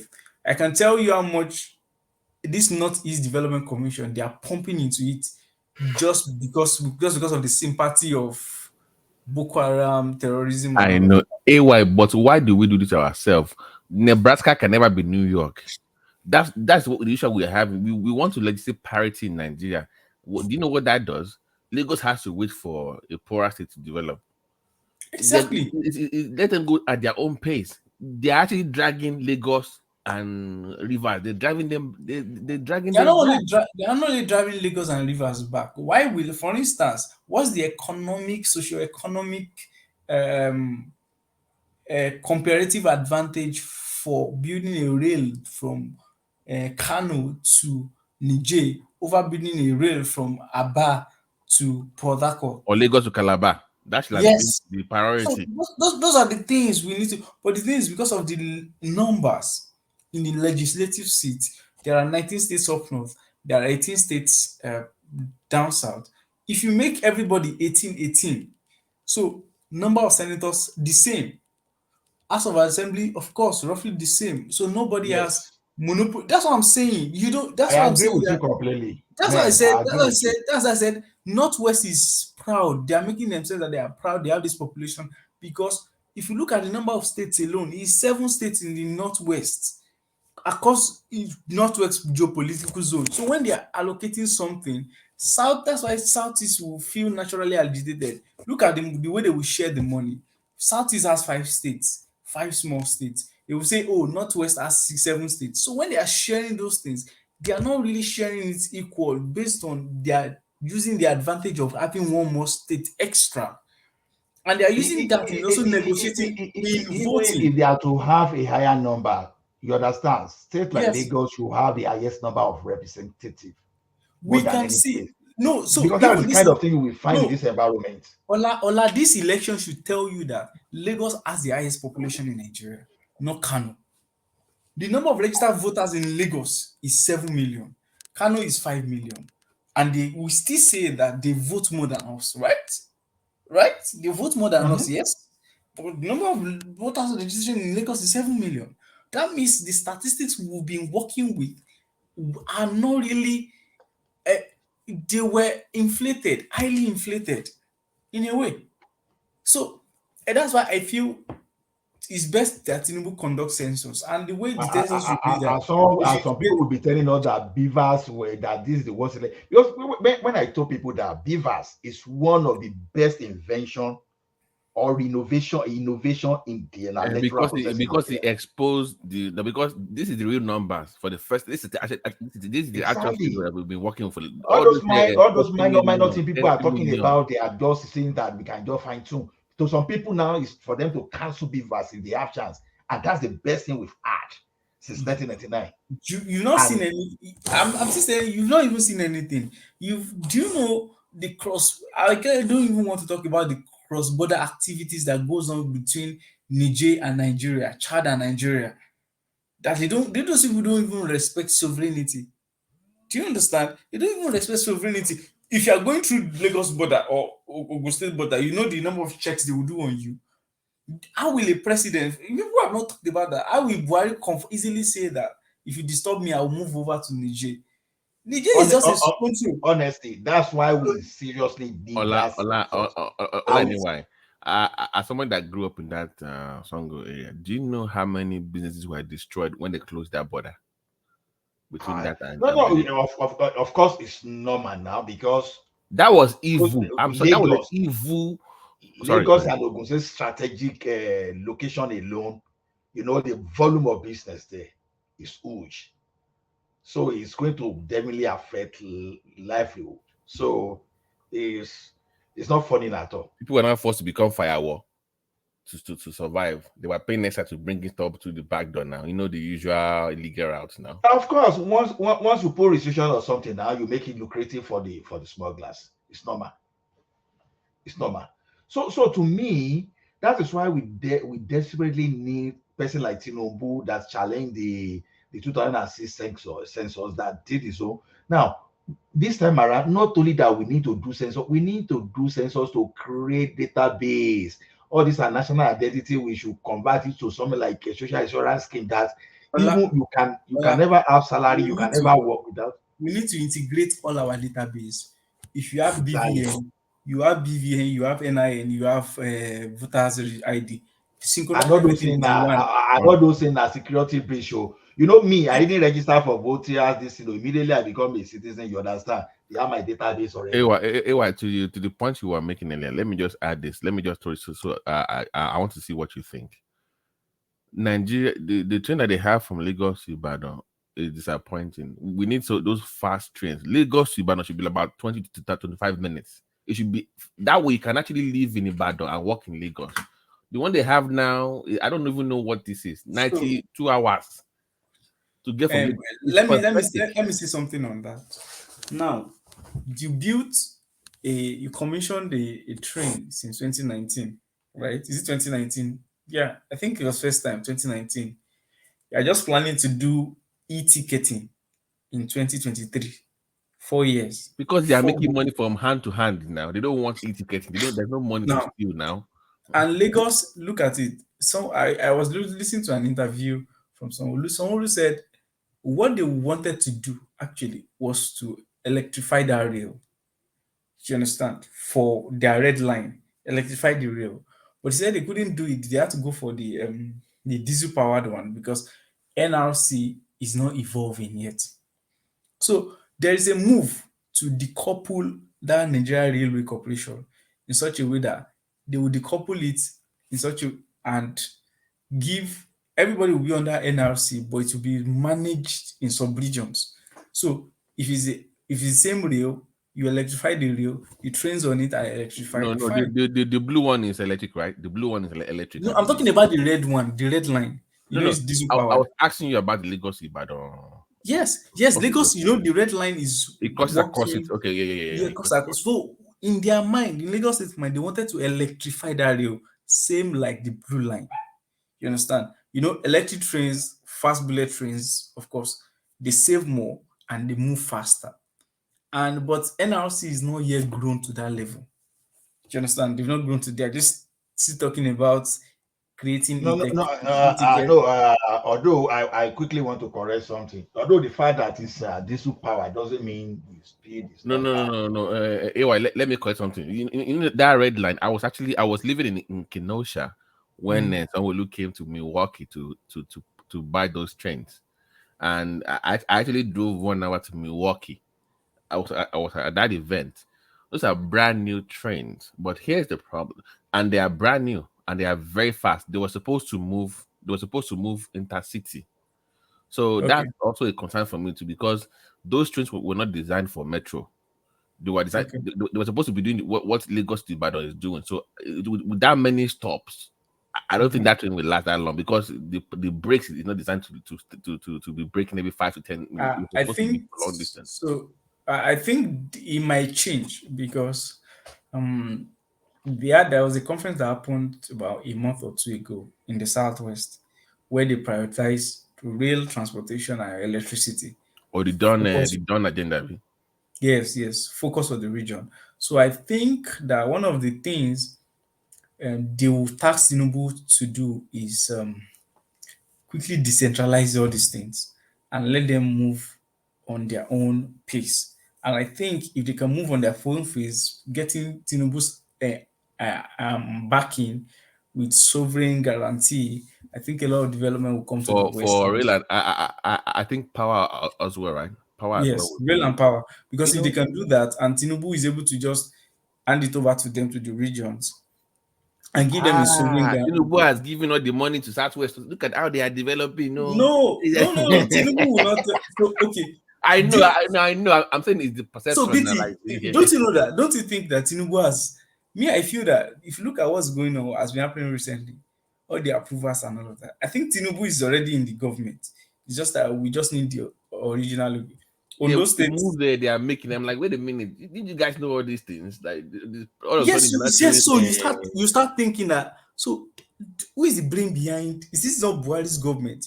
If you've been looking at the last 3-4 weeks, the moves that have been happening. They went to Southeast to go and do some drainage. I'm like, what's going on? Exactly. So you will think, is this Buhari's government? Why are they not thinking about this all this while? But you can see that Tinubu boys, they are part of the government, but the problem is the cabal, they had their own agenda. See, at Buhari followed APC manifesto. By now, we should be talking of Buhari as the best president in Nigeria so far.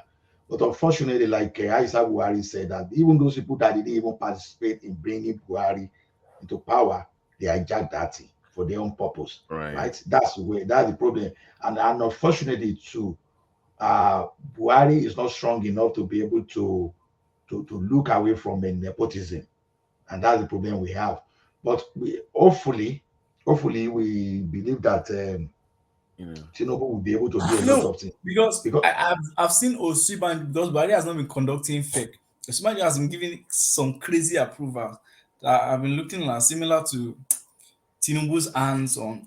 Lagos, like you want to be like, when I first did it, I'm like, you should have done this years ago. Like, exactly. If they've done this thing years ago, Oguta Lake. Do you know how many years Southeast cried for that thing in Buhari's government, and they not even look at them once? So those little the road approvals, so many of these approvals coming, and even myself, I'm asking that where are they going to get money to fund all these things? All those kind of things about you, so that this government will put the name there. You look at it this way. You start doing a lot of things. Look at Lagos Ibadan Express Road. See the way they are rushing. This guy just want to make sure that they will say they were the one that they approve as much so that they can put their name to it. So that, but when you are talking tomorrow, this Lagbaja did that. That's the way I can think about it. So because I'm looking at the way they are working on second Niger Bill Lagos, but I'm like, so you guys are funding for these things before, so that these things can move very fast. How will you be constructing 127 kilometers of road for 7 years? And Fashola had to fight. But it's okay. That is why some of those things need to go to the states. They need to go to the states. Ola, do you know who is the key to this government success? Akpabio. Let me tell you what. Akpabio comes from a region that has been yearning for resource control and regional government. Yeah, that's true. There's nobody. You think it's Southwest? Forget Southwest. They want it more. That's what I'm saying. That's what I'm saying. That is why That is why Yari is blowing the dog whistle. Do you understand? That's why Yari is blowing the dog whistle that Northwest needs to become Senate president, because they know where it's going. Yes, a combination of Tinubu and Akpabio is going to be crazy. I was hoping for North Central for speaker because they wanted to. They feel like they've been exactly. that. Yeah. I was praying for that. So no, we're hoping for. I'm hoping for it, but even if they get, but that guy too, that guy in Kaduna is El Rufai's boy. Abbas is a very El Rufai's boy. So and El Rufai is also known to take some bold moves. Not spoon feeding, don't spoon feed me for anything. Like, because Kaduna State also wants to, ascertain their own power too on the Northwest, because they want to quickly grow to become as influential as Lagos. Do you understand? So that's what moves El-Rufai has also been making. So it's only people, but if you bring somebody from Zamfara to come and become Senate president, we're in soup, because that guy will not. Can I quickly interject, please? Yeah. You can see that they are playing a very good politics. Barao is from Kano, and this Abbas is from Kaduna. That means already looking towards the next 4 years. That is the game plan. But the thing is, North Central now is coming to the fore, and that's what Tinubu wanted to. By the time they give North Central the secretary to the federal government of Nigeria and give them two juicy ministerial, very key position. No. North Central will not take it. You know why? They will take it. If you look at it, they won't take it, because I listened to one of the it was guys from North Central, because he's the current deputy speaker from North Central right now. That guy is Iwase is influential. Number one. Number two, when they were talking, and the argument is right, he said, when we talk to party politics, that's where you have chairman and all of that. Leave it. When we go to the legislation, but it's unfair. It's unfair. They gave Tinubu 4 states now. I mean, that's a lot, and it's not. That's what I'm saying. It's a lot. And that's the thing. I think you guys are not looking at it from the legislative angle. What about the governor from the North Central? They are also angling for a juicy position. They have 5 governors. Are you kidding me? As in, listen, I'm trying the hypocrisy of the Northwest. Do you understand? Lalong is being penciled down for like secretary to the federal government of Nigeria. Okay. That is a very big, important position. Plus the chairmanship position. And plus 1 or 2 other juicy ministerial position. What else do they want? No, not like Remy, not like that. No, I do not support that they give Northwest 2 positions like that. Yeah, that was crazy, man. That was come on. It's a deft move. It's a move that will pay in the future. That's what they are looking at. No, but the thing is, when you look at the optics of politics, now the whole public is aware. The optics of politics would demand that one of that Secretary General, I would prefer that they give Northwest the Deputy Speaker and the Secretary General to SGF. Let them give them the 2. And let North Central get the speaker, because this thing, what is coming up now is they're already playing a power play, and let me tell you what the power play is going. Before, the Northwest has been taking the lead in the northern space for political decisions. Now, North Central is also coming to the fore now as a power block, so on their own. So you cannot just ignore North Central anymore. I know, but the point is this: they don't want to give them 2 powerful positions. They have the speakership and just have the chairmanship of the party. These are 2 powerful positions. Okay, give them the deputy senate president, and the chairman of the party cannot step down. If he can step down, then they have a very good case also. No. Okay, don't give them speaker. Give them deputy senate president. Speakership is in Southwest, Northwest. SGF is in Northwest too. So what are we saying? So I think it's what in politics there must be a risk, okay, for everything. And the thing is, in reality, SGF ought to come back to the South. there are many offices that ought to come to the south. That's why I'm saying that the numbers do not favor us because of the states. The 1918. Look at it in Buhari's time. What makes this thing lopsided is that if the Southeastern have played politics like the rest of Nigeria, we won't be having this kind of trouble. They will have got this Southeast on a platter of gold, just on a simple Southeast. The Senate president is so easy, but the way they play that politics, they gave them a deputy speaker, right? I believe. Yes. Yeah, they have to. But South does not have any problem because we already settled ourselves. We want to share the position, so we don't have any issue. It's just the North because of the greed. If you read there's some news today that some of the speakership candidates that are competing, some of them have started stepping down. Yes, Dogowa is Northwest. It's part of them. That's why I keep telling guys like Tinubu. I don't know how he does it, but he's a master at negotiating deals behind the scenes. Somehow people just agree with him. He just call them into the room. Next thing you know, people start bowing and doing whatever he wants. He's a master at this game. I like Tinubu's strategy. Tinubu will tell you that don't fight for this. There's a better. I think one of the things he does is he provides you a better, much more superior alternative. If I am a rep member, you have to take it. Still have a lot of position for you in the future, unless you just want to fight for. Look at what happened to Saraki now. But Wase does not have time. Wase, I think this might be his last. But it's not so easy for you to be a deputy speaker, and then the next you want to be a speaker. It's not so easy like that. It's not so easy. I read what Bagami sent recently. He said that Wase and someone they are very close to him, and he doesn't know who to pick. But because the party cannot go against the party, and the person the party have chosen is a veteran too, a PhD holder, and so many he has been in the. That's what I said, Remy. That PhD holder is a cover up. That guy has a blood of a Westerner. Yes. Let me tell you the truth. You mean that Abbas?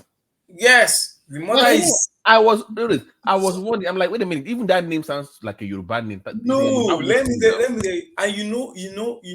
Let me tell you something. Like if you notice anybody that is a Northerner that has stayed with, maybe came to school in the West or did something in the West, their IQ is amplified, and their sense of reason is not detribalized and. You know, you understand what I mean? So they're extra sharper.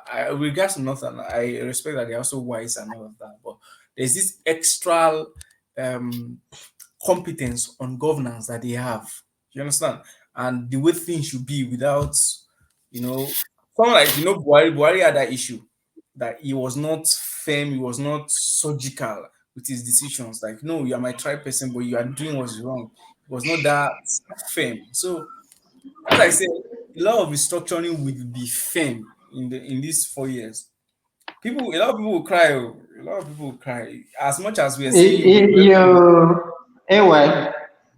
cry. Yeah. Hello. Yes, I'm with you. You are talking about Tinubu's master class. That is what you are talking about, Peter Obi, and we are talking about governance. Tell me one politician today that will not listen to Tinubu. None. Is there at the top echelon of Nigerian politics. I don't think there's any active politician today that we have in any party, apart from maybe somebody like Atiku. But besides that, is there any other one that will not bow to Tinubu or that will not listen to Tinubu? Forget about money. Simba. I think Tinubu was hiding his influence pre-election. I think he was hiding his influence, like how big he is in not only Nigerian political space, I mean African political space and global politics. He was hiding it from us. He was not making us to really see into him, although we see into him in Nigeria, the networks he has. I think now, the more as the day progresses, we'll be seeing how influential this guy is. Once you have worked in that oil space, man, you have connections, man. That is a global connect. That oil, you know, I if you work in oil, said yeah. from down to Can we look at it? Even this Guinea passport of the thing that they are using against you. Oh boy, I shock. Oh, say this guy big pass this like this. What you gone? Okay. And I If a whole country can give him that recognition by helping, that means he's not even a kingmaker only in Nigeria. He's a kingmaker in Africa. Do you know how many people? That's what I'm saying. Do you know how many people Tinubu has helped to win presidential elections in their country? You think people down from Ghana down to South Africa? Do you know how many people Tinubu has helped to win the presidential election? The guy is really influential, but the thing is, the guy does not move with PR on his international radar and all of that. And I think that Atiku is not that influential. If you are a business person, you understand politics and business and economics, man, you are a gem. If you can understand politics, economics, and business, how the three of them interwoven. And I think Tinubu is the best option as at today in Nigerian politics because it's the only one that can get Nigeria. It's the only one that can. I don't know. Atiku cannot. How many foreign direct investments did can Obi attract to Nigeria as a country? Who knows Obi? Who knows Obi? See, how many foreign Obi is a nobody. He's a nobody. Atiku that is saying how many foreign direct investments can Atiku attract? But Simba, you see that Obi thing, the man thrives in divisive politics. He does the divide and rule. That's how. Exactly, I agree with you. But that's why he can't hold the party together. People say APC invasion. Is there not PDP invasion in APC? But if you're really that, you will find a way to bring people together. Look at what Tinubu did. No, they are only giving excuses for him. No. How can you be saying that another party is the one that is causing problem in your party? That means you cannot hold your party. Look at what Tinubu did. The man sent people to body judge of all people. The man has been trying to destroy him for the past 30 years. He still sent people to him. I need you for my God. It was. Do you know who that guy is to him in Lagos? He's still reaching out. That tells you this guy understands politics. Even OBJ. Remember when OBJ they were fighting about allocation, Simba, in Lagos? Tinubu will yes, I remember. Tinubu will still pick up OBJ at the airport. Do you know that he will still pick him up at the airport when it comes? He will still come and meet him in Lagos at the airport. Even if they were fighting. He will still he never abused, after the elections. He never for once abused OBJ. Tinubu always appears weak. Fashola says the same strategy over and over again. He appears weak, even if he has evidences that we used to knock you at the tribunal. He will be appearing weak and coming to your level and begging you, like the way he's begging to be. Oh, let's do this thing. I feel like they have some dirt on Obi. I think they have something on him, but they're just waiting for him to just mess up big time. See, don't Tinubu will tell you I prepared for this election. So is he so dumb that he has won elections for that? One of the famous quote of Tinubu that I always remember, he says, even before it happens, I've already planned for it. He said even before that he thinks ahead of time. Like even before anything happens, he already knows, he already has a plan for. He already has it. So he was discussing his political names. He said, listen, even before it happens, I already know what you're going to do, so and I'm already prepared for it. Look at what Buhari did now. It looks like your psychology.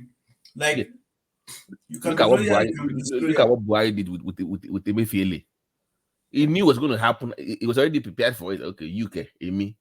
He knew what's going to happen. He was already prepared for it. He has plan A, plan B, plan C. No, the problem is Buhari's people cannot say. If you look at Buhari's space now, they cannot boldly come out and say they want an election for Tinubu. Look at the northwest space. Only people from Kano that are coming to people. You see that when Buhari was in power, Katsina was the powerhouse where they talk and the whole Nigeria responds. You know, people like Mamanda that will talk. Do you understand? The late Abe Akari will talk, and everybody in Nigeria will start, you know, who is who will start. But now power has shifted.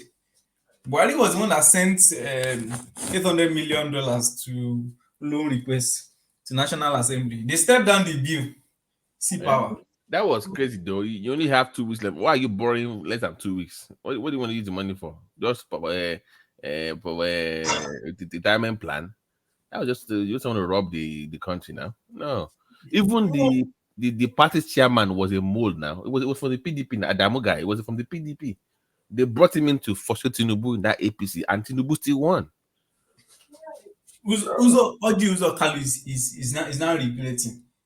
He's not regretting. That one is just stupid, Gary. That one just a stupid man.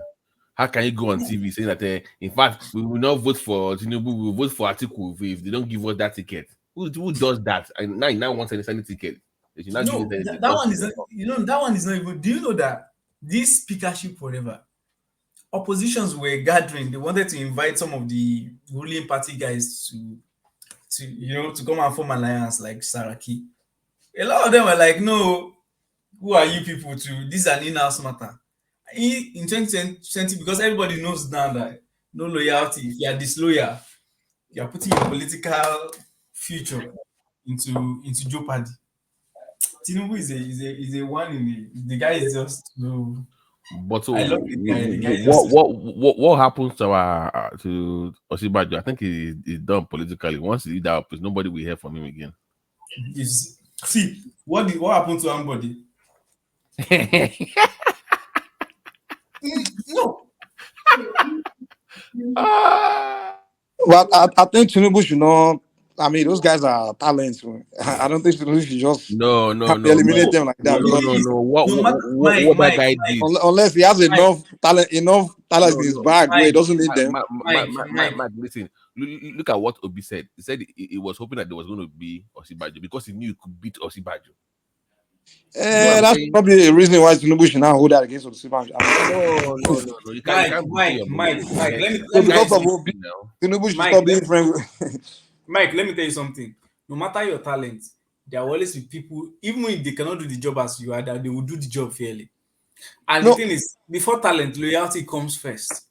No, I don't think so. In life, are you saying if you have a company now? Hold on, let me give you an example. If you have a company now, and you have one employee that's very, very productive, making money for your company, but it's not as loyal to you compared to another employee that's within the company that's more loyal to you, but that one is not producing anything for you. So would you say you eliminate the one that's less loyal? Are you more? It's not all about loyalty. In this case, I don't think the example you gave suits the whole scenario. Okay, so let me say, are you saying any other people from other region that is going to appoint in his government, would they be more loyal to him? Are you saying they will be as loyal to him? Come on, no, not everyone that will be part of your government will be as loyal to you.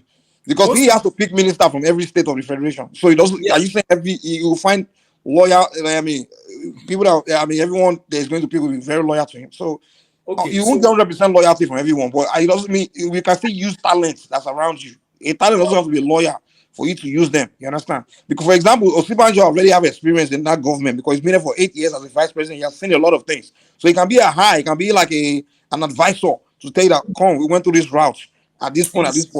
And he can give you some, you can't end your friendship just because the guy with talent. It's not ending. Tinubu does not end friendship, but he makes. What is he doing if he cut the guy off? I know he didn't cut the guy. Somebody can still call him to tomorrow now. I'm saying like to cut them away from his, governance. Just eliminate them. That Ambody one was so bad because the guy made it open. That, usually when you disagree, you don't with Tinubu. If you Mike, what do you always think whenever Fashola says, "May your loyalty not be tested"? Because Fashola also almost told that line, but the only saving grace is that it was never public. No, and because Fashola, if you remember, Babaito that died, Fashola was very smart. Even in that Lagos, Tinubu still listens to some people in Lagos that he will still listen to them. Yes. So he Yes, made of friends with course. those people so that even when he had issues with Tinubu, he can go to them and say, help me, beg him or whatever. But Ambode was a one-man show and his friends. He didn't have any backup. So once you lost Tinubu, there was nobody to go to and say, Egbamil. That was just it.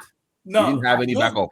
people that can, people that can speak to Tinubu, people like Baba Conde, all those men that they've started from You know Tinubu. it now. You know the latest it in Lagos now. Yes, now those are the people that can speak because they know Uh-huh. Tinubu's antecedent. And the thing is, those were the kind of guys that were talking to Oshibanjo. And Oshibanjo was not listening. Was he not there? We were all here now. Were we not here? We were all here when they were advising, when I say, and the way Even Yoruba the elders guy talk. from Ogun State, Oshoba. Yes, You Oshoba, remember he called that meeting of Yoruba candidates in Ogun, and your boy was there flexing muscle, like he got some support from the north that they're going to support him against Tinubu.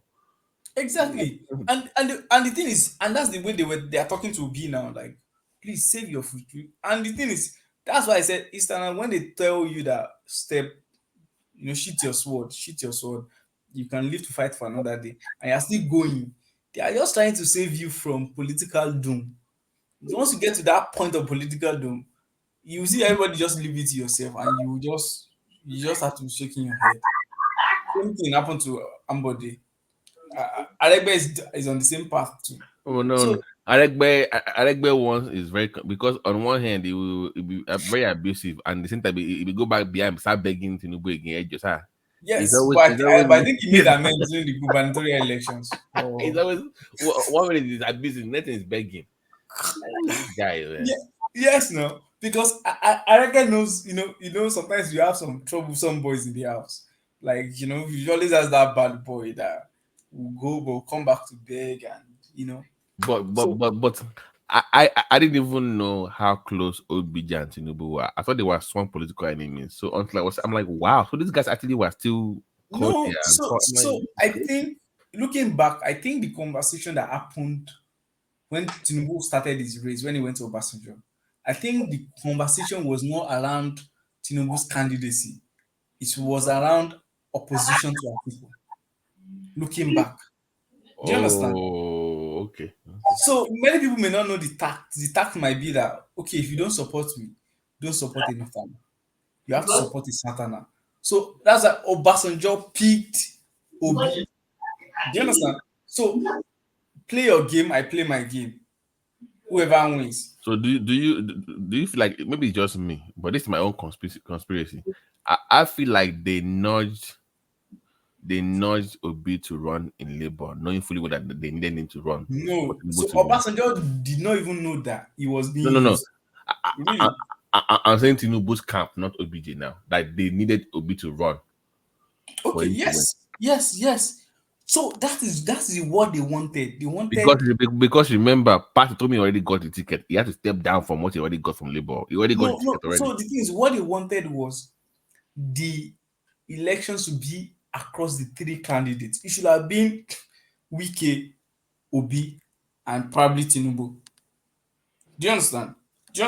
Or Oshibanjo. No Northern candidates will run. So the Northern guys will pick anybody they want to support. So, like in 2027, 31 now, it will be the affair of Who would have all won with the landslide, man? what's it? Hello? If it would have been Tinubu, Wike, and Obi, Tinubu would have won by landslide. No, but it will have still been a very difficult election because Wike will also have his own support base. And Obi also have his own support base. I don't think so. I think Wike. What will happen is Wike and Obi will share a lot of those obedient votes, so to some extent, and those article vote would have gone to Tinubu straight up, man. And not necessarily that. Well, Tinubu may win. No, Yes. that would depend on who Wike picks as VP. Exactly. Okay. If Tambuwa had played and Tambuwa came into the fray and supported Wike, and Wike, Tambuwa, and maybe Obi, and let me pick another politician. So can I ask a question? Yeah.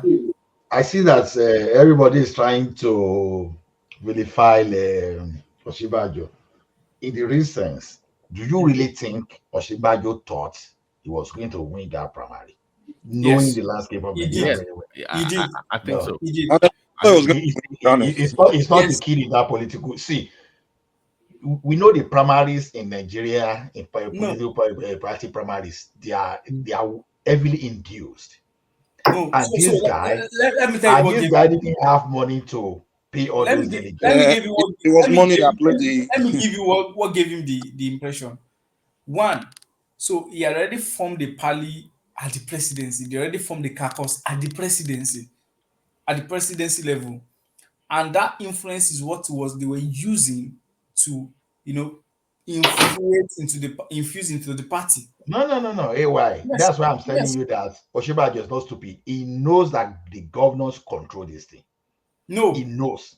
So it's not today. Even He Buhari himself, The where governor, Buhari got to that place listen, himself, it the was the governor governor. want Tinubu these primaries.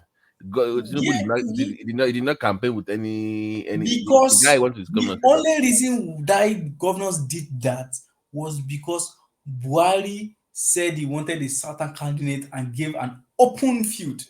No, which was the the presidency. governors have been doing it since. That will not be the first time. That's why I'm saying No, Oshibajo is if not you look stupid at because he knows. the governors respect when there is a fight or a dispute, the person that they go to finally on decisions was Okay. Look at it this way. How did Yar'Adua become the candidate of PDP then? The likes of Ibori and others. How did Jonathan become No.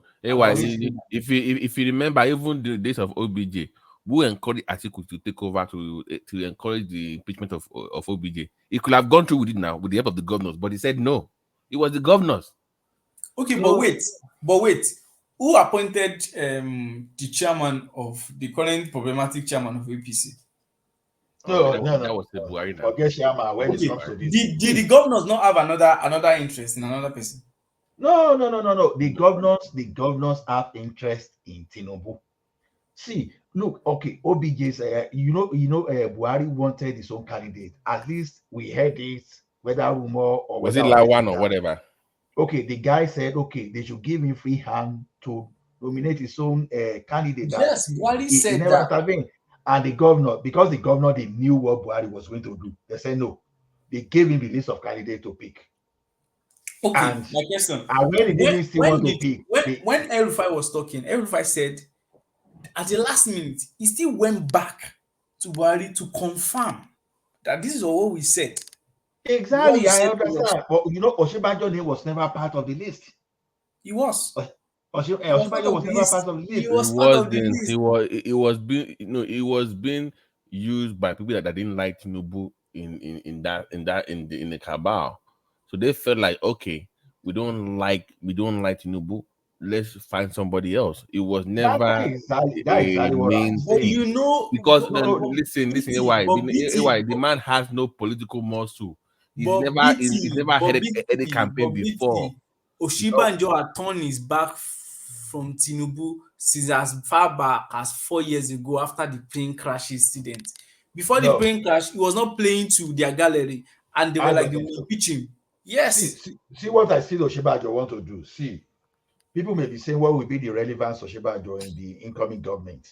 As the vice president of the country, I don't know the position that they want to vie for. The only position they can vie for is the position of the presidency. We can see Oshibanjo as someone that may be preparing himself for beyond 2023. So contesting, be after someone that has been in the politics of this country for that long, by now he understands how that thing's strong. Like I said, without the governors, for example, that pushed Buhari to that power, Buhari would not have won. And this governor we are talking about is part of Asiwaju, was part of those people that still managed to push this man to that place. So by now, I think Oshibanjo is not so stupid that he will not know who Tinubu is. It's only people like even Amechi. No, I don't think so. If you look at 1999, you know what? Knew quite well that no, he was not going to defeat Tinubu like that. Because see the way he spent, he tried, he won't try because except their kindergarten politicians. Because already before the primaries, the governors have already taken their position that, okay, this is what they want. And Oshibajo must have seen that even Buhari could not even do anything. The only thing that Oshibajo didn't do was just to say, okay, I withdraw this thing. He could have sensed all those stuff, because how can you, the same money that this guy was giving out to people, Oshibajo could not. And Oshibajo must have known that even those people that were supporting BAT, that these were the people that Tinubu has helped in the past. So, essentially, like of over-ambitious, what's the name of this guy? What's the name of this Senate president that was still trying to use the chairman? So to me, it'd be a surprise to me if Oshibajo would not know his oga, even though for instance, who do you think after Tinubu they will prime to become the president? The guy that came from NNPP, I think that is the plan. I feel like the man came back to North Central is either going to North Central or Northeast. Okaso is gonna run in APC. I feel like that. I think he has. I think what he did with that. No. Even if he run, it's not going to win. No. Exactly. Kwakaso cannot win. He cannot win. They have seen his debt. The debt is only Kano. Okay, that's all. He can't win. The problem before this time around was if he had not run, if he had supported the PC, he would keep that surprise element of surprise intact. But now everybody knows that he's not a witty politician. That is just Kano. And you guys are talking about Osibajo. I think Osibajo did a miscalculation. There is no elected post for him in terms of politically anymore. He can't become the president of Nigeria because in the next 16 years, Osibajo will be closing to 80 years old. If he's about 60 something now, I think it's about. Osibajo cannot even win his polling units. What are we saying? Okay. Remy, don't mean to digress, but what is the future when it comes to the presidency for the Southeast? Do you think they have any chance for next? I've already said it. Initially I told you that their chance is very slim. Unless and I don't see them playing national politics. Look at the region. They have all the three political parties spread out. 2 for APC, 1 for HAPTA, 1 for PDP, 1 for Labour. And the irony part of it is that everybody wants to be a leader. So who do you push forward? I have a concession. There can be a concession from the South. And the only concession I see... Let me say... The concession from the South. Let me finish. Shebi is Aso Rock they want to enter B. The only concession they can have if they behave well in the next 8 years is vice president. They won't behave well. That's my point. That's what I'm saying. Like, they're not gonna. Already. They're gonna. That's what they can get as they will get a soaked of sliced bread. That's the only thing they can have for now. Tinubu's word. Because the way they will attack Tinubu, that one we saw, the one we saw with Buhari, it'll be like a child's play. Like, how do you attack the only friend you have left, the only one that really willing to tolerate you? How do you then attack that? You know that if it wasn't Yoruba people, it wouldn't have gone as far as they've gone in Nigeria, because most of their people that create most of the opportunity for them, like literally a region where they go to just settle, where they don't no one hinder them, get in their way. It's the Southwest.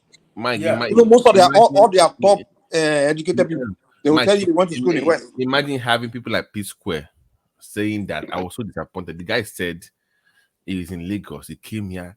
He made money in Lagos, and all these local people that call themselves Lagosians are sleeping on the streets and they show their father's house. Who told him that they are sleeping on the streets? I'm like, who are these guys? But when Pisco came to Lagos, they just came with their baggie. I knew them now. They were on NCA 5 dancing on Fumi show or Fumi's money show. Now I remember them now wearing all this khaki stuff. Yes, broke as hell.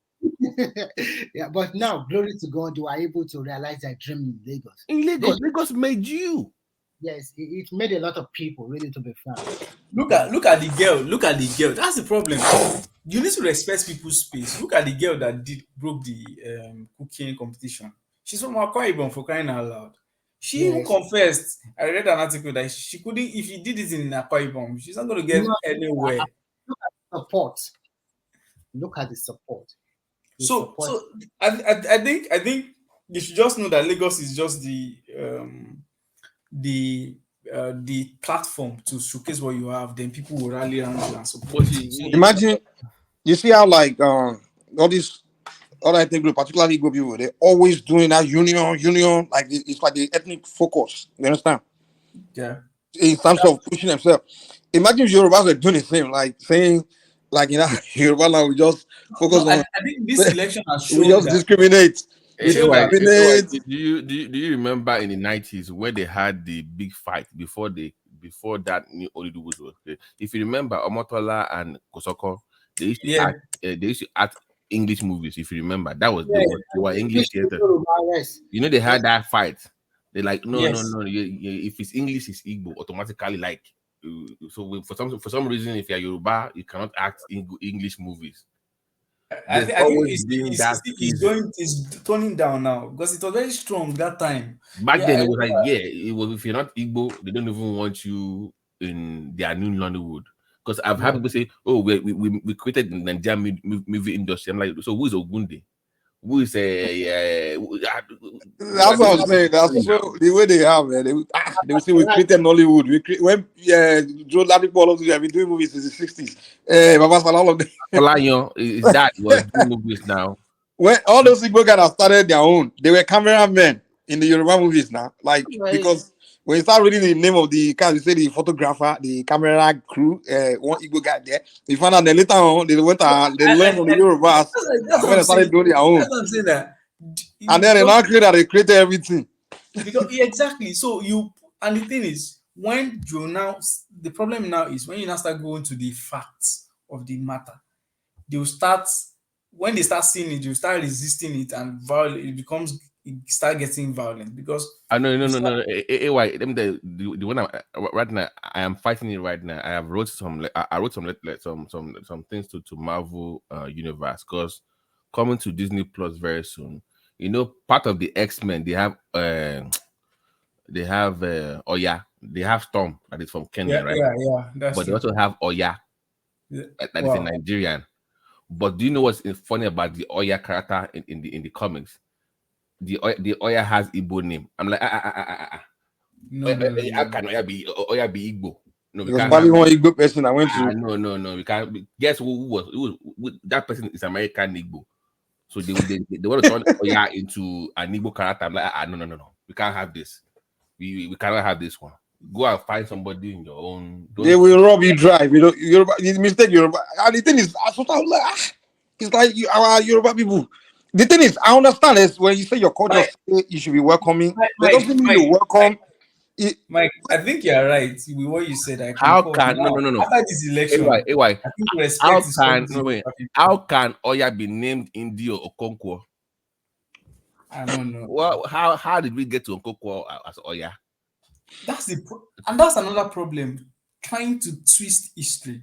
If you when we look at documentation of history, I think in Yoruba culture there's a little bit of documentation, like a little bit of, at least in the real sense of it, saying the histories the way it is, and not saying, even if there is let me say verbal communication of history, the intent of communicating that history is for people to learn.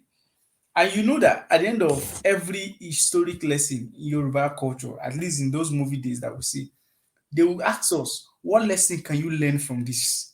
Right. Are you with me? What lessons can you learn from this? No. And I think sorry, I'm sorry to cut you short. Do you want, if you, I put the link down there. Even the story of Oya, they tell you she's from Oyo State. She has all this. She's from Oyo State too. Yet you still call her Okonkwo. I mean, what is she? Oyo. Oh man.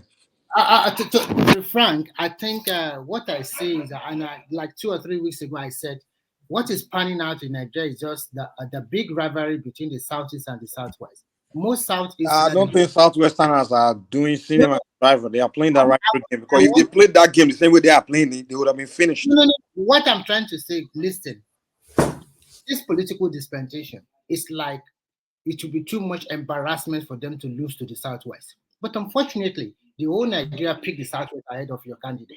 Nothing you can do. Obi ran on opportunist level, taking their religion, ethnicity, and some disgruntled youth. They call themselves NSAS, turn out to obedient or whatever they call themselves. But in the next dispensation, in the next 4 years, if they don't get their heart very well and vote according to their conscience, not just vote for only their own candidate alone, they will get the same thing. They won't get any juicy position. Let me tell you something. What's going on? What's going on in the political space? They've not learned their lesson from what the movement I've seen.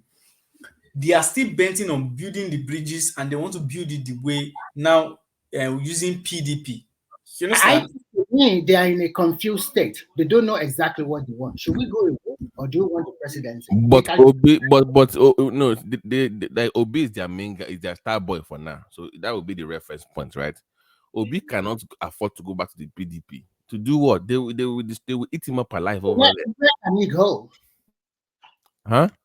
Where can he go? He's not a person that he has to stay in Labour and find a way. That's his only hope. He doesn't have that charisma. He doesn't have that wit. He doesn't have that capacity to build a party from the scratch. He should have done that. This is what he should have done. Build your home party with your.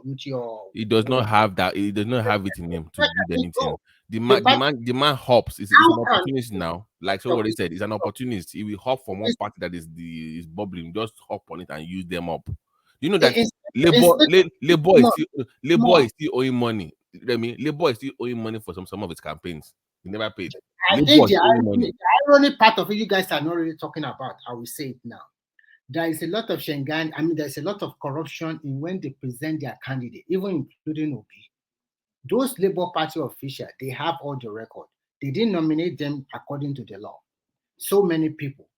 You will see that they will lose a lot of seats. Let me tell you something. If the counter petition that APC does, if it scales through where they say Obi was not cannot be recognized as the validly nominated candidate because that's why they are doing pre-hearing now. The pre-hearing can be if that one should it was not. Excuse me, please. It was not. You're supposed to be. You must be party member for 30 days before they even put you anything. Exactly. So almost all their candidates, apart from Alex Oti, is qualified.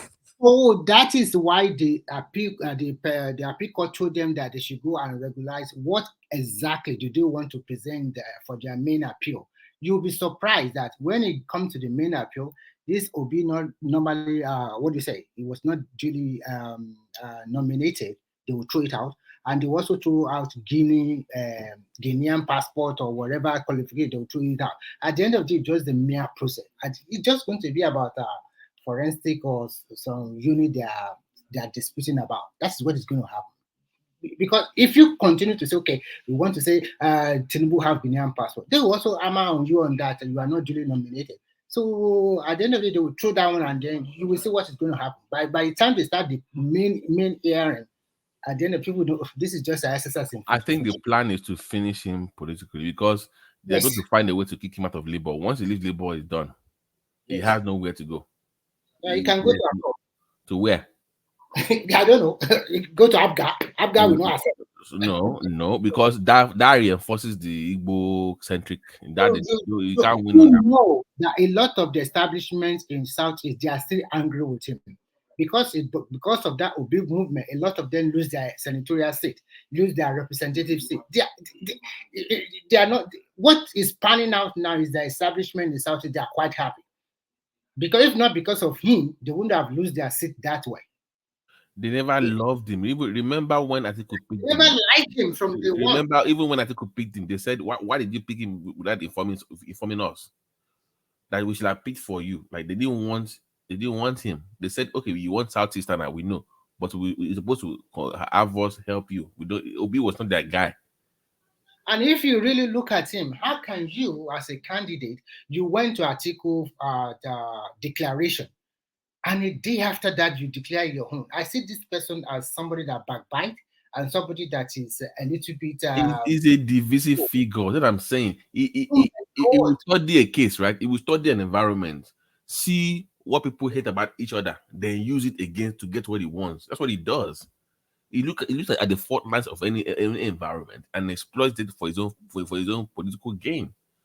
And then because of so many people hatred, or they don't want the Southwest, or they don't want Tinubu, they now join hands together, selling us this and old establishment that's never achieved nothing in Anambra. If Anambra is super good, everything is super good, why are people trooping in from Southeast continue to go to the rest of Nigeria? They should have stayed in their Southeast and prospered there. If Anambra is super good, a lot of people will continue to stay there and do that. But you don't need to go to any part of Nigeria. And the guy will come on TV, start quoting Singapore, and I went to China. In And Singapore, when they asking question, said you invested in a company, you have a big stake at family business. Oh my God, your family business. And what do? You are talking about production, but you are the number one importer of goods in Nigeria, importing a lot of stuff from all over the world and selling your supermarket. Are you helping the local production that way? I don't get it. So from day one, I never believe in him, and I know he's an opportunist, and I know he'll win. Remy, if you look at Tinubu's style of politics, and we'll see that I can count many people he has turned to millionaires and billionaires with his policies in Lagos. One of the beneficiaries is Elumelu. And now what Tinubu is trying to do is every time that he's doing governance, they are always, every governing administration has the face of their business and the face of their, business and capitalism and all of that. Their business and so they do. Like now in this administration, you could see that someone like Dangote is the face of, although Buhari did not do well, is the face of that push to greater economic expansion of their business empire and territory. And now I can see that someone like Tony Elumelu is being groomed for that position so that he can carry all Where of is that. he from? It's not from Delta, right? Yes, it's from Delta, Agbo. Yes. It's kind of making sense now. It's kind of making sense a little bit. So now, that's what I'm saying, that Tinubu is already giving him the power plant in Abuja. No, you have to give it to this guy. Look at Eco Atlantic City. Who would have thought that we can build a new city entirely? You look at in the next decade, when development starts coming, American embassy build their embassy, everybody continue to go. Come on, just look at. No, they will say that they were the one that developed it, though. they say it's big money that they are using to build it. They are already saying it now. They say they're using Igbo money to build the Atlantic. They say they were the one that developed it, though. This is because you don't go to the media. Do you know how many? As I said, if you look at, do you know how many businesses have grown in Lagos? I mean, all this mama put business. If you know how many of them have grown into established restaurants where their children are already managing it now. You can see some of them they were given refrigeration by Coca-Cola, by Pepsi. They're going to give them those days. You understand? Now, if you go back to Nigeria, you see those businesses have grown. They bought their own space and they now commercialize it. They market it very well. Can I ask you a question? AY, can you know how you talked about Tinubu building people and he has disciples? Do you know any disciple that came out to support because Obi was governor for 8 years? Do you know any of the disciples that you can say, oh, this is his own fashion that he raised in the political space? So no. Does he have anybody that you know? No. For that 8 years, nobody. It was nobody. No former deputy, no former commissioner came and said, this is my guy, yo. Nobody. Yes, because for 8 years. Because when people say Tinubu owns Lagos, let's be honest with ourselves. If I groom people and they become billionaires, most of them are billionaires. So what do I want? I want to point out in that space that I will not get. So, like I was listening to Senator Abiru on China's TV or maybe some TV station the other day.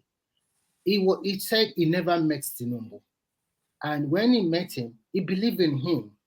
that if you meet this guy, your life turn around. So many testimony like this. It's very nice. So I have heard that it literally, if it cannot help you, And it if can't you help believe for you. he I've will heard that support a you, lot. stay Yeah. by you.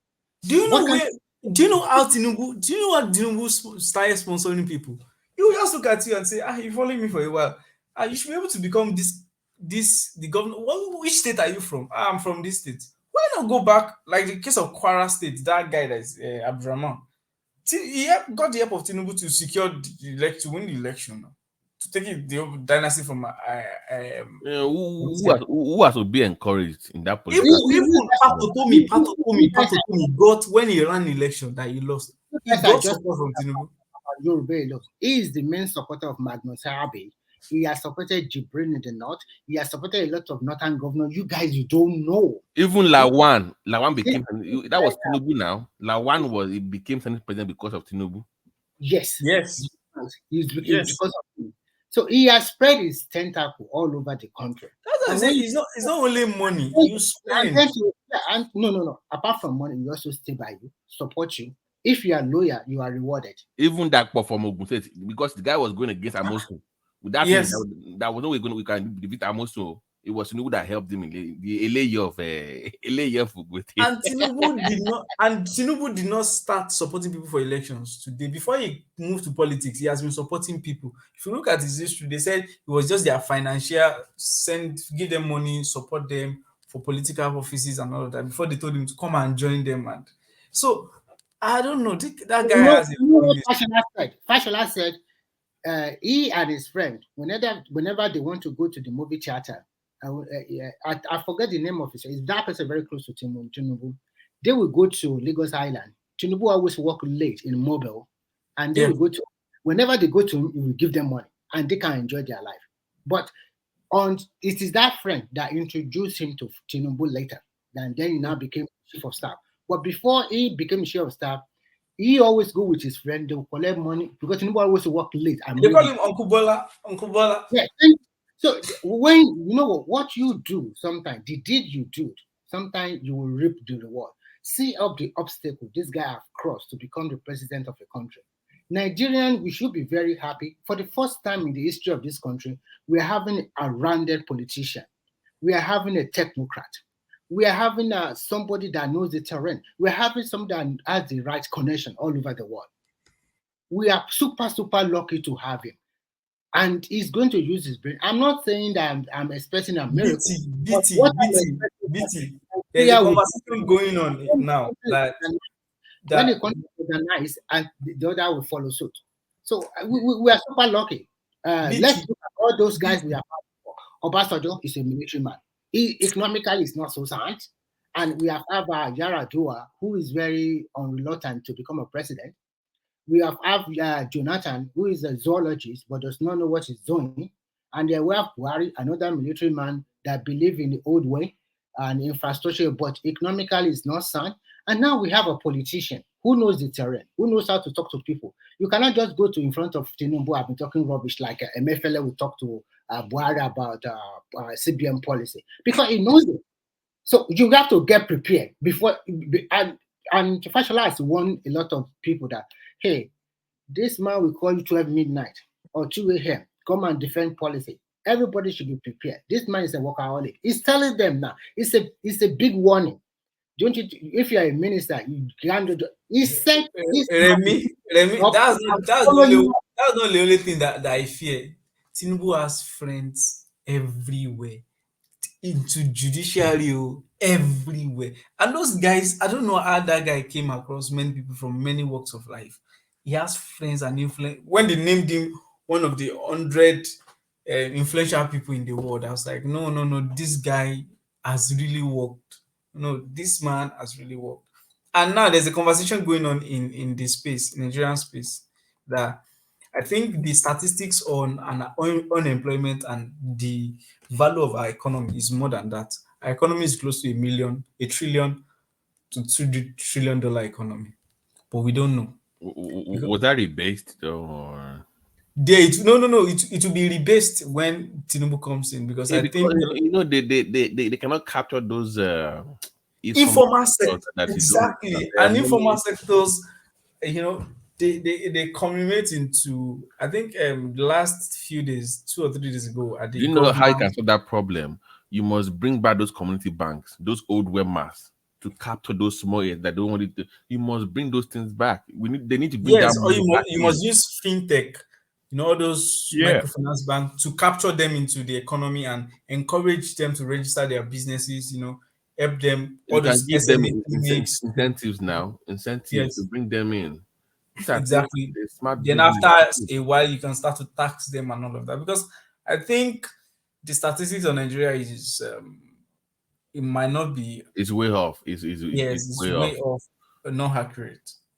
Accurate. So we need somebody that understands. This is the thing that people that are about Tinubu is that he understands the game. Now, if he has good intentions, he knows how to deal with people that will resist him. So he's part of the system. He's a cabal himself. So if anybody in that system tries to go against him, he knows what to do because he understands the game. Do you believe that?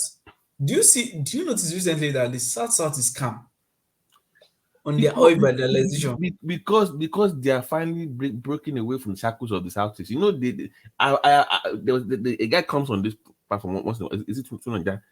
The way the guy tells me about the way I did not even know that they were being oppressed by the Southeast. I didn't know that even they don't want any part to do with this Biafra thing at all. I didn't know. I'm like, I thought they were doing. They said no. We don't put us in Biafra. They want to be by themselves. So they are so happy that finally they have their man in the Senate. They have a guy that believes in true federalism or whatever. Exactly. That thing is, and Tinubu insisting on that alone is giving them confidence in his government. I am seeing all these groups online now. They're like, we have our son as the Senate president, so we support this. I'm like, already. Do you think they play their politics right and they get what they want? They never thought they can get it. Now they see our position. They really fought hard for it. They voted for APC during the last election. And they want one more thing, though. By the way, they are fighting for one more thing. I heard today. They said that they also want for the first time that they should give them that petrol because it's always that they want their son to be. As if you know what I want to say. Tinubu will give them. Oh boy! In fact, if the guys should give them that one guaranteed vote for the next 4 years. I'm telling you. You can see. You can see that will be complaining that you cannot see the competitive nature of all the regions now. One thing I'm elated about is that although we are not there yet, but this democracy is helping the country. Now, you guys, we've had 2 or 3 days. We've heard some people talk about, I want to go to farming in Nigeria. I want to do this kind of business in Nigeria. This is very good because at the end of the day, you are also helping a lot of people in Nigeria, putting them to work. If we are, like people said, if we can find solution to our security and find solution to our electricity problem, and then we are good to go because we have the population, we have the. I think on that security issue, I think one of the Buhari did not listen to a lot of advice. I think he play tribal ethnic politics in that region, supporting his Fulani against the Hausa. So, and I think this has really affected his administration. So I don't think it's really good because I think anywhere you go in developed country, there is multifaceted level of security. Look at our young population. There's so many people you can recruit to be to start even from 30 or 40,000. They've started though. I don't know. I heard in my space back in my village that now registration is going on in every local government. Unemployed people. I've been look at Amotekun in Ondo State. So that Agbado thing is for real. Yes.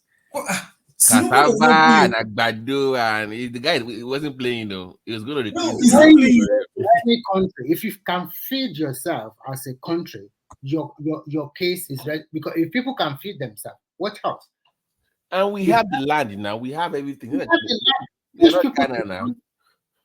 Give them incentive. That's what you know why I believe the guy, because if you could successfully turn all those, when they say Lagos economy is booming, Do you remember all those Iyaloja in all those markets in Lagos? Yes, so in the God, market.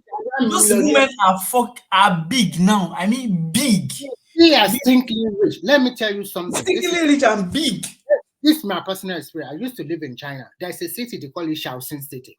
This Shaoxing City, what they do is just to everybody in that city, they have a lot of mini factory, big factory, and they produce lace material. All those laces you are buying in Nigeria, before they used to produce in Holland, but it's China that they are now producing now in large quantity. I can't believe I met a woman that every two weeks it will bring about more than 20 million to China to buy lace. And he's not even the biggest in Dumont at that time. What are we talking about? These are just traders. 20 million in 1 month, 40 million. The way they treat this woman, you would think she's a king. They will go to the airport, pick her up. One of my aunts, she sells. I would just think that we are just continue to read like that book will never end. And these are people that are into business. They're making fucking money every day, every week, every time. And we just okay. I'm not saying it's good to study, but I'm just trying to say that. Remy, you've not seen all those women.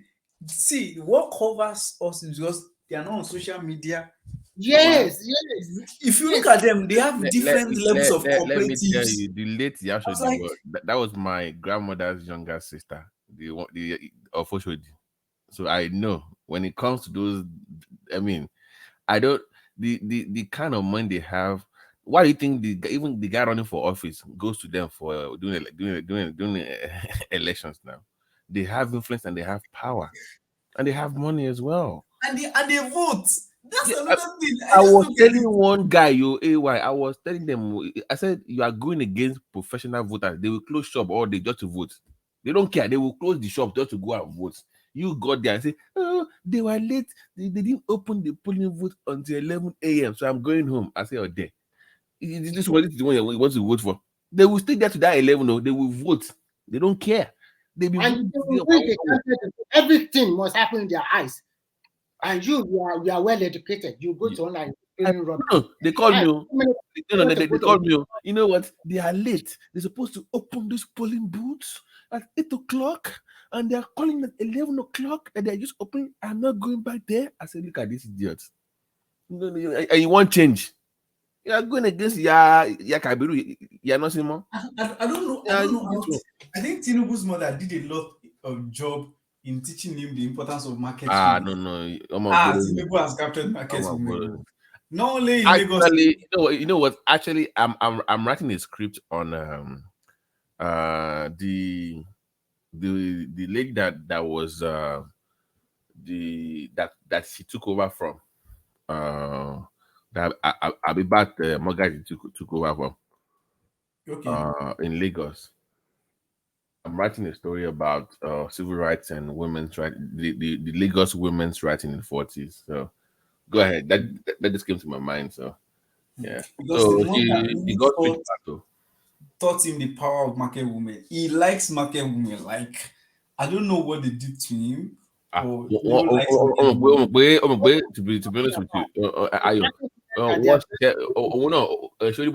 you, maybe you don't believe in spirituality. Kinship, person. Of course, I know. You're not bored yet. No. Tinubu is Omokri now. Omanuleni now. He understands. They understand him.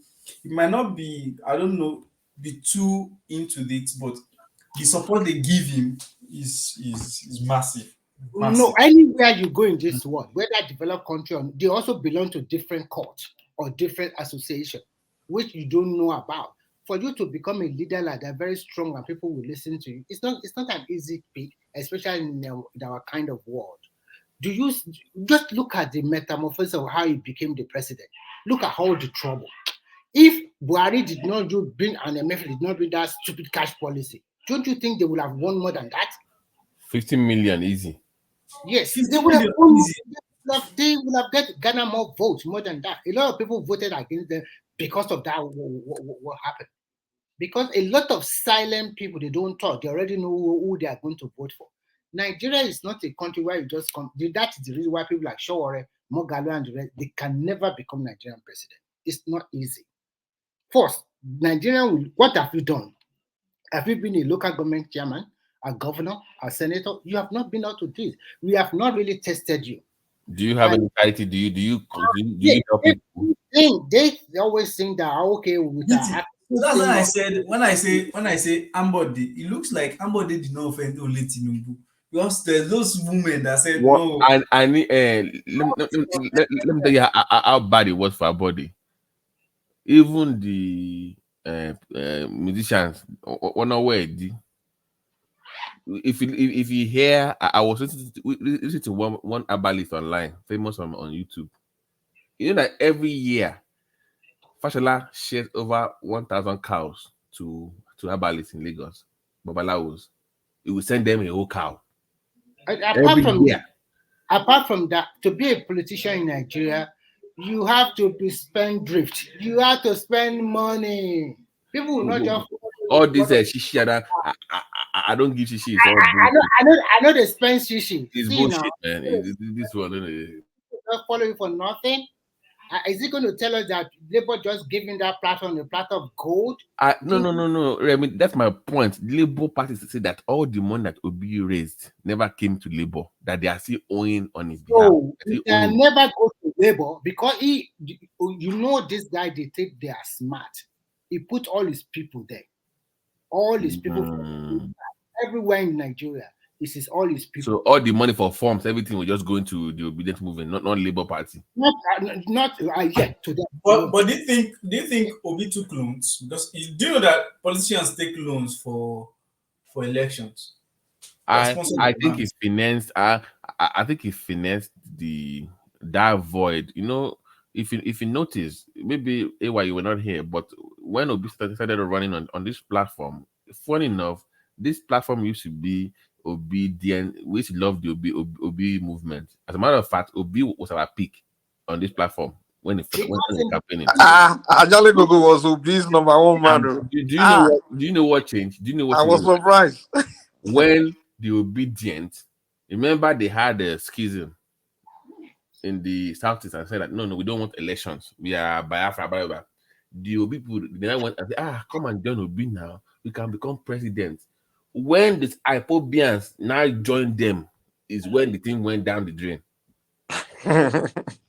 just you know what I'm saying? When they convinced them, come and join this Obi thing, we can forget even Nigeria. We can do this. Once they joined the Obi movement, so the money they were contributing to that Biafra space was not going to Obi.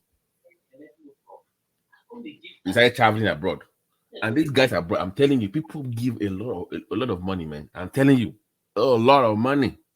So all those money going to Nandekano before, and the guy in Finland was not going to the Obedient space. And that's why the guy in Finland was upset. Now he started attacking Obi. Right, because it was because his money was going to Obi. And AY, I'm discussing millions, so I'm telling you, they give money in that space. No joke. That's why everybody's pandering to them now. Like that Nigeria watch guy, they got to pander to them because he wants some of that money. Even Mayegun, sadly. Even Mayegun said, Mayegun is not so bad. They got money. Of all people. One man did not get money. Because the command panda and one man does not panda that much too. The one of them told me donate to Mayegun. I was like, Michael from Bawalon if you want Germany, we come back. Germany now. You know what we do?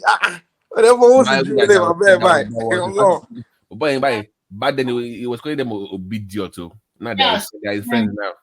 So they go so that night they did very good. You know, we can't hear you. Can you come? We can't hear you. Come, you are far away from the mic.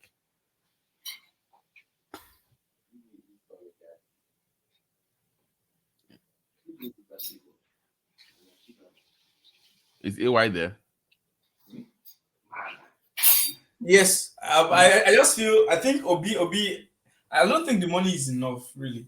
The money, but it might not be enough. No, what they are saying is that even the money that they got. Look at Abure now. Apparently, that chairman was collecting money, 100 million, 50 million from people selling forms. Do you think This Sam Mamadi that paid for money for Imo gubernatorial ticket that he lost, that the upcoming election, he's already feeling the heat now.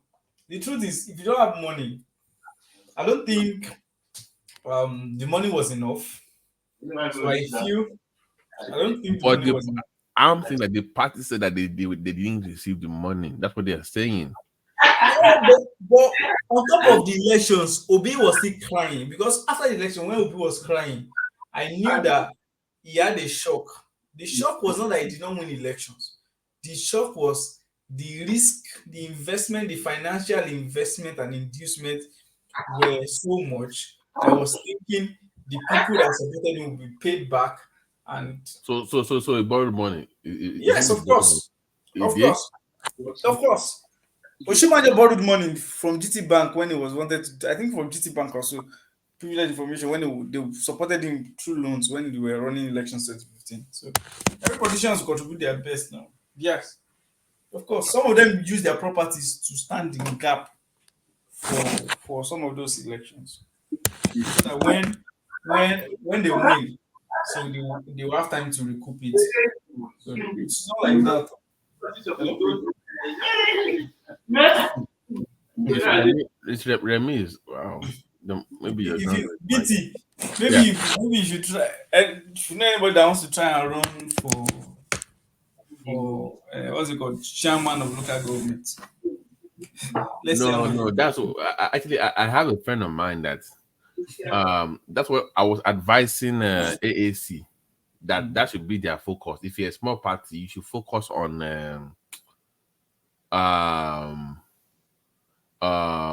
after you should focus on local government and those kind of smaller. That's where you should build from. If I want to build my political capital, the first thing is go from local government or The guy is 50 years old. You tell well, you have a point. He has to start from somewhere, maybe governorship or something. No, not him, not so necessarily. I'm saying that it's movement. That Yes. I agree with you on that one. That's true. It's supposed to be. That's why I said some of his party members to be Obi was contesting. not strategic. With this movement Obi has, what I expect is after the elections, we say, "Oh, Obidients." I'll come for press conference and say, "Okay, we've tried our best and we've done a lot, and we've seen that there were some inadequacies, but these are the recommendations we have for INEC." If Obi has said that on press conference, we recommend that this and this be done positively against next election. Let me ask you a question. His stock will have been very high. Let me ask you, how many Obedients are actually registered Labour Party members? No, so the thing is, the problem with Obi is still being deceived. Why is he being deceived? He feels that the 06 point something million votes he got are Obedients. No! Shatter hypobians from it, Piam. Take away Yoruba people that were having sympathy. And the Christians that fell for the yes, take away Christians that exactly how many co-obedience will be left? I keep going now. Take away people that hate Buhari. Yes. You only have maybe 1 million. Maybe 1 million that you have left. And many people sympathize saying it's the turn of the Igbos. Yes, that too. And a lot of those South guys is just that's the only reason why they were doing obedience. Because they feel like I'm still saying that if let me tell you something, if let's say the tribunal goes to Reno, the two of them will still lose because Atiku is greedy, Obi is greedy. Are you with me? They are still greedy, both of them. They are still greedy. I can see the greed in Atiku's eyes. I can see the greed in Obi's eyes. Now, because if you look at it now, they say Atiku should be one to step forward. Atiku say no, I can't step down for you. Yes, because that's the fight is still going on and on and on. But it won't go to rerun. But so that's why I say the greed is in their eyes. What I felt Obi should have done is Obi should have. You see, movement does not sustain itself. Every political cycle, you always have what I would call a revelational candidate. A candidate that sways the popular opinion. Really. AY. Yeah. You see the way I see it, what Obi is he doing? See, show the immaturity in our maybe among our political elite or within our No, political system. no, Because you even know clearly these Mhm. people see, you know, like before, because this thing is so clear now, the process is so clear. Or if you want to know whether Obi is telling lie or saying the truth, it's just for you. If you are good in application writing, you can pull out whatever is on that thing, and within the next 12 to 24 hours, you can do your computation and you get the result. Because we know INEC, that he did not win. See, what is exactly, he say he did not win. You know why? Okay, you're still shouting leave rivers and all of that. Let them add it to your vote. It still doesn't get anywhere.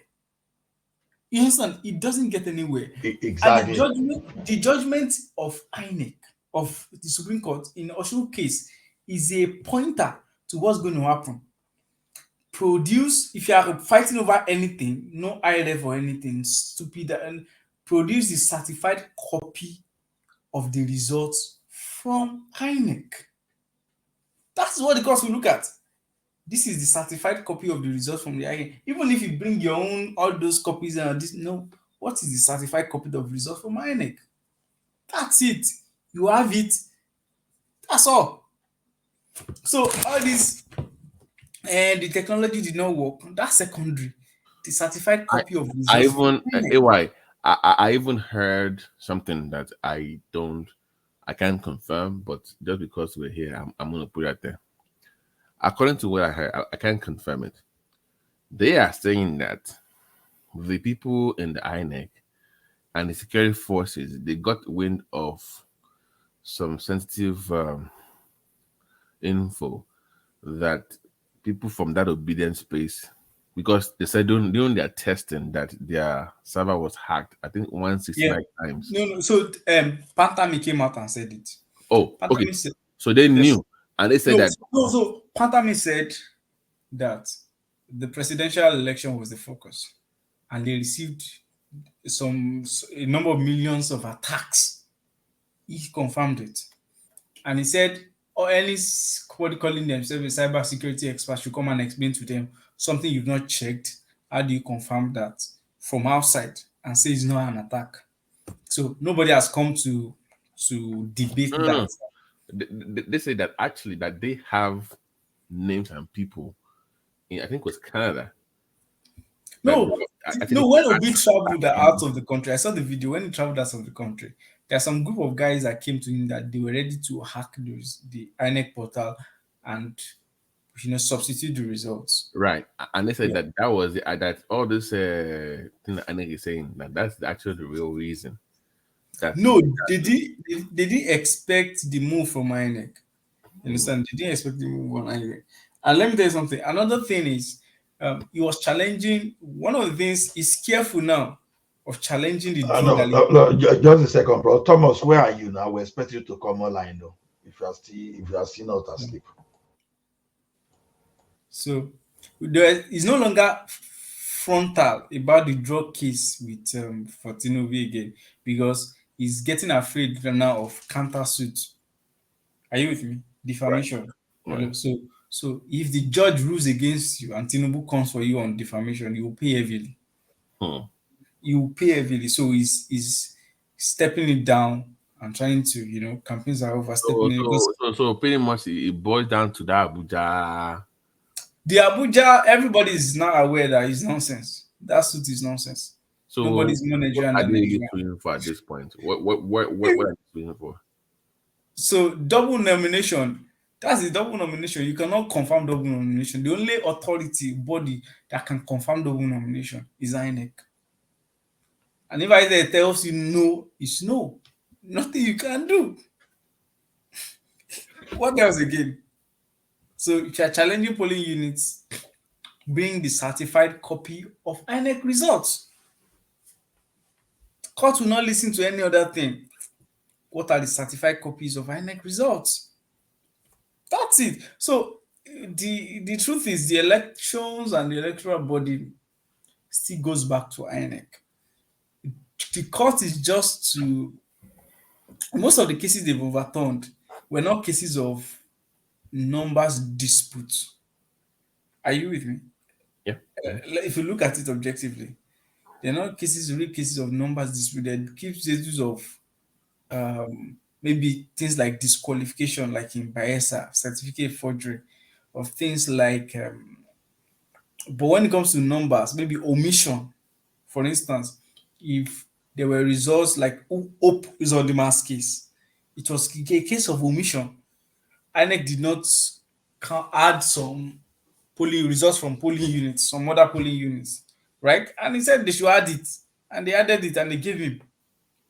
So in this case, was there omission? No. If there was cancellation of any polling unit, there was proper reasons given to maybe overvoting and all of that. So the guy does not have a case. Let's see the way it goes. He doesn't have a case.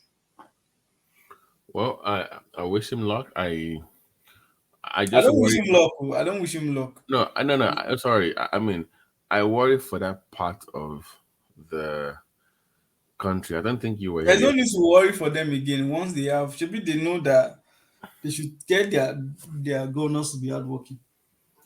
Yeah, If their governors, I don't think they need the presidency really for now. No, they no, they've not built enough political capital They to. don't need the presidency. You know why? I feel if Tinubu is fair, their tax reforms, state has access to more money, their local governments are working, and they give them some little things like maybe a rail system, second Niger bridge. They are fine. They don't need power anymore because they won't really have to look to the federal government for the basics of governance. And that means they have to look at, but that's what their political class don't want. That's what the political class doesn't want. They don't want that responsibility. They want that boogeyman, Abuja. It's Abuja's fault. It's not. That's what they want. Nobody really. You know what? Do you know what this does actually? If they can pull this off, that let's say AY now knows that I want power security in my state. It's not Abuja's fault. It's my governor's fault. Do you know what will happen during 8 cycles of elections? When you're campaigning, the line of questioning will be different. Debate will be different. That's what I'm saying. The debate will move from basics. I will give you rule and power. Those basic things will be. We know nobody cares about that.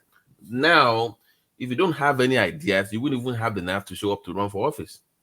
Exactly. So you just stay home and I can't do this. So Obi's campaign of poverty, it will not be a discussion at the national level anymore. Do you understand? Because I look at other presidential elections, it's just more of foreign policies, it's more of defense policies, it's more of innovations. Yeah. I was saying the other day, AY, do you know what's funny? Do you know that in the next 2 years, they have hospitals now that you can literally walk in and the robot will diagnose you, even give you your medications. And that's where we're going. So when they're discussing their own politics, guess what they're debating? AI, robotics.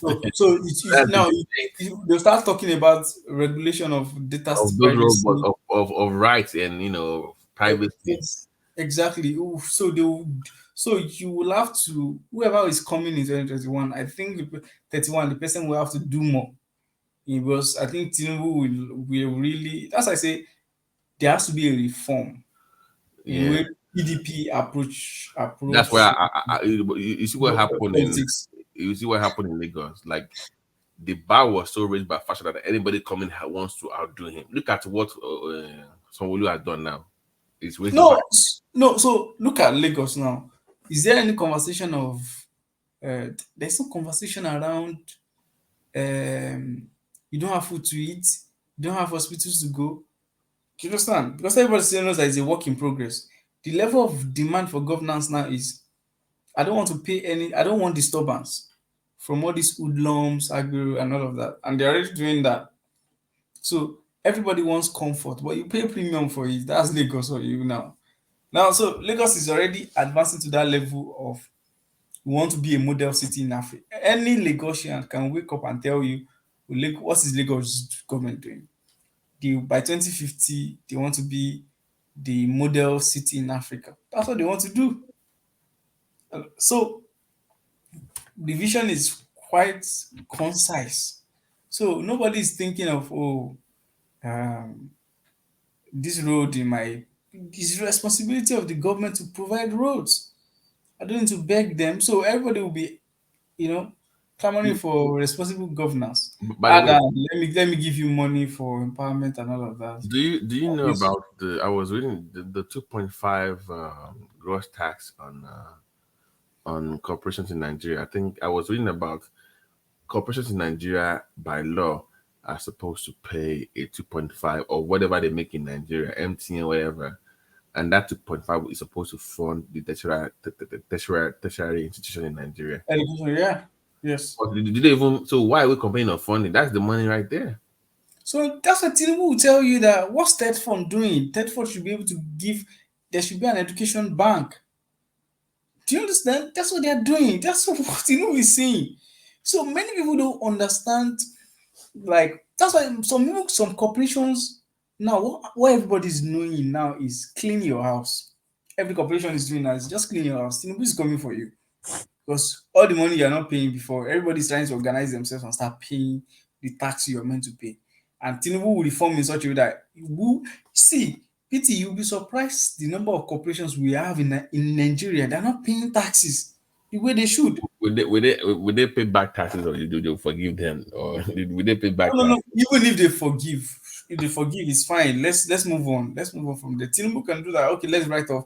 But everybody, that's what you can do. And it will be a fresh start. Everybody are having a fresh start. Get your registrations right. Get everything Yeah, right. because I'm always surprised that, like in America now, some states, do you know how they fund their primary and secondary institution? Money they get from Lotto. Yes. They have pegged it to education. So yeah, if you're Yes. playing Baba Yebu, that money should be going to education to fund it. Simple. Yes. Money from things like alcohol. Should be you can go to alcohol, maybe going to all these luxury places to buy something. Of course, just drop something for the poor. Good. Sustainable systems. And those, and also I don't know. There's another aspect of tax that should go to R&D, research and development. You understand? There should be development. For no, they Yeah. can find a way. Do you know they can find a way? Do you know what they can do on that? I've heard a lot from companies that these people coming out of schools, what they are coming out of school with, they cannot even employ them. All this, especially engineering, Yeah. that what they are coming out with school is not what they need.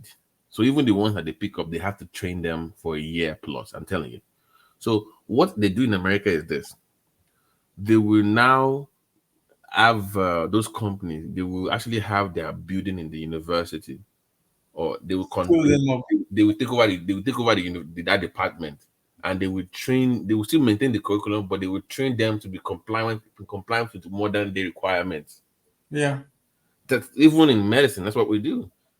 When I finish, we use up to date that tells you, oh, you can't prescribe that medication because last week they banned that medication. Like you can't use It should that be. anymore.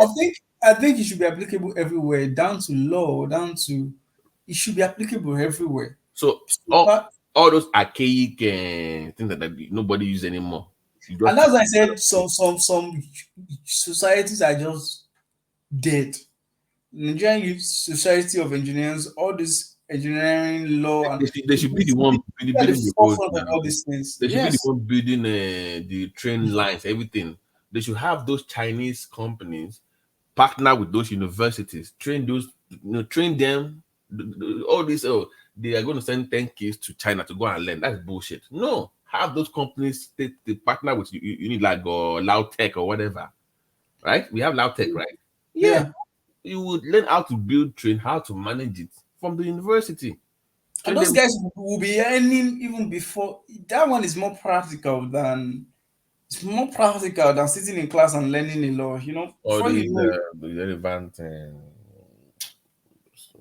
but the thing is, when change comes like that too, if it's either one thing I know about Tinubu is either you change or you are swept away from the system, and that's the truth. All right, man. Let me. My shift is almost done. I was All on right. call all the while. Where is Thomas? We need him to just Thomas drop. Benuko Lorion. Can you Thomas. What's this one? Hola, I gotta run. AY, nice talking to you again.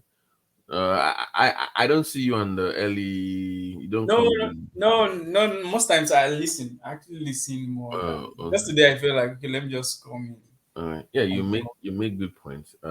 I was hoping that maybe because to be honest with you, ever since we lost, all our core, forget the ones that you're hearing from right now, the core, very aggressive obedience, they have disappeared on the platform. I've not heard. Uptown, everybody's moving back to their lives. Obi Yeah, I've has not lost. heard from them. So maybe one of these is when they come back, we can engage them and we can have this conversation. So, but it was nice talking to you, Ola and Thomas. I'll see you guys later.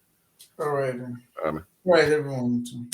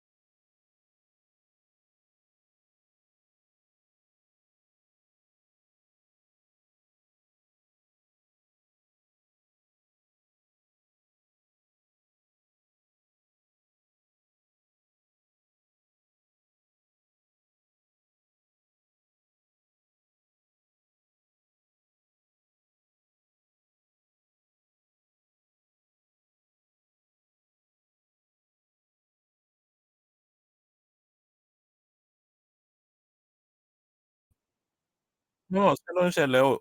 Ṣọ́ọ̀tì pè down ni.